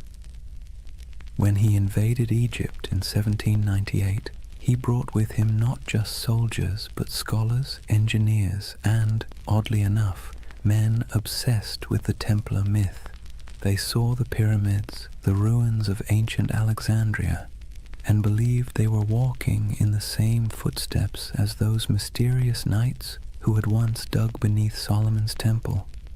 It was as if every century rediscovered the Templars anew, each generation projecting its own dreams onto their ghost. For the Renaissance, they were seekers of hidden wisdom. For the Enlightenment, martyrs of superstition. For the modern age, symbols of rebellion against authority. And through it all, their image never changed. White cloaks, red crosses, silent resolve. The perfect blend of purity and menace. That's the strange paradox of the Knights Templar. They began as humble monks sworn to poverty and ended as eternal figures of power. They were meant to defend faith but became symbols of doubt. They were destroyed for secrecy, and yet secrecy is what keeps them alive. When you trace their story from the ruins of Jerusalem to the myths of modernity, you realize that the Templars have become less a chapter of history and more a kind of mirror. Every age sees itself in them. Every conspiracy, every spiritual revival, every lost cause finds its reflection in their legend. Even today, their name is everywhere. Video games, novels, films, coffee brands, even insurance companies. The irony would probably amuse them. Men who once vowed to own nothing now sell everything. But perhaps that's fitting. The Templars were never just about religion or war. They were about the human need to believe in something that endures. And maybe that's why we can't stop imagining where they went. Not because we need the facts, but because we need the comfort of knowing that ideals, courage, loyalty, sacrifice don't just die with men. They drift, they adapt, they survive. So when you think of those ships sailing out of La Rochelle into the fog, try not to see them as fugitives. See them as dreamers, as the embodiment of a simple, quiet truth. That faith and mystery always find a way to escape the fire. Maybe they reached Scotland, maybe they reached the New World, or maybe they're still out there somewhere, beyond the horizon, sailing a sea that never ends. Imagine a cold dawn in Paris, 1307. The streets smell of smoke and fear. Bells toll somewhere in the distance, slow, heavy, deliberate. The king's guards march through the mist, their armor clattering like a death knell. Inside the stone halls of the royal fortress, a handful of exhausted men kneel before a tribunal. Their white mantles, once symbols of divine purpose, are now stained with dirt and tears. The red cross across their chests looks almost like a wound. These are the Knights Templar, the once unbreakable brotherhood now accused of heresy, blasphemy, and witchcraft. Their Grand Master, Jacques de Molay, stands among them. His face is gaunt, his hands tremble, but not from fear, from disbelief. Only a few years earlier, kings had begged for the Templars' loans, popes had blessed their missions, and merchants had trusted their vaults with fortunes. And now, The same powers that exalted them call them servants of the devil. Let's be clear, the charges were absurd. The Templars were accused of spitting on the cross during secret initiations, of worshipping a mysterious idol named Baphomet, a bearded head that supposedly whispered prophecies, of kissing each other's backsides as oaths of loyalty. It sounds like something invented by a drunk gossip trying to impress a tavern full of bored clerks. But in medieval Europe, rumor and heresy were as lethal as swords. Under torture, men confessed to anything. And King Philip IV of France, buried in debt to the Templars, knew that pain was cheaper than repayment. He wanted their treasure and their silence. So he ordered confession after confession until even the strongest broke. It's strange to imagine these were men trained to endure battle, to ride through sieges, to fight without sleep. And yet here they were, chained in dungeons, whispering prayers that turned into pleas. Some recanted immediately, others held firm until their bodies gave out.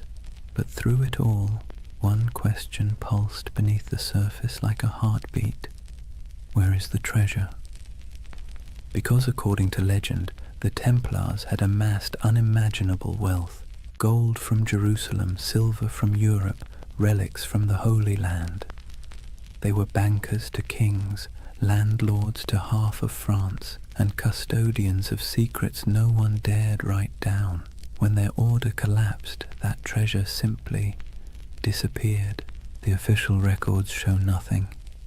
The king found empty vaults, the church seized estates, but no gold. And so the myth began. The missing Templar treasure has been called the most enduring unsolved mystery in medieval history. Over the centuries it's been found 1,000 times, in hidden tunnels under Paris, buried beneath Rosslyn Chapel in Scotland, locked inside the catacombs of Malta, even frozen beneath Nova Scotia's Oak Island, where fortune hunters have been digging for 200 years and still haven't hit bottom. Each theory begins the same way, with the night of October 13th, 1307, when those ships at La Rochelle sailed off into the mist. And each theory ends the same way, with an empty map and more questions. But maybe the treasure wasn't gold at all.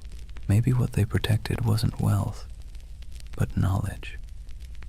There's a quiet rumor, older than the Freemasons, older than most conspiracy theories, that the Templars discovered something beneath the ruins of Solomon's Temple during their early years in Jerusalem. What it was, no one agrees on. Some say it was the Holy Grail, not a cup, but a secret bloodline. Others claim it was the Ark of the Covenant, still humming with divine energy. And a few whisper that it was something far less biblical, ancient texts from before recorded history, knowledge so profound it could rewrite theology itself. Whatever it was, the rumor insists that the Templars hid it, not in one place, but in many. Fragments scattered like seeds across Europe, buried under chapels, sealed in crypts, or disguised as relics. You can almost imagine it. Stone corridors lit by flickering torches, brothers moving in silence, passing relics wrapped in linen.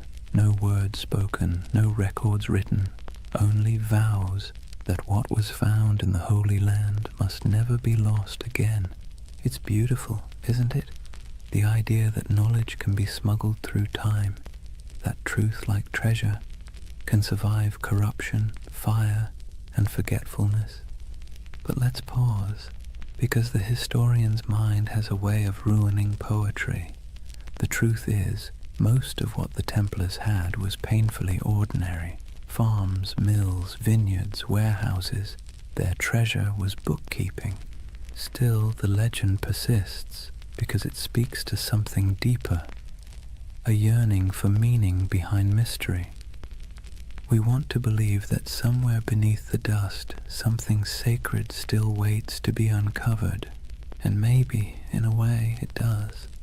Because even stripped of myth, The story of the Templar trials is a perfect reflection of how power consumes its own creation.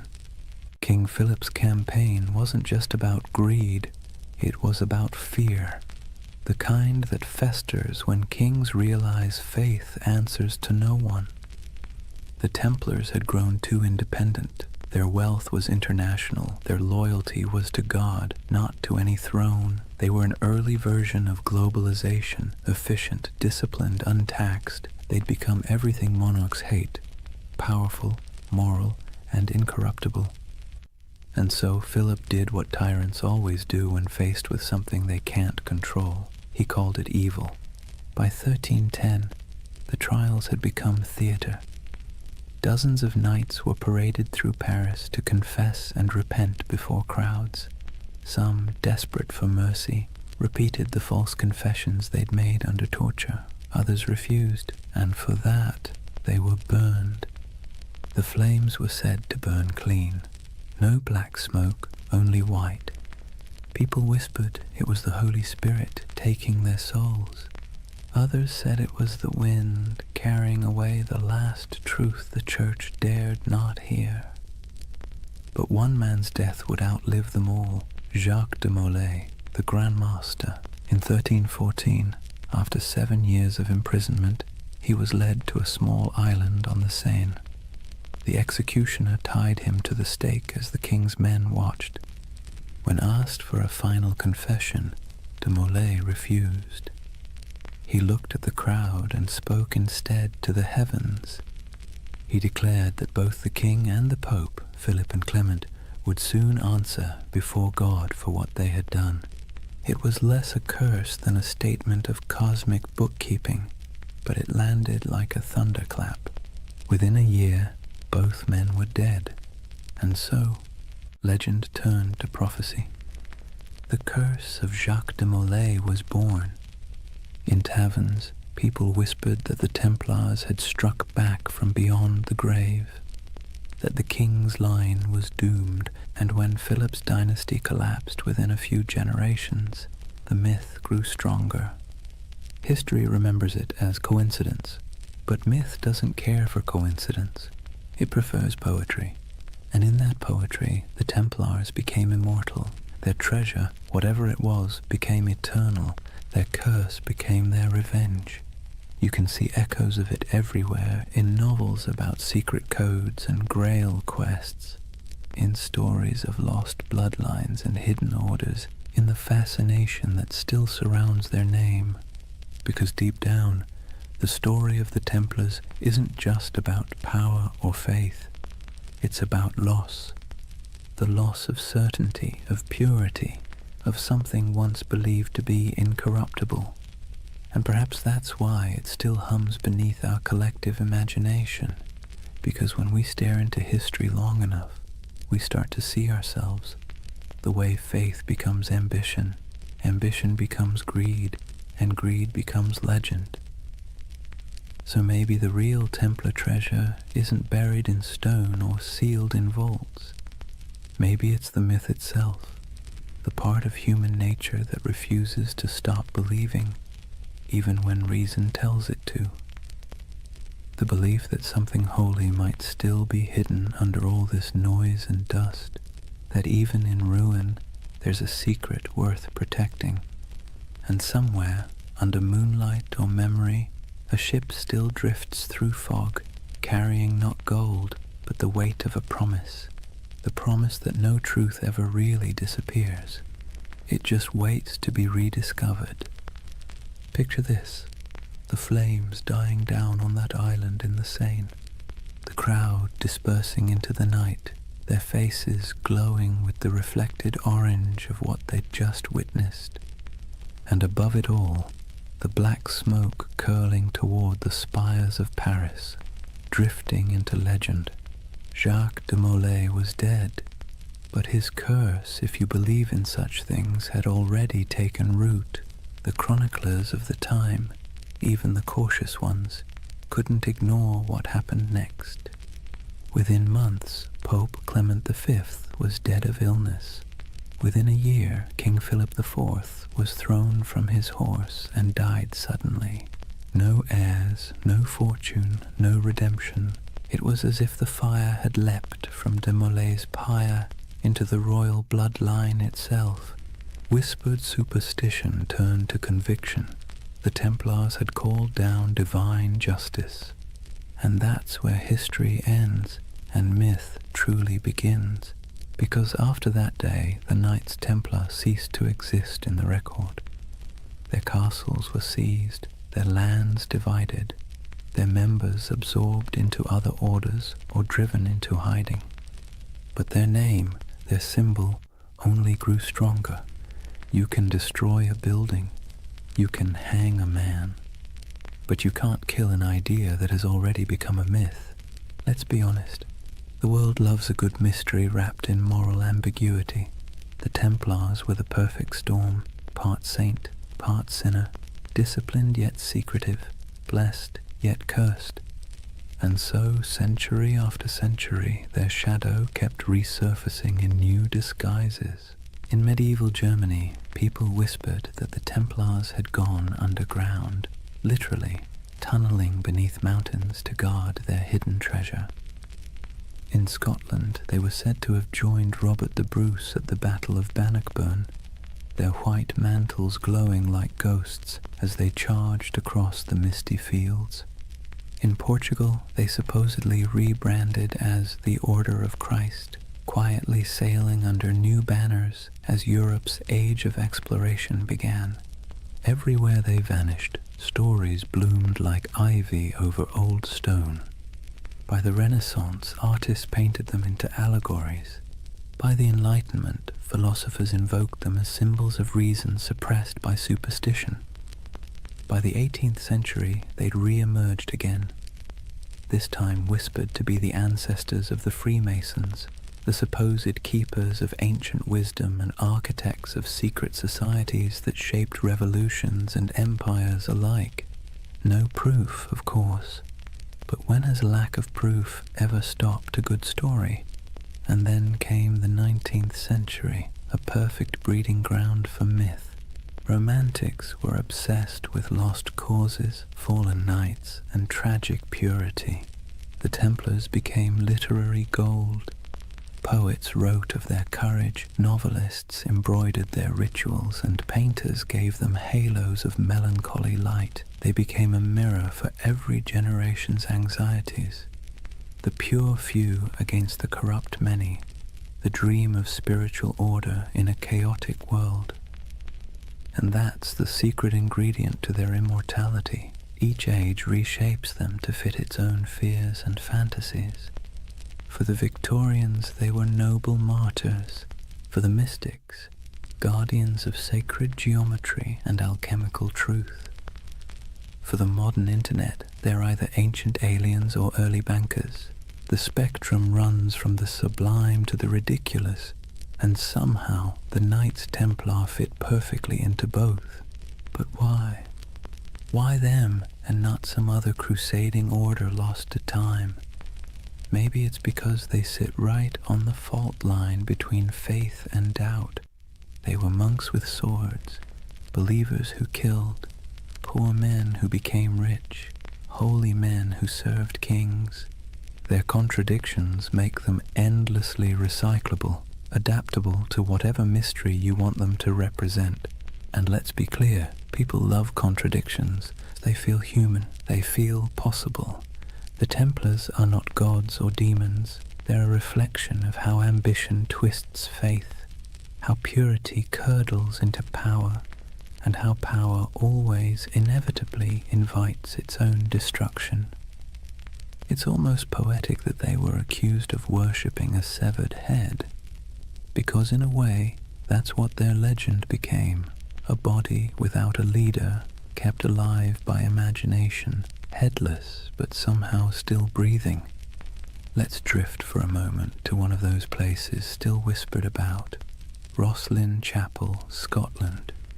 Built in the 1400s, long after the Templars' supposed end, it's a riot of stone carvings, angels, vines, strange geometric knots, and figures that seem oddly ancient.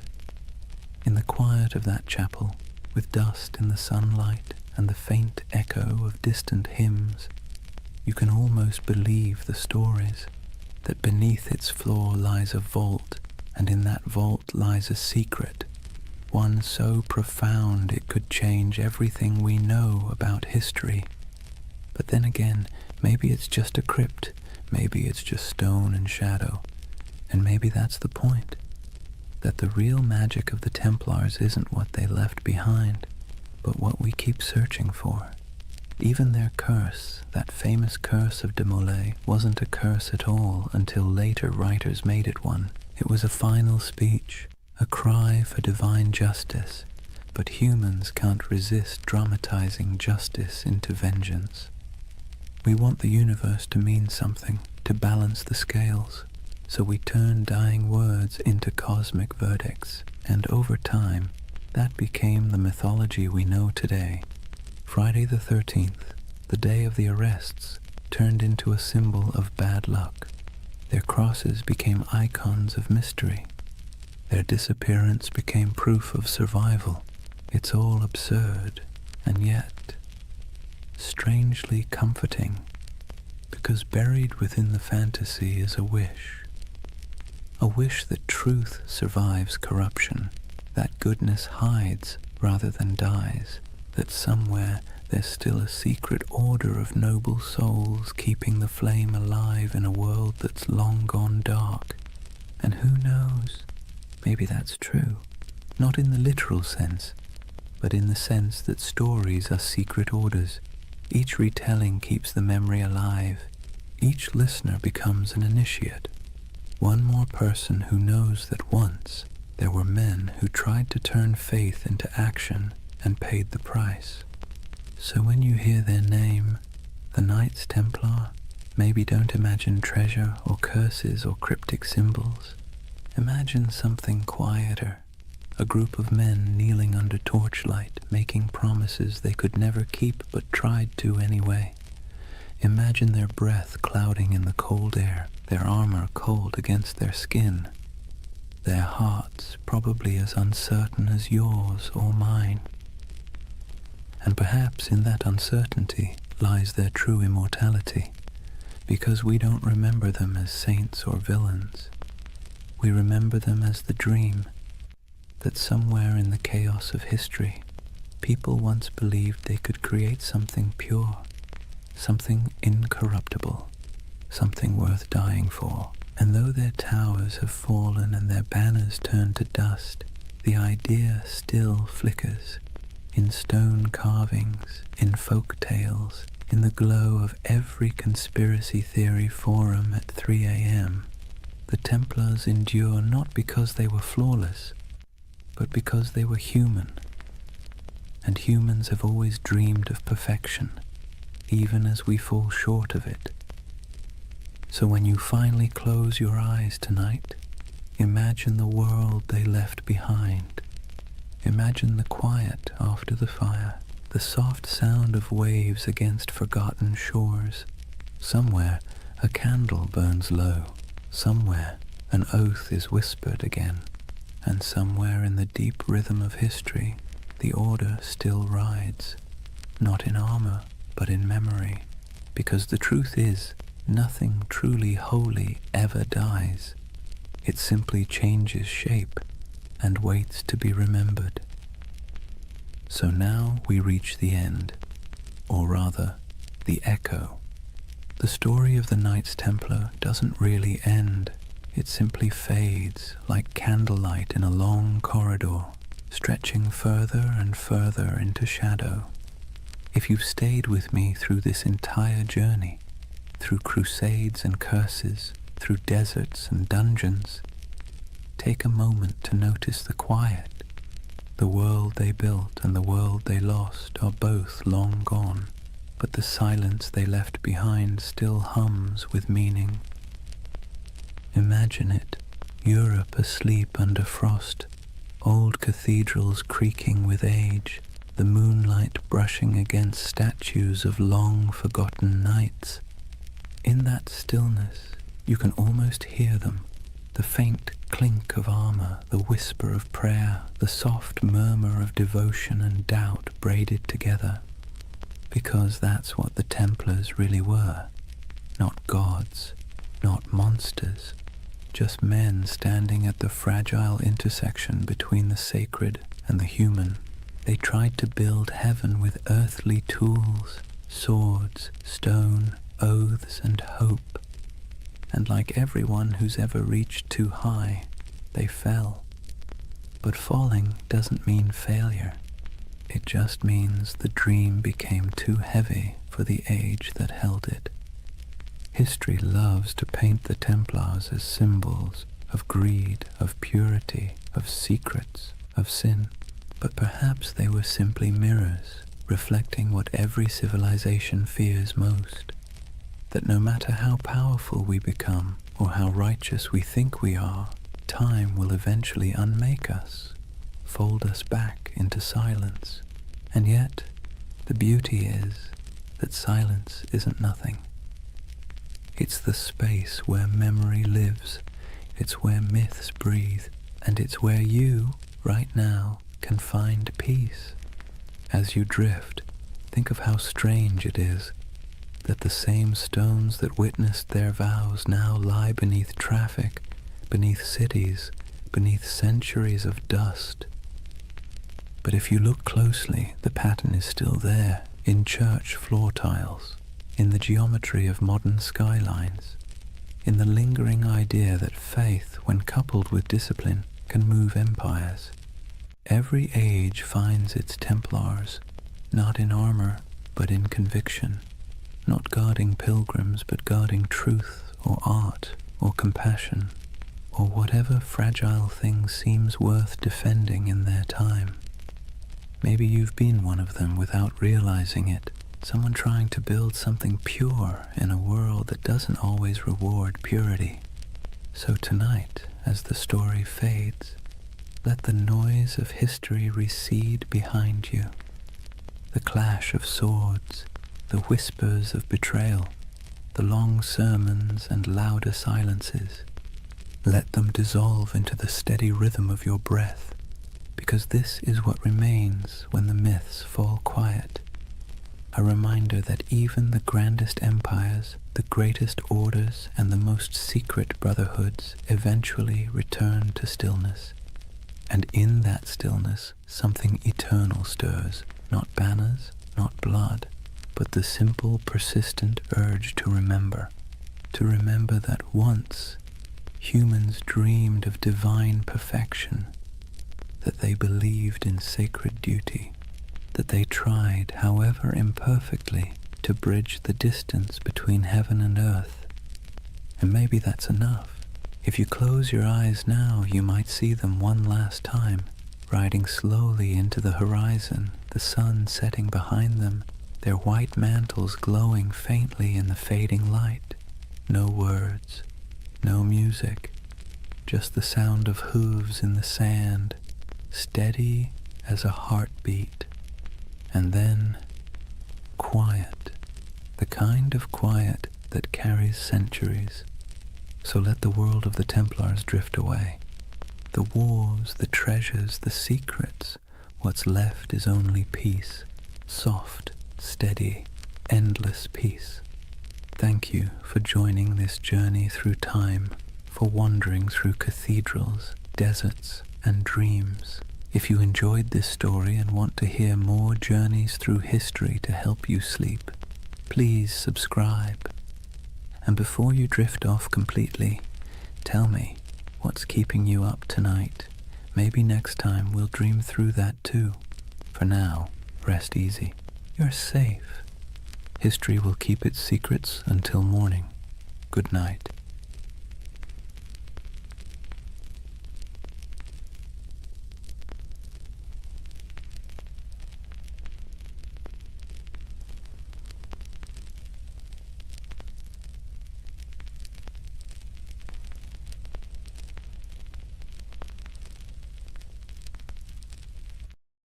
Hey guys, welcome back to the Sleep Atlas. Tonight we're setting sail on one of the most romanticized, misrepresented, and misunderstood chapters in world history. No, not knights, not pharaohs, not Romans with fancy sandals. We're talking about pirates. The real ones.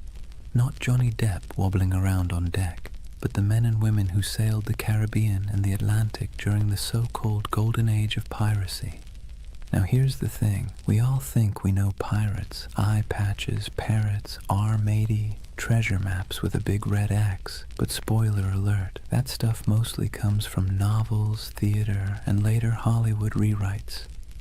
Real piracy was less swashbuckling and more sweaty, smelly, filled with salted beef crawling with maggots, water that tasted like a rotting barrel, and constant anxiety that your ship might sink in a storm, or your captain might keelhaul you for stepping out of line. And yet somehow the legend of pirates has become this glamorous story of freedom, adventure, and treasure. But here's the contradiction, and it's worth letting it sink in. The Golden Age of Piracy wasn't golden at all. It was born out of war, poverty, hunger, and desperation. It wasn't about noble freedom, it was about scraping survival out of salt air, blood, and backbreaking work. Yet people keep retelling their stories because deep down we're drawn to the fantasy of escape, of rejecting rules, of carving out a small piece of freedom on the open sea. So, as you settle in, maybe dim your lights or turn on some soft background sounds, let's drift together into this world. Imagine the creak of ropes, the groan of wooden planks, the crash of waves on the hull. Tonight, we'll wander through crowded ports, stand under the Caribbean sun with sweat dripping down our backs, and listen to the salty curses of men who gambled everything on the sea. Before we start, a small ask. If you enjoy drifting off with these stories, give this video a like, and maybe even subscribe.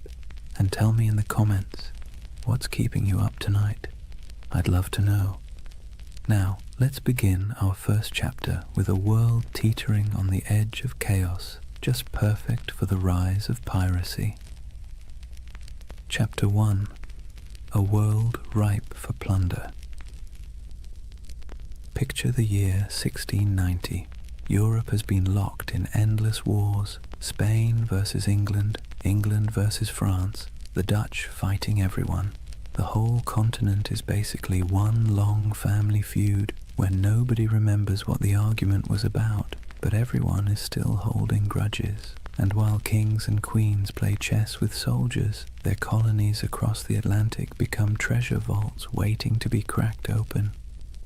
The Caribbean at this time was a furnace, not just from the heat, though the sun baked everything in a way that made even the shadows shimmer, but because it was where European empires collided, traded, and stole from one another. Spanish galleons hauled silver from Peru and Mexico, loading it into massive convoys that lumbered across the ocean toward Spain. English, French, and Dutch merchants sailed their own fleets filled with sugar, rum, tobacco, and enslaved Africans, commodities that would fuel entire economies back in Europe. The ports were alive with contradictions. Imagine standing on the docks of Port Royal in Jamaica around 1700. The smell hits you first: tar, rum, smoke, and human sweat. Dock workers shouted in a dozen languages, sailors stumbled drunk, their shirts stiff with salt, elegant merchants in powdered wigs strutted past barefoot fishermen hauling nets of twitching fish. The soundscape was relentless, donkeys braying, sailors cursing, coins clattering on wooden counters, priests mumbling blessings, cannons occasionally booming in the harbor just to remind everyone who was in charge. And here's the irony. These bustling colonial ports were supposed to be the crown jewels of empire, but they were also perfect breeding grounds for lawlessness. Governments thousands of miles away tried to impose order, but the reality was chaos. Governors took bribes, soldiers deserted, officials looked the other way when merchants smuggled contraband. The Caribbean was a place where, if you had a ship and a crew desperate enough, you could either make a fortune or lose everything in a week. Now think about the sailors themselves. Life at sea under a Royal Navy wasn't glamorous. It was miserable. Sailors were often press-ganged, basically kidnapped into service, dragged aboard ships against their will. Conditions were horrific: cramped hammocks, weevil-infested bread, floggings for minor offences. Pay was late, if it ever came at all, and if you happened to survive the voyage, chances were you'd be discharged with nothing but a few coins jingling in your pocket and a body half ruined by scurvy. So when word spread that some sailors had gone rogue, ditched their oppressive commanders, seized ships, and struck out as freebooters, it sounded less like criminality and more like rebellion. Piracy wasn't just a crime, it was a way out. Let's be clear though, the sea was not forgiving. It wasn't a highway of freedom. It was a gauntlet of storms, reefs, disease, and predators, both human and natural. But if you were a sailor in 1700 staring at the horizon from the deck of a crowded ship, the choice between a brutal life under a navy captain or rolling the dice with piracy might not have seemed that hard. By the turn of the century, the Caribbean had become what you might call a floating economy of risk. On one side, kings, merchants, and governors trying to keep order. On the other side, a growing army of dispossessed sailors, mercenaries, and adventurers who decided order was overrated. All it took was the right moment, a gap in empire, a weakly guarded convoy, a ship with sails trimmed just so, and fortunes could be made overnight. And so, with every galleon groaning under the weight of silver, every sugar plantation coughing up profits, and every port overflowing with sailors who'd had enough of being cheated, the stage was set. The Golden Age of Piracy wasn't born out of nowhere. It was baked into the world itself, into the trade routes, the wars, the greed, and the desperation. The seas were ready, and so were the men who would plunder them. If the late 1600s and early 1700s had a theme, it would be everybody's exhausted, broke, and kind of angry. Europe's great powers had been at each other's throats for decades, and while kings and queens could patch up peace treaties, the wars left a trail of wreckage that stretched across the Atlantic. And in that wreckage, piracy took root. Take Spain, for example. Once upon a time, Spain was the big kid on the block. They had the gold, the silver, the fleets, and the swagger to call themselves masters of the New World. But by the late 1600s, their empire looked less like a shining crown and more like a rusty bucket with holes. Wars drained their coffers, silver shipments were constantly raided, and their ships, once the pride of the seas, were often outdated and slow. Spain still had territory, but its grip was slipping, and everyone else smelled the weakness. England wasn't doing much better. Sure, they were clawing their way toward global power, but back home, ordinary sailors were being tossed around like dice in a rigged game.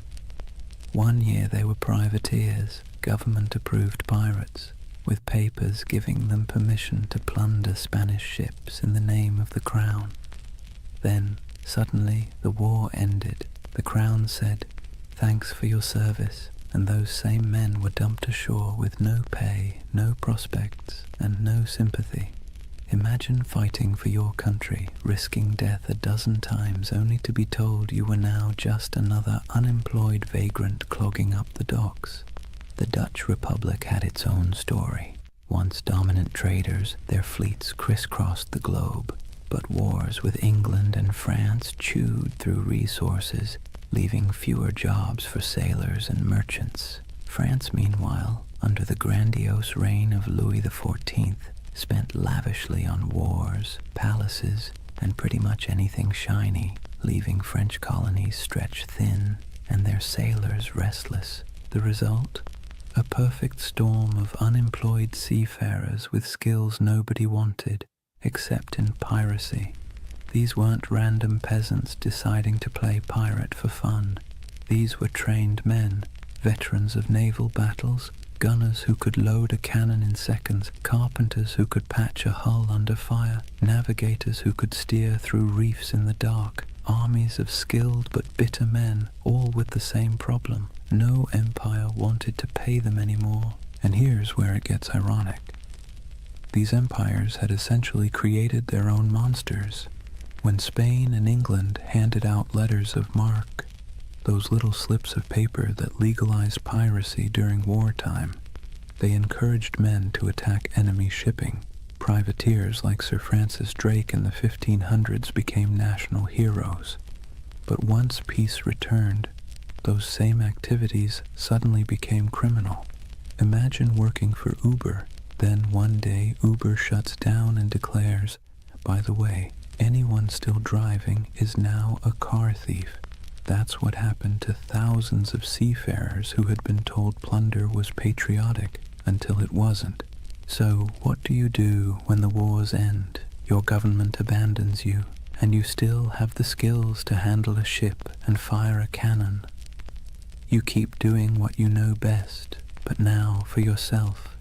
You keep raiding ships, you keep seizing cargo, you keep living by the sword, or in this case, the cutlass. Piracy wasn't just desperation, it was habit. It was a profession that governments themselves had encouraged and then tried to disown. This collapse of empire control didn't just happen on land. At sea, the very roots of trade were fragile. Convoys of Spanish galleons might be well defended, but smaller ships carrying sugar or rum often sailed alone. Merchant captains wanted profit, not protection, and cutting corners left them exposed. Add in tropical storms that could scatter fleets like confetti, and suddenly the Caribbean looked less like the King's Ocean and more like a buffet table for anyone bold enough to take a bite. And let's not forget the colonies themselves. Governors sent from Europe often cared more about lining their own pockets than enforcing the law. Some even welcomed pirates, so long as they brought in enough gold or shared enough loot. For struggling outposts like Nassau in the Bahamas, pirates weren't a nuisance, they were the economy. It's hard to enforce anti-piracy laws when half your town depends on stolen goods to survive, so piece by piece the mighty grip of empire loosened. Spain couldn't patrol all its waters. England's navy was stretched thin. France was distracted by continental wars. The Dutch were in decline. And into that vacuum sailed the pirates, men who saw the weakness of kings and decided to crown themselves instead. The collapse of empires didn't just make piracy possible, it made it inevitable. The seas were full of treasure. The navies were too thin to guard it, and the men who knew how to seize it had nothing left to lose.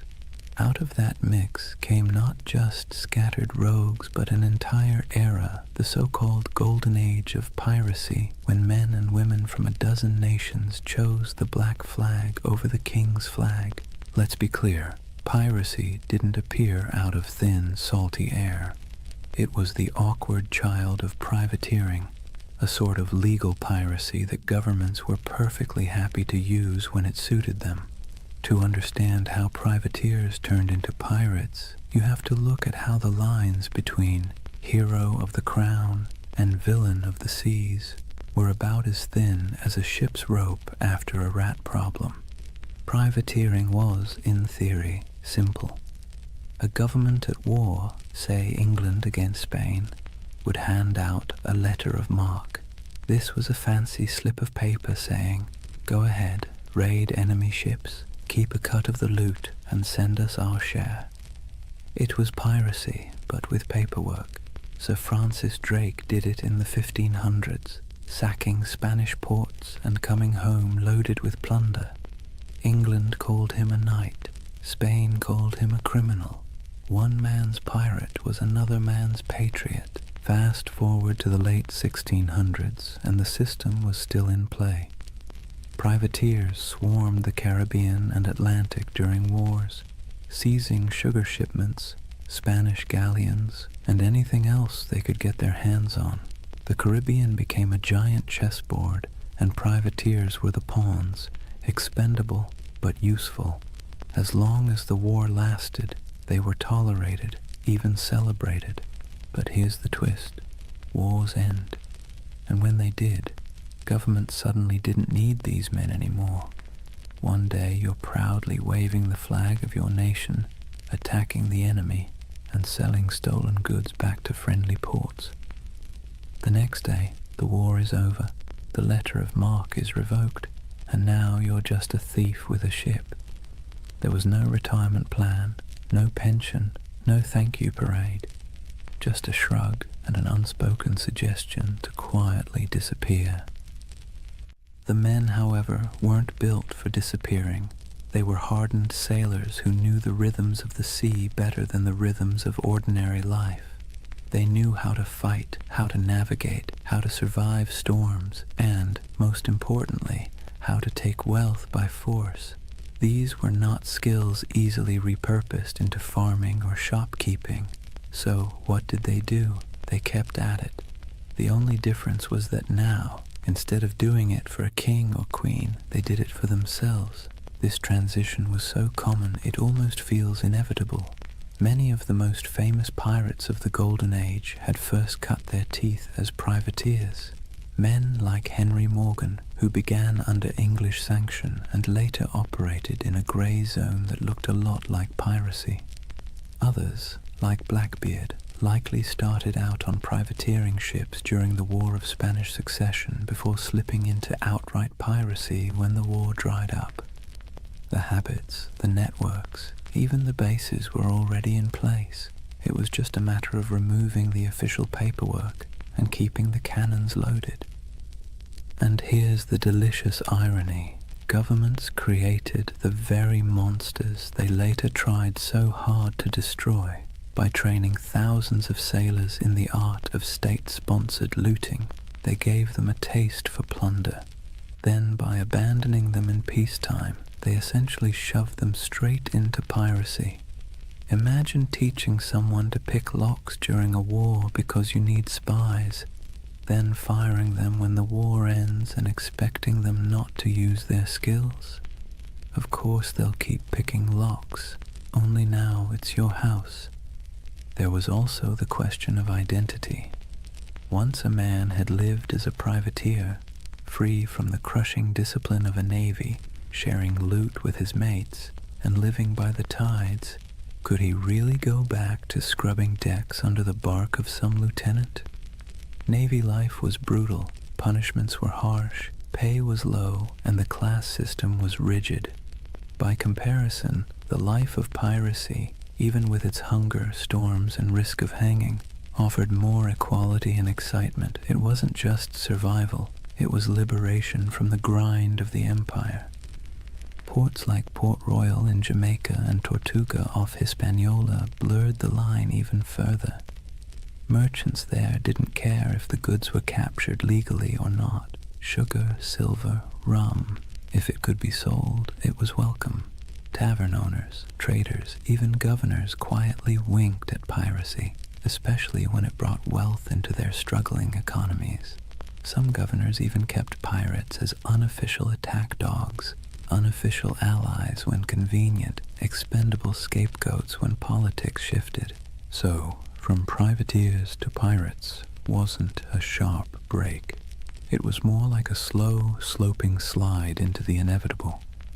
Men who had been celebrated for plundering Spanish ships found themselves doing the exact same thing, only now branded as criminals. And they embraced it because what was the alternative? Starvation? Subservience? A return to naval whippings and starvation wages? No, thank you.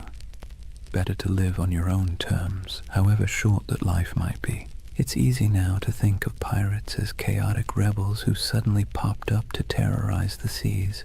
But really, they were a byproduct of empire, born from its wars, abandoned in its peace, and sustained by its greed.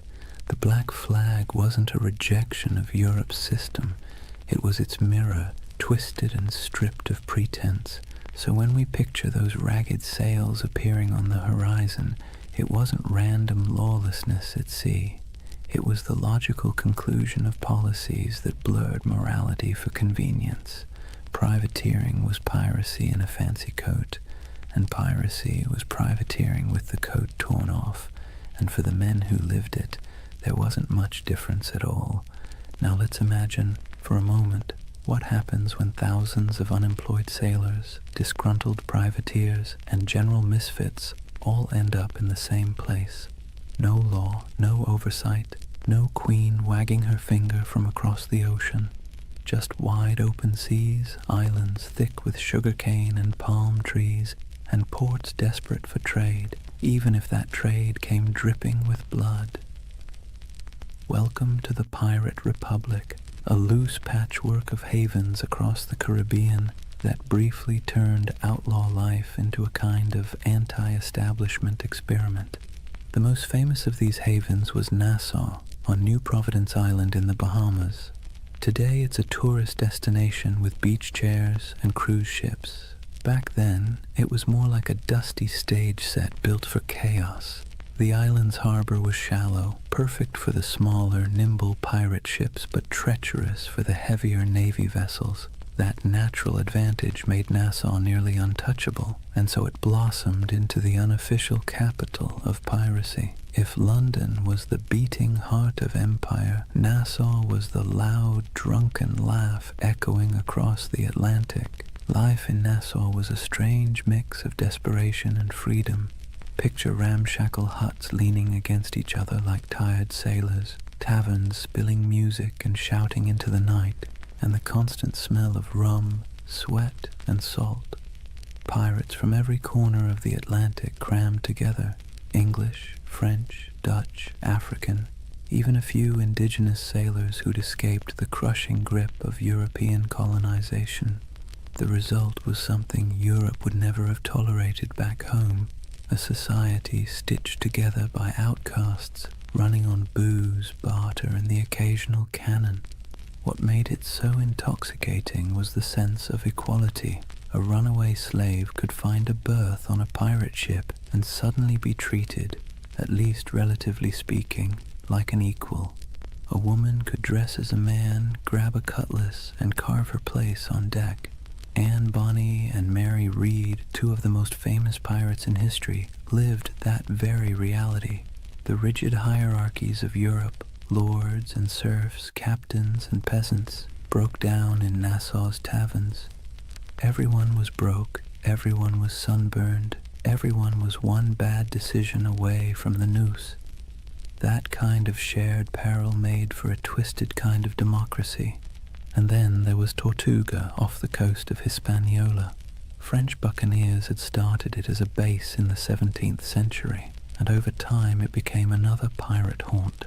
Tortuga was wilder, less organized than Nassau, but it shared the same energy, a place where authority didn't reach. Port Royal in Jamaica, before an earthquake literally dropped half of it into the sea in 1692, was the original pirate playground. It was called the wickedest city on earth, a place where taverns outnumbered churches and every second house was either a brothel or a gambling den. Imagine Las Vegas, but with more cannons and fewer neon lights. These places weren't just drunk paradises, they were strategic. Pirates needed somewhere to fix ships, sell stolen goods, and recruit new crews. Without havens, piracy would have been short-lived. With them, it flourished. Merchants, governors, and tavern owners often looked the other way, because piracy was good for business. Silver, sugar, indigo, rum, it all flowed into these ports. And once it was in the market, who really cared where it had come from? The world's first free trade zones, if you like, just with more swashbuckling. The dream of the Pirate Republic was intoxicating because it offered what Europe didn't, freedom from rigid social classes, for the sailor who'd been whipped half to death on a navy ship, for the indentured servant who had been treated like disposable property, for the runaway enslaved person. Nassau or Tortuga was a chance to live on your own terms. Yes, those terms often meant short lives, disease, and eventual capture. But for a fleeting moment, the Pirate Republic offered something resembling equality. It was messy, chaotic, and fueled by rum, but it was theirs. It's easy to romanticize this as some proto-democracy at sea, and in truth, pirates weren't building utopias. They fought among themselves, they drank themselves half to death, and they betrayed each other when the loot was good enough. But there was a kernel of something radical here. Ordinary people, most of them poor, illiterate, and cast aside by empire, were writing their own rules. Captains could be voted out.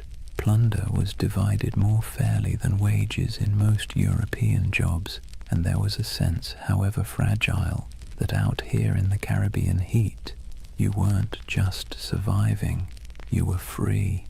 Governments, of course, hated it. To them, the Pirate Republic was an insult, a slap in the face of civilization.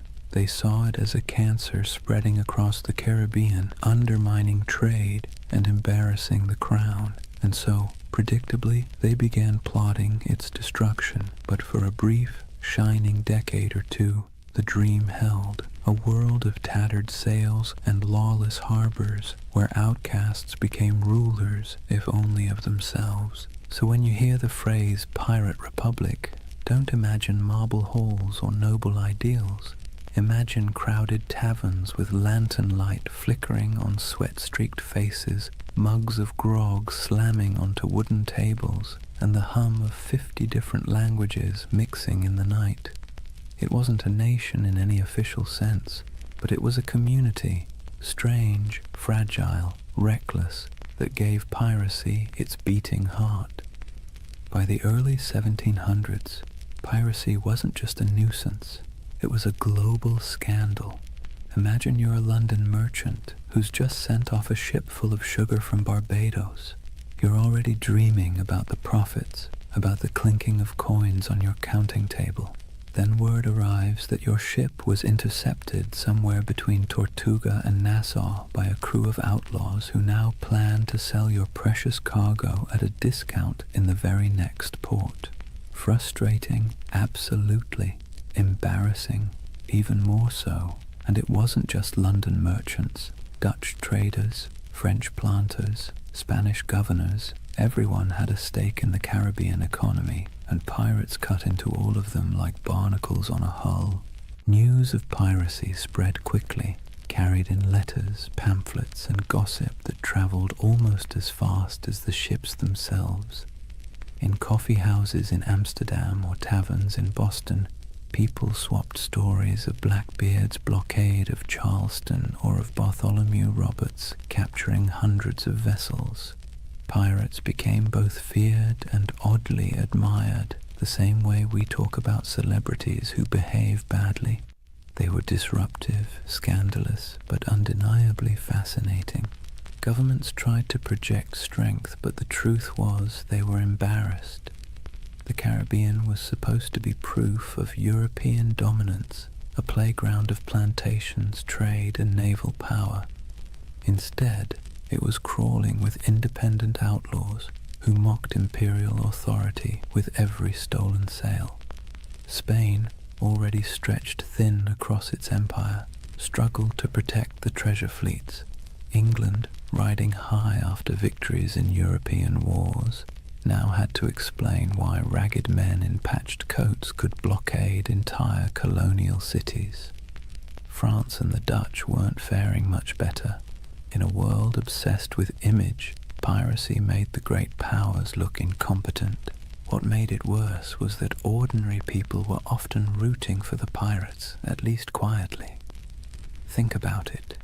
If you were a poor sailor in Bristol, or an indentured servant in Jamaica, or even a small-town farmer in Virginia, who would you rather cheer for?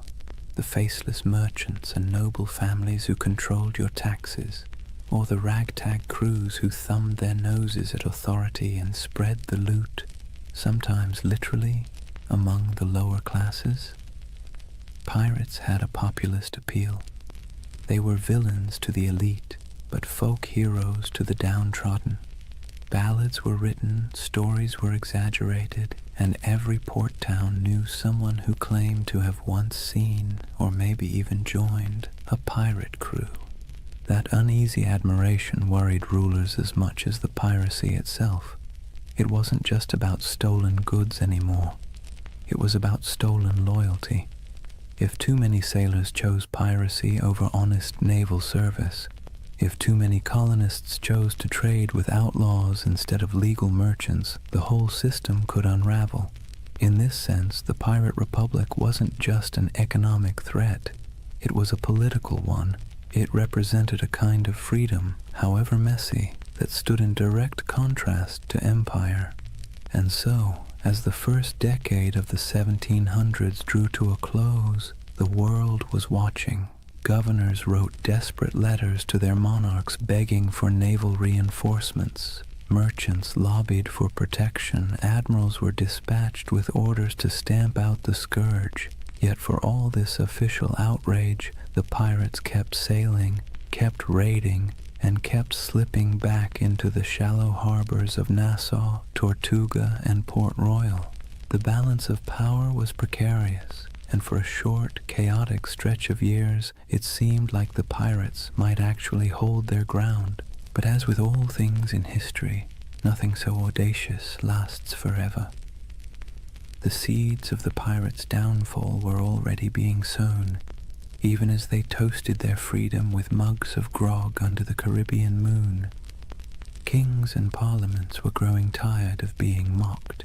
Naval patrols were growing stronger, and alliances, those fragile bonds between men who lived by theft and rum, were starting to fracture under the weight of greed. For now, though, the world watched in equal parts fear and fascination. Pamphlets painted pirates as monsters with hearts of stone, while tavern songs turned them into legends. Merchants cursed them, sailors dreamed of joining them, and governments plotted their end. The Golden Age of Piracy was in full swing, and like all golden ages, it glittered brightest just before the fall. Chapter 2. The Pirate's Life, Grit, Glory, and Grievance. So, let's get something straight right at the start. Life on a pirate ship was not a Caribbean holiday. You've probably seen the romantic paintings. Glorious sails catching the wind, dramatic sunsets, and dashing figures with cutlasses gleaming. But if you were actually there, you'd spend less time admiring the view and more time trying to keep your stomach from revolting at the smell of rotting food. The pirate's life, while freer than serving in the Navy or laboring on a plantation, was still backbreaking, filthy, and endlessly uncomfortable. Imagine waking up below deck in the humid Caribbean heat. The air is thick, cloying, and full of the stink of unwashed bodies, damp wood, and tar. The ceiling is so low that you can't even stand upright. Rats scuttle across the beams, and you can hear the groan of the ship as it shifts against the waves. The pirate life didn't come with feather beds. You'd likely be sleeping on rough planks, maybe with a scrap of canvas for a blanket if you were lucky. Every day began with the creak of ropes, the bark of orders, and the endless rhythm of labor needed to keep a ship moving. Food was its own special kind of torture. Pirates stole plenty of supplies from captured ships, but unless you were lucky enough to raid a fresh merchantman recently, meals were, let's say, monotonous. Salted beef, so tough you could use it as a weapon. Hardtack, which was basically a cracker but harder than stone and often infested with weevils. Grog, a mix of watered-down rum, was the drink of choice, not because it tasted good, but because plain water went bad quickly in the heat. If you were lucky, you might snag some fruit or vegetables before they spoiled, but scurvy was always lurking like an uninvited guest. Teeth loosened, gums bled, and bones ached from the lack of vitamin C. Daily chores weren't glamorous either. Pirates weren't just fighting and drinking, they were sailors first. That meant scrubbing decks, mending sails, climbing rigging slick with salt spray, and bailing water from the hold during storms. And storms, by the way, were constant reminders that the sea itself was often more dangerous than any enemy. A hurricane could scatter a fleet in hours, leaving survivors clinging to driftwood while their dreams of plunder sank to the bottom. And yet, for all this hardship, men, and a few women, chose it willingly. Why? Because compared to life in the Navy or under the whip of a plantation master, piracy offered something intoxicating: freedom. On a pirate ship, you weren't at the mercy of a cruel officer with a whip. You weren't paid starvation wages while some admiral or merchant lined his pockets. Instead, you had a say in decisions, a share of the loot, and a chance, just a chance, to change your fortune. The hardship was the same, but the dignity was different. Entertainment helped break the monotony. Pirates loved music, fiddles, pipes, and drums when they could get them. They told tall tales, gambled with dice and cards, and sang bawdy shanties that echoed across the waves. Some ships even kept pets, parrots, monkeys, or stray cats, both for company and for laughs. And of course there was always rum. Rum was less a drink than a coping mechanism, numbing sore muscles, smoothing frayed nerves, and sometimes sparking brawls that left men with more bruises than treasure. But make no mistake, life aboard a pirate ship was a constant balancing act between freedom and discomfort. The same deck where you danced to a fiddle tune at night might be awash with seawater or blood the next morning. The same comrades who shared their food with you today might vote you out tomorrow if you crossed the wrong line. It was a world where everything was unstable. The sea, the supplies, the alliances, and that instability defined the pirate's existence. So, yes, the Golden Age of Piracy glittered, but the day-to-day life was about sweat, salt, hunger, and a kind of stubborn resilience. You didn't become a pirate because it was comfortable. You became one because, for all its stink and danger, it gave you control of your own fate, at least for a while. Here's a funny thing about pirates. They were some of the most democratic people of their time, not in the sense of voting booths and campaign speeches, but in a rough, practical way that actually mattered to the men living on those creaking decks. Imagine that. While monarchs squabbled over crowns back in Europe and kings claimed they ruled by divine right, pirates were out on the high seas voting on who got to be in charge. When a crew formed, the first order of business wasn't just raiding a Spanish galleon. It was drawing up what they called the Articles. These were pirate constitutions, handwritten agreements that spelled out everything from how loot would be divided, to punishments for theft, to the share of compensation if you lost a limb in battle. And yes, pirates had a kind of early insurance system. If you lost an arm, you might get 600 pieces of 8, a leg, maybe 800. It wasn't exactly health insurance with a friendly provider, but it was better than what the average soldier got on land, which was nothing at all. The articles also set limits on behavior: no gambling below deck, lights out at a certain hour, no deserting in battle. And yes, they often forbade bringing women on board, though that rule was broken often enough to be almost comical. These weren't arbitrary rules, they were survival tactics. A pirate ship was a pressure cooker of bad food, bad hygiene, and too many strong personalities packed into too small a space. Without rules, things would have descended into chaos faster than you can say mutiny. Now, the captain wasn't an untouchable figure like on a Navy ship. Pirate captains were elected by the crew, and they could be voted out just as easily. If a captain was too reckless, too stingy with loot, or just too annoying, the crew could replace him with someone else. This was radical for the 17th and 18th centuries. Imagine a farmhand in Europe marching up to his landlord and saying, "Sorry mate, we've had a vote and you're fired." Unthinkable. But on a pirate ship, that was just Tuesday. Of course, the captain still held real authority in battle. When cannonballs were flying and boarding parties were scrambling across decks, someone had to make quick decisions. But outside of combat, his power was checked by the quartermaster. The quartermaster was like the ship's accountant and judge rolled into one. He handled supplies, settled disputes, and distributed plunder according to the articles. He was the balance to the captain, ensuring one man didn't hoard all the power or all the silver. Speaking of plunder, here's where pirates really stood out. On most navy or merchant ships, ordinary sailors got scraps. Captains and owners took the lion's share. Pirates, by contrast, split loot far more evenly.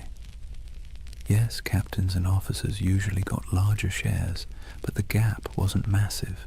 A captain might get 2 or 3 shares, while a common sailor got 1. Compare that to the Navy, where a captain could rake in a fortune while the sailors were paid in arrears, if at all. For men used to being at the bottom of the social ladder, this was revolutionary. This system created a sense of buy-in. Everyone had a stake in every raid. Everyone had a voice. It's one reason pirate crews could be so terrifyingly effective. They weren't being flogged into action by some officer. They wanted to fight because victory meant coin jingling in their pockets. Cold, heavy, jangly, deliciously spendable coin. It's tempting to see this pirate democracy as noble or progressive, but let's be clear, it wasn't about ideals. It was about practicality. Pirates knew they lived hard, dangerous lives. They needed a system that kept people motivated, minimized infighting, and gave everyone a reason to stick together when things got ugly. Fair shares and voting rights weren't about enlightenment. They were about survival. Still, there's something oddly charming about it. At a time when peasants were tied to land and sailors in navies were practically prisoners, pirates carved out their own rough republics.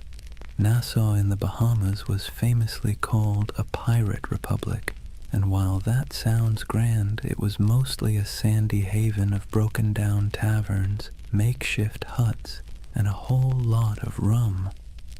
But for the men who had once been whipped by naval officers or cheated by merchant captains, it was paradise. So picture it. A ship rolling gently on the waves, men gathered on deck, a set of articles being read aloud by lamplight, each pirate nodding, agreeing to the rules, knowing that at least here, on this rough plank of wood floating in a dangerous sea, their voice mattered. It wasn't democracy as we think of it today, but it was a kind of freedom most of them had never known before. One of the most brilliant things pirates ever did wasn't about cannons or cutlasses, it was branding. Pirates understood that half the battle was won before the first shot was fired, and their greatest weapon wasn't always steel, it was fear. They cultivated it, packaged it, and sold it with skulls and crossbones. Let's talk about the Jolly Roger. That iconic black flag wasn't just for show, it was psychological warfare. Picture yourself as a merchant sailor in the Caribbean. You're already nervous. The sea is treacherous, storms are brutal, and half your crew is seasick. Suddenly, you spot a ship on the horizon raising a black flag, its canvas snapping in the wind. Painted on it is a grinning skull, a pair of crossed bones, maybe even an hourglass dripping sand. You know instantly these are not friendly visitors. You have a choice: surrender and hope for mercy, or fight and almost certainly die. And here's the genius. Most merchant crews didn't fight. They gave up. Pirates knew that if they could terrify you into surrender, they could plunder your ship without firing a shot, without losing a man, and without wasting precious gunpowder. The Jolly Roger was essentially the world's first corporate logo, and it worked like a charm. But flags weren't the only symbols. Pirates loved spectacle. Some captains made themselves into walking horror shows. Blackbeard, for example, tied slow-burning fuses into his beard before battle. Imagine a man storming across your deck with his hair literally on fire, eyes wild, smoke curling around his face like some demon from the deep. That's not just intimidation, that's theater. He was turning himself into a nightmare that sailors would retell in every port from Jamaica to London.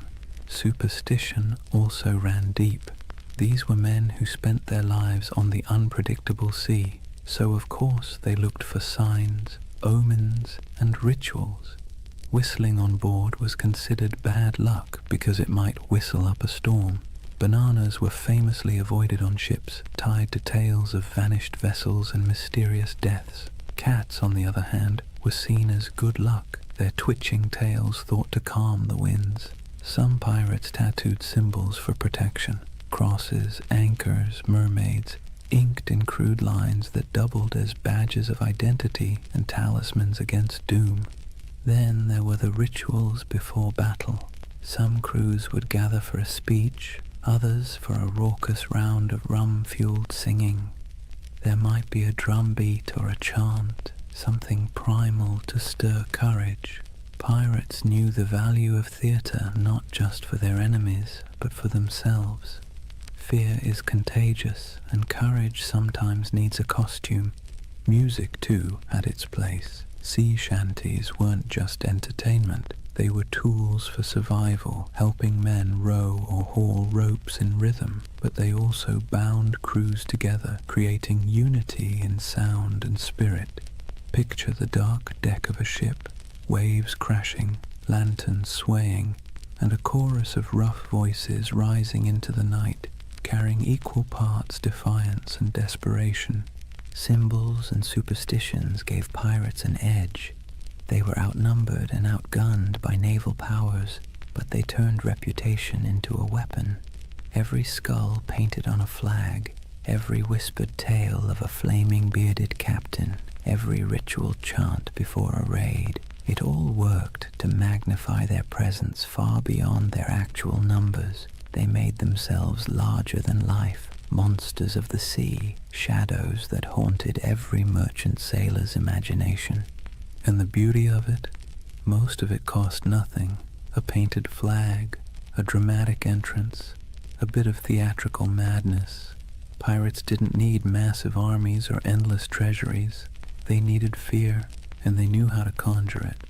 So next time you see that skull and crossbones, remember, it wasn't just a warning, it was a brand, a promise of chaos, a theater of fear that made the legend of piracy far bigger than the men themselves. For all the flags and fiery beards, life aboard a pirate ship wasn't just about battle. In fact, most days weren't spent fighting at all. They were spent doing the very ordinary, very human things that bound a crew together, eating, talking, laughing, and finding scraps of comfort in a world made of salt and splinters. Let's start with food, because nothing unites or divides a crew faster than the question of dinner. Pirate diets were, to put it politely, uninspiring. Salted beef or pork, rock-hard ship's biscuit crawling with weevils and barrels of dried peas were the staples. Water turned slimy after a few weeks, so rum, watered down into grog, became the drink of choice. The thing is, pirates ate much the same as navy crews or merchant sailors, but they sometimes had an advantage. Because pirates plundered fresh food and drink whenever possible, they could actually eat better than the men they robbed. A captured merchant ship might yield cheese, citrus fruit, coffee, sugar, or even delicacies like cocoa or spices. For a brief time, life on the high seas could taste a little less like mold and more like luxury. But food was more than sustenance. It was ritual. Sharing a meal created unity. Imagine a crew gathered on deck, bowls in hand, gnawing at salted meat and joking about who got the biscuit with the most maggots. It was grim humor, sure, but humor all the same. A bad meal, eaten together, still forged bonds. And the occasional feast, say, after a particularly good raid, was celebrated with music, rum, and more laughter than some men had known on land. Music itself was essential. Pirates didn't have iPhones, but they did have voices, fiddles, drums, and makeshift instruments. Sea shanties weren't just working songs. They were entertainment, morale boosters, and the glue that kept rhythm in both work and play. Picture the rough chorus rising under the stars, a drum tapping time, a fiddle screeching out a tune stolen from some tavern ashore. These weren't trained choirs, but the sound was raw, communal, and strangely beautiful. It stitched men together, reminding them that even in isolation, they belonged to something larger. Then there were the games. Dice and cards were popular, played with stakes as modest as tobacco or as reckless as shares of loot. Wrestling matches and contests of strength filled idle hours, with men cheering on their favorites. Betting on the outcome wasn't just fun, it was a way of creating drama in a life that could otherwise drag on in monotonous days of empty horizon. And let's not overlook the surprising inclusivity aboard pirate ships. Escaped slaves often joined pirate crews, where they could earn equal shares of plunder instead of chains. Women, though rare, found roles too, sometimes as disguised sailors, sometimes openly accepted as fighters or partners. Life aboard a pirate ship was brutal, but in its own odd way, it offered opportunities for outsiders that rigid societies on land never would. In these small details, the shared meals, the rowdy songs, the roll of dice, we see the human side of piracy. Beneath the myth of cutthroats and raiders was a community of men and women who found ways to survive, to laugh, and even to belong. Their ships were floating worlds, part prison, part family, part workplace, part tavern. And while the dangers of storms, disease, and naval patrols never disappeared, these ordinary moments gave piracy its texture, the rhythm of humanity beneath the roar of cannons. So when you picture pirates, don't just imagine black flags and treasure chests. Imagine the sound of dice clattering on a barrel lid, the smell of salted pork frying in a pan, the laughter of men half drunk on rum, and the scratchy notes of a fiddle floating over the sea at night. That too was the pirate's life, not just violence and fear, but moments of messy, ordinary humanity carved out in the vast loneliness of the ocean. For all the adventure, freedom, and strange democracy of pirate life, you have to ask the question, why did so many men and a few women decide that piracy was worth the risk of hanging, drowning, or dying from scurvy in some forgotten corner of the sea? The answer, as usual, has less to do with romance and more to do with grievance. Pirates were not born with skulls and crossbones on their flags. Most of them were men who had been used, abused, and discarded by the very empires that later called them criminals. Take the average sailor in the early 1700s. His life was a cruel contract, low pay, brutal discipline, and punishments that bordered on torture. The British Navy in particular ran on forced service. Impressment gangs snatched men off the streets, dragging them aboard ships where they might serve years against their will. Once aboard, they were flogged for minor infractions, fed poorly, and often paid late, if at all. It was a life so grim that joining a pirate crew, where you at least got a vote, a share of plunder, and the occasional feast, looked less like criminality and more like opportunity. Then there were the privateers. These men had once sailed under legal commissions, essentially hired by governments to plunder enemy ships during wartime. But when treaties were signed and peace declared, those commissions were revoked.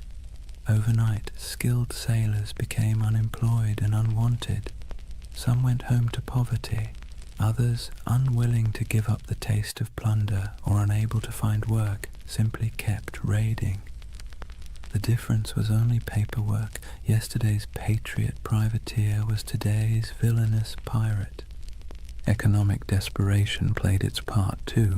Europe churned with unemployment, inequality, and waves of displaced workers. Colonies offered work, but much of it was brutal plantation labor or indentured servitude. If you were poor, your choices were few. Toil endlessly for scraps on land, serve miserably in the navy, or gamble your life on piracy, where at least the rewards were immediate, tangible, and occasionally extravagant. Even a short run of luck could mean pockets full of coin, fine clothes stripped from captured merchants, or a chance to live like a king for a few weeks before it all fell apart. And make no mistake, piracy was a protest of sorts. Pirates didn't just steal. They struck at the heart of the empires that had used them. They targeted Spanish treasure fleets, English merchants, and French plantations. Their defiance wasn't couched in noble speeches, but in cannon fire and audacious raids. To kings and governors, they were parasites. To many of the poor, they were folk heroes, men who thumbed their noses at the powers that had left them to starve. But grievances went deeper than economics.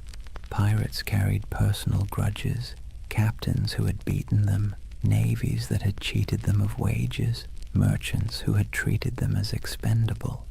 To hoist the black flag was not only to seek fortune, but also to take revenge on a world that had never cared if they lived or died. So when you picture pirates shouting and firing cannons, remember the bitterness beneath it all. Their laughter around the rum barrel was fueled by the knowledge that they had nothing to lose and everything to snatch. Their democracy at sea was born not from lofty ideals, but from anger at systems that had denied them dignity on land. Piracy was grievance turned into lifestyle, protest turned into plunder. That's why the Golden Age of Piracy still lingers in our imagination. Beneath the noise of cannons and the gleam of treasure, it was the story of men who had been pushed too far, who decided that if the world offered them no justice, they would carve out their own, on their own terms, with black flags snapping in the wind. Chapter 3. Legends of the Black Flag. If the first half of piracy's golden age was about survival, grievance, and reinvention, the second half was about faces, human faces, twisted into masks of legend. Because when we talk about pirates, we rarely remember the ordinary nameless sailor swabbing the deck or the hungry man who joined a crew for a share of bread and rum. We remember the icons, the ones whose names still echo like thunder across centuries: Blackbeard, Calico Jack, Anne Bonny, Mary Red, and Bartholomew Roberts. They were larger-than-life figures, painted by both truth and exaggeration, until they became less people and more symbols of defiance. Take Edward Teach, better known as Blackbeard. He understood something fundamental about human nature. Fear gets results. He grew his beard long and black, twisting it into braids tied with slow-burning fuses. Before battle, he would light them so smoke curled around his face, making him look like a demon rising from the sea. The truth? He may have killed fewer men than you'd think, often relying on intimidation to win without a fight. But his legend was so terrifying that many surrendered without firing a shot. It was theater as much as piracy, and it worked. Then there was Calico Jack Rackham, named for his fondness for bright, flamboyant clothing made of calico. He wasn't the most successful pirate, nor the most ruthless, but he had something else: charisma. He cultivated an image of style, flair, and daring, hoisting a version of the Jolly Roger with crossed swords beneath a skull. His exploits were bold but often bungled, yet his story endures because of the people he sailed with, two of the most famous women pirates in history. Anne Bonny and Mary Red broke every rule written by their time. Both disguised themselves as men when necessary, fought alongside their crewmates, and shocked the world by simply existing in a profession supposedly reserved for brutal men. They cursed, they carried pistols, and they demanded to be treated as equals. Stories tell of Anne shouting at her fellow pirates during a fight, furious that they were cowering below deck while she and Mary stood on, firing back at attackers. Were all the tales true? Probably not. But the image of two women wielding blades under the black flag has been impossible to forget. And then there was Bartholomew Roberts, Black Bart. Unlike Calico Jack, he was ruthlessly effective. Roberts captured more than 400 ships in his career, making him arguably the most successful pirate of the era. He dressed extravagantly, wore a crimson waistcoat in battle, and carried himself with the stiff pride of a gentleman gone rogue. He turned piracy into a system, drilling his men like a navy and enforcing discipline that other captains might have laughed at. If Blackbeard was terror and Calico Jack was style, then Roberts was efficiency, a man who turned plunder into a full-time industry. These figures didn't just survive, they thrived because they understood the power of story. Pirates lived and died quickly, but their reputations could sail farther than any ship. Merchants whispered their names in fear, tavern-goers retold their exploits in drunken awe, and pamphleteers in London exaggerated every detail to sell more copies. Legends inflated as fast as the sails of a ship in strong wind, until the line between man and myth blurred completely. So when you picture the Golden Age of Piracy, don't just imagine faceless crews swarming merchant ships. Picture these icons at the prow, beards smoking, calico shirts blazing with color, women fighting defiantly against all odds, crimson jackets flashing in the sun. They were performers as much as criminals, masters of spectacle, writing themselves into history by sheer audacity. That's why they endure, not because they lived long lives, they didn't, but because they played their roles so well that centuries later we still remember their stage. If pirates were actors on the stage of the sea, then Edward Teach, Blackbeard, was the undisputed director of horror. He understood better than almost anyone else that violence wasn't always necessary if you could make your enemies believe it was inevitable. His greatest weapon wasn't his cutlass or pistols, but the terrifying image he constructed of himself. Imagine this. You're a weary merchant sailor, your ship heavy with sugar and rum, when you spot a vessel in the distance. Its sails are patched but full, its hull dark and looming, and then you see him. A giant of a man with wild, coal-black hair and a beard so thick it looks like it's swallowing his face. He's tied slow-burning fuses into his braids, sparks spitting, smoke curling around him as if he's stepped straight out of hell. The sight alone is enough to send shivers through the toughest crew. Guns are loaded, cannons are aimed, but more often than not, the merchant ship simply lowers its colors and surrenders. Why fight when the devil himself has shown up to collect? Here's the funny part. For all his terrifying image, Blackbeard wasn't actually the most bloodthirsty pirate. In fact, his ledger of confirmed kills was surprisingly slim compared to others. He didn't need to spill blood when his performance did the work for him. He crafted a persona so fearsome that it did the fighting long before the first cannonball flew. Think about it. Would you rather battle a man who looked like your neighbor or a smoke-shrouded demon who seemed to revel in chaos? Most captains chose the wiser option and handed over their cargo.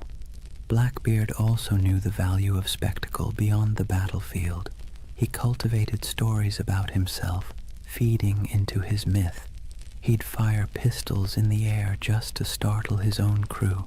He once blockaded the entire port of Charleston, South Carolina, holding the city hostage until he was supplied with medicine.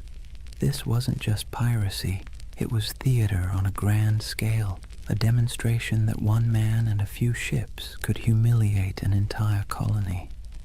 It was both ridiculous and awe-inspiring. But beneath the smoke and noise, Blackbeard was a practical man. He divided plunder with some fairness, treated his crew as partners more than slaves, and knew when to negotiate. He wasn't some mindless brute. He was calculated. His use of fear wasn't just for show. It was a strategy that minimized actual risk. Why fight bloody battles when you can win by reputation alone? Still, his career was short. He rose fast and fell faster. By 1718, the British Crown, tired of his antics and the disruption of trade, decided it had had enough. Lieutenant Robert Maynard lured him into a trap off the coast of North Carolina. In a brutal fight, Blackbeard was shot and slashed repeatedly before finally going down. His severed head was hung from Maynard's ship like a grotesque trophy, a final theatrical image for a man who had lived by performance. And yet, did death end the legend? Not at all. If anything, it sealed it. Blackbeard's ghost was said to haunt the waters where he died, his headless body swimming in the waves, searching for its lost skull. Fishermen swore they saw his spectral ship, the Queen Anne's Revenge, drifting silently across the horizon. Whether or not any of it was true didn't matter. The myth had already outgrown the man. So when you hear the name Blackbeard today, you're not just recalling a pirate. You're recalling one of history's greatest performers, a man who understood fear as both an art and a weapon. His stage was the sea, his audience the world, and his performance so unforgettable that centuries later we're still applauding in awe and a little bit of dread. If Blackbeard was the terrifying face of piracy, then John Rackham, better known as Calico Jack, was its fashion icon. The man wasn't particularly fearsome, nor was he especially successful compared to others, but he had something almost as valuable as gold: style. His nickname came from the brightly patterned calico coats he wore, loud enough to be seen from a mile away. It was a choice that said, "I may not be the biggest or the baddest, but I'll be the most noticeable." And in a world where fear and reputation kept you alive, being memorable mattered. Calico Jack's story would likely have been a footnote in the annals of piracy, if not for two extraordinary women who joined his crew, Anne Bonny and Mary Read. Their presence turned his otherwise average exploits into a legend that has fascinated people ever since. Anne Bonny was born in Ireland, but grew up in the Americas, the daughter of a wealthy planter. She had a fiery temper and a restless spirit. Stories say she once stabbed a servant girl with a kitchen knife, though the truth is hard to pin down. What we do know is that she wasn't content with the role society expected of her. Marrying a small-time sailor didn't calm her spirit. Running away with Calico Jack did. She traded the plantation house for the rolling deck of a pirate ship, proving herself as fierce with a blade as any man. Mary Red's tale was even stranger. Born in England, she was disguised as a boy from childhood so her family could inherit money. She grew up living as Mark Red, working as a soldier and sailor. By the time she crossed paths with Calico Jack and Anne Bonny, Mary had long since mastered the art of slipping between identities. When she joined their crew, she initially kept her disguise, but Anne, curious and bold, discovered the truth. Instead of turning her away, Anne accepted her, and the two became close allies. Now picture it, a small pirate crew led by a man in flamboyant coats. backed by two women who defied every expectation of the age. While other pirates leaned on spectacle or terror, this trio leaned on audacity. Reports from the time describe Anne and Mary fighting openly in men's clothes, wielding pistols and cutlasses, cursing louder than the men beside them. They weren't mascots or novelties, they were feared combatants. When boarding parties went over the rails, Anne and Mary were often the first in line. One of the most famous stories of their courage came during the final days of Calico Jack's career. His ship was cornered by a pirate hunter. Most of the crew, drunk and unwilling to fight, cowered below deck. But Anne Bonny and Mary Read fought ferociously, shouting at the men to come up and defend themselves. Outnumbered and abandoned, they couldn't hold out forever. The ship was captured, and the crew taken to trial in Jamaica. Calico Jack was sentenced to hang, and before his execution, Anne Bonny reportedly delivered the coldest line in pirate history. She told him, "If you had fought like a man, you need not be hanged like a dog." Brutal but fair.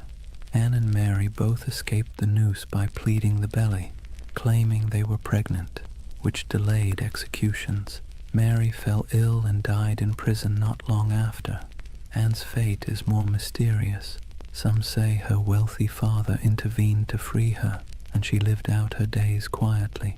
Others imagine she slipped back into obscurity, perhaps even finding another ship to sail under a new name. The truth is lost, but the legend remains. Together, Calico Jack, Anne Bonny, and Mary Read embodied a different side of piracy. Not the sheer terror of Blackbeard, but the wild defiance of people unwilling to live within the boundaries society had drawn for them.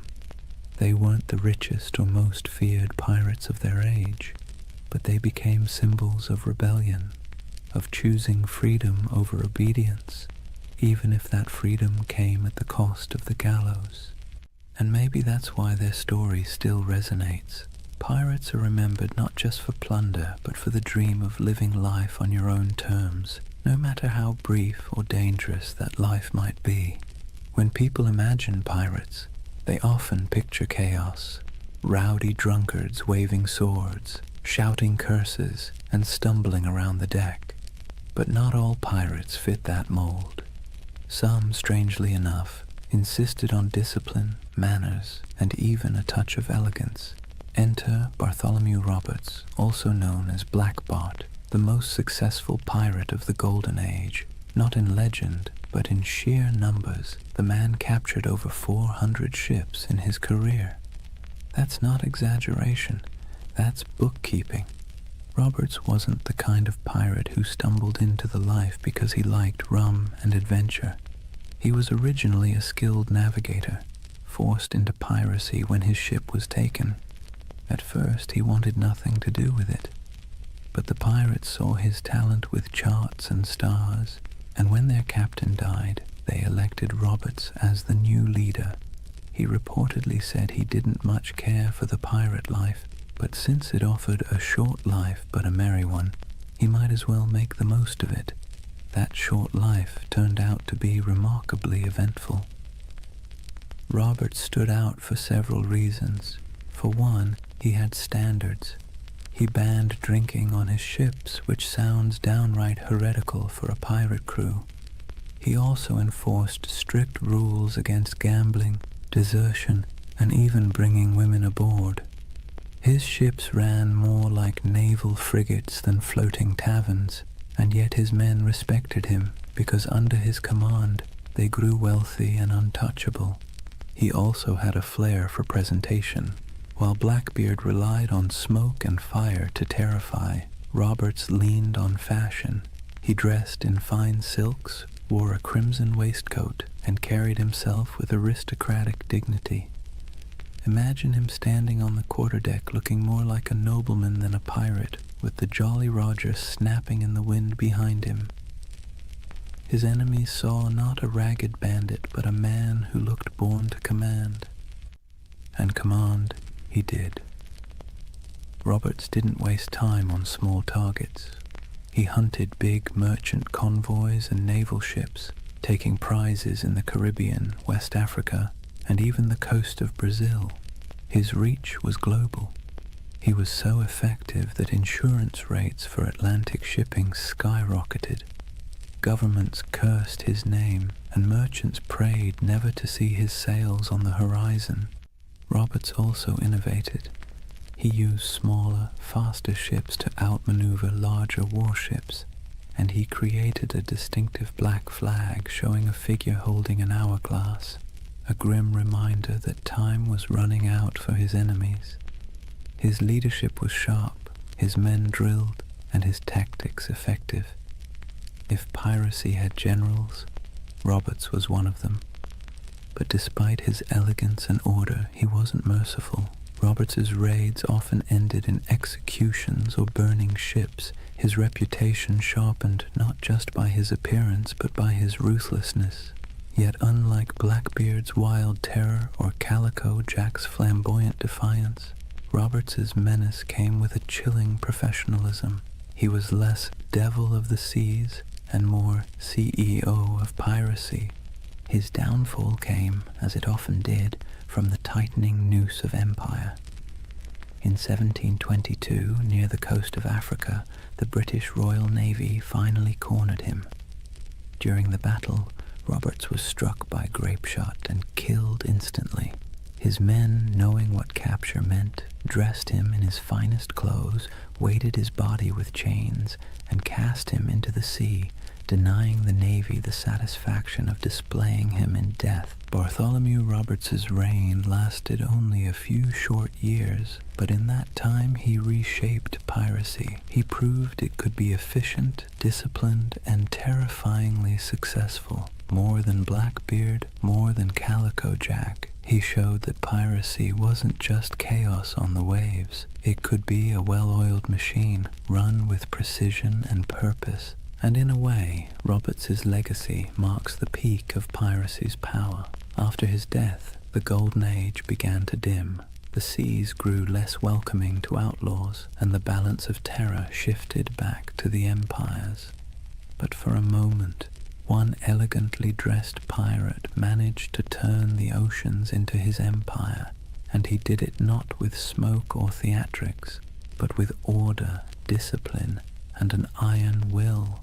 If pirates were remembered only for their hunger, sickness, or sunburn, the Golden Age wouldn't have stuck in our imagination.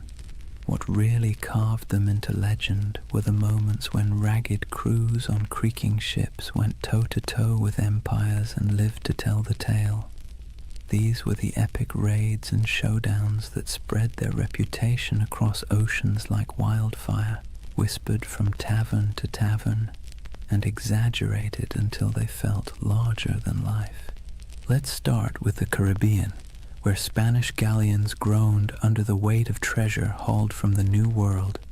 These ships were floating vaults, packed with silver from Peru, gold from Mexico, and spices from across the empire.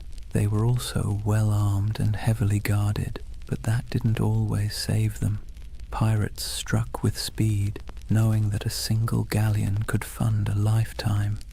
Stories circulated of bold raids where men climbed aboard under musket fire, smoke filling the decks as treasure chests were dragged away. The truth was often messier, with smaller victories and more frustration, but the image of pirates plundering Spanish treasure ships became the core of their legend. Then there were the blockades, audacious acts where pirates essentially declared themselves rulers of the sea. Imagine sailing into a harbor, dropping anchor across the entrance, and holding an entire town hostage. That's exactly what Blackbeard did at Charleston in 1718. For nearly a week, he strangled the city's trade, capturing ships and ransoming hostages. The people of Charleston, terrified of massacre, had no choice but to give in to his demands. It wasn't just robbery, it was theater, a statement to the world that pirates could hold whole cities in the palm of their hands. Other raids were more brutal, like the infamous attack on Ouida on the coast of Africa by Bartholomew Roberts. Roberts stormed the harbor, seizing ships, killing crews, and leaving smoking wrecks behind him. His reach across continents showed how piracy had gone global. It wasn't just the Caribbean anymore. It was the Atlantic, Africa, Brazil, anywhere trade sailed and wealth moved. But the stories weren't just about treasure. They were about battles fought against impossible odds. Pirate crews often faced warships far larger than their own. When they won, it wasn't just luck, it was tactics. They fought dirty, boarding quickly, using fear and confusion as weapons. A Navy captain might train for years to master a cannon broadside, but pirates knew how to turn desperation into an edge. Their greatest victories weren't about gold. They were about proving that outcasts and runaways could stand against the giants of empire. Of course, these showdowns didn't always end well. For every successful raid, there were failed ones, with crews scattered, captured, or killed. Yet somehow, it was the victories that stuck in memory. Sailors retold the stories in candle-lit taverns, each time with a little more smoke, a little more fire, a little more treasure. And as the tales grew, so too did the aura of piracy. It's worth pausing to think about why. Pirates didn't win many wars. They didn't topple kingdoms or rewrite maps, but they became symbols because of these moments when they defied the odds, even briefly. They lived in the cracks between empire and chaos, and their raids and blockades became stories of small men standing up to vast powers. That's the kind of tale that sticks, even when the facts get fuzzy. So whether it was Blackbeard choking a city, Roberts storming a harbor, or nameless crews slipping away with treasure under the moonlight, these epic showdowns kept the legend alive. And while empires eventually struck back in those brief, violent, theatrical moments, it was the pirates who ruled the seas. Chapter 4. The End of an Era. For all the bravado of pirates waving black flags and swaggering into taverns, their freedom was always temporary. The Golden Age of Piracy wasn't built on strength, it was built on neglect. The empires of Europe had been too busy fighting each other to deal with the nuisance of rogue captains. But once the wars settled and merchants began counting their lost profits, the patience snapped. Suddenly, the same kings and governments who once winked at piracy decided it was a scourge that had to be eradicated. Picture the mood in London, Paris, and Madrid in the early 1700s. Merchants stormed into government halls, waving reports of ships lost, insurance rates skyrocketing, and ports paralyzed by blockade. Politicians, who once quietly enjoyed pirate loot filtering through colonial markets, now heard the complaints of bankers and shipping magnates, and when money complained, rulers listened. What followed was a coordinated crackdown, an imperial revenge tour. Naval patrols that once turned a blind eye now prowled the Caribbean. The British Royal Navy, tired of seeing its reputation mocked by half-drunken rogues, sent heavily armed frigates to hunt pirates with relentless focus. Spain, long humiliated by raiders stealing its treasure fleets, tightened its convoys and poured resources into coastal defenses. Even France, which had once tolerated privateers operating on its behalf, began closing off safe harbors.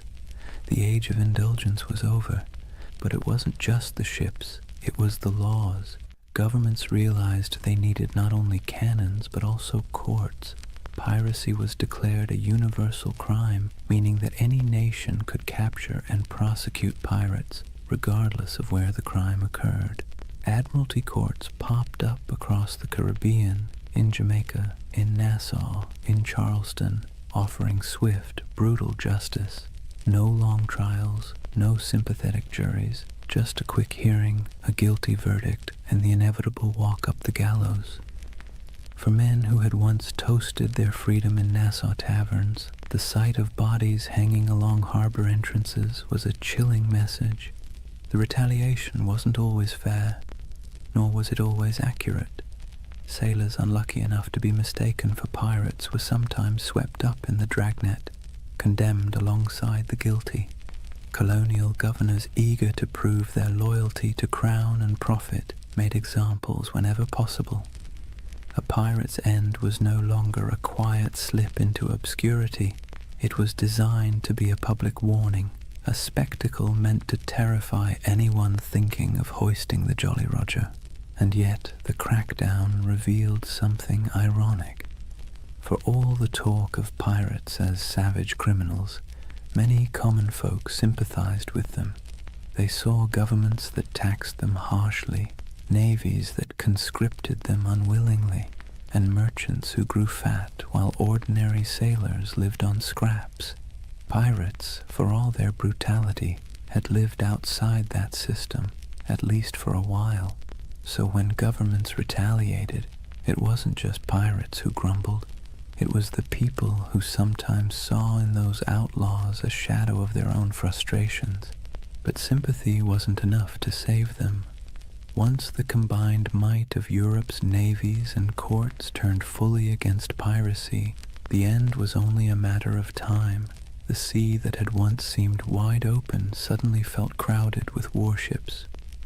The harbors that had once welcomed became hostile, and the taverns that once rang with pirate songs now whispered of hangings. The retaliation had begun, and with it, the Golden Age of Piracy was sailing into its final storms. The retaliation wasn't just abstract policy. It had names, faces, and bloody finales.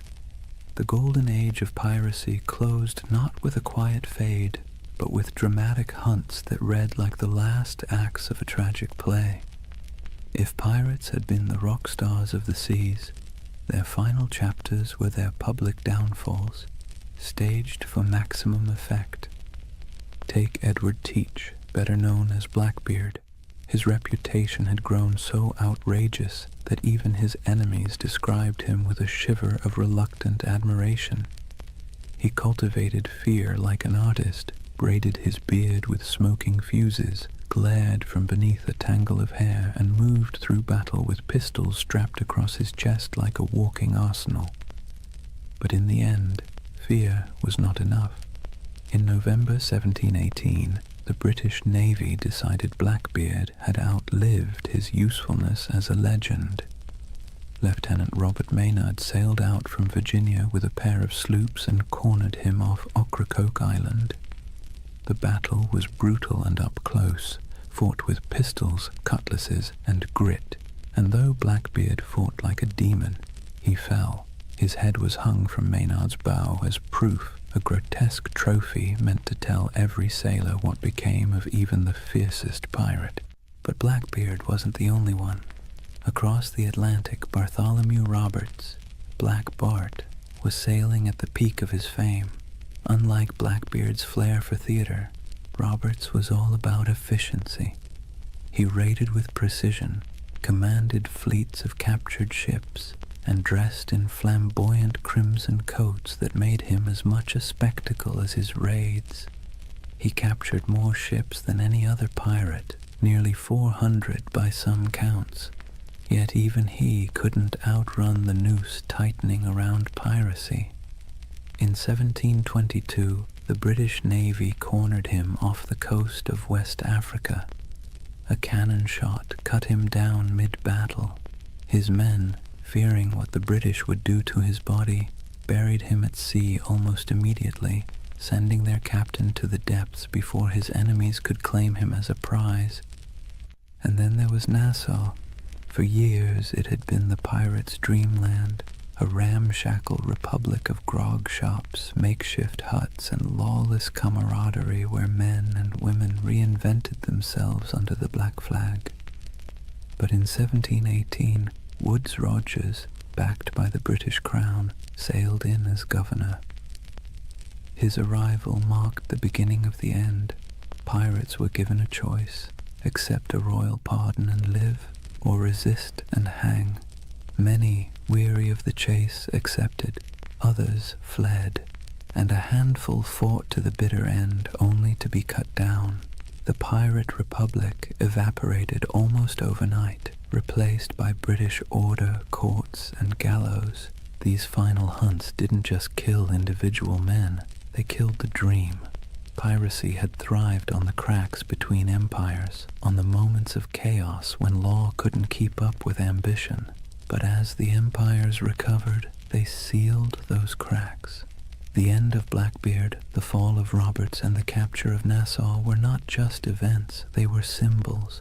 Symbols that the era of pirates ruling the seas was closing, replaced once again by the iron grip of empire. Still, in taverns and whispered stories, their names lingered. Blackbeard's ghost was said to haunt Ocracoke. Roberts was remembered as the most efficient pirate who ever lived, and Nassau became a half-mythical place, a memory of freedom in an age of order. The final hunts had claimed the bodies, but the legends were already slipping beyond reach, sailing into something no navy could kill: myth.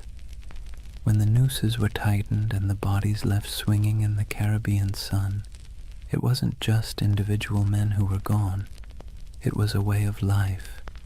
The end of piracy marked the closing of a strange, brief experiment in freedom and rebellion. But like all endings, it was not complete. Something was lost, yes, but something also remained. So, what was lost? First, the fragile dream of equality at sea. On land, society was suffocatingly rigid. Kings at the top, peasants at the bottom, and 1,000 unspoken rules about who could eat what, wear what, or even look at whom. But on a pirate ship, things were startlingly different. Captains were elected, loot was shared, and even the least skilled sailor had a voice in the Articles of Agreement. When piracy ended, that floating democracy sank with it. Back came the brutal hierarchy of naval life, where sailors were whipped into obedience and officers strutted about like petty kings. The sea, once a frontier of possibility, reverted to another arm of empire. Also lost was the illusion of safe passage for merchant ships. For 2 or 3 decades, the Caribbean and Atlantic had felt like waters where danger lurked behind every horizon. Every fat merchantman sailing out of Havana or Port Royal lived in fear that a black flag might rise from the waves. The end of piracy reassured investors, merchants, and kings, but it also stripped the seas of a strange kind of excitement. The stories that once terrified crews would, in time, thrill readers instead. But for the men who lived it, the sudden absence of that uncertainty was like a silence, comforting to some, suffocating to others. And let's not forget the pirate havens themselves. Nassau, Tortuga, Port Royal, these places lost their wildness. Nassau was brought under British law, Tortuga became just another colonial backwater, and Port Royal, once notorious as the wickedest city on earth, was tamed after earthquakes and hurricanes tore it apart. The rowdy taverns, the lawless marketplaces, the smoky wharves where men from every corner of the Atlantic rubbed shoulders, all faded into memory. In their place came customs officers, naval patrols, and clerks counting barrels of molasses with joyless precision. Yet, for all that was lost, so much remained. Pirates had stamped themselves into the imagination of the world, and that stamp proved impossible to erase. Their names lived on in court transcripts, sailor songs, and whispered tales in dockside taverns. The terror they once inspired began to transform into legend, and legend into myth. People who once cursed them began retelling their stories with a touch of admiration. Blackbeard's ferocity, Anne Bonny's defiance, Bartholomew Roberts's crimson finery, All these details outlived the reality of hunger, disease, and gallows. What also remained were the scars left behind on empire itself. Piracy had forced colonial powers to admit that their grip on the seas was fragile. They had to pour money into patrols, fortifications, and treaties. In a way, pirates had been the most honest critics of empire. They exposed its weaknesses, exploited its greed, and thrived on its contradictions. Even in defeat, they left a mark, a reminder that power is never absolute, and that resistance, even in the form of theft and chaos, can rattle the mighty. And then, of course, there was the cultural inheritance. Pirates gave us more than just a few colorful tales. They gave us a vocabulary, pieces of eight, dead men tell no tales, the Jolly Roger. They gave us an image of freedom and defiance, however messy the reality was. They gave us a vision of men and women who lived outside the law, who thumbed their noses at kings and corporations, who carved out fleeting moments of liberty in a world dominated by authority. That vision survived long after the hangings were over. So yes, much was lost when piracy ended, but perhaps what mattered most remained. The idea that, for a brief, turbulent moment in history, ordinary people seized the sea and lived by their own rules, and even as their bodies rotted under the Caribbean sun, their legends sailed on untouchable. Here's the thing about pirates. They may have died at the gallows, but their ghosts never left. The Golden Age of Piracy, brief as it was, cast echoes that still rattle through our culture today. You can hear it in the creak of a movie ship's rigging, see it in the skull and crossbones slapped on Halloween costumes, and even hum it in the chorus of a sea shanty that went viral on TikTok centuries after the last pirate flag fell. The age itself ended, but the echo never stopped. The first echo came in literature. In the decades after the crackdowns, sailors still sang about Blackbeard and Roberts in taverns, but it wasn't until the 18th and 19th centuries that writers really started polishing the pirate into something mythic. Captain Charles Johnson's A General History of the Pirates, possibly written by Daniel Defoe, was basically the pirate's who's who of its time. It turned real men into larger-than-life anti-heroes, blending fact, rumor, and outright invention. Without Johnson's book, we might not even remember Anne Bonny or Calico Jack. He gave them immortality, even if he also gave them a touch more swagger than they probably had in real life. The next big echo came with adventure novels. Robert Louis Stevenson's Treasure Island didn't just echo the Golden Age, it amplified it into something permanent. Long John Silver's Crutch and Parrot, the buried treasure maps marked with X, the idea of pirates talking in a peculiar accent. These weren't direct from history, they were creations, echoes distorted into legend, and yet they stuck so firmly that even today, when you picture a pirate, you're probably picturing Stevenson's imagination more than anything Blackbeard ever did. The echo spread into song and theater, then into Hollywood. Errol Flynn swung from rigging with suspiciously clean teeth. Disney built an empire of its own with Pirates of the Caribbean, turning Captain Jack Sparrow into a global icon. And with each retelling, the pirate grew further from the salty, disease-ridden truth and closer to an eternal symbol of rebellion, freedom, and adventure. Pirates once hanged for terrorizing shipping lanes were recast as lovable rogues. History got smoothed over, but the echo carried on. There's another echo too, one that's less flashy but maybe more important. Pirates left behind ideas that have crept into modern conversations about democracy, labor, and resistance. The way they divided plunder fairly, the way they voted for leaders, the way they allowed voices that were silenced on land to be heard at sea, all of that has fascinated historians. Some have even argued that pirate ships were floating laboratories of democracy, a rough but radical experiment in fairness. The echo of those ideas about equality, about rejecting hierarchy, still has a strange resonance today, whether or not we acknowledge the source. And then there's the personal echo, the one that whispers in our imaginations when we stare at the horizon. Pirates embody the dream of escape, the fantasy of cutting ties, hoisting sails, and vanishing into the blue to live by no one's rules but your own.